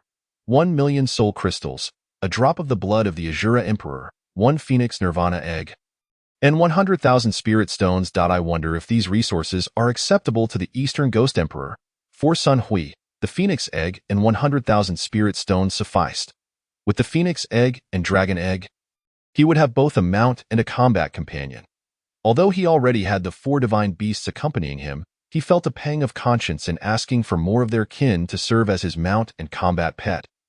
Given the sacrifices made by their ancestors for him and the Empress.as for the 100,000 spirit stones, Sun Hui was extraordinarily pleased. After all, the spirit stones accumulated by the martial emperor over several millennia amounted to only around 80,000. Clearly, this Blood Sea Emperor's son had close ties with the Buddhist sect, for how else could he possess such an abundant supply of spirit stones? However, now was not the time for such contemplations. As the Blood Sea Emperor's son, bolstered by spirit stones, would certainly possess a higher spiritual cultivation than himself in the underworld. The blood force cultivation would also likely exceed his own, leaving Sun Hui's advantages as his chaotic body and the power of belief. He switched his attribute to fire, allowing him to consume a significant amount of the Blood Sea Emperor's energy, while the power of belief would counter the Azura clan's bloodthirsty tendencies. With this resolve, Sun Hui readily agreed. The two then wasted no time and engaged in battle, with Sun Hui specializing in physical techniques, as did the Azura clan. Holding the dual swords, Ganjiang and Mo Xie, Sun Hui fought against the six-armed Azura. However, he was taken aback to find that the Blood Sea Emperor's son, having left the Blood Sea, possessed a recovery ability comparable to his own. Moments later, Sun Hui thrust a sword towards the Blood Sea Emperor's son's head, who evaded the fatal blow by sidestepping, only to slash horizontally at Sun Hui's abdomen. Sun Hui managed to avoid a critical hit, yet a deep gash opened on his abdomen, causing blood to flow profusely, while Sun Hui pierced through the Blood Sea Emperor's son's right shoulder. At this juncture, the crowd observed that the two were evenly matched, and it remained to be seen whose techniques were superior. Sun Hui attempted to heal his abdominal wound with the source of strength and spiritual energy, but the Azura's power obstructed his efforts. Meanwhile, the Blood Sea Emperor's son's wound could not be mended, as the power of fire was the Azura clan's nemesis. The fire attached to Sun Hui's treasures, forged from chaotic energy, was immensely potent, while the Blood Sea Emperor's son was desperately channeling Azura energy to resist. Yet, Sun Hui dared not further employ chaotic energy to heal his wound, for though he was a chaotic body capable of absorbing all forms of energy, he was certain the Blood Sea Emperor's son would absorb energy at a faster rate. Being a creature of this realm, in truth, Sun Hui's reasoning was sound, but he overlooked the fact that chaotic fire inflicted devastating damage upon the Azura body, leading the Blood Sea Emperor's son to expend more energy resisting his wound than he could absorb. Conversely, Sun Hui managed to maintain a basic equilibrium. He then experimented with the power of belief, wrapping it around the Azura body, causing it to gradually dissipate, while Sun Hui's wound ceased bleeding and visibly healed at an accelerated rate. The balance shifted. Upon witnessing this, the Blood Sea Emperor's son recognized that without the Blood Sea's support, he could not match Sun Hui in terms of attrition. Thus, his objective became clear: to engage in swift combat. Sun Hui also discerned this development and began to trade injuries for injuries, seeking to bring the Blood Sea Emperor's son down more rapidly. Half an hour passed, and the Blood Sea Emperor's son felt increasingly weakened, while Sun Hui was drenched in sweat. Yet, it was evident to all that Sun Hui had triumphed in this battle. Sun Hui aimed to at least severely injure the Blood Sea Emperor's son, while the latter sought to unleash his full potential in a final attempt to win. If he could not succeed, he aimed to inflict as much damage as possible upon Sun Hui. Otherwise, the resources he had offered would become a source of mockery. Thus, the two clashed once more, each strike resulting in bloodshed. Each move aimed at delivering a fatal blow, igniting the crowd's fervor. For aside from physical cultivators, others fought utilizing skills. If blood was drawn, it typically signified a conclusion, showcasing the unique strengths of physical cultivators, whose bodies were immensely powerful, allowing them to endure injuries without compromising their combat effectiveness, as long as their core was unscathed. In Chapter 69, titled Severe Injury to the Blood Sea Emperor's Son, after several more exchanges, the two drove each other back once again. Just as the crowd believed the battle to be at an end, both combatants launched simultaneous attacks. It was then that the Blood Sea Emperor's son, with only 3 remaining arms, found one ensnared by Sun Hui's legs. Little did anyone expect such cunning from the Blood Sea Emperor's son. Had Sun Hui not experienced years of combat during his time in the army, Who would have anticipated that a practitioner would resort to such a despicable tactic? If this ploy succeeded, Sun Hui could have trained in the evil repelling sword technique. To rebuild his physical form would require him to attain the realm of immortality, a journey that could span thousands, if not tens of thousands of years. Sun Hui felt an unbearable itch at the root of his teeth, and with a surge of force, he broke the arms of the Blood Sea Emperor while simultaneously delivering a kick in retaliation. However, the Blood Sea Emperor seemed to sense the impending reprisal, and his legs instinctively blocked Sun Hui's counterattack. Subsequently, Sun Hui withdrew his hands from the wrist of the Blood Sea Emperor and charged at him wielding dual swords, this time fueled by immense fury. After all, this old rascal was exceedingly treacherous. It was one thing to engage in battle, but he resorted to underhanded tactics and even aimed to sever Sun Hui's very essence of manhood. Thus, Sun Hui feigned an attack, successfully deceiving the Blood Sea Emperor into raising his blades in defense. Seizing the moment, Sun Hui's right hand, wielding the famed sword Jiang, fell away as he swiftly grasped the Blood Sea Emperor's heart, retreating with remarkable speed.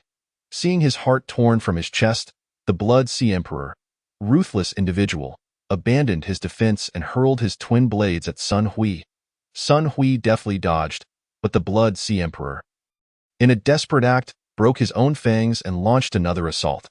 Realizing there was no way to evade, Sun Hui shifted to avoid critical damage, yet one fang pierced through his right shoulder while the other impaled his thigh. As Sun Hui extracted the fangs, he noticed the Blood Sea Emperor expending his last vestiges of strength to escape the arena. Drawing upon the power of faith, Sun Hui began to mend his injuries. Though the wounds appeared grave, they were not fatal. Such was the terrifying resilience of a body cultivator. The Blood Sea Emperor surrendered his storage pouch, which Sun Hui accepted, realizing there was little point in pursuing further grievances. He then settled down to recuperate, retrieving a ghost crystal to aid his recovery, while challengers lingered below, hoping to take advantage of his weakened state. However, Blood Ro swiftly descended into the arena, where the Blood Sea Emperor lay unconscious and was carried away by his subordinates. Upon seeing Blood Ro ascend the stage, Sun Hui understood her intentions. She tossed a storage pouch into the air, declaring, "This storage pouch serves as an advance payment or resource announcement." In response, a Ghost King announced, "One drop of blood from the Blood Demon Ancestor. 1 volume of the Blood Refining Great Method, 1 Shura Dao imprint, the soul contract of the destined daughter of the Shura clan, 1 million soul crystals, and 50,000 spirit stones." The crowd was left speechless by the magnitude of the resources presented. Aside from a few ghost emperors, none could match such wealth. Sun Hui and Blood Ro engaged in a silent exchange of thoughts, with Sun Hui stating, "I have perused the Blood Refining Great Method. We must engage in combat to truly test our abilities. You can trap us both within the barrier of the Blood Refining Great Method, allowing us to inherit its teachings. This way, we can deceive others while securing some resources. For my faction comprises tens of thousands, recently arrived in the underworld, where cultivation resources are scarce." Blood Ro, recognizing Sun Hui's cunning, understood that presenting the soul contract of the destined daughter of her clan necessitated her unconditional support for him. In truth, the Blood Sea Emperor's challenge had been anticipated by the Blood Demon Ancestor, who had calculated that even should Sun Hui be defeated, Blood Ro would inform him to lead the Martial Emperor and her subordinates to the Abyssal Blood Sea. Meanwhile, he still possessed the soul imprints of the Lord of the Underworld and the Blood Demon Ancestor, ensuring that Sun Hui and the Martial Emperor would not doubt him. Yet, now that Sun Hui had emerged victorious and severely injured the Blood Sea Emperor, Blood Ro found herself spared from numerous complications. After offering the resources, Sun Hui and Blood Ro prepared to engage one another. Though had she not known Sun Hui was unharmed, she might have believed he was on the verge of collapse. Thus, in accordance with their agreement, Blood Ro unleashed the Blood Sea Barrier, expelling her own lifeblood to guide Sun Hui in practicing the Blood Refining Great Method. An hour passed, and Sun Hui had already grasped the fundamentals of the Blood Refining Great Method. While he could not transform into myriad forms, he could manifest 9 bodies. Achieving such prowess within a mere hour was indicative of extraordinary talent. After regulating his breath, Sun Hui felt immensely empowered. Ultimately, he proposed that he and Blood Ro exchange a punch, after which he would concede, ensuring a semblance of authenticity in their performance. Otherwise, it would be a wasted effort if no one took the bait. As the barrier shattered, both individuals appeared pale, blood spilling from their mouths. Sun Hui sought to pursue Blood Row, but she withdrew from the arena. However, she staggered, appearing as if she could hardly stand, and promptly seated herself to recover her injuries. Observing this, the crowd realized Sun Hui was nearing his limits. One individual approached, holding a storage pouch, and proclaimed, "I am a guardian beneath the Western Ghost Emperor, NBWN, and I seek your examination of this storage pouch. For I wish to challenge the Eastern Ghost Emperor." The Ghost King accepted the pouch, and upon receiving Sun Hui's nod, revealed its contents. 1,000,000 soul crystals, 80,000 spirit stones, 100 pounds of chaotic stones. The soul contract of the destined daughter of the Western Ghost Domain, 1 chaotic spiritual root, and 10 soul contracts of angelic goddesses. Upon witnessing such treasures, even the urban kings sat up straight in astonishment. It should be noted that chaotic spiritual roots could cultivate chaotic entities. Whether the outcome yielded consumable spiritual herbs or chaotic spiritual treasures, both were of paramount significance. In the entire underworld, there was but one chaotic treasure. And among the 3 realms, only the urban king possessed any, with only a handful of chaotic treasures existing. These included the chaotic clock of the Eastern Emperor Tai, the Pangu axe of the Great Pangu, the Book of Life and Death combined with the river map and Luo Shu of the underworld, the divine armor of the underworld emperor, the chaotic golden lotus of Buddhism, and the creation jade plate of the Jade Emperor. The creation jade plate was a gift from the heavenly Tao, rumored to be incomplete. A complete version would be a primordial treasure. Theo illustrate, even a half-chaotic treasure, such as the Book of Life and Death, could govern the lives and deaths of beings across the 3 realms. Consider the importance of chaotic treasures. Furthermore, chaotic treasures possessed a unique effect. They could obscure rules, allowing individuals or places to evade the scrutiny of the heavenly Tao. Should a fruitful outcome be achieved, although no one had heard of it yet, the ginseng fruit tree and the peach mother tree were both pinnacle spiritual treasures, ranking just below chaotic treasures in efficacy.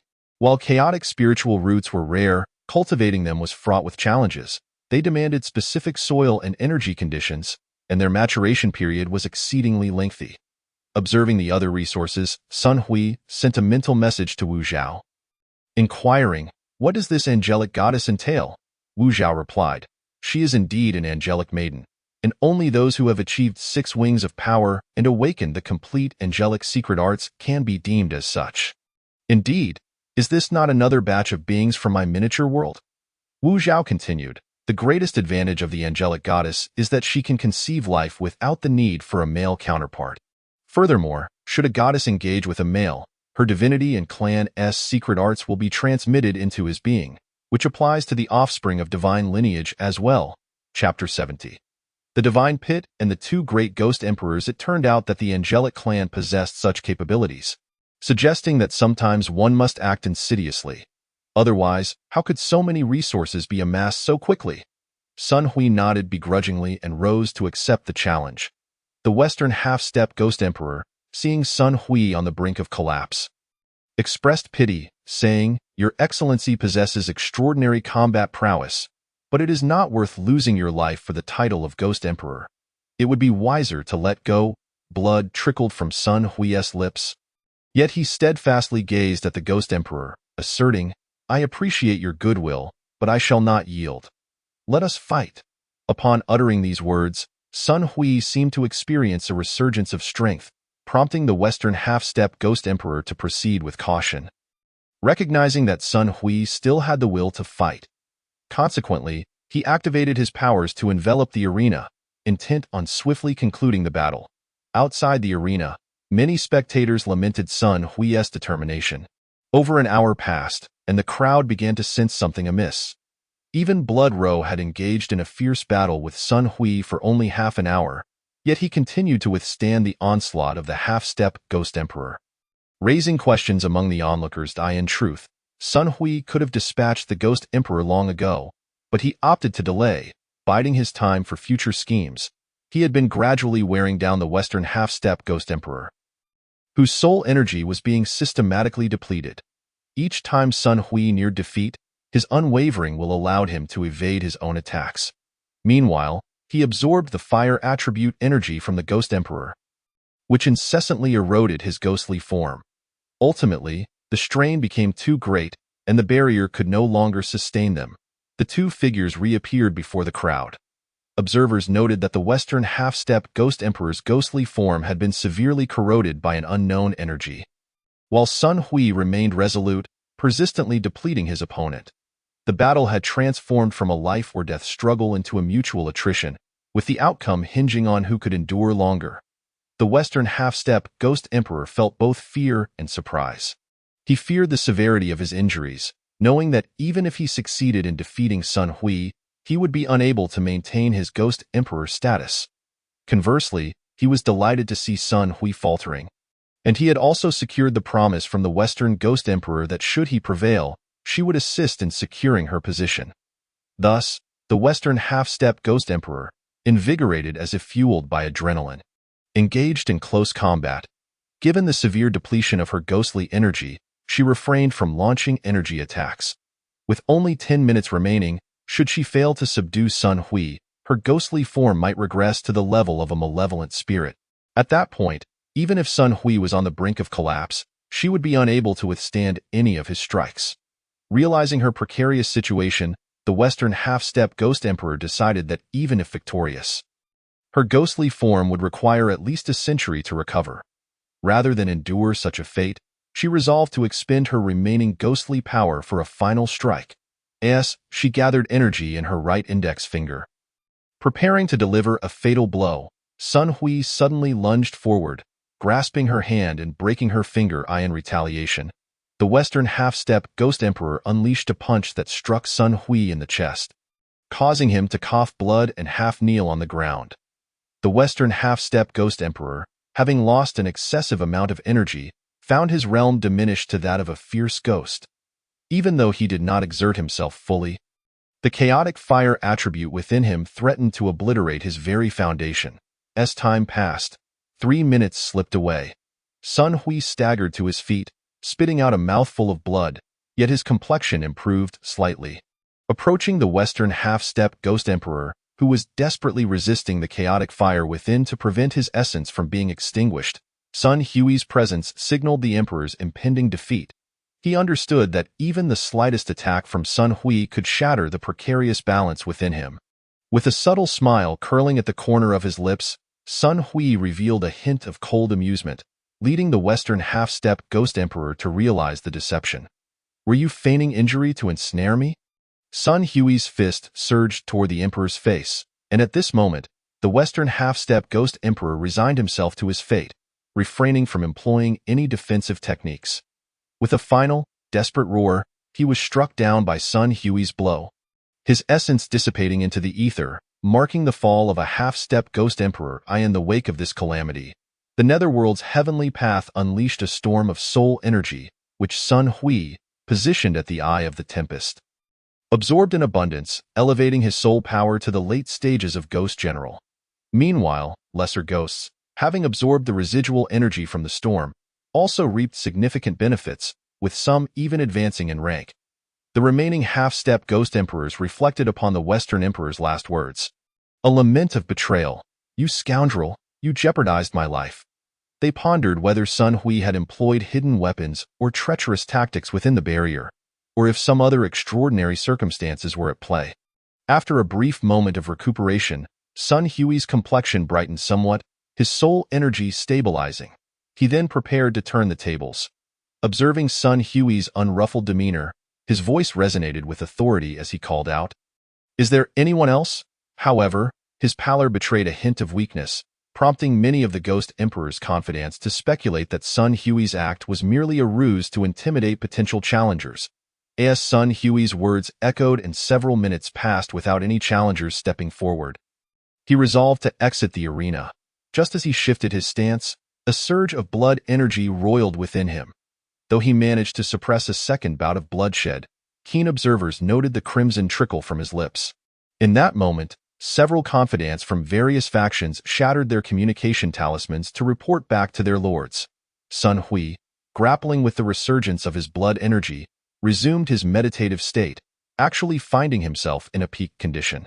After 10 minutes of adjustment, Sun Hui sensed a few individuals contemplating a challenge, albeit lacking sufficient resources. He was certain that this would be his final opportunity to ensnare any unwitting souls.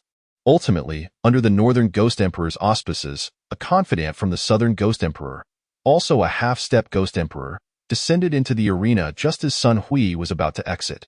Seeing the Ghost Emperor's maneuver, Sun Hui turned to play along, inquiring, "Do you wish to challenge me as well?"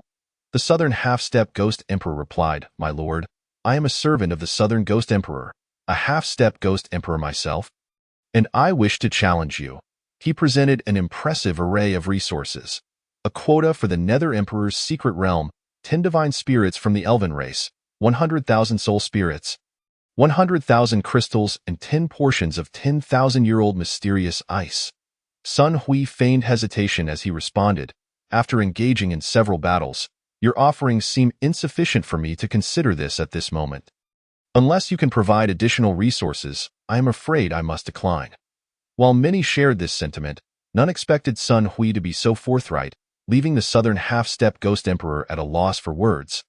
As Sun Hui spoke the undeniable truth, as Sun Hui prepared to exit the arena once more, the Southern half-step Ghost Emperor, in a state of urgency, called out, "My lord, please halt. I need to confer with my master."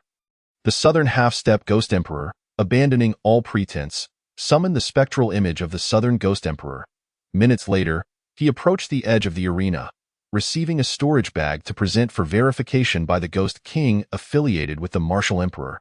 After the examination, the Ghost King announced, "The Southern half-step Ghost Emperor has added further resources."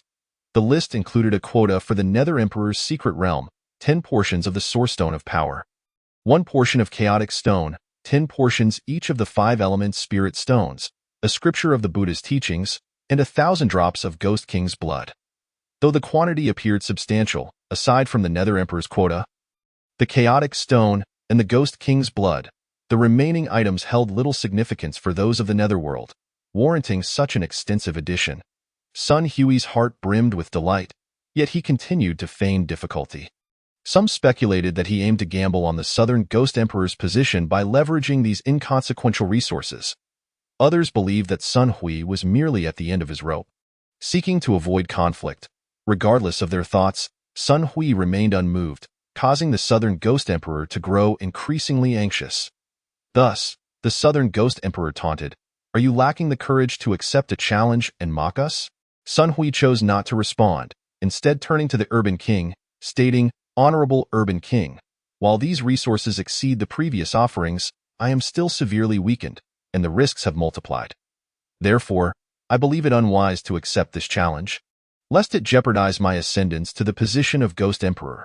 The Urban King regarded Sun Hui thoughtfully, replying, "It does not affect your claim.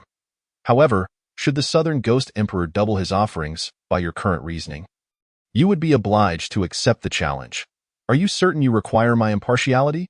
Sun Hui nodded, calmly affirming, "Then I would appreciate your intervention, Honorable Urban King."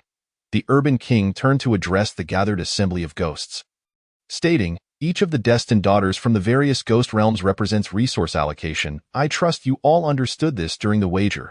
He continued, "The Southern Ghost Emperor's proposition of the Nether Emperor's quota is contingent upon a further wager. A 30% reduction of your ghost realm's military strength. Are you aware of this?" The Southern Ghost Emperor nodded, responding, "Honorable Urban King, I am aware." The Urban King scrutinized the Southern Ghost Emperor, surprised by his audacity. The military strength and territories of each ghost realm were registered with the Netherworld. So losing 30% of his forces would significantly weaken the Southern Ghost Emperor, especially coupled with the loss of a destined daughter.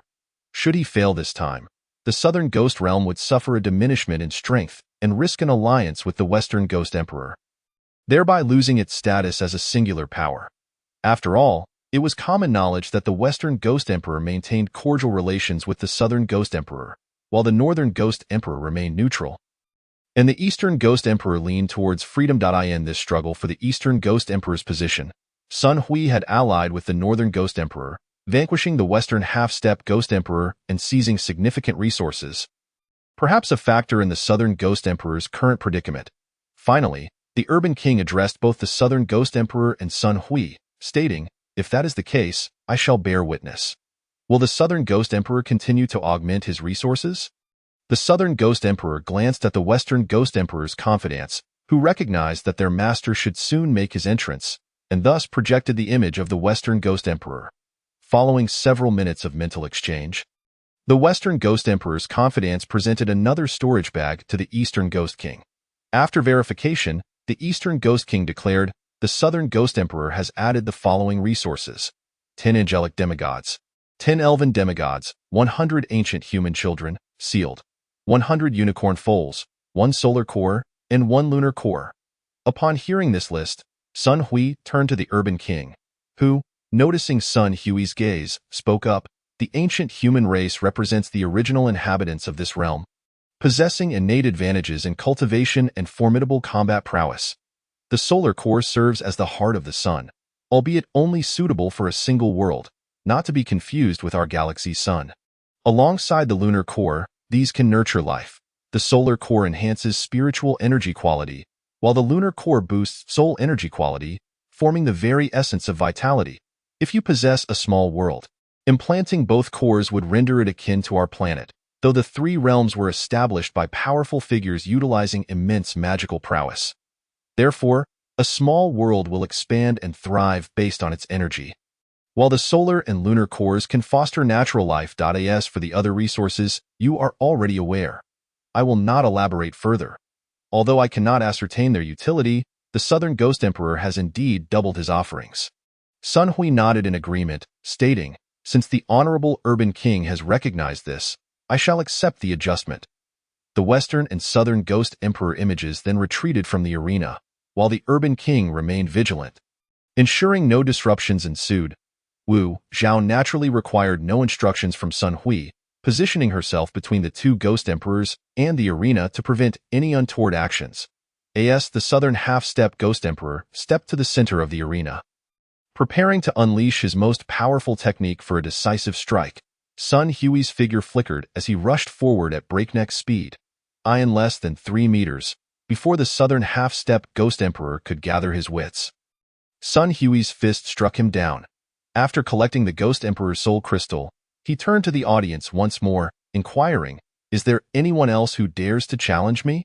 With Sun Hui's furious roar, the onlookers soon realized that within a mere 3 seconds, the battle had reached its conclusion. The two Ghost Emperors understood they had been toyed with as their phantoms dissipated in the Ghost Emperor city of the Western Ghost Domain. The Western Ghost Emperor Yi Jialua, consumed by rage, unleashed an aura so potent that it shattered the majority of the city's structures.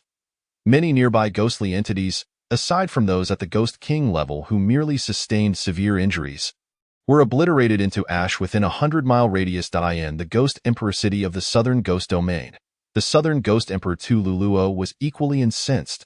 However, lacking Yi Jialua's composure, he demolished an entire ghost city before returning to his own. Wu Zhao was also profoundly astonished, for he could fathom Sun Hui's immense power. After all, even the Blood Sea Emperor, capable of contending with the Blood Demon Ancestor, had been severely wounded by him. It was entirely plausible for him to effortlessly dispatch an ordinary half-step Ghost Emperor. What astounded Wu Zhao even more was Sun Hui's remarkable recovery ability and his theatrical prowess. Having been an emperor in the mortal realm for decades and a ghost emperor in the underworld for millennia, he had never encountered such unabashed audacity. Reflecting on Sun Hui's duplicitous tactics, Wu Zhao felt fortunate to have heeded Li Shi's counsel, wholeheartedly supporting Sun Hui and assisting him, for otherwise, he shuddered at the thought of being ensnared himself. Chapter 71. Instant Kill of a Half-Step Ghost Emperor. Card. The Southern Half-Step Ghost Emperor, no longer concealing his intentions, summoned the phantom of the Southern Ghost Emperor. Minutes later, several individuals, accompanied by trusted followers of the Southern Half-Step Ghost Emperor, approached the edge of the training ground. Upon receiving a storage bag, they handed it over to the Ghost King affiliated with Wu Di for verification. After the examination was completed, the Ghost King announced, "The followers of the Southern Half-Step Ghost Emperor have added resources." The resources included 1 quota for the Ghost Emperor's secret realm, 10 sources of strength, 1 portion of chaotic stone, 10 portions of 5-element spirit stones, 1 volume of the Buddhist scripture of Shakyamuni, and 1,000 drops of Ghost King soul blood. Although the quantity appeared substantial, aside from the quota for the underworld's secret realm, the chaotic stones and the 1,000 drops of Ghost King soul blood held little significance for the denizens of the underworld, which explained the excessive addition of resources. Sun Hui was internally elated, yet he maintained an expression of difficulty. Some speculated he might be dissatisfied with the resources, while others conjectured that he had reached the limits of his strength, using this as a means to avoid battle. Regardless of their thoughts, Sun Hui had no way to clarify, but the followers of the Southern Ghost Emperor grew increasingly anxious and inquired, "Sun Hui, could it be that you lack the courage to accept my challenge and mock us?" Sun Hui did not respond to his taunt. Instead, he turned to the Urban King and stated, "My lord, while these resources are indeed more abundant than those I previously possessed, I have suffered severe injuries from relentless battles, and the risks have multiplied significantly. Therefore, I find it unworthy to accept the challenge, and I wonder if this will affect my ascension to the Ghost Emperor's throne." The Urban King, understanding, regarded Sun Hui and replied, "It will not affect your ascension. However, should the resources of the Southern Ghost Emperor's followers double, you would be obligated to accept the conditions based on your current statements. Are you certain you wish for me to act as a witness?" Sun Hui, already elated, feigned difficulty before the Urban King, saying, "Then I must trouble you, Urban King, to serve as the witness." Everyone observed Sun Hui's expression and speculated he must be nearing his limit. The Urban King turned to the gathered ghosts, declaring, "Each of the fated daughters of the various ghost domains represents resource allocation. I trust everyone is already aware of this from the previous wager. Thus, concerning the resources of the Southern Ghost Domain, aside from the fated daughters quota for the secret realm, you have one more condition for the wager, that is, to reduce your ghost domain's military strength by 30.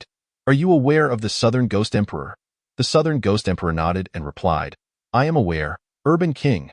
The Urban King, glancing at the Southern Ghost Emperor, was taken aback by his audacity. The military forces and territories of each ghost domain were recorded in the Underworld's archives. Losing 30 of the Southern Ghost Domain's strength, along with the fated daughters, would significantly diminish their overall power, rendering them incapable of matching even a single Ghost Emperor's elite combat prowess, even if they allied with the Western Ghost Domain. After all, the Western Ghost Emperor was friendly with the Southern Ghost Emperor. The Northern Ghost Emperor maintained neutrality, and the Eastern Ghost Emperor leaned towards freedom. This was common knowledge among most in the underworld. In this contest for the Eastern Ghost Emperor's position, Sun Hui had also established a rapport with the Northern Ghost Emperor, having eliminated a Western half-step Ghost Emperor and seized a considerable amount of resources, which likely explained the Southern Ghost Emperor's current predicament.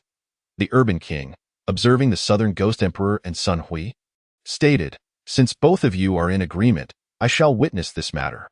Southern Ghost Emperor, will you continue to add resources?" The Phantom of the Southern Ghost Emperor glanced at the Western Ghost Emperor's trusted followers, who understood that their master should make his presence known, thus projecting the Phantom of the Western Ghost Emperor. After several minutes of mental communication, the Western Ghost Emperor's trusted followers presented another storage bag to the Eastern Ghost King. Upon examination, the Eastern Ghost King proclaimed, "The Southern Ghost Emperor has added the following resources: 10 angelic divine sons, 10 elven divine sons, 100 sealed ancient human children, 100 unicorn offspring, 1 sun core, and 1 moon core." Sun Hui had not encountered many of these items before. He looked towards the Urban King. The latter spoke, "The ancient humans are the natural inhabitants of this realm, possessing inherent advantages in cultivation and formidable combat prowess. The sun core is essentially the core of the sun. However, it is only suitable for a small world and cannot be equated to the sun of our vast galaxy. Together with the moon core, it nourishes all things, generating the duality of yin and yang. The standalone sun core can enhance the quality of spiritual energy, while the moon core increases the quality of soul power. The harmony of yin and yang can create all things, and the essence of all things generates the source of strength. Thus, both the sun core and moon core are supreme treasures. If you possess a small world, implanting both cores would make it akin to our planet. However, The three realms are the possessions of beings from our planet, created through immense magical power.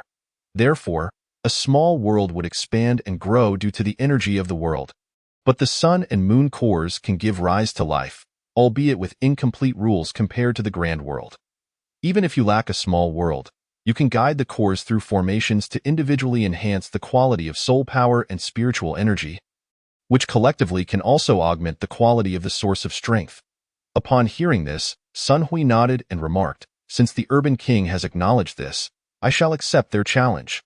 The phantoms of the Western and Southern Ghost Emperors retreated from the training ground, while the Urban King remained vigilant, ensuring no disruptions occurred. Wu Zhao naturally did not require any instructions from Sun Hui. He instinctively positioned himself between the two Ghost Emperors and the training ground to prevent any covert mischief. The trusted follower of the Southern Ghost Emperor stepped into the center of the training ground, preparing to unleash a devastating strike. In an instant, Sun Hui's figure flickered, dashing forward with remarkable speed. In the mere span of 3 meters, before the Southern Ghost Emperor's follower could regain his composure, Sun Hui delivered a devastating punch, obliterating him. After claiming his soul crystal, Sun Hui turned to all present and proclaimed, "Who dares to defy? Is there anyone else?" With Sun Hui's furious roar, everyone realized that the battle had concluded in less than 3 seconds. The two Ghost Emperors, Su Ying, also recognized that they had been toyed with, and vanished without a trace. In the Western Ghost Emperor city, the wrathful aura of the Western Ghost Emperor, Yi Jialua, shattered a grand city. Many nearby ghostly beings, aside from those at the Ghost King level who merely sustained some injuries, were turned to ash within a radius of 100 miles. The Urban King and Wu Zhao were equally astounded. They could only imagine Sun Hui's immense power, especially since even the Blood Sea Emperor, capable of contending with the Blood Demon ancestor, had been severely wounded by him. It was entirely plausible that he could annihilate an ordinary half-step Ghost Emperor in an instant. Wu Zhao was particularly astonished by Sun Hui's ability to recover and his acting skills. Having been an emperor in the mortal realm for decades and a ghost emperor in the underworld for thousands of years, he had never encountered such unabashed audacity. Wu Zhao, reflecting on Sun Hui's underhanded tactics, was grateful to have heeded Li Shi's advice and supported Sun Hui wholeheartedly. Otherwise, he might have been the one to suffer, a thought that sent chills down his spine. The Urban King, secretly delighted, considered that this young lad might indeed be a boon for the underworld, and it appeared that Lord Yin Luo's discerning eye had proven correct. Chapter 72. The Ascension of the Eastern Ghost Emperor. As the two Ghost Emperors departed, their subordinates quickly followed suit. The Urban King glanced at Sun Hui, first shocked, then elated. His presence at Sun Hui's consecration was clearly at Lord Yin Luo's behest, making the situation abundantly clear. However, Sun Hui did not ponder too deeply, as he was a soldier by nature, and such tactics were merely part of warfare. His aptitude for acting stemmed from his training in camouflage and reconnaissance, further fueled by his admiration for a particular book. An actor prepares a simple homage to Stephen Chow. The trusted aide of the Northern Ghost Emperor recorded the entire event, preparing to return to the north to report to his lord. In the meantime, he suggested augmenting the congratulatory gifts for the ascension of the Eastern Ghost Emperor. Numerous wandering souls and specters boasted formidable presences. Yet, given the previous conflicts among the major ghost realms and the oversight of the underworld, they lamented their own lack of backing. Sun Hui's triumph, however, sparked a shift in their mentality. They were relieved to lack connections, as otherwise, they might have been the ones to be obliterated. With Sun Hui's ascension all but assured, many began to ponder the possibility of serving under him, for with such a powerful leader and the vast resources he had acquired, the Eastern Ghost Emperor city was destined to become the most formidable ghost realm in the future. Observing the scene, the Urban King proclaimed Sun Hui the new Eastern Ghost Emperor, consecrating him as the East-West Ghost Emperor, while Wu Zhao was enshrined as the Eastern Ghost Empress. Once the consecration concluded, Sun Hui had intended to keep the Urban King around for a celebratory gathering, but the Urban King abruptly remarked, "I must return to the underworld soon, lest you ensnare me." Following this, Sun Hui heard the Urban King's voice in his mind. "Lord Yin Luo has instructed that we must keep our relationship concealed from others. And fearing for your safety, I came here." Sun Hui soon grasped the implication. The urban king, being in charge of the realm of reincarnation and a master of time, was likely sent by Lord Yin Luo out of concern for his well-being. As more individuals approached Sun Hui to extend their congratulations, the denizens of the Eastern Ghost Realm found themselves bustling with activity, eager to establish familiarity. Witnessing such enthusiasm, Sun Hui summoned Wu Zhao and inquired, "Empress, are there still vacancies for troops in the Eastern Ghost Realm?" After calling upon Ghost King Di Renjia, the latter responded, in reply to the esteemed Ghost Emperor, "We still lack approximately 100,000 soldiers.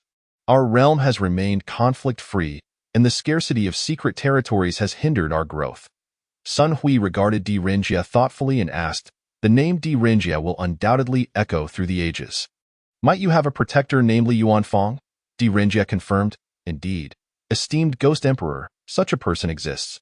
His formidable strength places him at the mid-tier of Ghost King, and even those at the peak of the Ghost King realm would find it challenging to best him. His meticulous mind makes him an excellent aide." Sun Hui was astonished. It seemed that the classic phrase had not deceived them. "Yuan Fong, what is your perspective?" This was, after all, a well-known aspect of Di Renjia's legacy. Subsequently, Sun Hui instructed Di Renjia to announce to the world that the Eastern Ghost Realm would expand its military by 100,000 Imperial Guards, emphasizing that they would not be restricted by barriers but would be assessed solely on their abilities. And all participants must undergo a soul assessment to gauge their loyalty. Those who passed would receive cultivation techniques and corresponding soul crystals from the Eastern Ghost Realm to enhance their strength. This announcement was nothing short of a bombshell, swiftly reverberating through the streets of the underworld, drawing many destitute souls who possessed talent but lacked resources, thereby extinguishing their hopes. Sun Hui directed Wu Zhao to arrange for the gathering of the Eastern Ghost Realm's constituents. Initiating soul assessments for all, though processing 1 billion subordinates would not be a swift endeavor. 2 half-step Ghost Emperors and 1,000 Ghost Kings would oversee the assessments, with 13 Ghost Kings being transformed into soul crystals on the spot. The remaining assessments were to be conducted by various Ghost Kings without special duties, with the goal of completing the evaluations of 9,990,000 soldiers and officials within a week.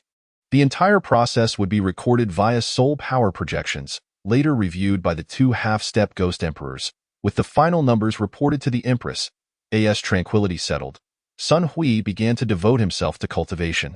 Aware that the time granted by Lord Yin Luo was limited, and the rules of heaven that had been consumed were also finite.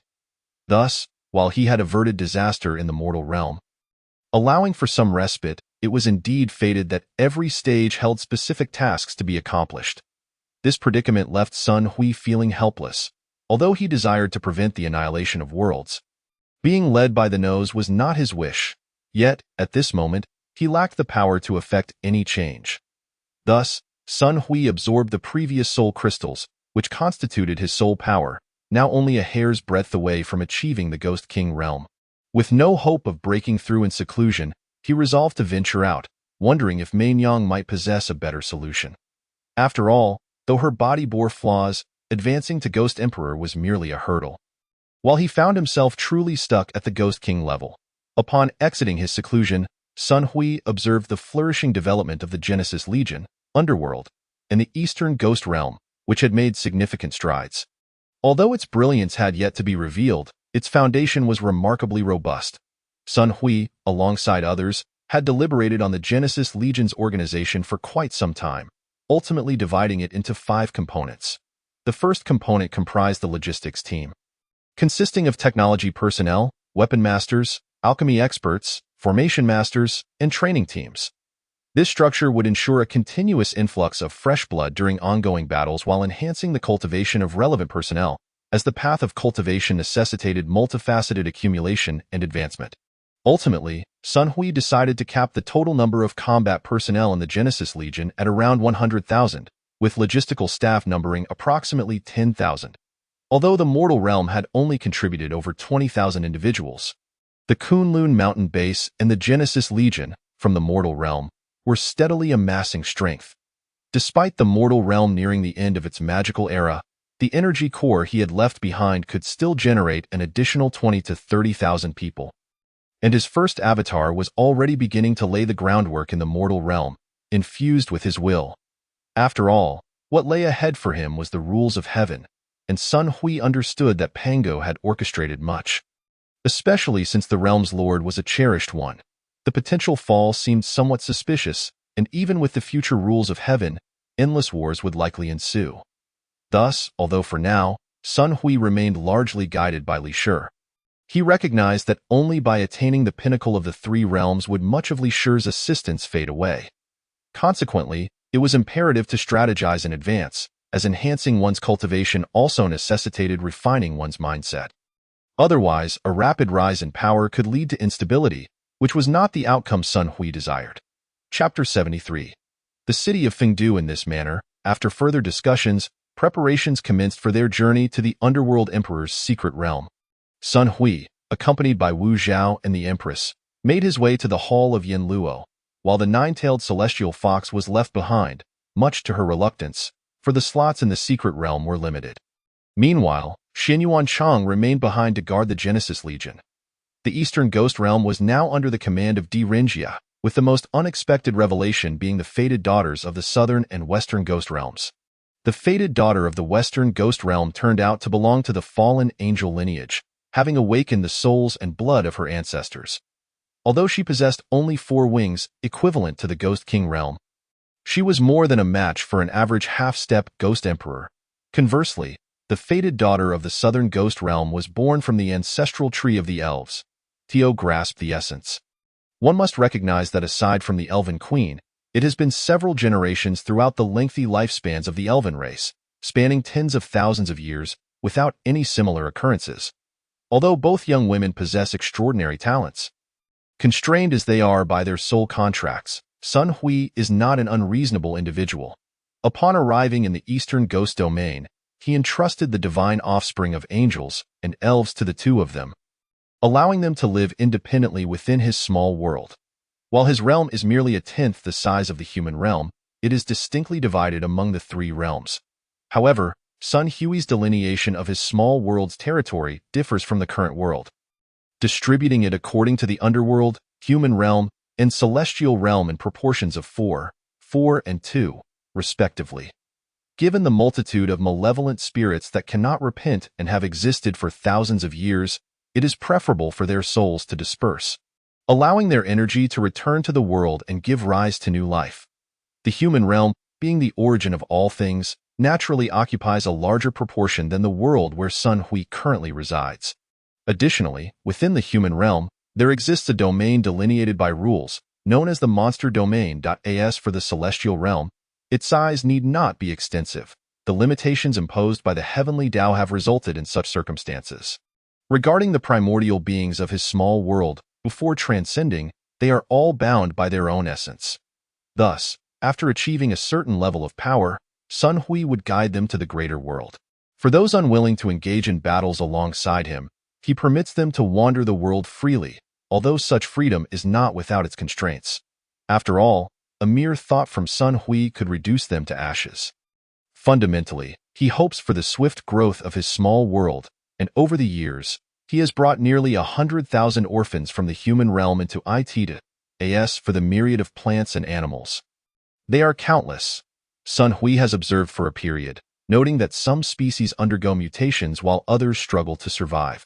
However, with his scientific knowledge, he understands the principles of energy conservation and ecological chains. Thus he endeavors to enrich his small world with unique entities. With the presence of the human race and certain ghost kings, and now the inclusion of the angelic and elven races, the growth rate of his small world has notably accelerated. It seems that the will for growth in the world is indeed multi-species. In terms of world regulations, Sun Hui encountered pivotal moments during his completion of the human realm, leading him to make certain modifications. Although the underworld has been established, it is currently sufficient to be guarded by these 2 ghost kings. After all, without millennia of accumulation, the 2 ghost kings can adequately oversee the underworld. The celestial realm is naturally entrusted to the angelic race, yet Sun Hui has selected 5 individuals from among the numerous divine offspring to serve as guardians. The remaining angels have been assigned to the fallen angel, Xia, and the elven race has been separated from the 3 realms by Sun Hui through an energy-constructed formation. They are exceedingly powerful, and this moment presents an opportunity for their racial development. In truth, Sun Hui is also preserving more living strength for himself. Upon noticing the arrival of several individuals, King Yinluo spoke. Since you are prepared, you may rest here for 2 days. I shall also notify the other factions that the underworld's secret realm will open in 3 days. Sun Hui was retained, and King Yinluo turned to him, asking, "Are you aware of the Mengpu in the underworld?" Sun Hui nodded in affirmation. It is said to be the custodian of the Naiha Bridge, also known for the Mengpa soup. King Yinluo regarded Sun Hui and remarked, "Rumors are merely that, some are true, some are false. Mengpa is not a single individual but a clan. They reside in Fengdu City, which was established by the Great Pango through immense magical power. I presume you have your own small world by now. Fengdu City is populated with spirits that have lingered for over a millennium, and the Great Pango has been eradicating the inherent world rules within. Furthermore, Fengdu City has no spirits with cultivation. Only a squad of underworld soldiers is tasked with management. Before this, I sent someone to escort you to Fengdu City. You may take the spirits within, but exercise caution, as you will be imparted with 10 cultivation techniques. Once the spirits adapt to your small world, they can take shape. This is how your small world can grow more swiftly, without reincarnating souls in the path of reincarnation. There can be no new life. Do you understand?" Upon hearing this, Sun Hui was taken aback, realizing the truth in the statement. Without the reincarnation of souls, how could there be newborns and new animals?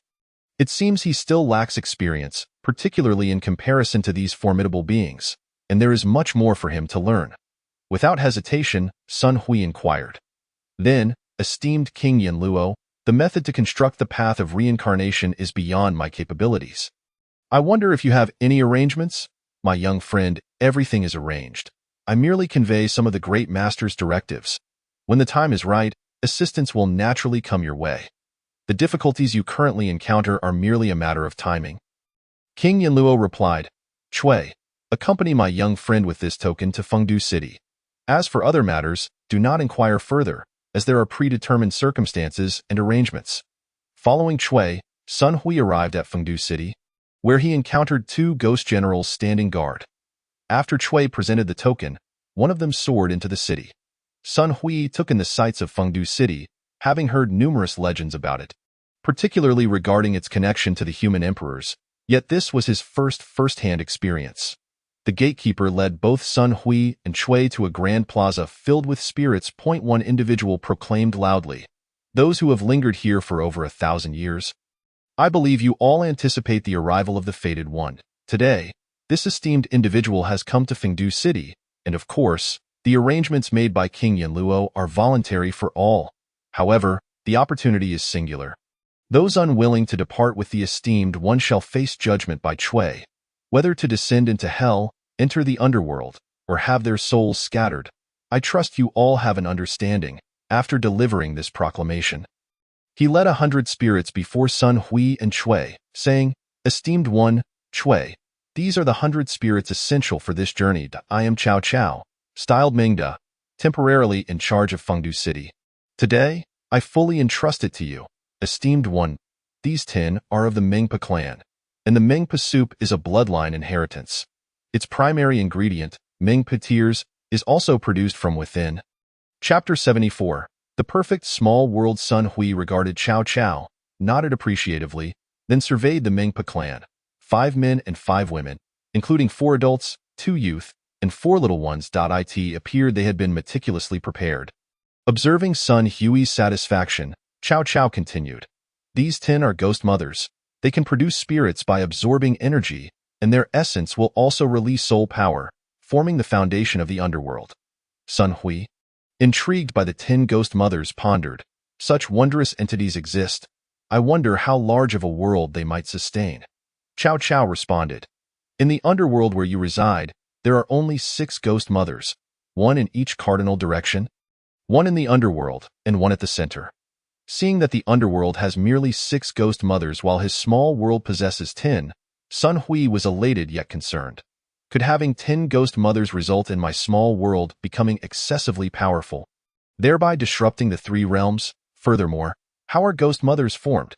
Cao Cao reassured him, "Fear not, esteemed one. Your small world can accommodate 5 ghost mothers, while the matter of disruption in the 3 realms is beyond my knowledge. In the past, I served alongside the great Pangu for a century, and he merely stated that 10 ghost mothers are crucial, 9 are indispensable, and the specifics remain unknown to me. As for the formation of ghost mothers, it pertains to the world's will and fortuitous circumstances. The ghost mothers in this realm are energy entities formed from countless lost souls and wild spirits that have been extinguished over time. It takes millions of years for them to gain consciousness, and even longer for their bodies to mature. Sun Hui realized the value of ghost mothers and refrained from further inquiry, though he remained curious about the significance of the phrase 10 becomes 9. Not wishing to dwell on uncertainties, he signaled Cao Cao to continue. The remaining 80 spirits are ghostly entities, each possessing an approximate lifespan of 10,000 years. Each pair typically produces 1 offspring annually, and their descendants possess exceptional qualities, with the minimum reaching the level of ghost kings, and their cultivation speed exceeding that of ordinary spirits by at least 3-fold. Upon hearing Cao Cao's words, Sun Hui was filled with excitement. Such ghostly entities represent an elite army's production factory.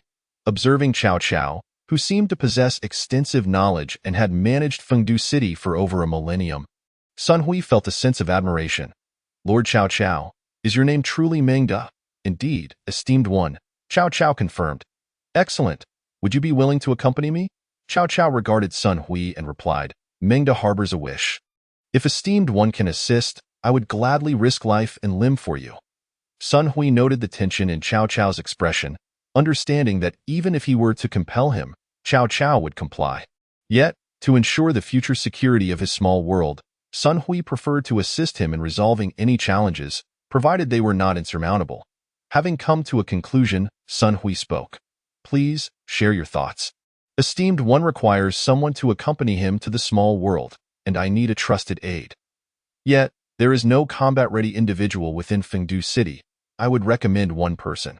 With this individual, your small world will develop the underworld better, faster, and stronger. This person is Guan Yunchang. Sun Hui was taken aback, surprised that even after thousands of years in the underworld, Cao Cao still remembered their ally, Guan Yu. He felt a sense of respect for Cao Cao.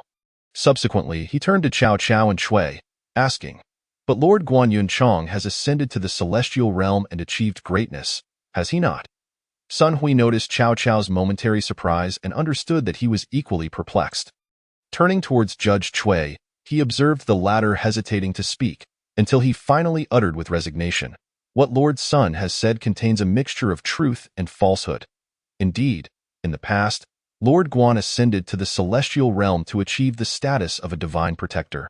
However, Guan Yu is the reincarnation of the true martial emperor, and his ascension signifies the true spirit of the true martial emperor. To sever the ties of earthly desires, the true martial emperor chose to cut off a lifetime of inheritance. Yet, Lord Guan, in his commitment to Liu Bei and the others, willingly chose to leave behind his mortal form and begin anew in his cultivation. Thus, in reality, Guan Yu, Lord Guan, is still within the realm of the underworld. But the true martial emperor is also Lord Guan. Hence, I say, what Lord Sun has expressed is both correct and incorrect. Sun Hui interjected. I see that Judge Chui bears an expression of distress. Is it that he does not know the current whereabouts of Lord Guan? Or is it perhaps due to fear of the true martial emperor's might? Judge Chui replied, after the emperor severed his earthly ties. He proclaimed, I am the true martial emperor, not Guan Yu, also known as Guan Yunchang, thus dispelling notions of the emperor's overwhelming power. However, Lord Guan's present circumstances can be described as exceptionally fortunate, yet equally dire. For specifics, it is best to consult with Lord Sun and King Yanluo. I possess only a vague understanding. At that moment, a gatekeeper spirit approached, saying, My lord, Judge Chui, there are 33,563 spirits in the left domain that require your attention. On the right, there are 100,921 spirits who wish to accompany you. Sun Hui glanced at Cao Cao and the departing spirits before opening the gate to his small world. Cao Cao prevented the multitude of spirits from entering, and one spirit general remained behind to await the arrival at Yanluo Hall. Sun Hui instructed another spirit general to escort the remaining unwilling spirits to the place of judgment. while he and Cao Cao made their way back to Yanluo Hall. Upon their arrival, King Yanluo appeared to be fully aware of the situation and addressed Judge Cui, saying, "The spirits of Fengdu City should be handled by you personally." After Cui nodded in agreement, he departed from Yanluo Hall. King Yanluo then turned to Sun Hui, remarking, "Mengda is a capable individual, and as for the matter concerning Guan Yu, it will resolve itself once you have dealt with the Sea of Blood in the underworld. As for Mengda, let him hone his skills under my guidance for now. When the time is right, the two of you shall have an opportunity to converse." Sun Hui realized that the moment was not yet ripe. Pondering why these individuals always spoke in such a manner, they were all engaged in opposing the heavenly Tao of Hongjun, yet still feared the consequences. However, he understood his limitations in influencing them and could only wait. Subsequently, Sun Hui, along with Wu Zhao and the Empress, arrived at the floating island within his small world. Although their lives in the underworld were untroubled, the environments outside the Creation Legion, underworld, remained perpetually gloomy and red, causing discomfort for both Sun Hui and Long Fongfong, the Empress. Wu Zhao, having stepped down to the position of Empress, had developed a fondness for the surroundings of the Creation Legion, expressing that such a lifestyle instilled in Mainyang a yearning for power. Thus, they left a boundary token with the gatekeeper spirit, allowing communication for any urgent matters. Sun Hui contemplated the situation and summoned 2 angelic goddesses and 2 elven goddesses, realizing that both the angelic and elven destined daughters were merely in the initial stages of environmental creation within his barrier. 3 goddesses were sufficient for each, while the elven race had 5 elven princes. The fallen angel tribe required little more than to live well, as both races did not necessitate opposite-gender reproduction. Chapter 75. The Secret Realm of the Underworld Emperor. In this manner, Sun Hui's small world took on a perfect form.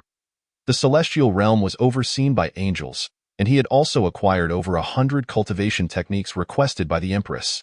While these techniques may not lead to the realms of immortal kings or immortal emperors, they were adequate for reaching the great Luo Golden Immortal stage, which sufficed, as anything beyond that Sun Hui would attract. The underworld was also guarded by 2 ghost kings, and upon the return from the secret realm of the Underworld Emperor, Sun Hui planned to appoint the 3 sisters of the Jia family, the destined daughters of the underworld, to manage affairs. While reincarnation needed to be established after the return from the secret realm. In the Eastern Ghost Domain, Sun Hui intended to follow Mainyang's wishes by having Di Renjia assist Wu Zhao's adopted daughter, Jiang Ninger, the destined daughter of the Eastern Ghost Domain, in management. The reason Jiang Ninger was not brought along this time was that she was currently advancing to the half-step Ghost Emperor realm and missed this opportunity. The following day, Sun Hui, Long Fongfong, Wu Zhao, Mu Shi, the destined daughter of the Southern Ghost Domain's elven race, and An Yu, the destined daughter of the fallen angels of the Western Ghost Domain, set off for the secret realm of the Underworld Emperor. At that moment, a gathering had formed at the entrance of the secret realm. Wu Zhao introduced Sun Hui to the attendees. "This is the Empress of the Southern Ghost Domain, Mu Feng. This is the Empress of the Western Ghost Domain, and Dan. This is the Empress of the Northern Ghost Domain, Lan Shui. And this is the destined daughter of the Northern Ghost Domain, Lan Ting. The remaining 3 are the 3 great ghost emperors, and these 10 represent the 10 halls of the underworld. This is the destined daughter of the Sea of Blood, Shuero. This is the Empress of the Sea of Blood, Shuezixin. This is the destined Buddha child of the 18 layers of hell, Shi Dao. And this is the destined Buddha daughter of the 18 layers of hell, Shi Ran. Along with the 5 of us. This group comprised dozens of individuals, none of whom could be considered benign. Sun Hui had already clashed with the Southern and Western Ghost Domains, indicating a hostile relationship. According to Wu Zhao, the Northern Ghost Domain could be deemed a friend, willing to assist but not wholeheartedly. The Sea of Blood and the 18 layers of hell were the targets Sun Hui intended to address next, leaving only the 10 halls of Yanluo. As Wu Zhao indicated, the 10 hall kings were not particularly harmonious. 4 of them leaned towards King Yanluo, 2 were neutral, and 3 had strained relationships. During this period, Sun Hui had also been studying the teachings of Shakyamuni, recognizing that each lineage possesses its merits, and his task was simply to distill the essence from the dross. Thus, with his own strength combined with that of his companions, it was evident that allies outnumbered enemies. However, he was aware that familiarity does not guarantee trust. especially with many being ancient spirits who had lived for thousands of years. With that, Sun Hui exchanged subtle acknowledgments with his allies before they proceeded forward in the procession. Many relationships remained ambiguous, and if greetings were too overt, Sun Hui feared that individuals might harbor ulterior motives, as some factions might conspire in the shadows. While on the surface, the distinctions between allies and enemies were clear. One must still be cautious of hidden intentions. In this manner, the forces of Yanluo Hall advanced towards the boundary of the Underworld King, closely followed by the others. Sun Hui and his companions remained towards the middle to rear of the group, aligning themselves with the Northern Ghost Domain forces. Sun Hui's intention was to seek opportunities, initially following the larger group before separating at an opportune moment. Regardless of how harmonious the factions seemed, he feared potential betrayals for absolute interests. Sun Hui felt entirely at ease with his own group. However, if they distanced themselves from the others too early, it might raise suspicions about possessing special information, prompting others to send spies. Sun Hui's faction, in truth, had no leads and he feared missing a chance. Certainly, the forces lurking in the shadows were even more formidable, so Sun Hui preferred to confront issues openly. Thus, they silently followed the crowd in a unified direction. After a day and a night of travel, an imposing grand hall suddenly appeared before them. The entrance was inscribed with the three prominent characters Underworld King Hall, flanked by statues of bloodthirsty beasts. The forces of the Underworld King produced their tokens, casting them towards the entrance of the hall.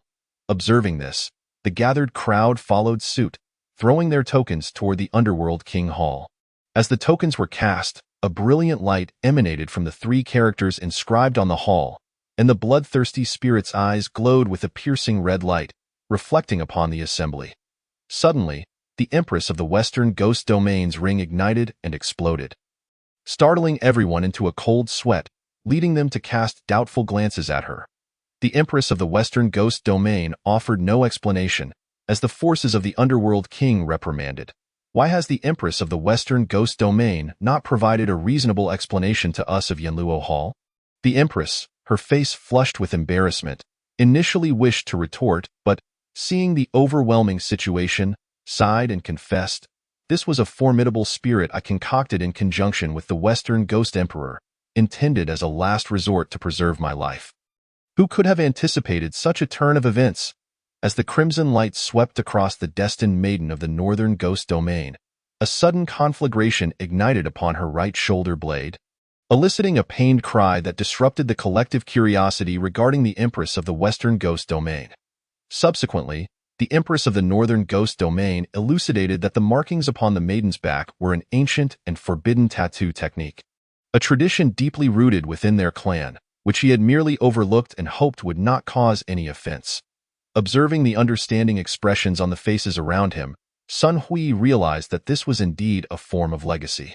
At that moment, Wu Zhao turned to him and whispered, "This marking is a heritage of an ancient family, inscribed with the true blood of their lineage or that of certain creatures, serving as a tattoo. Under the right circumstances, nurtured over many years, it can manifest the latent abilities of the inscribed figure or creature. If the true blood is particularly potent and the nurturing period extensive, with a perfect resonance, it is said to create a tattoo that can replicate the full combat capabilities and techniques of the spirit inscribed, though the deity will not regain its memories, thus cannot resurrect anyone. Even so, this has become one of the few highest mystical arts of the underworld.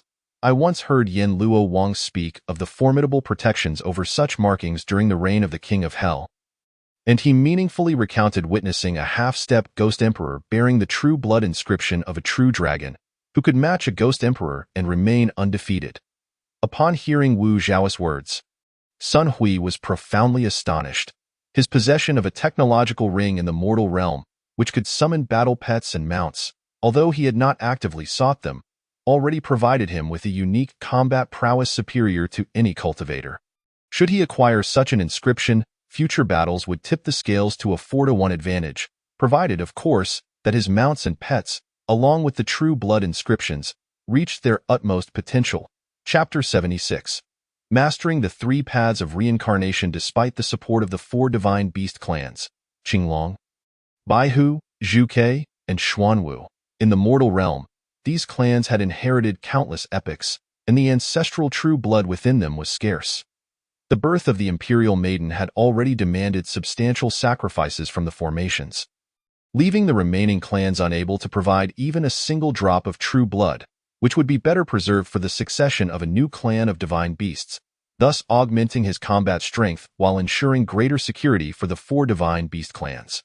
As the luminance of the 3 characters of the Underworld King's palace dimmed, the bloodthirsty beast's crimson gaze faded, revealing the ethereal silhouette of a man in white garments hovering above the palace. A male figure from the Underworld Palace stepped forward, kneeling on one knee, exclaiming, "My lord, the King of Hell." Recognizing the legendary presence, the crowd followed suit, kneeling and calling out to the King of Hell. Though they could only discern the shape of the ethereal figure, no matter their efforts, they could not glimpse his facial features, only perceiving a nebulous humanoid form. At that point, the King of Hell's apparition spoke. "This is but a fragment of my lingering soul, entrusted to the destined individual to inherit my techniques and equipment, to lead the underworld in salvaging this realm from peril. Thus, I implore you to enter the portal of light, where you shall undergo trials and receive my legacy. Should anyone accept this inheritance yet disregard its tenets, they shall defy the laws of the underworld and risk being consumed by purgatorial flames. Therefore, I advise caution in accepting the techniques and equipment." With a wave of his hand, a luminous portal materialized before them.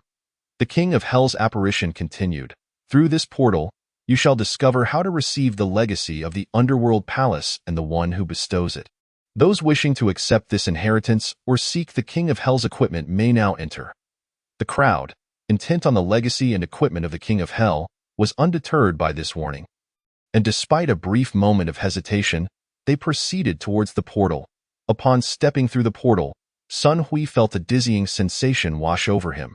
When he opened his eyes again, he found himself in a remarkably wondrous world. Before him lay a quaint village, and he perceived himself as the sky, observing the cycles of life and death, the toil of agriculture, and the endless reincarnation of its inhabitants. Time passed, though the duration was indeterminate, and an inexplicable feeling welled within him. As this feeling intensified, Sun Hui began to mold his thoughts and techniques, giving rise to a new method of cultivation. This technique mirrored the cycles of life and death, agriculture, and reincarnation he witnessed as the sky above the village. Its core evolution was inscribed with the essence of time and origin, anchored in the souls of living beings, thus constituting another form of reincarnation. Through ceaseless observation and comprehension, Sun Hui diligently developed this technique, unknowingly traversing either a millennium or 10,000 years. Despite his ever-growing cultivation and boundless lifespan, he sensed that his own life was drawing to a close. Just then, the apparition of the King of Hell pierced through the void and regarded Sun Hui with a smile, saying, "You are indeed the destined inheritor, possessing exceptional insight.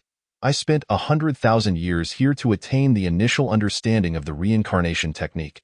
Yet you have achieved minor success in merely 5,000 years." Initially elated by his modest accomplishment in the reincarnation technique, Sun Hui soon felt trepidation, contemplating the potential annihilation of the world due to the integration of heavenly laws by Hongjun. Regardless of how formidable his techniques became, what could he achieve if the world itself were to vanish? This was not the outcome he desired. He sought to rescue the wild spirits and restore the heavenly laws to their untainted state. The King of Hell seemed to perceive Sun Hui's thoughts and chuckled, "Here, 1,000 years in the outside world equates to merely 1 hour. Do not worry, young friend. Focus on your cultivation. These are my insights into the reincarnation technique, which I hope you grasp swiftly. It can be grand or modest, and upon reaching the highest realms of cultivation, you will come to understand my intentions."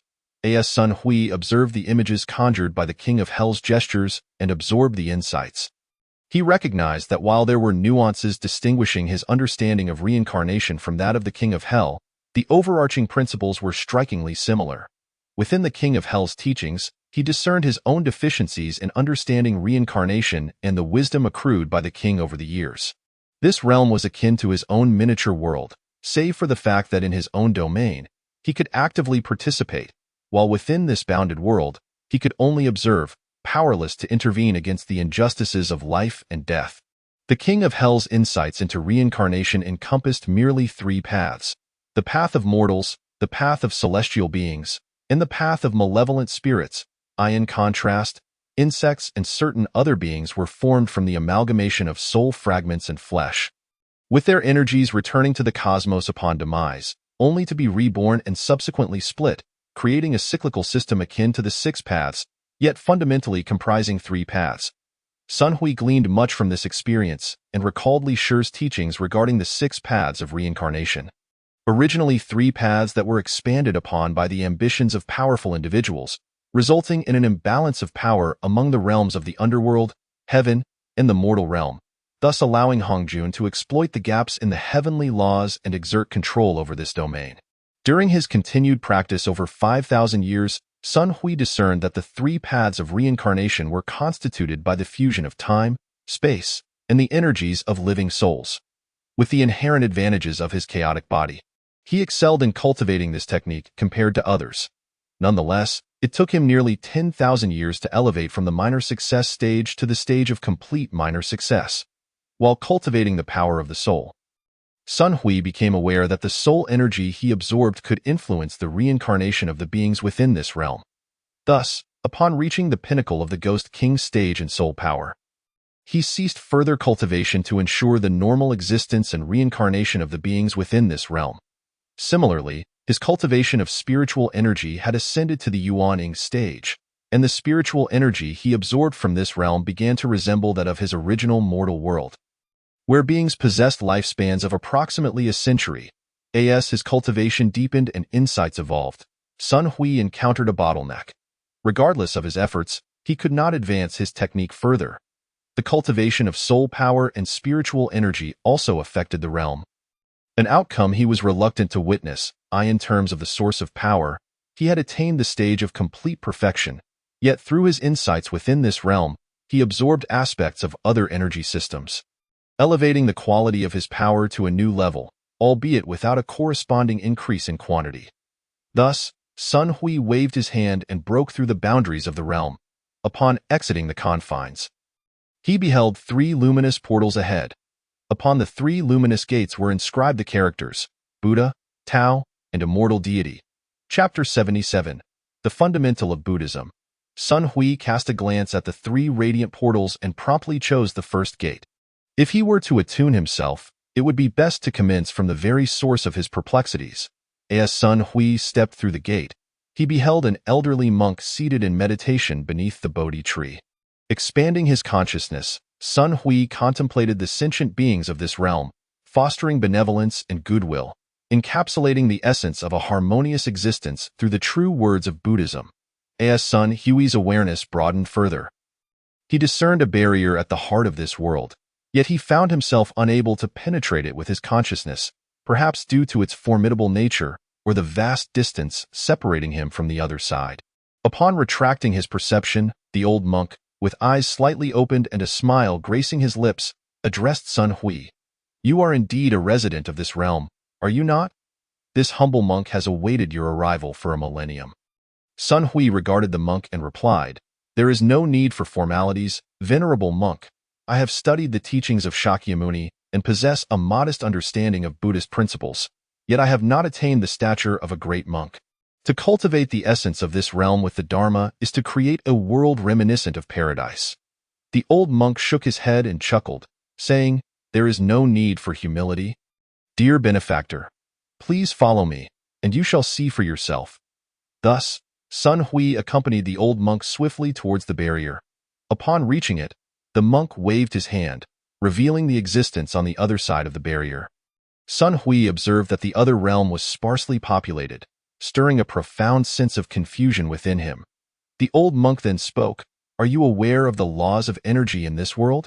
This realm has been partitioned by immense magical forces and formations, a predicament beyond my control. In Buddhism, we recognize the principles of yin and yang in all matters. The balance of these forces embodies the middle way. In our dealings, we must be both flexible and firm, a manifestation of this balance. Excessive rigidity leads to collapse, while excessive softness invites vulnerability. The cycle of day and night, the existence of both men and women, all serve a purpose. Thus, The harmony between genders perpetuates life. Spring embodies vitality, yet unrestrained growth can lead to decay. All things must find moderation, which is the essence of the middle way, the path of yin and yang. Listening to the old monk's words, Sun Hui comprehended his meaning and inquired, "Since you are aware of a solution, why not act to alter it?" The monk replied, "You also understand the Dharma, which is fundamentally about guiding beings. However, my approach emphasizes kindness and elevation, neglecting the darker aspects. Over time, this has led to an extreme dichotomy of good and evil."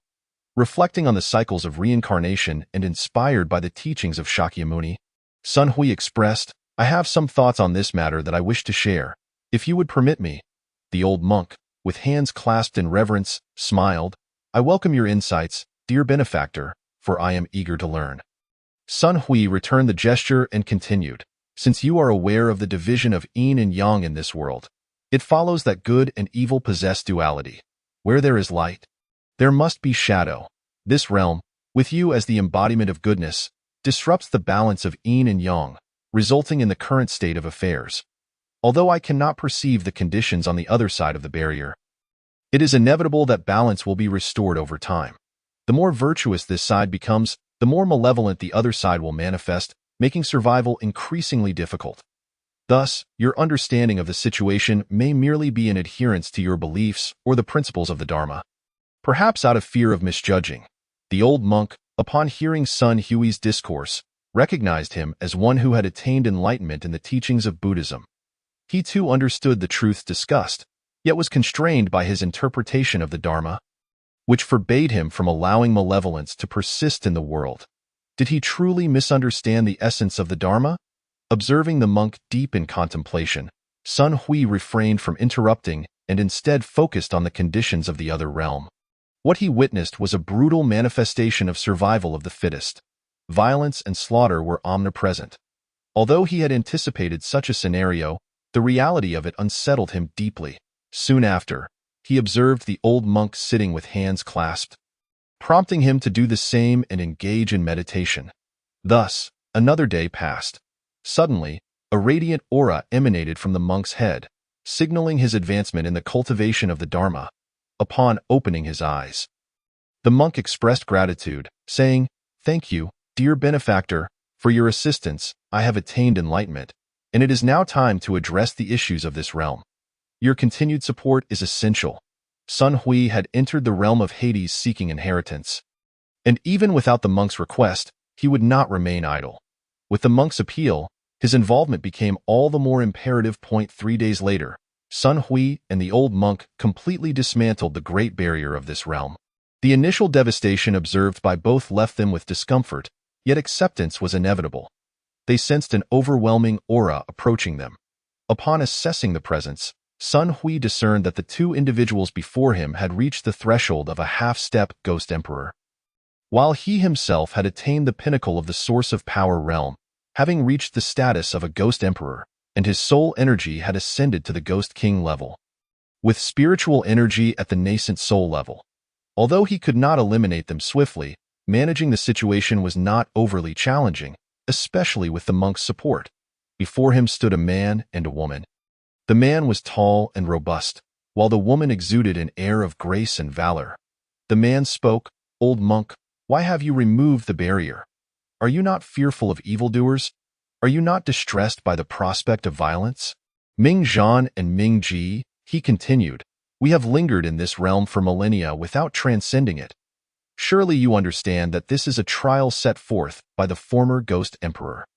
The individual beside me is the chosen one, and under his guidance, I have attained enlightenment.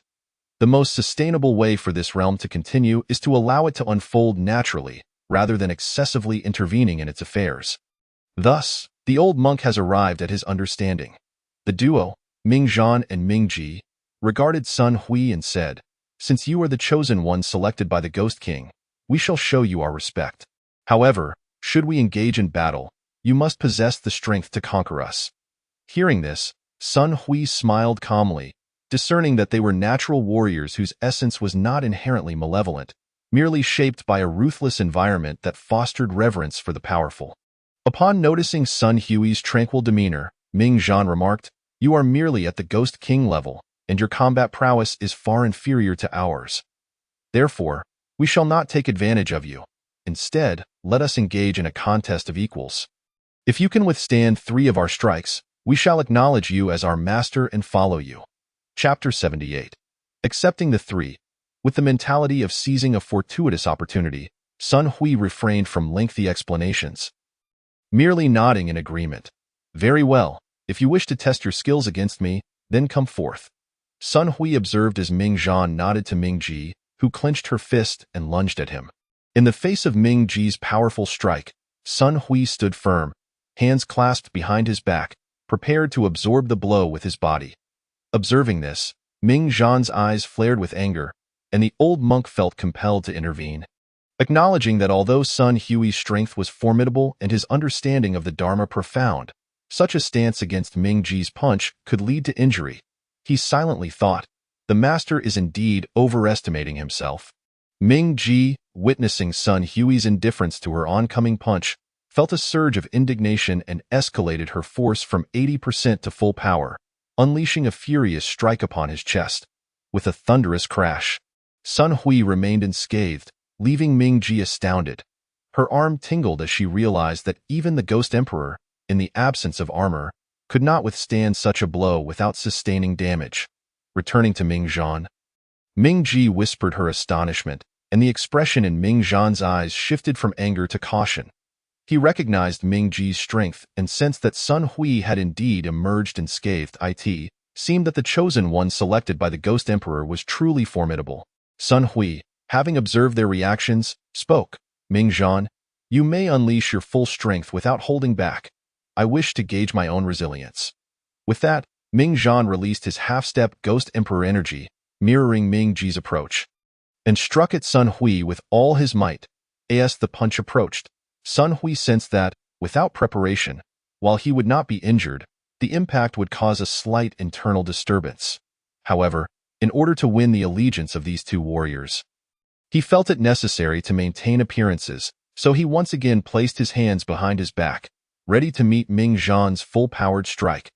However, at that moment, he summoned the source of power and spiritual energy to fortify his defenses in front of his chest, preventing any unforeseen missteps. Although the others remained skeptical of Sun Hui's ability to withstand the full-force attack of a half-step Ghost Emperor, the fact that he had emerged unscathed from the earlier strike of the Ghost Princess instilled a flicker of hope in their hearts. After all, they would be following this individual into the future, and the stronger Sun Hui became, the brighter their prospects would be.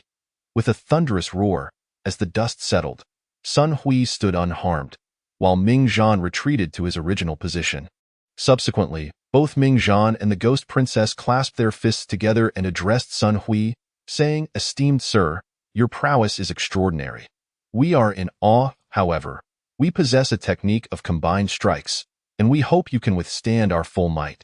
This technique allows us to briefly enter the realm of the Ghost Emperor and unleash our utmost power for 3 breaths." Upon hearing this, Sun Hui's heart swelled with joy. After all, these were the individuals destined to follow him, and their growing strength was undoubtedly a source of delight. Thus, he calmly nodded and replied, "You need not concern yourselves with my Ghost King cultivation. I am a comprehensive cultivator of the 3 realms. So unleash your full strength." The old monk was first taken aback, then deeply impressed, not only by the combined technique of Ming Zhan and the Ghost Princess, but also by Sun Hui's mastery of the 3rd realm.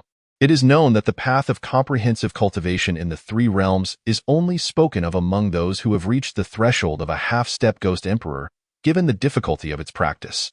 Even those who achieve great perfection in a single realm find it a formidable challenge.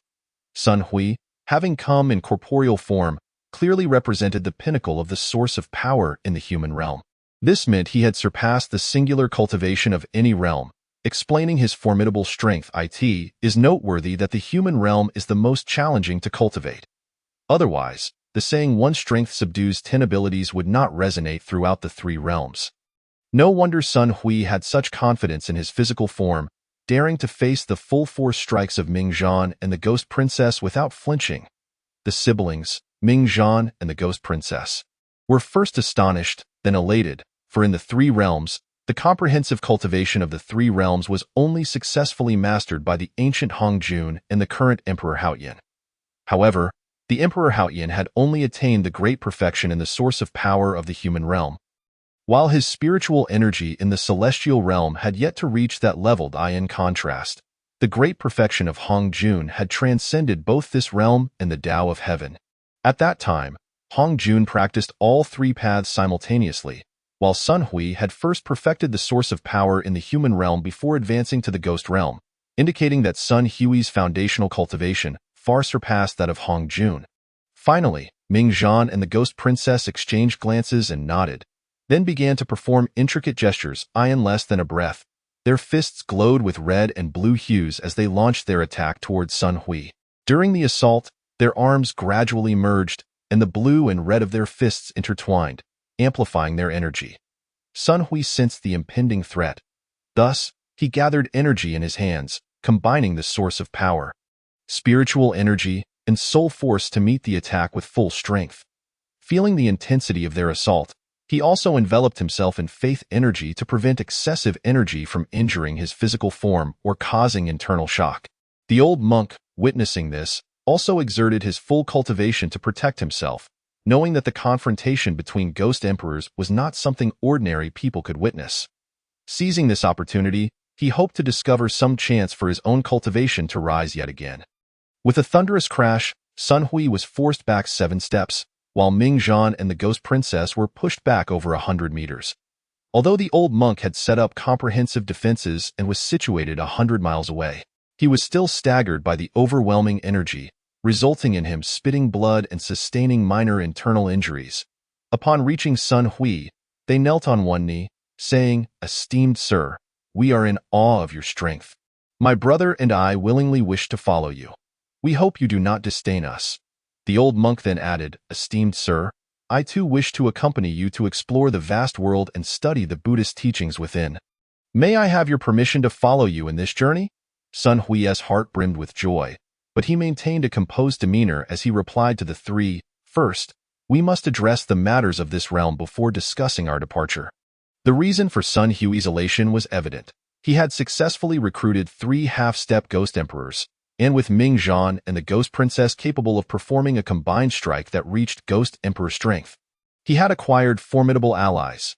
Even without his own involvement, the combined might of the 3, along with Wu Zhao, could easily dominate the 4 ghost domains.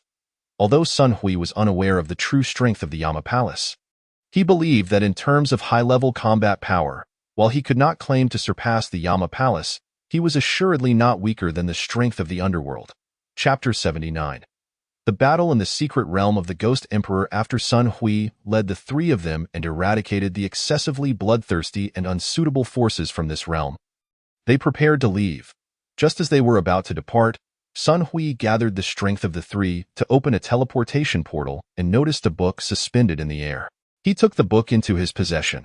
According to the explanations from Ming Zhan, the ghost princess, and the old monk, this was the book of the Ghost King, possessing formidable sealing powers and a portion of the underworld's rules. After exiting the teleportation portal, Sun Hui dripped blood to acknowledge the book as his own and stored it in his consciousness. Regarding the 3, Sun Hui intended to keep them as hidden reserves, ensuring they could deliver a decisive blow to his enemies at a critical moment. After informing the 3 of his intentions, he incorporated them into his small world, promising that once they left the Ghost Emperor's barrier, he would allow them to exit his small world and accompany him in cultivation, in the trials within the secret realm of the Ghost Emperor. Unless under extraordinary circumstances, he would not summon the 3, as this was a test from the Ghost Emperor for himself. Although the process might entail challenges and tribulations, it was also a means for him to enhance his strength and gain the Ghost Emperor's recognition. Once the 3 entered Sun Hui's small world, he began to carefully observe his surroundings, noting that he was situated beneath a stone wall, with a wide path before him, the destination of which remained unknown. Moreover, his spiritual consciousness was sealed, rendering him unable to discern what lay ahead. Accepting this situation with equanimity, Sun Hui continued forward. As he progressed, strange beasts emerged from the surrounding forests, attacking him. After slaying several of these creatures, he obtained a unique energy, and upon accumulating a sufficient amount, he received a notification. Challenge progress of the Ghost King's envoy. 3 completed. After enduring over 3 months of relentless combat, he had lost count of how many beasts he had slain. Engaging in daily battles on this particular day, he finally emerged from the forest, and the challenge progress had just reached 17. It seemed that completing the challenge against the Ghost King's envoy would not come to fruition in the short term. Rather than forcing it, he decided to go with the flow, treating it as a worldly experience and allowing himself more time for cultivation. After all, his cultivation in the underworld was still only at the Ghost King level, and the time in this realm flowed at a significantly different rate, making it a veritable sanctum for cultivation. Thus, Sun Hui practiced at night and journeyed by day, experiencing another month. Throughout this month, he encountered no dangers, and after 30 days, he found himself standing before a city gate. Upon arrival, the soldiers at the gate signaled for him to stop. Sun Hui remained unmoved, standing firm. The 2 soldiers began to perform hand seals, channeling soul power into a mirror. The mirror emitted a beam of light that illuminated Sun Hui. They confirmed that his appearance matched the reflection, allowing him entry into the city without further ado. Sun Hui had originally intended to inquire about the peculiar circumstances, but seeing the soldiers' serious expressions, he refrained from pressing further. After all, once inside the city, he could easily find someone to ask, and instigating a conflict with the soldiers in unfamiliar territory would not be a wise choice. After spending some time within the city, Sun Hui observed that it was predominantly inhabited by humans, with elves and angels also present, all living harmoniously within the confines of this city. The city is quite expansive, with a population that seems to be around 13 million. As for the guards at the entrance, their stern demeanor is a result of recent disturbances caused by the beast gods, who have been relentlessly invading the city. This city stands as the sole bastion in our realm. Should it fall to the beast gods, the very existence of the human, elven, and angelic races would be at risk of annihilation. Therefore, the 3 lives mirror hanging at the city gates serves to identify one's true essence, which accounts for the guard's seriousness. Originally, the city housed merely 10 million souls, and out of the 17 cities in this realm, only this one remains.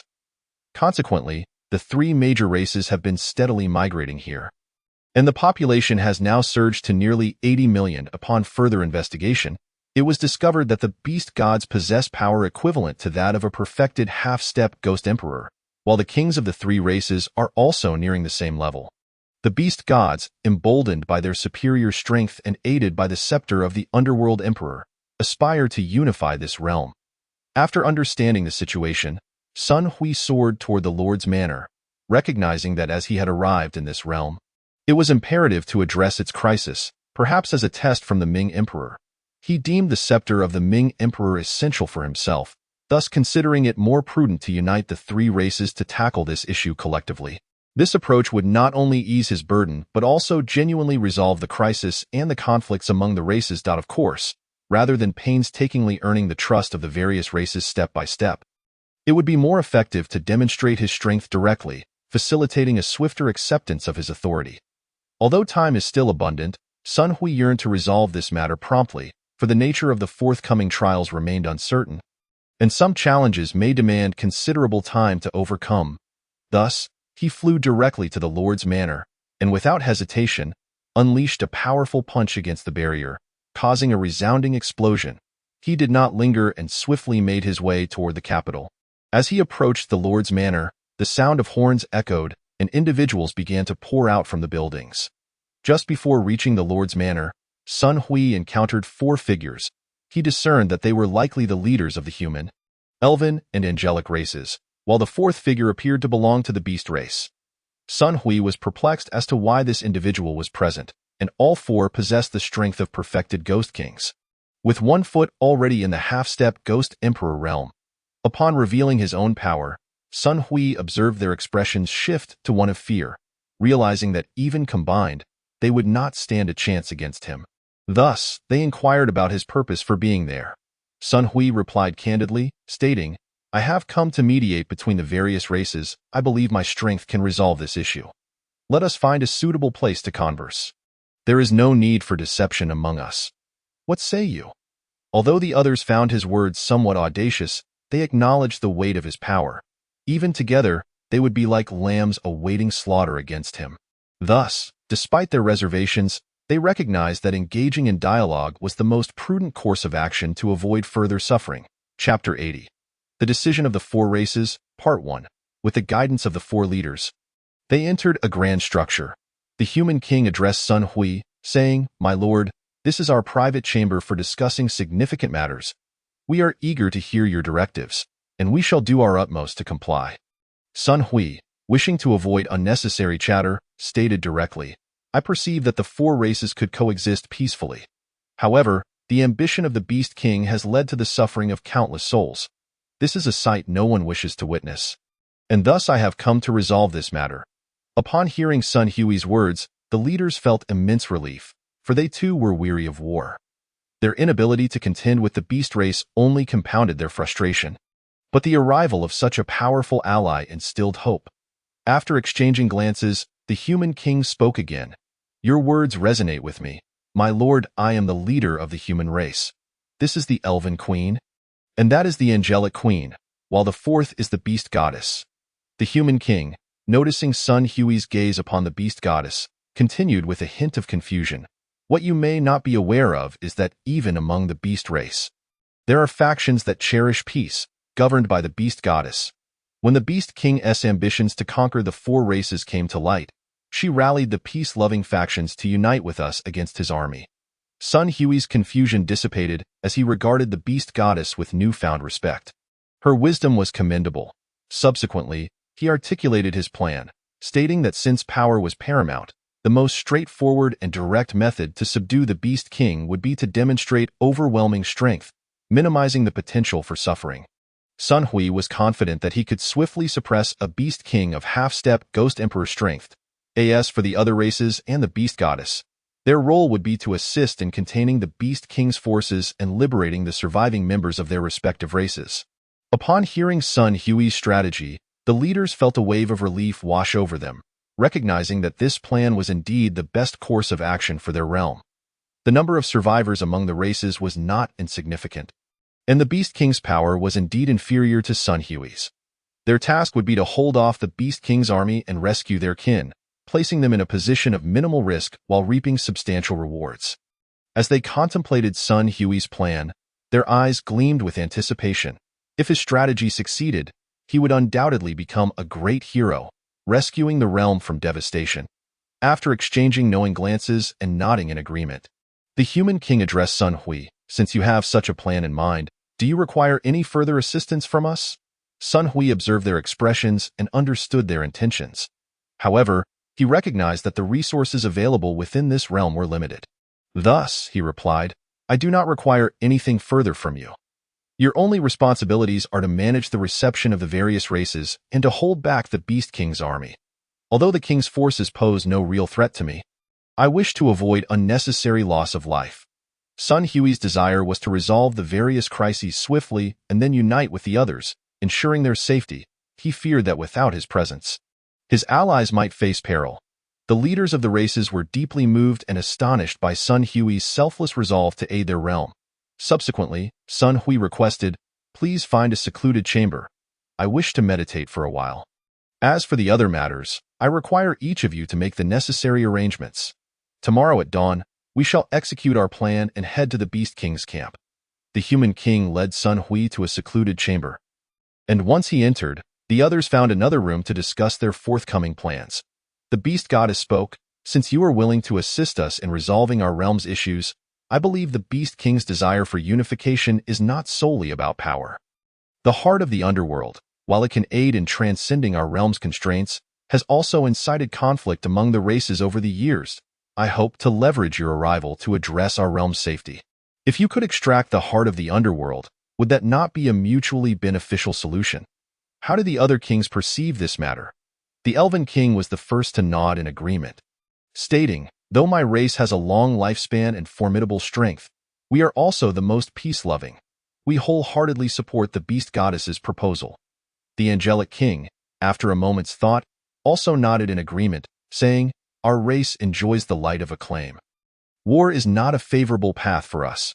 Therefore, achieving peace, even at the cost of the heart of the underworld, is worthwhile. I too support the beast goddess's suggestion. Seeing that everyone concurred with the beast goddess's perspective, the human king added, since we are all in agreement, I harbor no ambitions for dominance, as for the heart of the underworld. I suspect you may not be fully aware of its implications. Have you considered this? You, my lord, are not a native of this realm. We must continue to reside here, at your level of cultivation, who would not wish to transcend their current state and explore the greater world beyond? Upon hearing the human king's words, their eyes brightened with excitement, and they began to grasp his intentions. Noticing their expressions, the human king continued, I need not elaborate on the benefits we could all derive from this arrangement. However, we cannot proceed without leadership and governance. In such a scenario, our realm would continue to suffer. Since we all originate from this realm, we must consider its stability.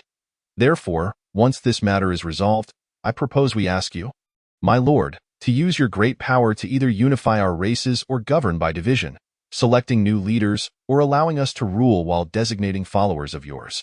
What are your thoughts on this proposal? Esteemed kings? The several kings cast their gazes upon the king of the human race, compelled to admire his exceptionally thorough considerations. However, the prospect of departing from their realm in pursuit of transcending to higher planes posed a formidable dilemma. As they had become adept in ruling their own domains, the matter of whether to merge the four clans or administer them in separate territories sparked a lively exchange of opinions. In Chapter 81, The Decision of the Four Clans, Part 2, the king of the angelic clan articulated, the angelic and elven races cherish peace, and governing together poses no issue whatsoever. Yet, the beast and human races have historically reveled in vying for power and profit. Thus, even if we were to govern separately, over time, the accumulation of power would inevitably lead to conflict. Following this, the queen of the elven clan added, in alignment with the queen of the angelic clan's perspective, I am inclined to accept the notion of co-governance between our two races. However, I personally believe that integrating the beast and human races would be more advantageous than keeping them apart. Upon witnessing the gestures of agreement from the elven and angelic monarchs, the king of the human race and the queen of the beastly deities resolved to merge their clans, leaving the matters of their respective clans to be discussed further. The queen of the beastly clan remarked, indeed, the beast and human races are fond of vying for power and are adept at waging war. However, if we govern separately, the long-term attrition could allow the elven and angelic races to develop peacefully. After thousands, if not tens of thousands of years, would the elves and angels not possess the power to completely subdue the human race? The king of the human race nodded in agreement. Having considered this very dilemma, he understood the peace-loving nature of the elven and angelic queens. Yet he was aware that in the wake of their peaceful development, the human and beastly races would find themselves marginalized. Even if the current queens of the elves and angels harbored no ambitions for power, there would inevitably arise members within their races who aspired to unify this realm, which would spell disaster for the human and beastly clans. Upon hearing the words of the queen of the beastly deities, the elven and angelic queens nodded in acknowledgement, stating, the queen of the beastly clan has indeed thought this through. While we harbor no intentions of seeking power, we cannot ignore that there exist beings within our own races who do. Hence, we cannot eternally preside over both clans. Might the king of the human race have more prudent suggestions? All kings were aware that the king of the human race had the most comprehensive considerations. And given the current circumstances, it was indeed most fitting for him to communicate and propose solutions. The king of the human race surveyed the three queens and asserted, every realm possesses its own rules and energy guardians. A fact you are all surely aware of. Our primary concern should be the foundational security of our realm, not the perpetual guarantee of peaceful development. Such an approach could adversely affect the restoration of our realm's energy over the infinite lifetimes of its inhabitants. Thus, certain conflicts are a form of self-preservation for the realm, he continued.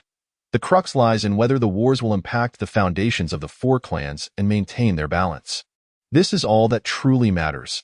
After he spoke, the kings nodded in agreement, remaining silent, indicating for the king of the human race to continue. He further elaborated, to ensure that wars occur while avoiding large-scale conflicts. And to preserve the foundations of the four clans, I propose two courses of action. First, we should establish a joint ruling structure for the four clans, forming the highest authority in our realm, thus preventing high-level conflicts. Second, we could create a peacekeeping zone, where each clan contributes beings to form a law enforcement team to protect lower-tier forces from engaging in battle. I lean towards the second option. He concluded, as once our strengths become more formidable, most beings will develop ambitions for dominance. Hence, preserving the foundational beings of each clan, even if their combat capacity is limited, ensures the best continuation of our respective races. As strength increases, so too does the demand for energy from our realm, which necessitates the occurrence of high-level conflicts to maintain energy conservation. Conversely, the low-level forces can guarantee the longevity of our clans within this realm. Upon hearing the king of the human race's thoughts, all present nodded in assent. Given the current situation, his proposed strategies seem to be the most effective solutions. However, the implementation would need to await the suppression of the beastly king by Sun Hui before a concrete plan could be devised to realize the envisioned scenario. Observing the nods of agreement from the kings, the king of the human race continued. We shall wait until our lord has subdued the beastly king before engaging in detailed discussions. For now, it is imperative that the 4 clan kings outline our forthcoming missions as we accompany our lord to suppress the beastly king. The foundational strategy will entail the beastly and human races leading the charge, the angelic clan providing long-range support, and the elven clan responsible for healing and stabilizing the rear lines. To ensure balance among the forces of the 4 clans, the elven and angelic races would need to supply energy stones to assist the human and beastly forces. Otherwise, the attrition of the latter's numbers would be excessive while the angelic and elven races would suffer minimal losses, undermining the balanced development of all clans. Ultimately, all kings nodded in agreement with such arrangements. Understanding that considerations for the balanced development of the 4 clans required a collective approach rather than a focus solely on the interests of their own races, the king of the human race's proposals aligned with the collective well-being. And subsequently, they returned to their respective clans to organize and prepare. The following day, the 4 clans would accompany Sun Hui with the most elite forces against the beastly king, while the ordinary beings of all clans would provide logistical support from behind. In terms of the human and beastly races, while the elven and angelic races possessed longer lifespans, they were less adept at birthing new life than the former 2. Thus, utilizing energy stones to maintain balance among the 4 clans proved to be an excellent strategy. In truth, the king of the human race harbored even more meticulous plans for the realm's arrangement, but due to Sun Hui yet to subdue the beastly king, he chose to withhold his thoughts for the time being. His idea was to position the 4 clans in a formation, segregating them in the east, south, west, and north, aligning them as human, elven, beastly, and angelic clans. Given that the beastly and human races thrived on vying for power, they would be flanked by 2 peace-loving clans to maintain a check on their ambitions. This would ensure that neither the human nor beastly clans could infringe upon the peace of the realm due to their population numbers. Although the elven and angelic races were numerically fewer, they possessed a significantly higher number of high-tier combatants. As the kings departed, the king of the human race ceased any further contemplations and began organizing the human race's preparations for the impending battle. On the following morning, the 4 clans assembled an elite force of 600,000 to accompany Sun Hui against the beastly king, with 520,000 participating in the combat, while the remaining 80,000 served as support personnel for the 4 clans. In Chapter 82, The Decision of the 4 Clans, Part 3, upon the gathering of the 600,000 troops, Sun Hui listened to the reports from the kings and stated, "You may arrange the specifics. I shall focus solely on subduing the beastly king. I will also handle the suppression of any high-tier forces, as this will expedite the restoration of peace in our realm." The kings nodded in acknowledgement of Sun Hui's declaration and led the army forth to subdue the beastly king. Although the 600,000 troops comprised only 480,000 combatants, while the beastly king commanded an army of approximately 1 million, if Sun Hui could swiftly suppress the beastly king and his high-tier forces, the subsequent conflict would merely be a matter of time. After a day of marching, the united forces of the 4 clans finally arrived at the stronghold of the beastly king's army.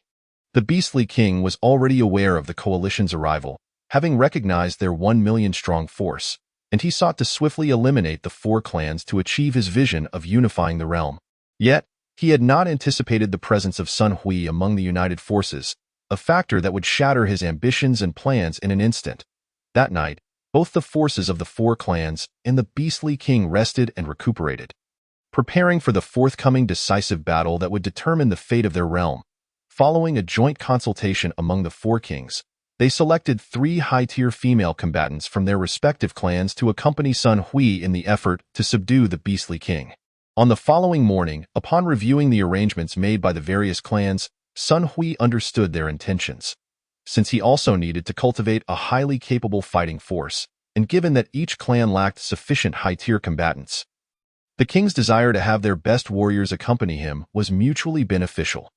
The kings, noticing Sun Hui's silence, led their troops forward, while Sun Hui addressed the followers from the four clans. During the impending battle, prioritize your safety while providing support. I am capable of subduing the beastly king myself. Should additional beastly forces engage, simply provide a brief defense while ensuring your own safety in the fight. Do you understand my intent? Although a few individuals from the four clans possess the strength of a late-stage Ghost King, the majority remain at the mid-stage level, rendering them powerless to suppress the Beast Clan's king. However, they can temporarily fend off the other combatants of the Beast Clan, thus preventing any significant losses. The individuals expressed their gratitude to Sun Hui with a nod, stating, "As you command, we shall dutifully comply." As the armies of both sides clashed, Sun Hui unleashed his formidable aura. Despite only being at the pinnacle of the Ghost King realm, his power was considerably augmented by the assistance of spiritual energy and the foundational strength of the source of power. With the support of the collective strength of all beings, his presence quickly alerted the Beast King stationed at the rear. The Beast King, accompanied by his 4 mighty generals, advanced to the front lines to ascertain the situation. Upon arrival, Sun Hui noted that the Beast King possessed strength at the half-step Ghost Emperor level, while the other 4 stood nearly at the same threshold, each having 1 foot in the realm of the half-step Ghost Emperor. Faced with such formidable combatants, it was evident that the 4 individuals could not hope to restrain or eliminate the Beast King in the short term. Fortunately, the king had arranged for auxiliary personnel, which gave Sun Hui confidence in swiftly dispatching the Beast King. It was no surprise that the 4 clans had been suppressed to the point of having only a single grand city remaining. Without Sun Hui's intervention, it seemed that within a year, the Beast King would fully dominate this realm. Upon encountering Sun Hui, the Beast King remarked, "I have never seen a member of the human race with such a powerful aura. You should not be so obscure. What brings you here?" Sun Hui replied, "The Beast King should not instigate warfare at the expense of the safety of the various clans. I have come to subdue you and restore peace to this realm. As for your unfamiliarity with me, it is only natural, for I have only recently arrived in this realm, having been here less than a month."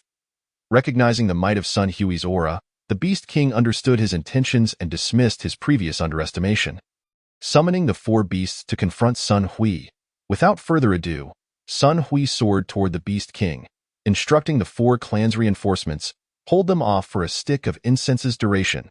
As Sun Hui engaged in combat with the Beast King, the latter was astonished. Despite Sun Hui's apparent status as a pinnacle Ghost King, his true combat prowess far exceeded that of the Beast King. Moreover, Sun Hui had brought along a contingent of over a dozen late and mid-stage Ghost Kings, indicating that the 4 Beast Clan generals would be of little assistance. If the battle were to continue over an extended period, the Beast King would undoubtedly face defeat. Thus, after a decisive exchange, the Beast King resolved to unleash his full power in an attempt to determine the victor, mirroring Sun Hui's own thoughts. Prolonged combat held little significance for Sun Hui, as excessive consumption of his strength could leave him vulnerable to an opportunistic strike from the 4 clan kings. Both parties discerned each other's intentions through their gazes, leading Sun Hui to manifest the source of power's primal armor, enhancing his offensive capabilities with spiritual energy, and forming a protective shield through the faith of all beings. Enabling rapid recovery, the 4 kings, overseeing the 4 clans, were taken aback that the confrontation had escalated to a full-fledged clash so soon. This thrilled the 4 clan kings, for their forces were significantly outnumbered and outmatched by the Beast Clan. Thus, a swift resolution to the conflict would minimize their casualties and losses. Even during the Eastern Ghost Emperor's struggle for supremacy, Sun Hui had the power to instantly vanquish a half-step Ghost Emperor. Within this lesser realm, he was confident he could eliminate the Beast King in a single strike. However, mindful of the lengthy cultivation periods of the Beast clan, which often spanned thousands of years. Sun Hui was reluctant to disrupt the balance of power within the realm, as their attacks collided. A dazzling display of five-colored divine light erupted, accompanied by a deafening roar. All nearby factions were severely injured, with the weaker ones disintegrating into nothingness. As the five-colored light dissipated and the dust settled, both Sun Hui and the Beast King remained standing. Sun Hui appeared unscathed, while the Beast King bore a significant wound in his right chest. His aura severely destabilized. In this moment, the Beast King felt not only shock but also admiration. Gritting his teeth against the pain, he called out to halt the Beast clan's forces, clasping his hands in gratitude. "I thank you for your mercy, Great One." The Beast King had clearly sensed that Sun Hui possessed the capability to slay him, but at the last moment, Sun Hui had deftly redirected his lethal strike to the side, allowing the Beast King a chance to survive and speak. Chapter 83. First deliver a beating, then discuss reason. With the cessation of the Beast clan's forces, the four clan kings recalled their troops. Sun Hui waved his hand, rapidly healing the Beast King's chest wound.